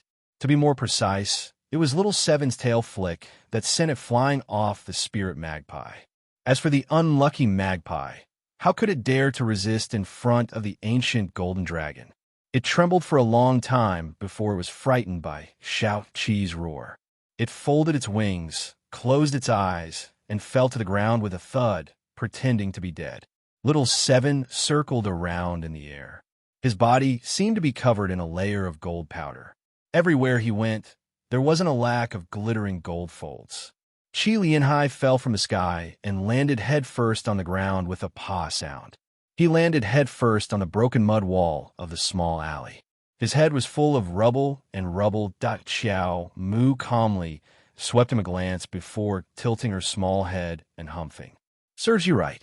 You dared to catch Jojo and even said that Jojo wouldn't have a good life in the future. You're the one who won't have a good life. From now on, you'll be unlucky every minute. Chapter 22:18. Qi Lianhai struggled to crawl out of the mound and spat out a few mouthfuls of debris. His face contained traces of shame and anger as he stared at Mo Lien and Arbor. This was simply intolerable bullying. Qi Lianhai stumbled out of the ruins and glared hatefully at Mo Lien. You, bang!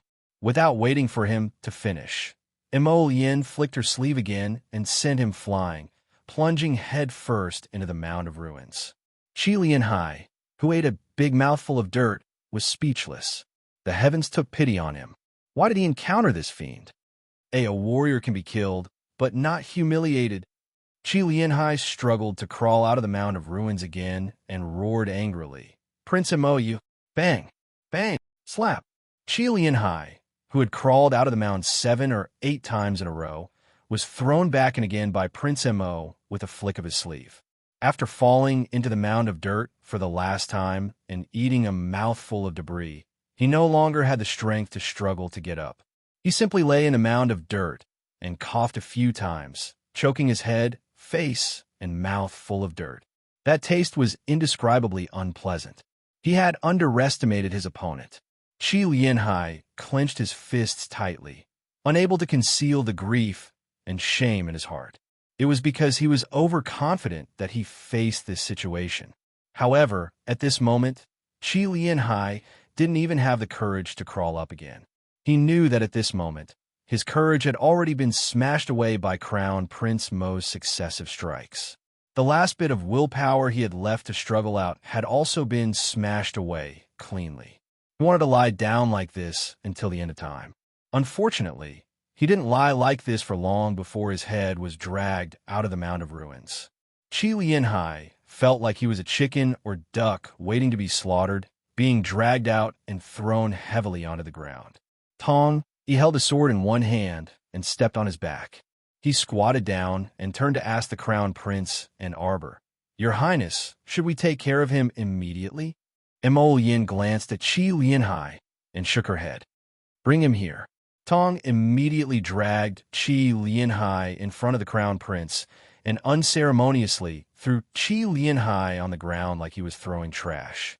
Mo Yin coldly glanced at Qi Lianhai. She suddenly reached out and sucked his head into her hand.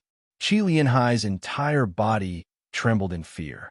He already knew what this terrifying man in front of him wanted to do to him. Soul search.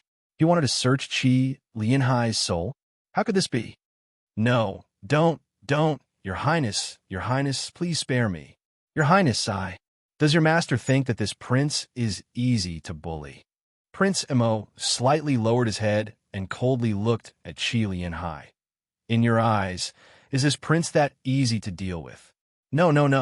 Qi Lianhai was so terrified that he couldn't speak properly. His mind was so nervous that it was almost blank. How could he have the energy to think about what the crown prince was saying right now? He struggled strenuously in Prince Mo's hands and repeatedly shouted, "Your Highness, please calm your anger. Your Highness, if you have any questions, feel free to ask. This lowly one will definitely tell you everything I know and absolutely won't hide anything from you." Mo Yin coldly swept a glance over him. "Who are you to the Ani Prefecture's Prefecture Lord's Hall of Care? This lowly one is the Prefecture Lord's personal attendant. I've already followed him for many years." "That means you know him very well?" Chapter 22:19. Yes. Emolian nodded at him with a smile that wasn't a smile, then glanced at Arbor, who was leaning against her. The latter nodded in understanding and took out a puppet charm. Without another word, he inserted it between Qi Lianhai's eyebrows. Originally, with Arbor's current cultivation level, the puppet charm he made was ineffective against Qi Lianhai. However, Qi Lianhai was now under Mo Lian's control, so it couldn't be easier to make him fall for the charm. Qi Lianhai only felt pain in his conscience before he seemed to lose consciousness. His consciousness was completely blurred. "What's your name?" Arbor asked coldly. "Qi Lianhai." "Kneel." Qi Lianhai obediently knelt down and pressed his head against the ground in front of the two people lying there piously. The dozen or so Prefecture disciples who were originally kneeling on the ground all shrank back in fright when they saw this. What was going on? Steward Qi actually knelt down so obediently? Tong led a group of people to surround them with swords raised. One of the men suddenly broke into a run and rushed toward an opening. This person's face was deathly pale with fright. While he was madly running for his life, Tong didn't even look at him. He directly raised his sword and pierced through his back, piercing through his heart. With a plop, that person fell to the ground. How could a 7th-rank spiritual master die so easily? Tong sneered and directly pierced through the back of that person's head with his sword. The person lying on the ground shuddered and screamed. This time, the sword pierced through his head, so he naturally couldn't be any more dead. One had to know that he originally wanted to play dead and look for a chance to escape. He didn't expect that playing dead would fail and that he would really become a corpse. When the others saw Qi Lianhai's pious and obedient appearance, they were all bewildered. They were very clear that the crown princess and crown prince definitely had some strange methods. However, their thoughts of escaping all disappeared without a trace when they saw their companions die tragically. Qi Lianhai. Arbor coldly called out his name. His small, expressionless face was cold and indifferent. "Do you know why I want you to go back?" Qi Lianhai bowed his head and kowtowed to the ground, his face filled with a respectful expression. Arbor came to Qi Lianhai like a nimble cat and looked at him coldly. He leaned over and whispered, "I want you to go back. Kill. Caretaker Hall. Ani Prefecture's Prefecture Lord's Residence." Guan Yisong was stopped by 2 guards. Her pretty face was filled with anger and anger. "I want to see my father. I want to see my father. 6 young mistress, I'm really sorry. The manor head is currently with Madame Hua. The manor head has ordered that no one is to disturb them." Guan Yisong's pretty face was flushed purple, and her eyes were misty. "If you let me in, I'll take responsibility for anything that happens. I want to see my father. I want. The two guards impatiently extended their arms to stop Guan Yibo. Sixth miss, please behave yourself. You. Guan Yisong pointed at the two snobbish guards and shouted hysterically, "Get out of the way." The two guards' faces darkened, and they blocked Guan Yisong with their crossed blades. Sixth miss, please don't make things difficult for our subordinates. The manor head has ordered that no one is allowed to enter. My mother is about to die. I want my father to open the wonderful treasure tower and give me the blood coagulation pill to save my mother's life. One of the two guards couldn't help but snort. Aunt Jiang has always been weak and sickly. She uses pills above the profound grade to keep her life. Chapter 22:20. When has she ever been well? That's right. Sixth miss is overly worried. It's fine. Perhaps you'll find that Aunt Jiang has already recovered when you return. This time is different from the past. Mother's symptoms are very serious. Medicine Master Gu said that the blood coagulation pill can save my mother. The blood coagulation pill. Her body was pushed by the two guards, and she almost couldn't stand steadily as she fell down a few steps. Six miss, if you continue to mess around like this, the two of us will also be punished along with you. Isn't that right? Six miss, please go back. If there's anything you need, come early tomorrow. Guan Yisong charged up the steps as if she had gone mad. Two streams of fire spirit rushed towards the two guards' chests. However, she was only a small first-rank spirit master. In front of two third-rank spirit master guards, she was clearly not enough. One of the guards looked at her mockingly and sneered. He reached out his hand and blocked her fire spirit. The thin stream of fire spirit energy that Guan Yisong released burned for less than 3 seconds in the guard's hand before slowly extinguishing. The guard crooked his mouth and laughed mockingly. Sixth miss, you don't have to waste your energy with this little bit of spiritual power. You know you can't break through. So what are you trying to do? We don't want to fight you. If we hurt you, we won't be able to explain it to the manor head. The other guard chuckled. Sixth young miss, please. Father. Father, father, I beg you to see your daughter. Father, father. Guan Yisong charged up the steps with all her might.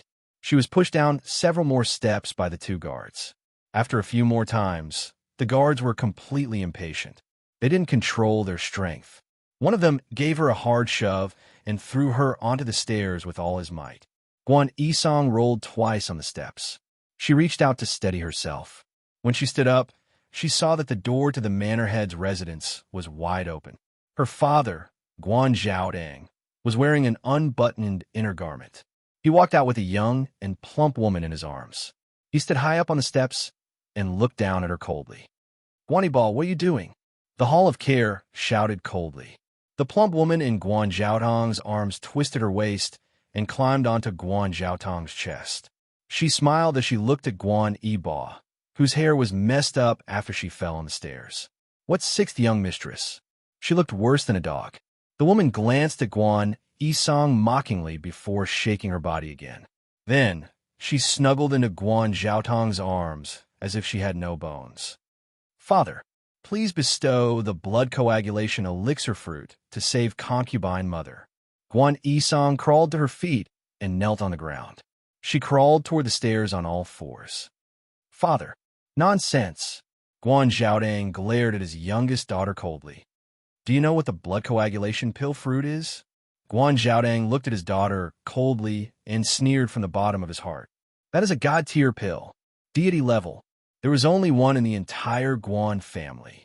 That's a life-saving medicine. How could you use it on your useless mother? Go back. Don't talk nonsense in the future. Father. Guan Yisong knelt on the ground and crawled up a few more steps.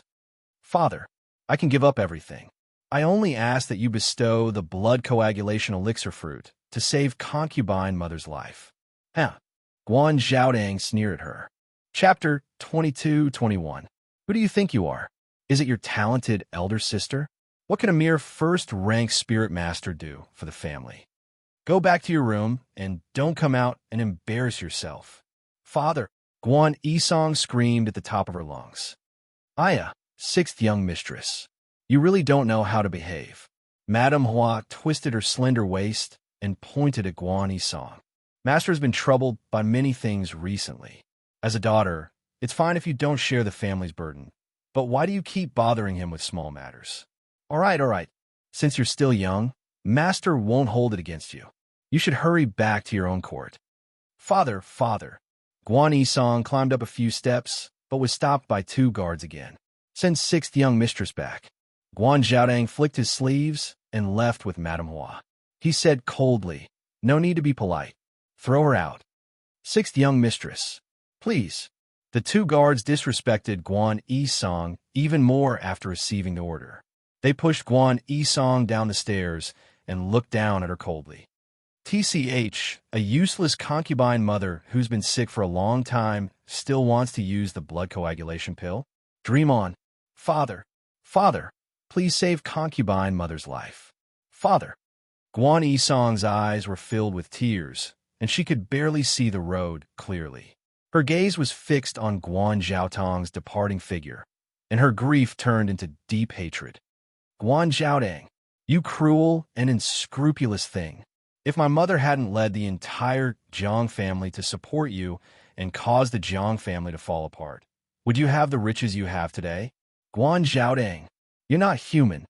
Guan Zhaodang stopped in his tracks, turned his head abruptly, and roared. Are you all dead?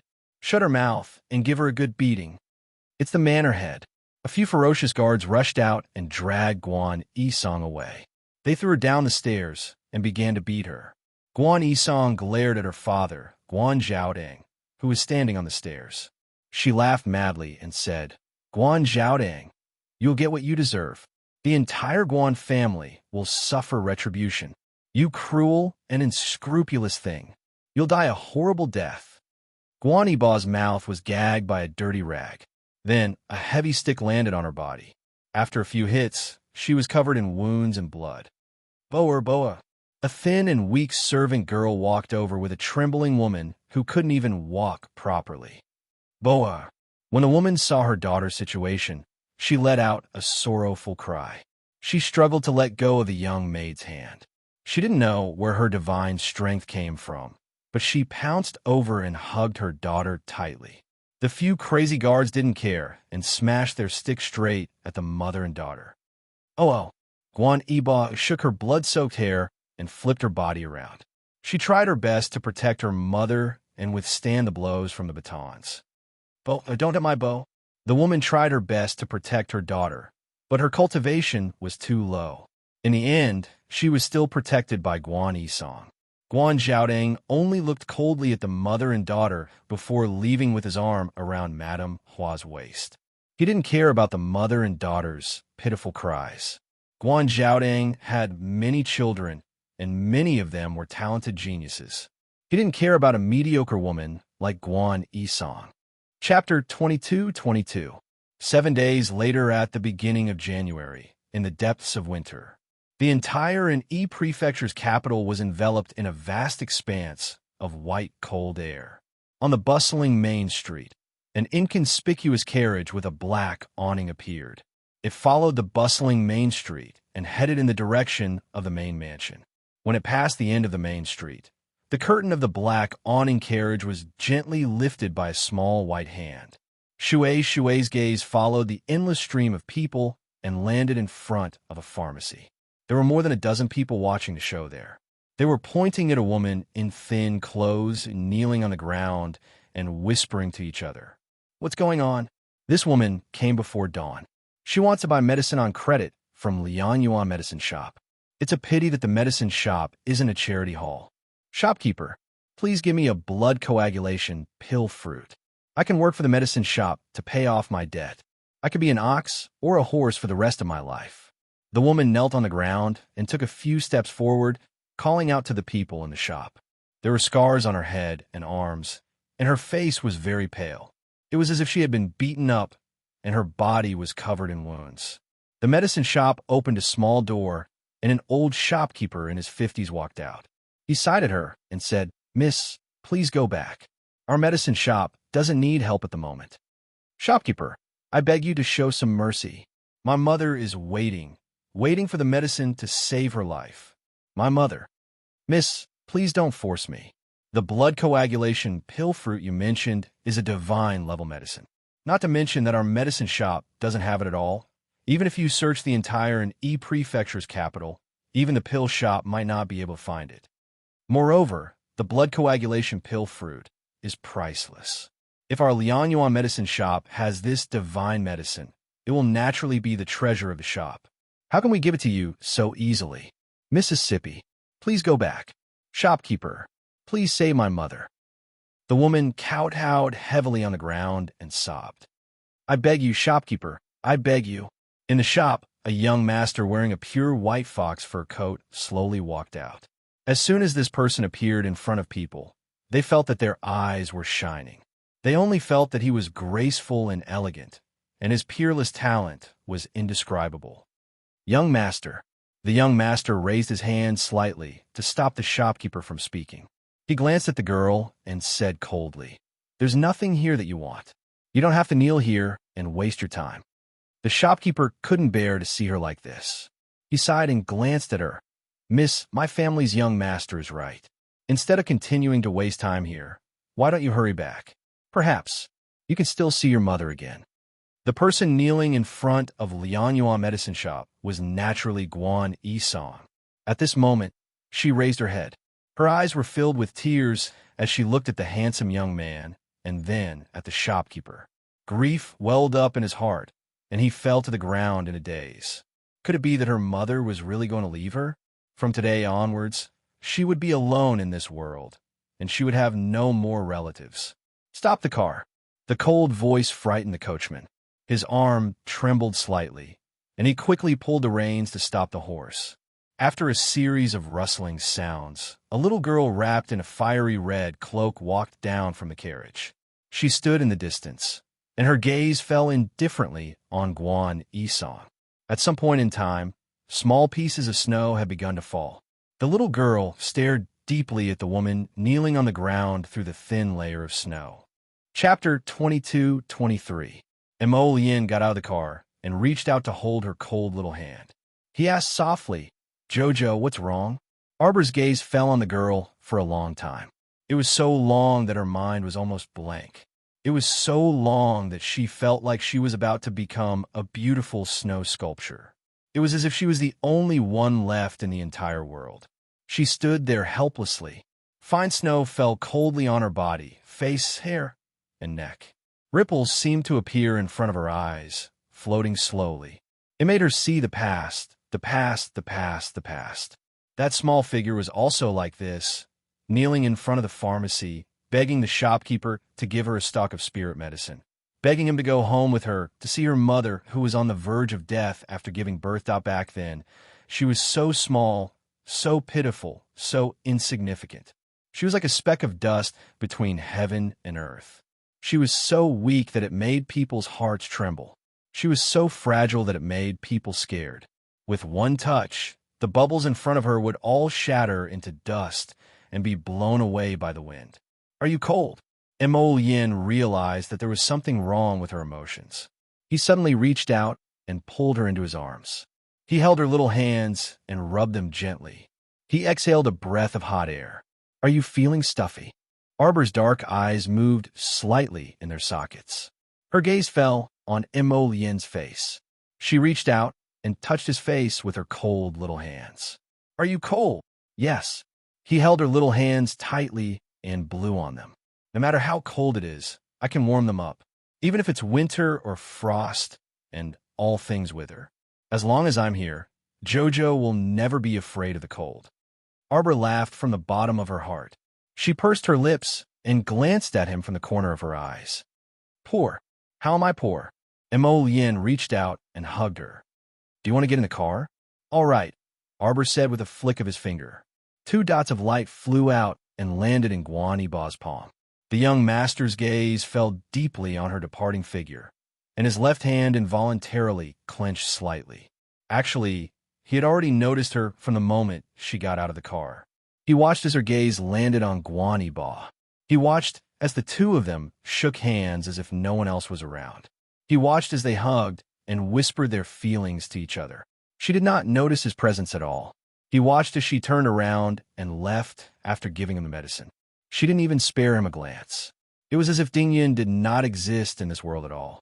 Several shouts rose and fell from the crowd, while everyone's gazes fell on the medicine bottle in Guan Yiba's hand. Only young Master Ding's gaze remained focused on the girl's slender figure as she was helped into the carriage. "Aya, young lady, this is the blood coagulation pill fruit." The shopkeeper excitedly pointed at the small, dark red fruit in Guan Yiba's hand and couldn't help but cry out in surprise. This is a gift from an expert." The shopkeeper hurriedly looked around. At this moment, everyone's gazes followed the shopkeeper's gaze and landed on the inconspicuous carriage with a black awning around the corner. "Benefactor, please wait. Benefactor, please tell me your name. Yiba will repay you in the future." Guan Yiba excitedly chased a few steps forward. However, she only saw the corner of a red robe flash before her eyes. Chapter 22-24. The black canopied carriage quickly moved and sped away.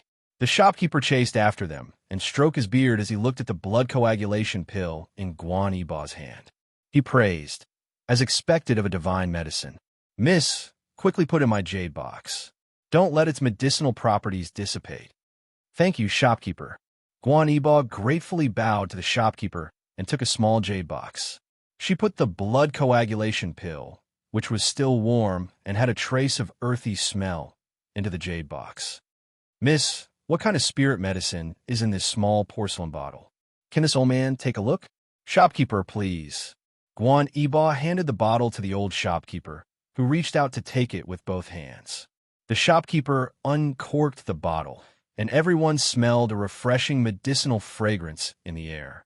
The shopkeeper's expression became serious. He hurriedly and carefully poured out a pill. As he examined it, he nodded and said, "This is a healing medicine that can heal both internal and external injuries. Take one orally and apply it to external injuries. It will form a scab and heal in a day." Although it is only a profound-grade medicinal pill, its effects are hundreds or even thousands of times better than normal profound-grade medicinal pills. It wouldn't be an exaggeration to say that it is a sky-grade medicinal pill. "Miss, quickly put it away and go home to treat your mother's injuries." The shopkeeper hurriedly put the medicine back into the bottle and urged her to leave. Guan Yiba nodded with a slightly excited expression. After thanking the shopkeeper, she hurriedly flew back home. "This girl's luck is truly extraordinary." The shopkeeper nodded with a smile. When he turned around, he saw his young master's frosty gaze in the distance. He couldn't help but feel shocked. His young master was fine just now. Why is he like this now? Young Master Ding didn't say anything. He turned around and walked into the medicine shop. His slender figure seemed somewhat lonely and indifferent. The shopkeeper saw that his young master was in a bad mood, so he didn't dare to say anything. He hurriedly followed him in and took care of business. In the distance, the shopkeeper heard a muffled sound from the other side of the corridor. He was inwardly shocked. He could only faintly hear his young master let out a broken murmur. "Is he that good? Him?" The shopkeeper didn't dare to ask any more questions. He just buried his head and ordered the workers to work. Inside the carriage, Arbor was half leaning against the window, holding his chin as he looked at the falling snow outside. One of his small hands slipped out and caught a sparkling snowflake outside. When she retracted her hand, the snowflake melted into a sparkling and translucent six-chested ice crystal. "All right, stop playing. Come and have some hot tea." Mo Yin looked at her helplessly. He pulled her into his arms and gave her a cup of tea with a moderate temperature. "Jojo, did you remember your bad nightmare just now?" Arbor held the warm teacup and nodded slowly. "At that time, I really wanted a benefactor to appear in my life and give me a hand. Unfortunately, until the day he died, he still had nothing to—" Mo Yin looked at her deeply and smiled. "I don't need it now. Our future is in our hands, isn't it?" "Yes." Xiao Mu placed her small, warm hand on his face and said with a wink, "Mo Yin, when I said that I liked you that day, it was from the bottom of my heart, from the bottom of my heart. I definitely wasn't lying." "I know." Mo Yin chuckled. He reached out and gently pulled her little hand away. He pressed it to his lips and kissed it slowly. Jojo, I like you too. Chapter 22-25. Song Prefecture, Phoenix Emperor City. Snowflakes fluttered down like goose feathers. Inside the spacious and deserted Taiji Palace, Duan Yu was dressed plainly as he leaned against the window for a long time. His gaze was fixed on the distant horizon, and no one knew what he was thinking about. The junior eunuch who was accompanying him quickly entered, but he was slightly startled. Your Highness, you've been standing by the window in the wind for nearly 2 hours. The junior eunuch quickly said, How about having Xiao Kezi serve your meal? Duan Yu faintly glanced at him and waved his hand. I'm not hungry. Don't be busy. Withdraw. He only wanted to quietly be alone for a while. The junior eunuch quickly said, Your Highness, you haven't eaten any tea or rice for most of the day. Do you have any requests? Feel free to instruct Xiao Kezi. Duan Yu was fed up with his nagging and turned to retreat from the window to the table. All right, bring some tea over. Your Highness, why are you so long-winded? Duan Yu irritably glared at him. With my cultivation, I won't starve to death even if I don't eat a single grain of rice for half a month. Right? What are you worrying about? Xiao Kezi pursed his lips and pitifully retreated. Before he could retreat out of the hall, he saw a dignified and solemn maidservant jogging inside. That maidservant glanced at Xiao Kezi from the corner of her eye, but she didn't ask anything when she saw his listless appearance. She then bowed and saluted. Your Highness, the list for the winter hunt has been announced, and Your Highness also needs to accompany His Highness. There are less than 20 days left before the departure date, so everything needs to be prepared quickly. Xiao Kezi pursed his lips and rolled his eyes. Anti-Yuan Jun, with His Highness cultivation, what doesn't he have in his inner world? What does he need to prepare? The maidservant fiercely glared at Xiao Kezi. Nonsense. How can you speak to His Highness like that? Duan Yu looked up at that junior eunuch who was pursing his lips and couldn't help but chuckle. He threw down the book in his hand and said, all right, go prepare the meal. This punk was quite gutsy to even dare to tease Master. Lil Kuzi giggled and hurriedly responded. He got up and ran out to find someone to serve the meal. Your Highness, it's still quite far away from the winter hunt. Yuan Jun bowed his head and said, now that midwinter has arrived, there's a lot of snow and rain, and the road is not easy to travel. There are not many considerate people around His Highness. This servant will draw up a list of names for the trip tomorrow. Your Highness can see who you like to bring or who you need to add. All right, there's no need to trouble yourself. Duan Yu waved his hand disinterestedly and shook his head. Just you and Xiao Kezi will be fine. That won't do, Yuan Jun said with disapproval. Since Your Highness doesn't care about this matter, then this servant will make the decision on the manpower. If you're going out, you should at least bring more guards and servants with you. Duan Yu couldn't even listen to Yuan Jun's rambling. He merely propped up his chin with one hand as he gazed at the balls of snow outside the window, his gaze slightly dazed. How long will it snow in Sangzhou? Duan Yu raved. Annie Yuanjun couldn't help but be startled. She turned to look outside the window and said softly, It snows heavily in Sangzhou for 7 to 8 days every time. It really is quite long. When I was on Seacombe Planet, I heard about it before.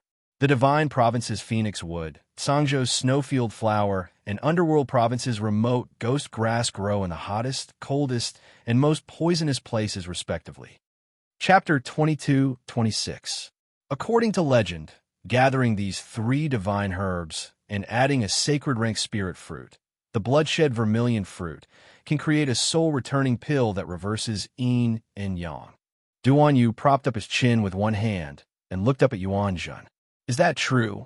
Yuan Jun was taken aback and pondered for a few seconds before replying, I have indeed heard of these herbs, but it's only been a legend after so many years. This prince heard that the place we're going to hunt this time is an extremely cold place, the heavenly ice and snow region. If we can find that snowfield divine flower while we're at it, then everything will be perfect. Yuan Jun couldn't help but sigh when he saw his master's distracted appearance. This servant heard that the snowfield divine flower only grows in extremely cold places.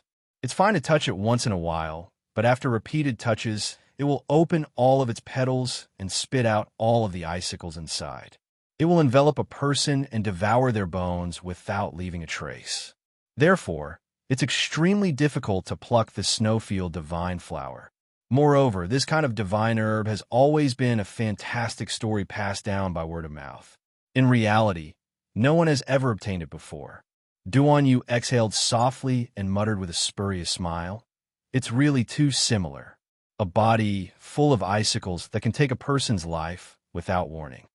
As he spoke, Duan Yu seemed to have thought of something and chuckled to himself. Yuanjun didn't understand what His Highness was saying, but his gaze lingered on him for a moment. Seeing that Duan Yu didn't say anything else, he bowed and slowly retreated. The sky had already completely darkened. Inside Taiji Palace, there were various kinds of candlesticks and palace lanterns that illuminated the entire palace pavilion under the night sky. Green tiles and vermilion buildings, exquisite jade pavilions, layer upon layer, arranged in picturesque disorder. The lit palace lanterns were set off by the winter lake's setting sun. The curtain of night was reflected on the pavilions, and the dark sky was like a painting. Mai Qiao's section Brachio. Ani Prefecture's prefecture lord's residence. After dismissing the clingy Madame Hua, Ani Prefecture's prefecture lord, Guan Zhaodang, sat in the main hall with a gloomy expression. He coldly gazed at the middle-aged man kneeling in front of him with his head bowed. "Why aren't you speaking? This subordinate has failed in his task. Please punish me, my lord." Guan Zhaodang glanced at him coldly. "Forget it. I've underestimated my opponent this time. Get up first." "Thank you, Mannerhead." Qi Lianhai lowered his head and stood up. "I recently obtained a spirit breakthrough pill that can increase my cultivation." Guan Zhaotang flipped his hand and took out a porcelain bottle from his inner world. With a face full of joy, he said, "Let's put the previous matters aside for now. We'll talk about it again when I become a level 14 spirit master." "Congratulations, Mannerhead." Qi Lianhai congratulated him expressionlessly. Unfortunately, Guan Zhaodang was so immersed in his own joy that he didn't notice anything wrong with Qi Lianhai's expression. "You stand guard outside." "Yes." Qi Lianhai walked out and reached out to close the door. He turned his head and looked coldly at Guan Zhaodang through the shadowy door and window. At the same time, in the courtyard of Ani Prefecture, Guan Yiba ran back excitedly and hurriedly helped her dying mother up from the bed. While instructing a servant girl to support her mother, she took out a small dark red fruit from her inner world. Guan Yiba's eyes were filled with excitement. She hurriedly reached out and stuffed the fruit into Aunt Zhang's mouth. "Mother, quickly swallow it, mother!" Guan Yiba hurriedly shouted in her heart. Chapter 22-27. In just a few moments, concubine Jiang, who was on the brink of death, felt much better. Even her heartbeat became stronger. Seeing this, Guan Yisong laughed from the bottom of her heart. She hugged her mother tightly and cried, "Mother, mother, it's okay, it's okay, it's okay, mother." Ahem, ahem, ahem. Concubine Jiang slowly woke up. When she saw her daughter's face in front of her, she couldn't help but be slightly shocked. She almost cried out immediately, "Boer, my poor child, are we mother and daughter both already dead?" "Don't speak nonsense, mother." Guan Yisong hastily patted her hand, a hint of a smile in her eyes. "Are you feeling better now? I'll help you apply some medicine to your wounds. You'll recover soon." Concubine Jiang couldn't help but reveal a pleasantly surprised expression. I do feel much better now." "Boer, what medicine did you give mother?" "It's the blood coagulation pill." "What?" Concubine Jiang couldn't help but be shocked. She hurriedly grabbed Guan Yiba's arm and asked, "Bower, don't do anything stupid. Don't steal the divine medicine from the strange treasure pavilion for my illness." Guan Yisong quickly said, "Mother, don't worry about it. This medicine has nothing to do with the Tower of Wonders," Guan Yisong said coldly. When she thought about how cruel Guan Zhaodang had been to her, she couldn't help but laugh. "We have nothing to say to the Guan family in the future." Before concubine Jiang could ask her daughter what had happened, she saw Guan Yisong stand up. She quickly moved to the door and pressed her hand on the windowsill. She looked outside cautiously. "What's wrong?" "I think there's a fire outside." Guan Yisong's eyes were slightly suspicious. She moved closer to the window and looked outside a few more times. When she looked, she saw that there was indeed a raging fire in the direction of the Tower of Wonders. Guan Yisong didn't have the slightest sympathy. She looked outside for a long time before retracting her gaze and walking quickly to her mother. "Mother, it's not peaceful outside. Let's turn off the lights and sleep. No matter what happens later, don't get up." The young maidservant serving concubine Jiang was so scared that she was trembling. Guan Yisong didn't have the time to care about the servant girl's feelings. She waved her hand and extinguished the lights in the room. The master and servant found a place to rest. However, in this small room, the bed under her mother was the only bed. The servant girl was curled up on the edge of the bed. Guan Yisong's eyes closed. In the latter half of the night, the entire Guan family was in an uproar as if they had been ignited by firecrackers. The footsteps of people coming and going could be heard from both inside and outside, and the sound spread all the way to their courtyard. Bang, bang, bang. Someone knocked on the door. Bam, Guan Yisong's heart's heart. He got up and opened the door. The door creaked, and it sounded particularly ear-piercing in the silent night. The housekeeper frowned and looked at her from head to toe. Her gaze paused on Guan Yibao's bruised arm. "Where's concubine Jiang? What else do you want?" Guan Yisong asked coldly. Concubine Jiang just fell asleep. "Do you want a dying patient to wake up and greet her?" The housekeeper raised the candlestick in his hand and shone it into the room. Chapter 22-28. She saw concubine Jiang wrapped in a thin blanket, only revealing half of her pale and bloodless face. "Humph." The steward snorted heavily, his eyebrows arched as he rudely said, "A thief broke into the Tower of Wonders just now. If sixth young miss discovers anything amiss, remember to report it immediately. Don't act alone.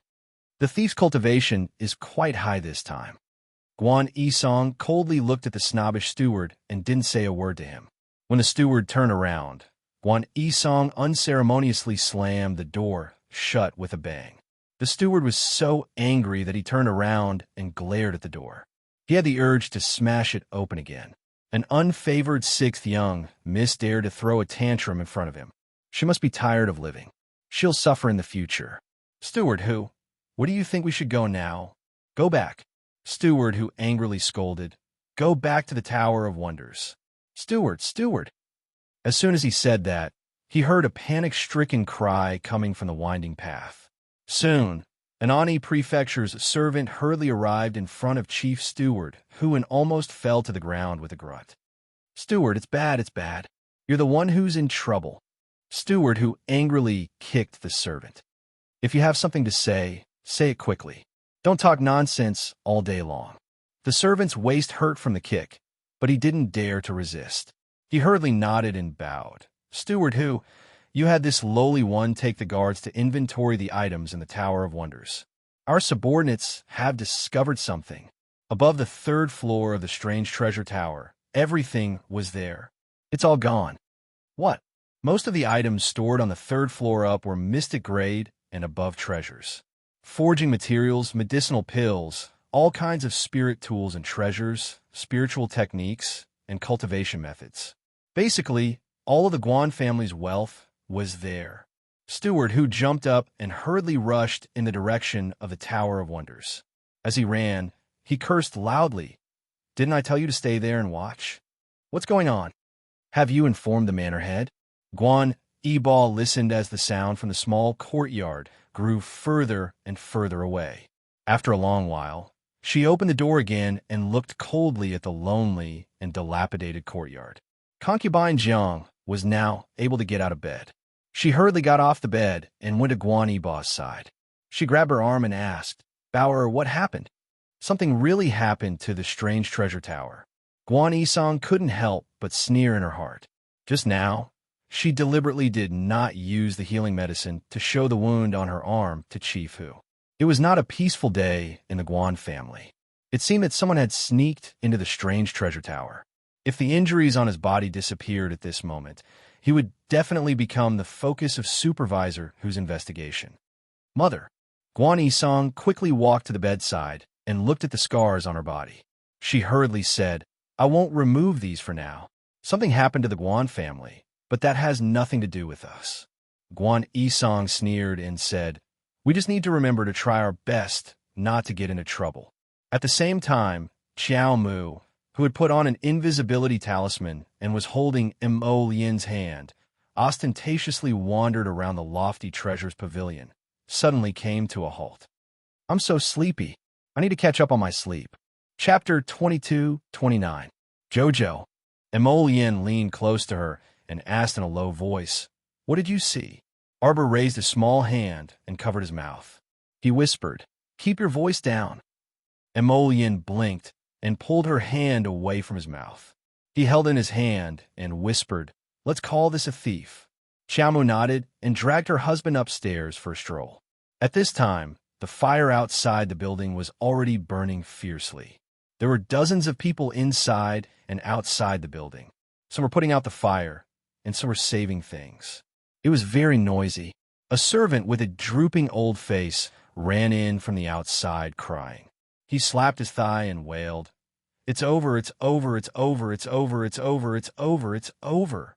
Looking at the emptiness of the second floor, the old servant collapsed to the ground. Oh, my mother! This great bandit was truly hateful. They actually emptied the entire floor. This damn thief. Oh, how am I supposed to explain this? Chifu, what do we do now, Chifu? Scram. Roll. Hurry up and report to the manor head.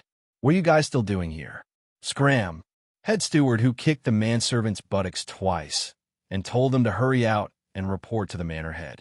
But at this critical juncture, if he really went to report to the manor head, he would only be waiting for death. None of the servants were truly stupid. None of them moved when they heard her words. They all pretended to fall to the ground and groaned. Head steward, who was so angry that he was about to ascend to the heavens. He forcefully stepped on manservant's foot and said, quickly go and inform the manor head. Arbor was standing beside the servant. Just as he was about to walk over, Mo Lian reached out and pulled him to her side, giving him a comforting rub. Don't go there, he whispered in her ear. His voice seemed to float on her face, bringing with it a warm breath, as if there was a trace of electric current flowing through her body. Xiao Mu's petite body was turned around by him, and she inexplicably felt that her face was a bit hot. She raised her petite hand and pressed it against his chin, forcefully pushing away his handsome face that was closing in on her. Why are you pushing me? He couldn't help but chuckle. The more she pushed him, the closer this guy got to her. He pulled her into his arms and hugged her tightly. Huh. The little fellow angrily reached out a small paw from his chest and pulled his hair. Don't mess around. Mo Lian pulled her hand down and pinched it. She laughed softly and said, you won't be pretty if you pull your husband bald. Arbor's mouth twitched. He moved his little body in his arms. Keep your voice down. They're about to discover us. So what if they discover us? Mo Lian said nonchalantly. You wanted to walk over just now. Arbor snorted. She looked at the butler's ugly face and really wanted to go over and kick him. If you kick him, we'll be exposed. He used his finger to lift a strand of hair by her ear and laughed in a low voice. Chochio said that there's something strange about this place. Do you want all our efforts to go to waste? This guy was so annoying today. Why did she feel that Jojo's face was steaming? Arbor huffed and rubbed against his chest. If you continue to make a fuss, I'll throw you to Paradise Planet.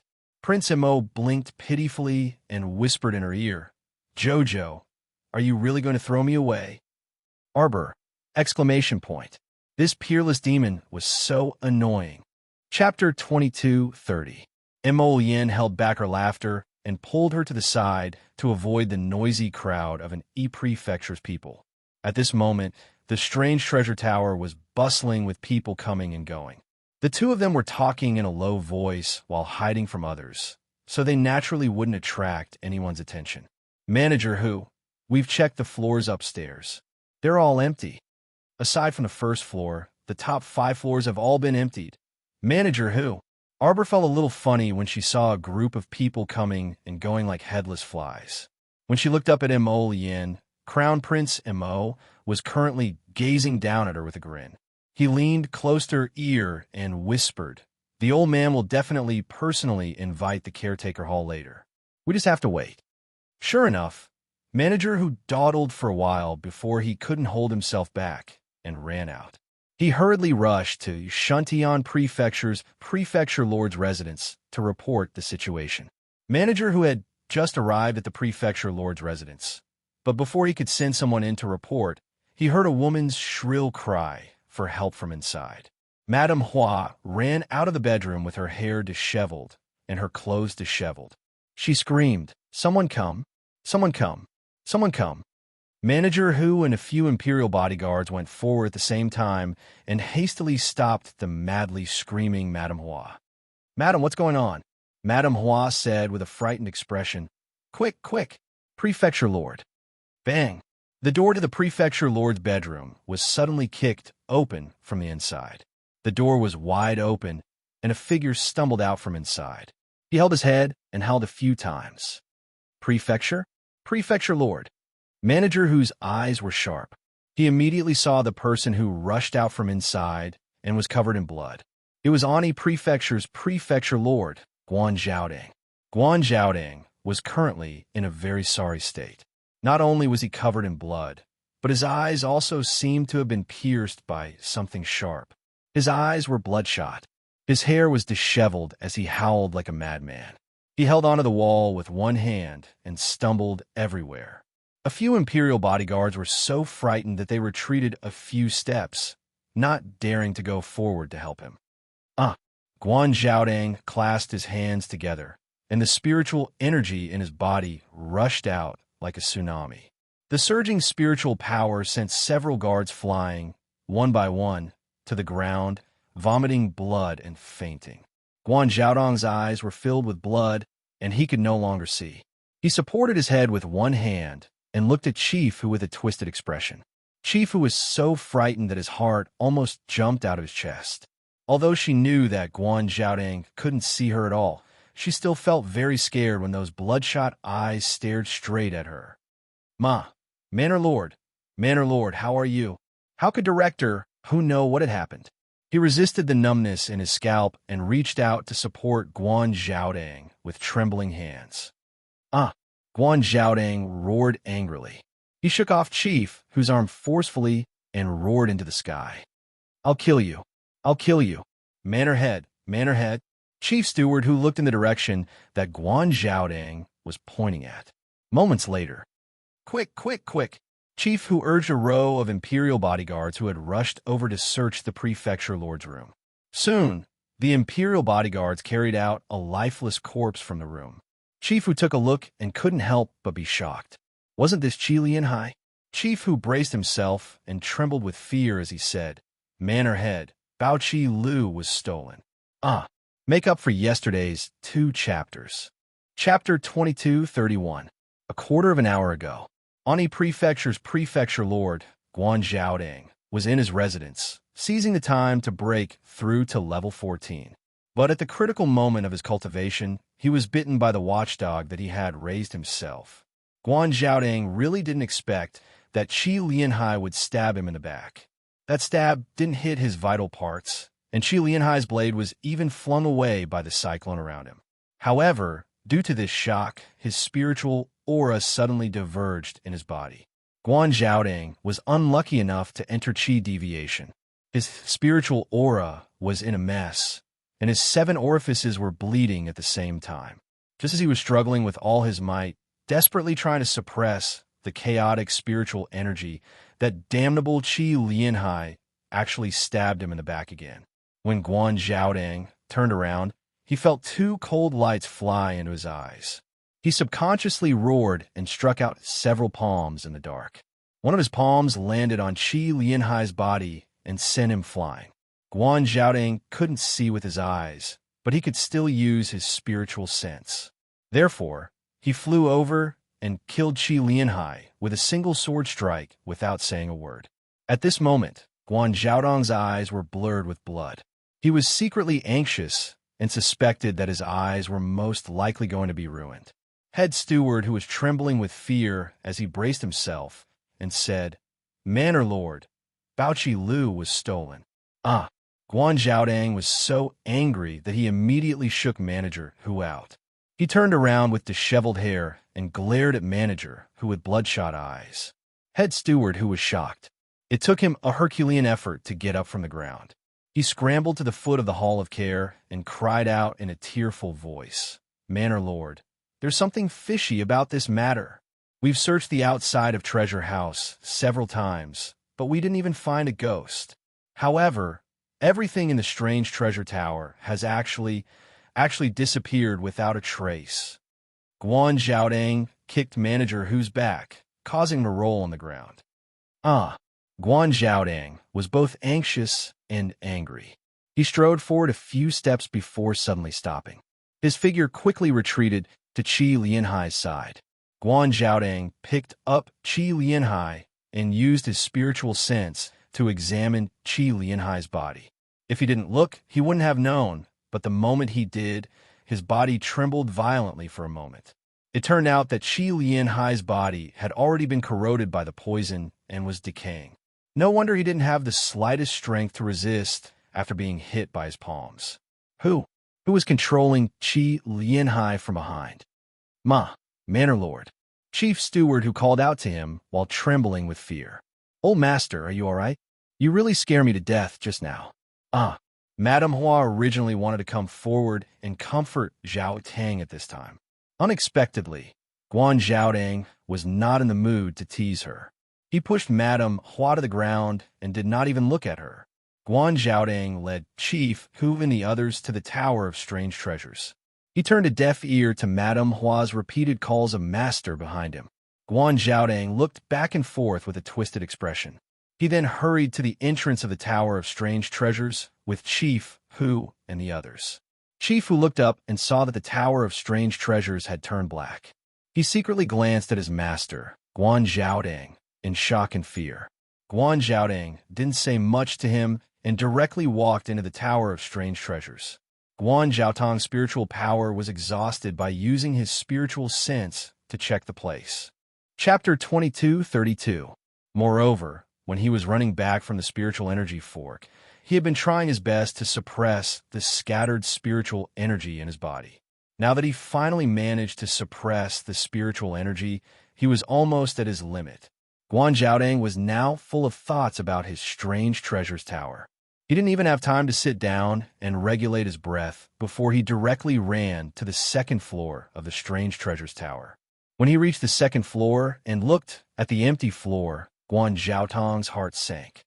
Then he went to the third floor, the fourth floor, the fifth floor, and the sixth floor, except for the first floor that originally didn't have anything. He could still see a few mystic energy beads and the like on the shelves. The other floors from the second floor to the sixth floor were all visited by the thief. He even stole the 100 treasure compartments that were used to store items. Guan Zhaodang roared sorrowfully. Because he used too much strength, his eyes began to bleed again. Manager, who didn't even dare to fart. He shrank to the side and timidly followed Guan Zhaodang more than 10 steps away. Guan Zhaodang suddenly thought of something and quickly ran to the sixth floor. Manager, who led a few bodyguards to follow him all the way to the sixth floor. Because they ran too fast, they all appeared to be a little out of breath. Guan Zhaodang went straight to the center of the empty sixth floor. The ring on his left hand suddenly lit up. Arbor, who had followed them all the way up, couldn't help but feel a little excited. He subconsciously held Mo Lian's hand. Finally, she didn't waste her time waiting here for this old guy. He's finally here. He finally came to open the secret room in the Strange Treasures Tower. Arbor's eyes lit up as he watched Guan Zhaodang's every move from afar. When he saw a beam of light fall on Guan Zhaodang's body in the middle, the beam enveloped Guan Zhaodang and floated up. Arbor quickly pulled Mo Lian's hand. The young couple hurriedly jumped into the beam of light. At the same time, they felt their bodies being pulled up slowly by a suction force. Guan Zhaotang's eyelids suddenly trembled, but on the surface, he continued to be pulled up by the beam of light. Arbor and Mo Lian held hands and were pulled to the 7th floor by the light beam. The two of them looked at each other and understood. From the outside, one would not be able to tell that there were 7 floors. But in fact, this hidden floor was very well concealed by the array glyphs. Arbor and Mo Lian had just stood on the 7th floor of Baoqi Lu Before they could even take a step forward, they heard the sound of locks being locked. Xiao Mu surveyed her surroundings and saw rows of iron bars descending from the four walls, trapping her and Mo Lien on the spot on the 7th floor. The two of them immediately appeared in front of the care hall. Arbor sized him up and sneered, "You're quite sharp." At this time, Guan Zhaoding was trembling with anger. Through his soul sense, he could vaguely see Arbor's appearance and expression. Guan Zhaoding anxiously shouted, Who are you? You've already sent your most trusted subordinate to kidnap me, yet you don't know who I am?" Xiao Mu scoffed as she sized up the caretaker hall. "It's you." Guan Zhaoding immediately reacted. Arbor? He really didn't expect Miss Qiao to be so bold as to directly barge into his lair. "Qilian Hai became like that because of you, which?" Guan Zhaoding asked angrily. Chapter 2233. Arbor looked at him coldly. The 7th floor of the Tower of Strange Treasures was very empty. Only a crooked old tree was planted in the middle, and it looked half dead. So what? So what if I'm not? What's the point of asking this now? Guan Zhaoding looked like a lamp that had run out of oil. Arbor was too lazy to talk to him.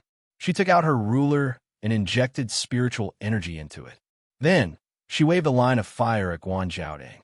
"When you sent people to kidnap me, you should have thought that there are some people you can't touch as you wish." Bang! A transparent defensive boundary rose in front of Guan Zhaoding and blocked all of Arbor's attacks. Arbor frowned and looked over. It was strange that the spiritual energy she injected into the boundary disappeared without a trace. After the line of fire was sent out, it should have been able to break through the defensive barrier, but it actually disappeared. Guan Zhaotong's sneer suddenly turned into a wild laugh. "Do you think you can touch me on the 7th floor of the Tower of Strange Treasures? Little girl, you're still too naive." Guan Zhaoding walked to the old tree in the middle with a cold expression. He looked up and pointed at the tree behind him. "Do you see this? I asked someone to plant this shielding tree here. Usually, its aura is hidden by the talisman array, so it won't affect people. But now, don't you feel panic and fear? Do you feel that your spiritual power and spiritual sense have disappeared?" Guan Zhaoding sneered at the two of them mockingly. "Your time of death is coming soon. The shielding tree doesn't just block people's spiritual sense." Arbor was curious. She thought of the trees in Dai Zong Mountain in Poland Prefecture that blocked people's spiritual sense. Then, she looked at the crooked old tree in front of her. Does it look like this? Ordinary shielding trees can only block people's spiritual sense. But the tree I transplanted is different. Guan Zhaoding laughed wildly. The blood vessels in his eyes fell again, and his face was distorted. "Ha ha ha. Are you afraid?" Guan Zhaoding sneered. "If you're afraid, you can kneel and beg me." Arbor looked at him expressionlessly. The next moment, his fingertips moved, and dozens of explosion talismans flew out, encircling the Hall of Care. "What are you doing?" Guan Zhaotong's expression changed. "Talisman? Why did so many talismans fly out when this little girl attacked? Are you an idiot?" Arbor glanced at him coldly and didn't say anything else. He gestured with his hand and had dozens of explosion talismans fly in front of him. Boom, boom, boom, boom. A series of explosions shook the entire floor of the strange treasure building. The entire building was shaking. The guards on the lower floors all ran downstairs in shock, not knowing what was going on. Cough, cough, cough. Guan Zhaoding pressed his chest and took a few steps back. His face was slightly pale as he stared at the two indistinct figures in front of him. Right now, his own spiritual conscience had also been blocked, so he could only see Xiao Mu and Mo Lian's swaying figures when he looked at them. Xiao Mu curled her lips as she gazed at the man who had revealed himself after breaking open the defensive boundary. She gave him a mocking look. Chapter 2234. A shielding tree is useless against me. She was a talisman practitioner, all right? Even if her cultivation was shielded, she still had plenty of talismans to deal with Guan Zhaoding. Who was the naive one here? Emolian didn't make a move from beginning to end. She only stood on the side and watched his Jojo with a grin. Arbor's aloof face was expressionless as she coldly gazed at Guan Zhaoding.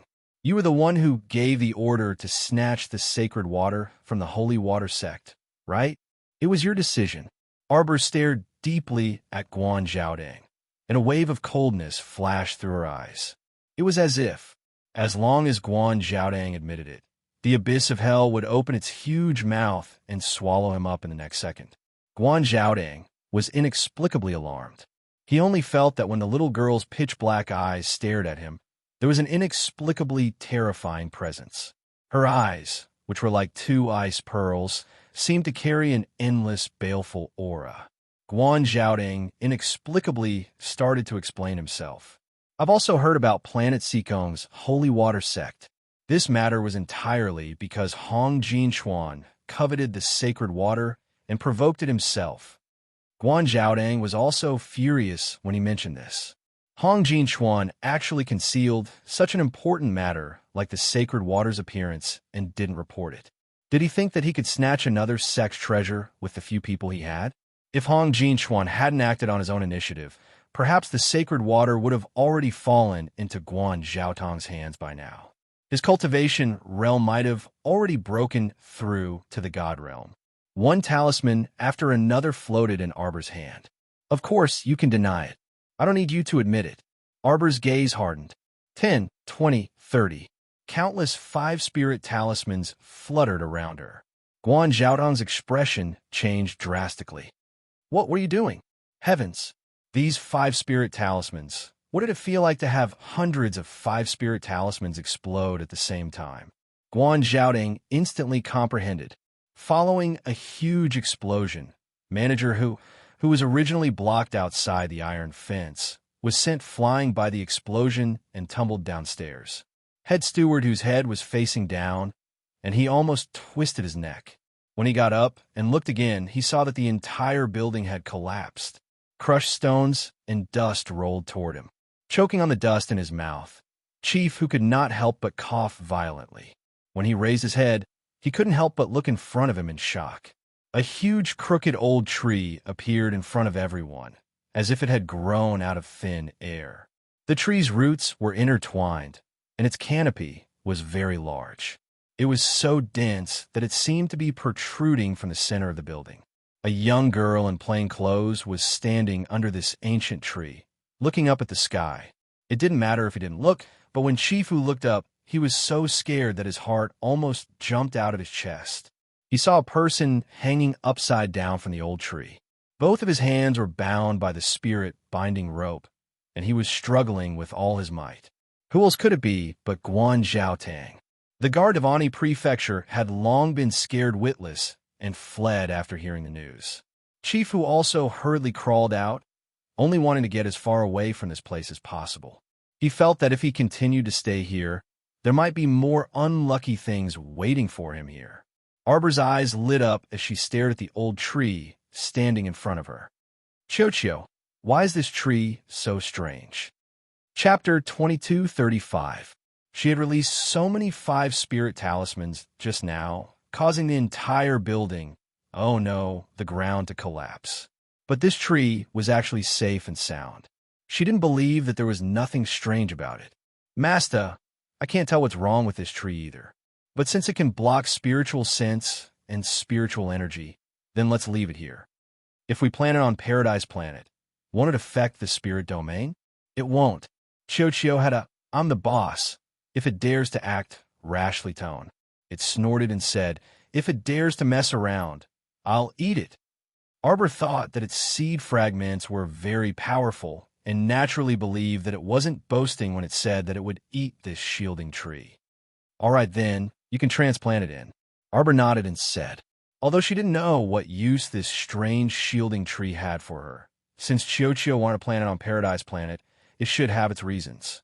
Arbor still didn't know that this shielding tree would help her greatly in the future. Right now, the little fellow was picking up everything as though it was picking up trash. It even instructed Qiuqiu to throw this tree further away so that it wouldn't affect the peach tree. Our old shielding tree is called the shielding tree. It told me just now that it's called the essence concealing tree. Qiuqiu's tone was slightly helpless. Master, this essence concealing tree can grow.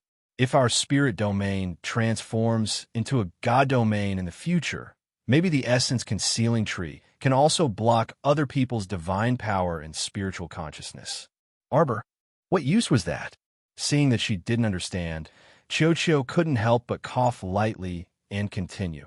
Master, you still don't understand.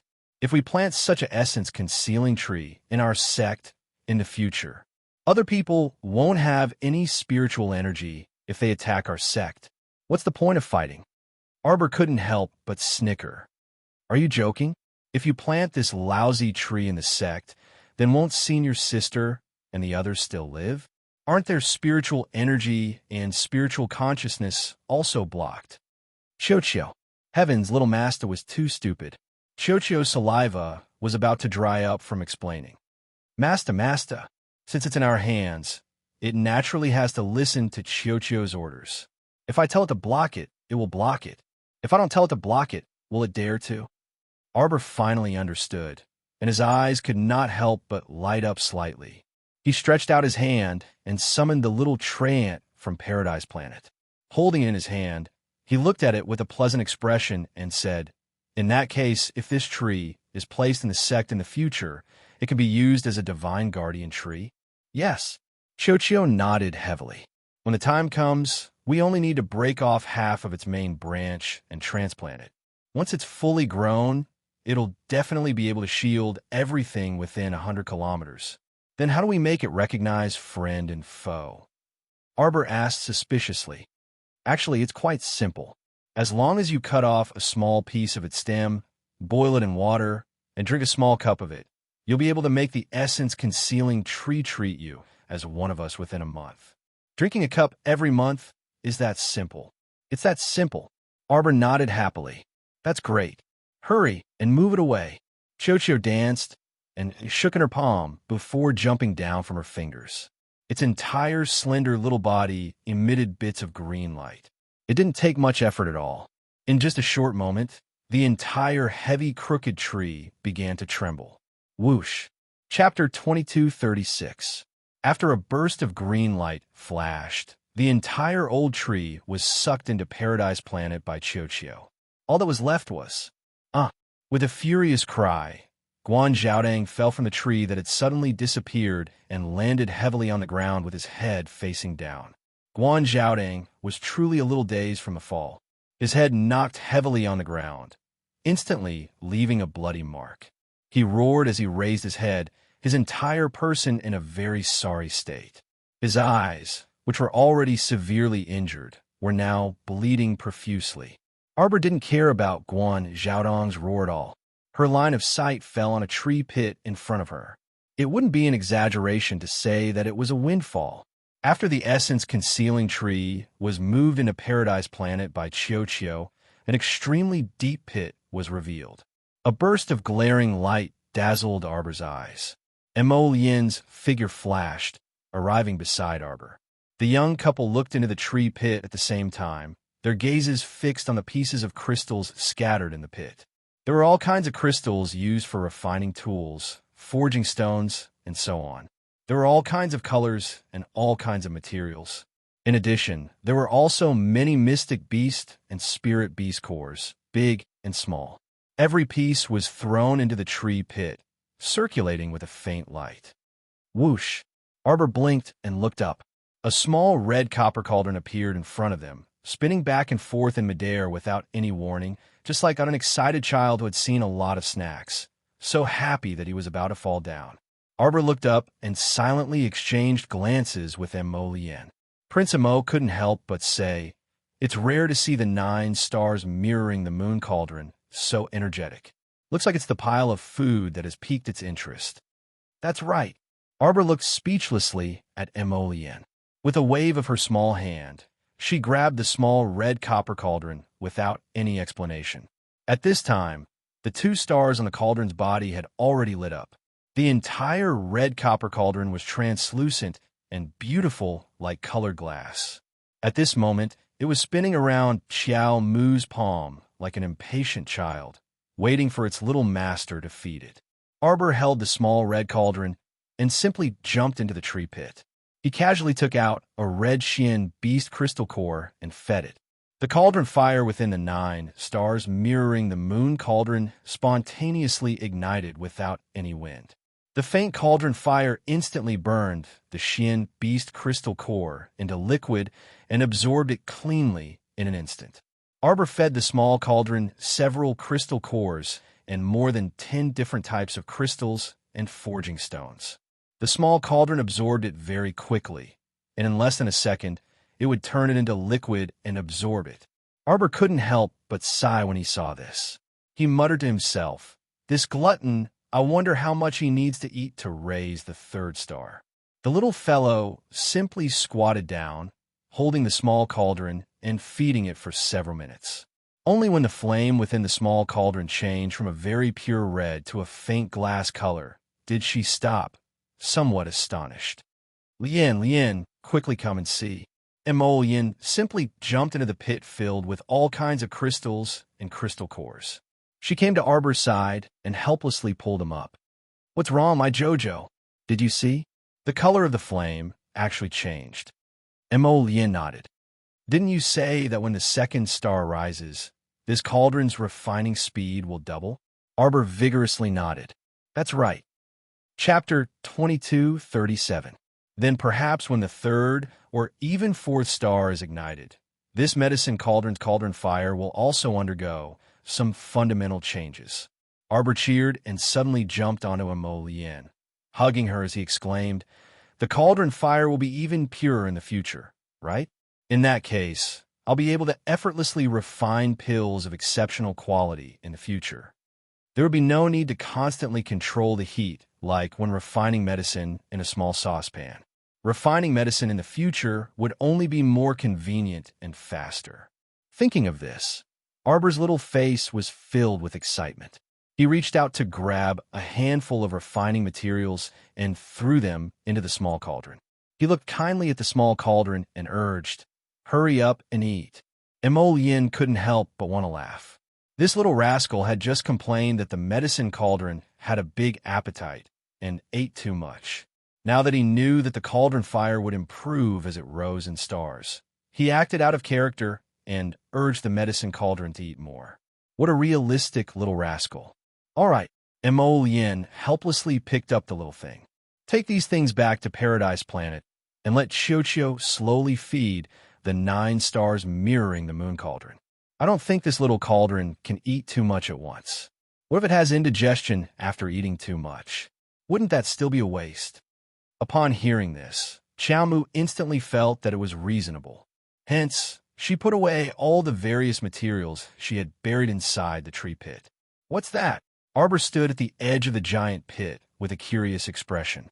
He poked his head out to look at an oval-shaped bead the size of a pigeon's egg that was quietly lying at the bottom of the pit, emitting a faint purple glow. Lien reached out and sucked the oval-shaped bead into her palm. The two lowered their heads and studied it carefully. Arbor even reached out to poke the light purple bead. The surface of the bead softly caved in from her gentle poke. The two looked at each other, unable to figure out what it was. This could be an egg. Lien pondered for a long time before speaking hesitantly. Arbor's expression of "can it be eaten" made Prince Emo want to laugh. Why was this little rascal's expression so funny? "We don't know anything about it, so it's better if we don't eat it." Woof, woof, woof, woof, woof. 3 puppies suddenly jumped out of Paradise Planet and stared at the egg in Arbor's hand with drooling faces. They ran around her feet with their tails between their legs. "What is this?" Arbor asked expressionlessly. "Woof, woof, woof, woof. Woof your sister." Arbor pushed aside one of the puppies that was pouncing on him. "Woof, woof, woof, woof, woof." The 3 puppies kept circling around Arbor's feet. 3 pairs of pitiful eyes looked at her pleadingly.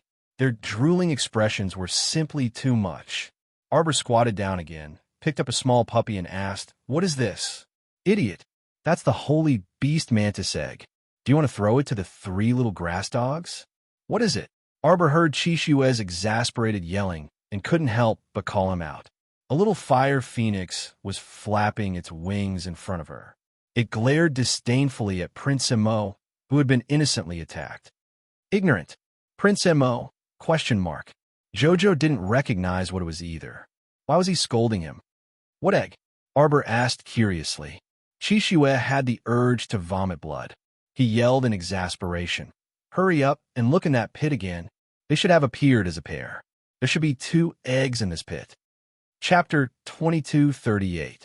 Woof! It's under that wolf's paw. The blazing blood fire phoenix exclaimed. Quick! Arbor's scalp went numb from the blazing blood fire phoenix's surprise cry. She hurriedly flew over and brushed aside a little puppy. Sure enough, she managed to save a black pigeon egg from its paw. The 2 eggs were placed side by side.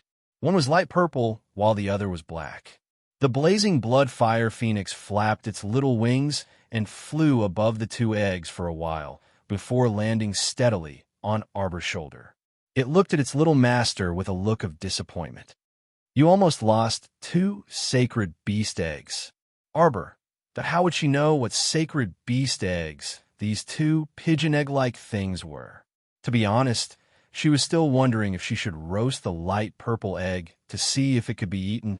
You want to roast the phoenix again? This heartless little fellow. When she first saw him, she also wanted to roast him. The little fire phoenix's accusatory expression made Arbor feel a little guilty for no reason. Stubbornly, he defended himself. Nonsense. When did I say I wanted to roast an egg to eat? I don't even have time to eat the eggs, duck eggs, and goose eggs in Taiyuan. Why would I eat such a small pigeon egg? Do you know that this pair is phoenix eggs? Arbor, the phoenix eggs are as small as pigeon eggs? Who are you kidding? Mo Lien coughed lightly. She raised her hand and put it around Jojo's shoulder. She nodded and said, Of course I know. The blazing blood fire phoenix threw the 2 of them a disdainful look. Pooh! Their expressions just now clearly showed that they didn't know what these 2 eggs were. Our phoenix clan has many branches. For example, Qingwan. You know Qingwan, right? It's also a branch of our phoenix clan. It's just that its bloodline is a little distant. It hasn't reached the standard of a sacred beast. This pair of Taoists is also a branch of our phoenix clan. They're pure-blooded Taoists. Their bloodline is very pure. You almost fed them to the little one just now.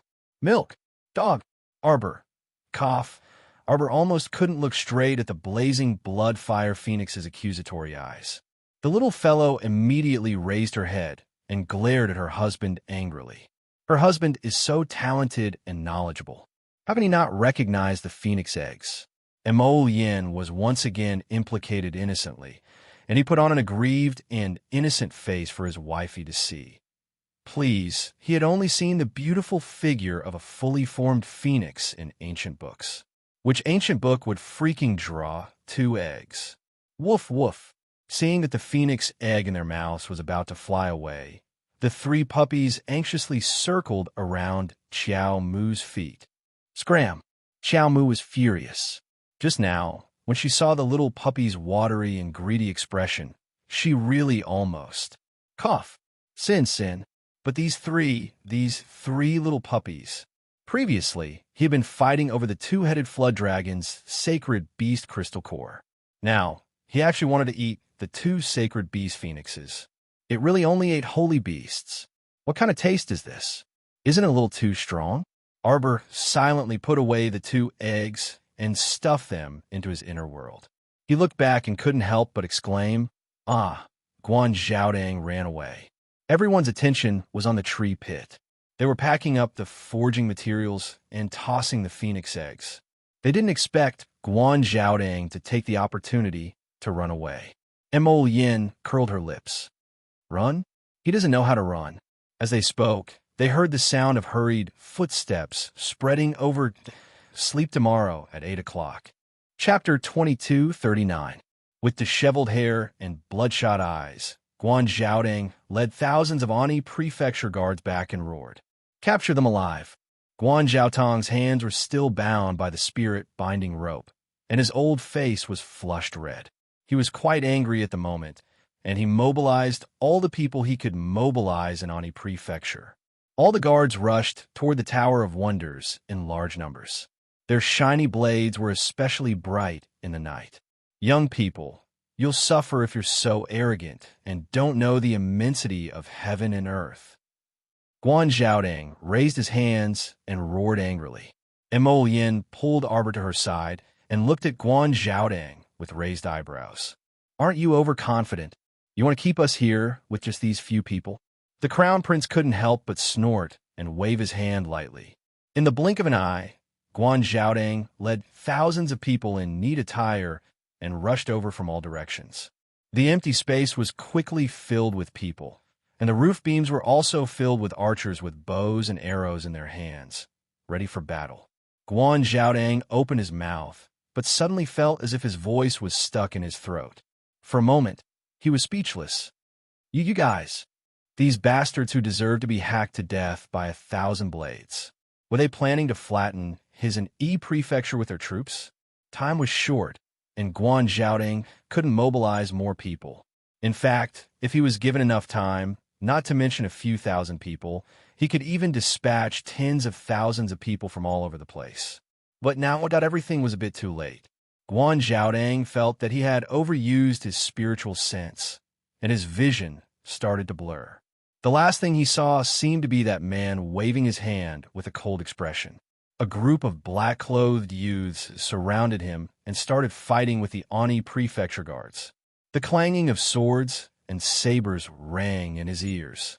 Guan Zhaotong's dizzy body swayed, then swayed again. Suddenly, he was startled to hear a beast roar. He subconsciously opened his hand and released his contract beast. Unfortunately, his spirit beast had just been released and didn't have time to see the other person's figure before it was pushed to the ground and bitten by a snow-white ball. Guan Zhaodang collapsed to the ground. The spirit beast was heavily injured, causing his body to suffer a huge backlash. At this moment, he could no longer see anything. He only felt a huge object pressing down on his body.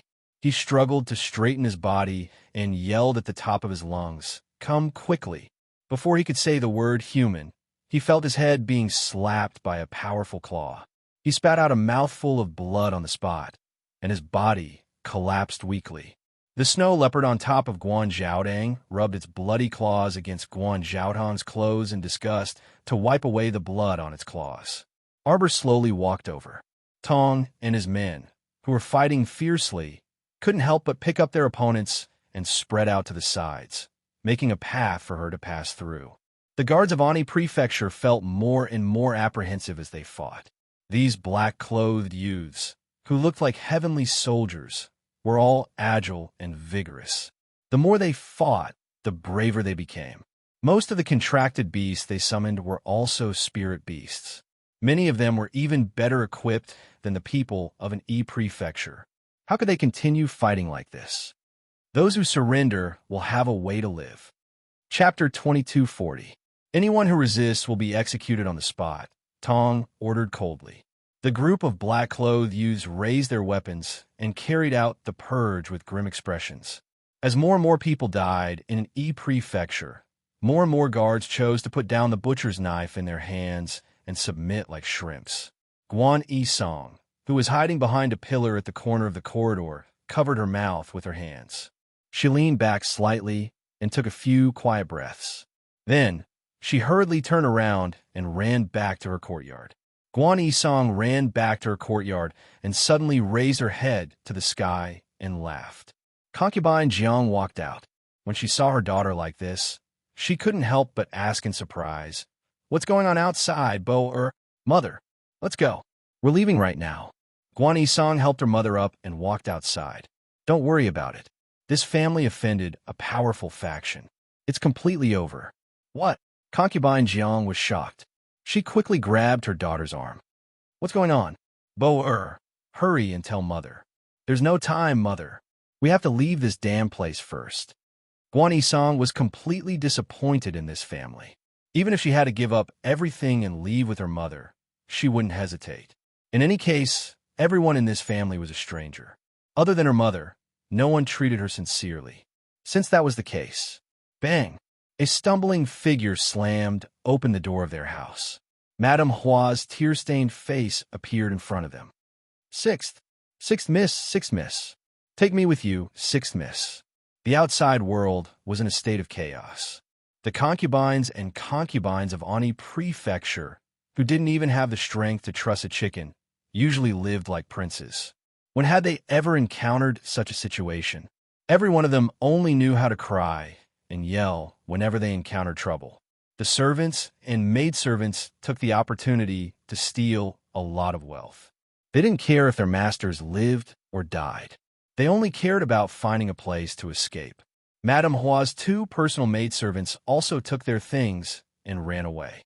Madame Hua, this delicate beauty, immediately became flustered and didn't know what to do. Big Sister Lei Feng, please take me with you, I beg you.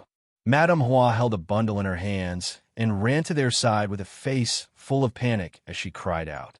Guan Yisong glanced at Madame Hua, then suddenly chopped at the back of her neck with a karate chop. Madame Hua's eyes widened in shock, and she fell down along the wall. Guan Yisong forcefully snatched the cloth bag from her arms and opened it, seeing that there were quite a few crystal cores and spirit coins inside. She hurriedly put them into her inner world. Bofua, concubine Jiang trembled as she asked, You doing this, isn't it not too good? The strong prey on the weak, and the fittest survive. This is the truth. Guan Yibo raised her fist and coldly glanced at Madame Hua on the ground. This woman took advantage of the caretaker hall's favor and gave you a lot of trouble. Now, she's just retribution for her actions. Mother, don't be soft-hearted. Let's go. Concubine Jiang sighed, then nodded and followed her daughter out. She subconsciously looked back at Madame Hua, who had collapsed inside the door. A person's fate really wasn't up to them at all. Mother, don't worry. We'll definitely live a better life after leaving the Guan family.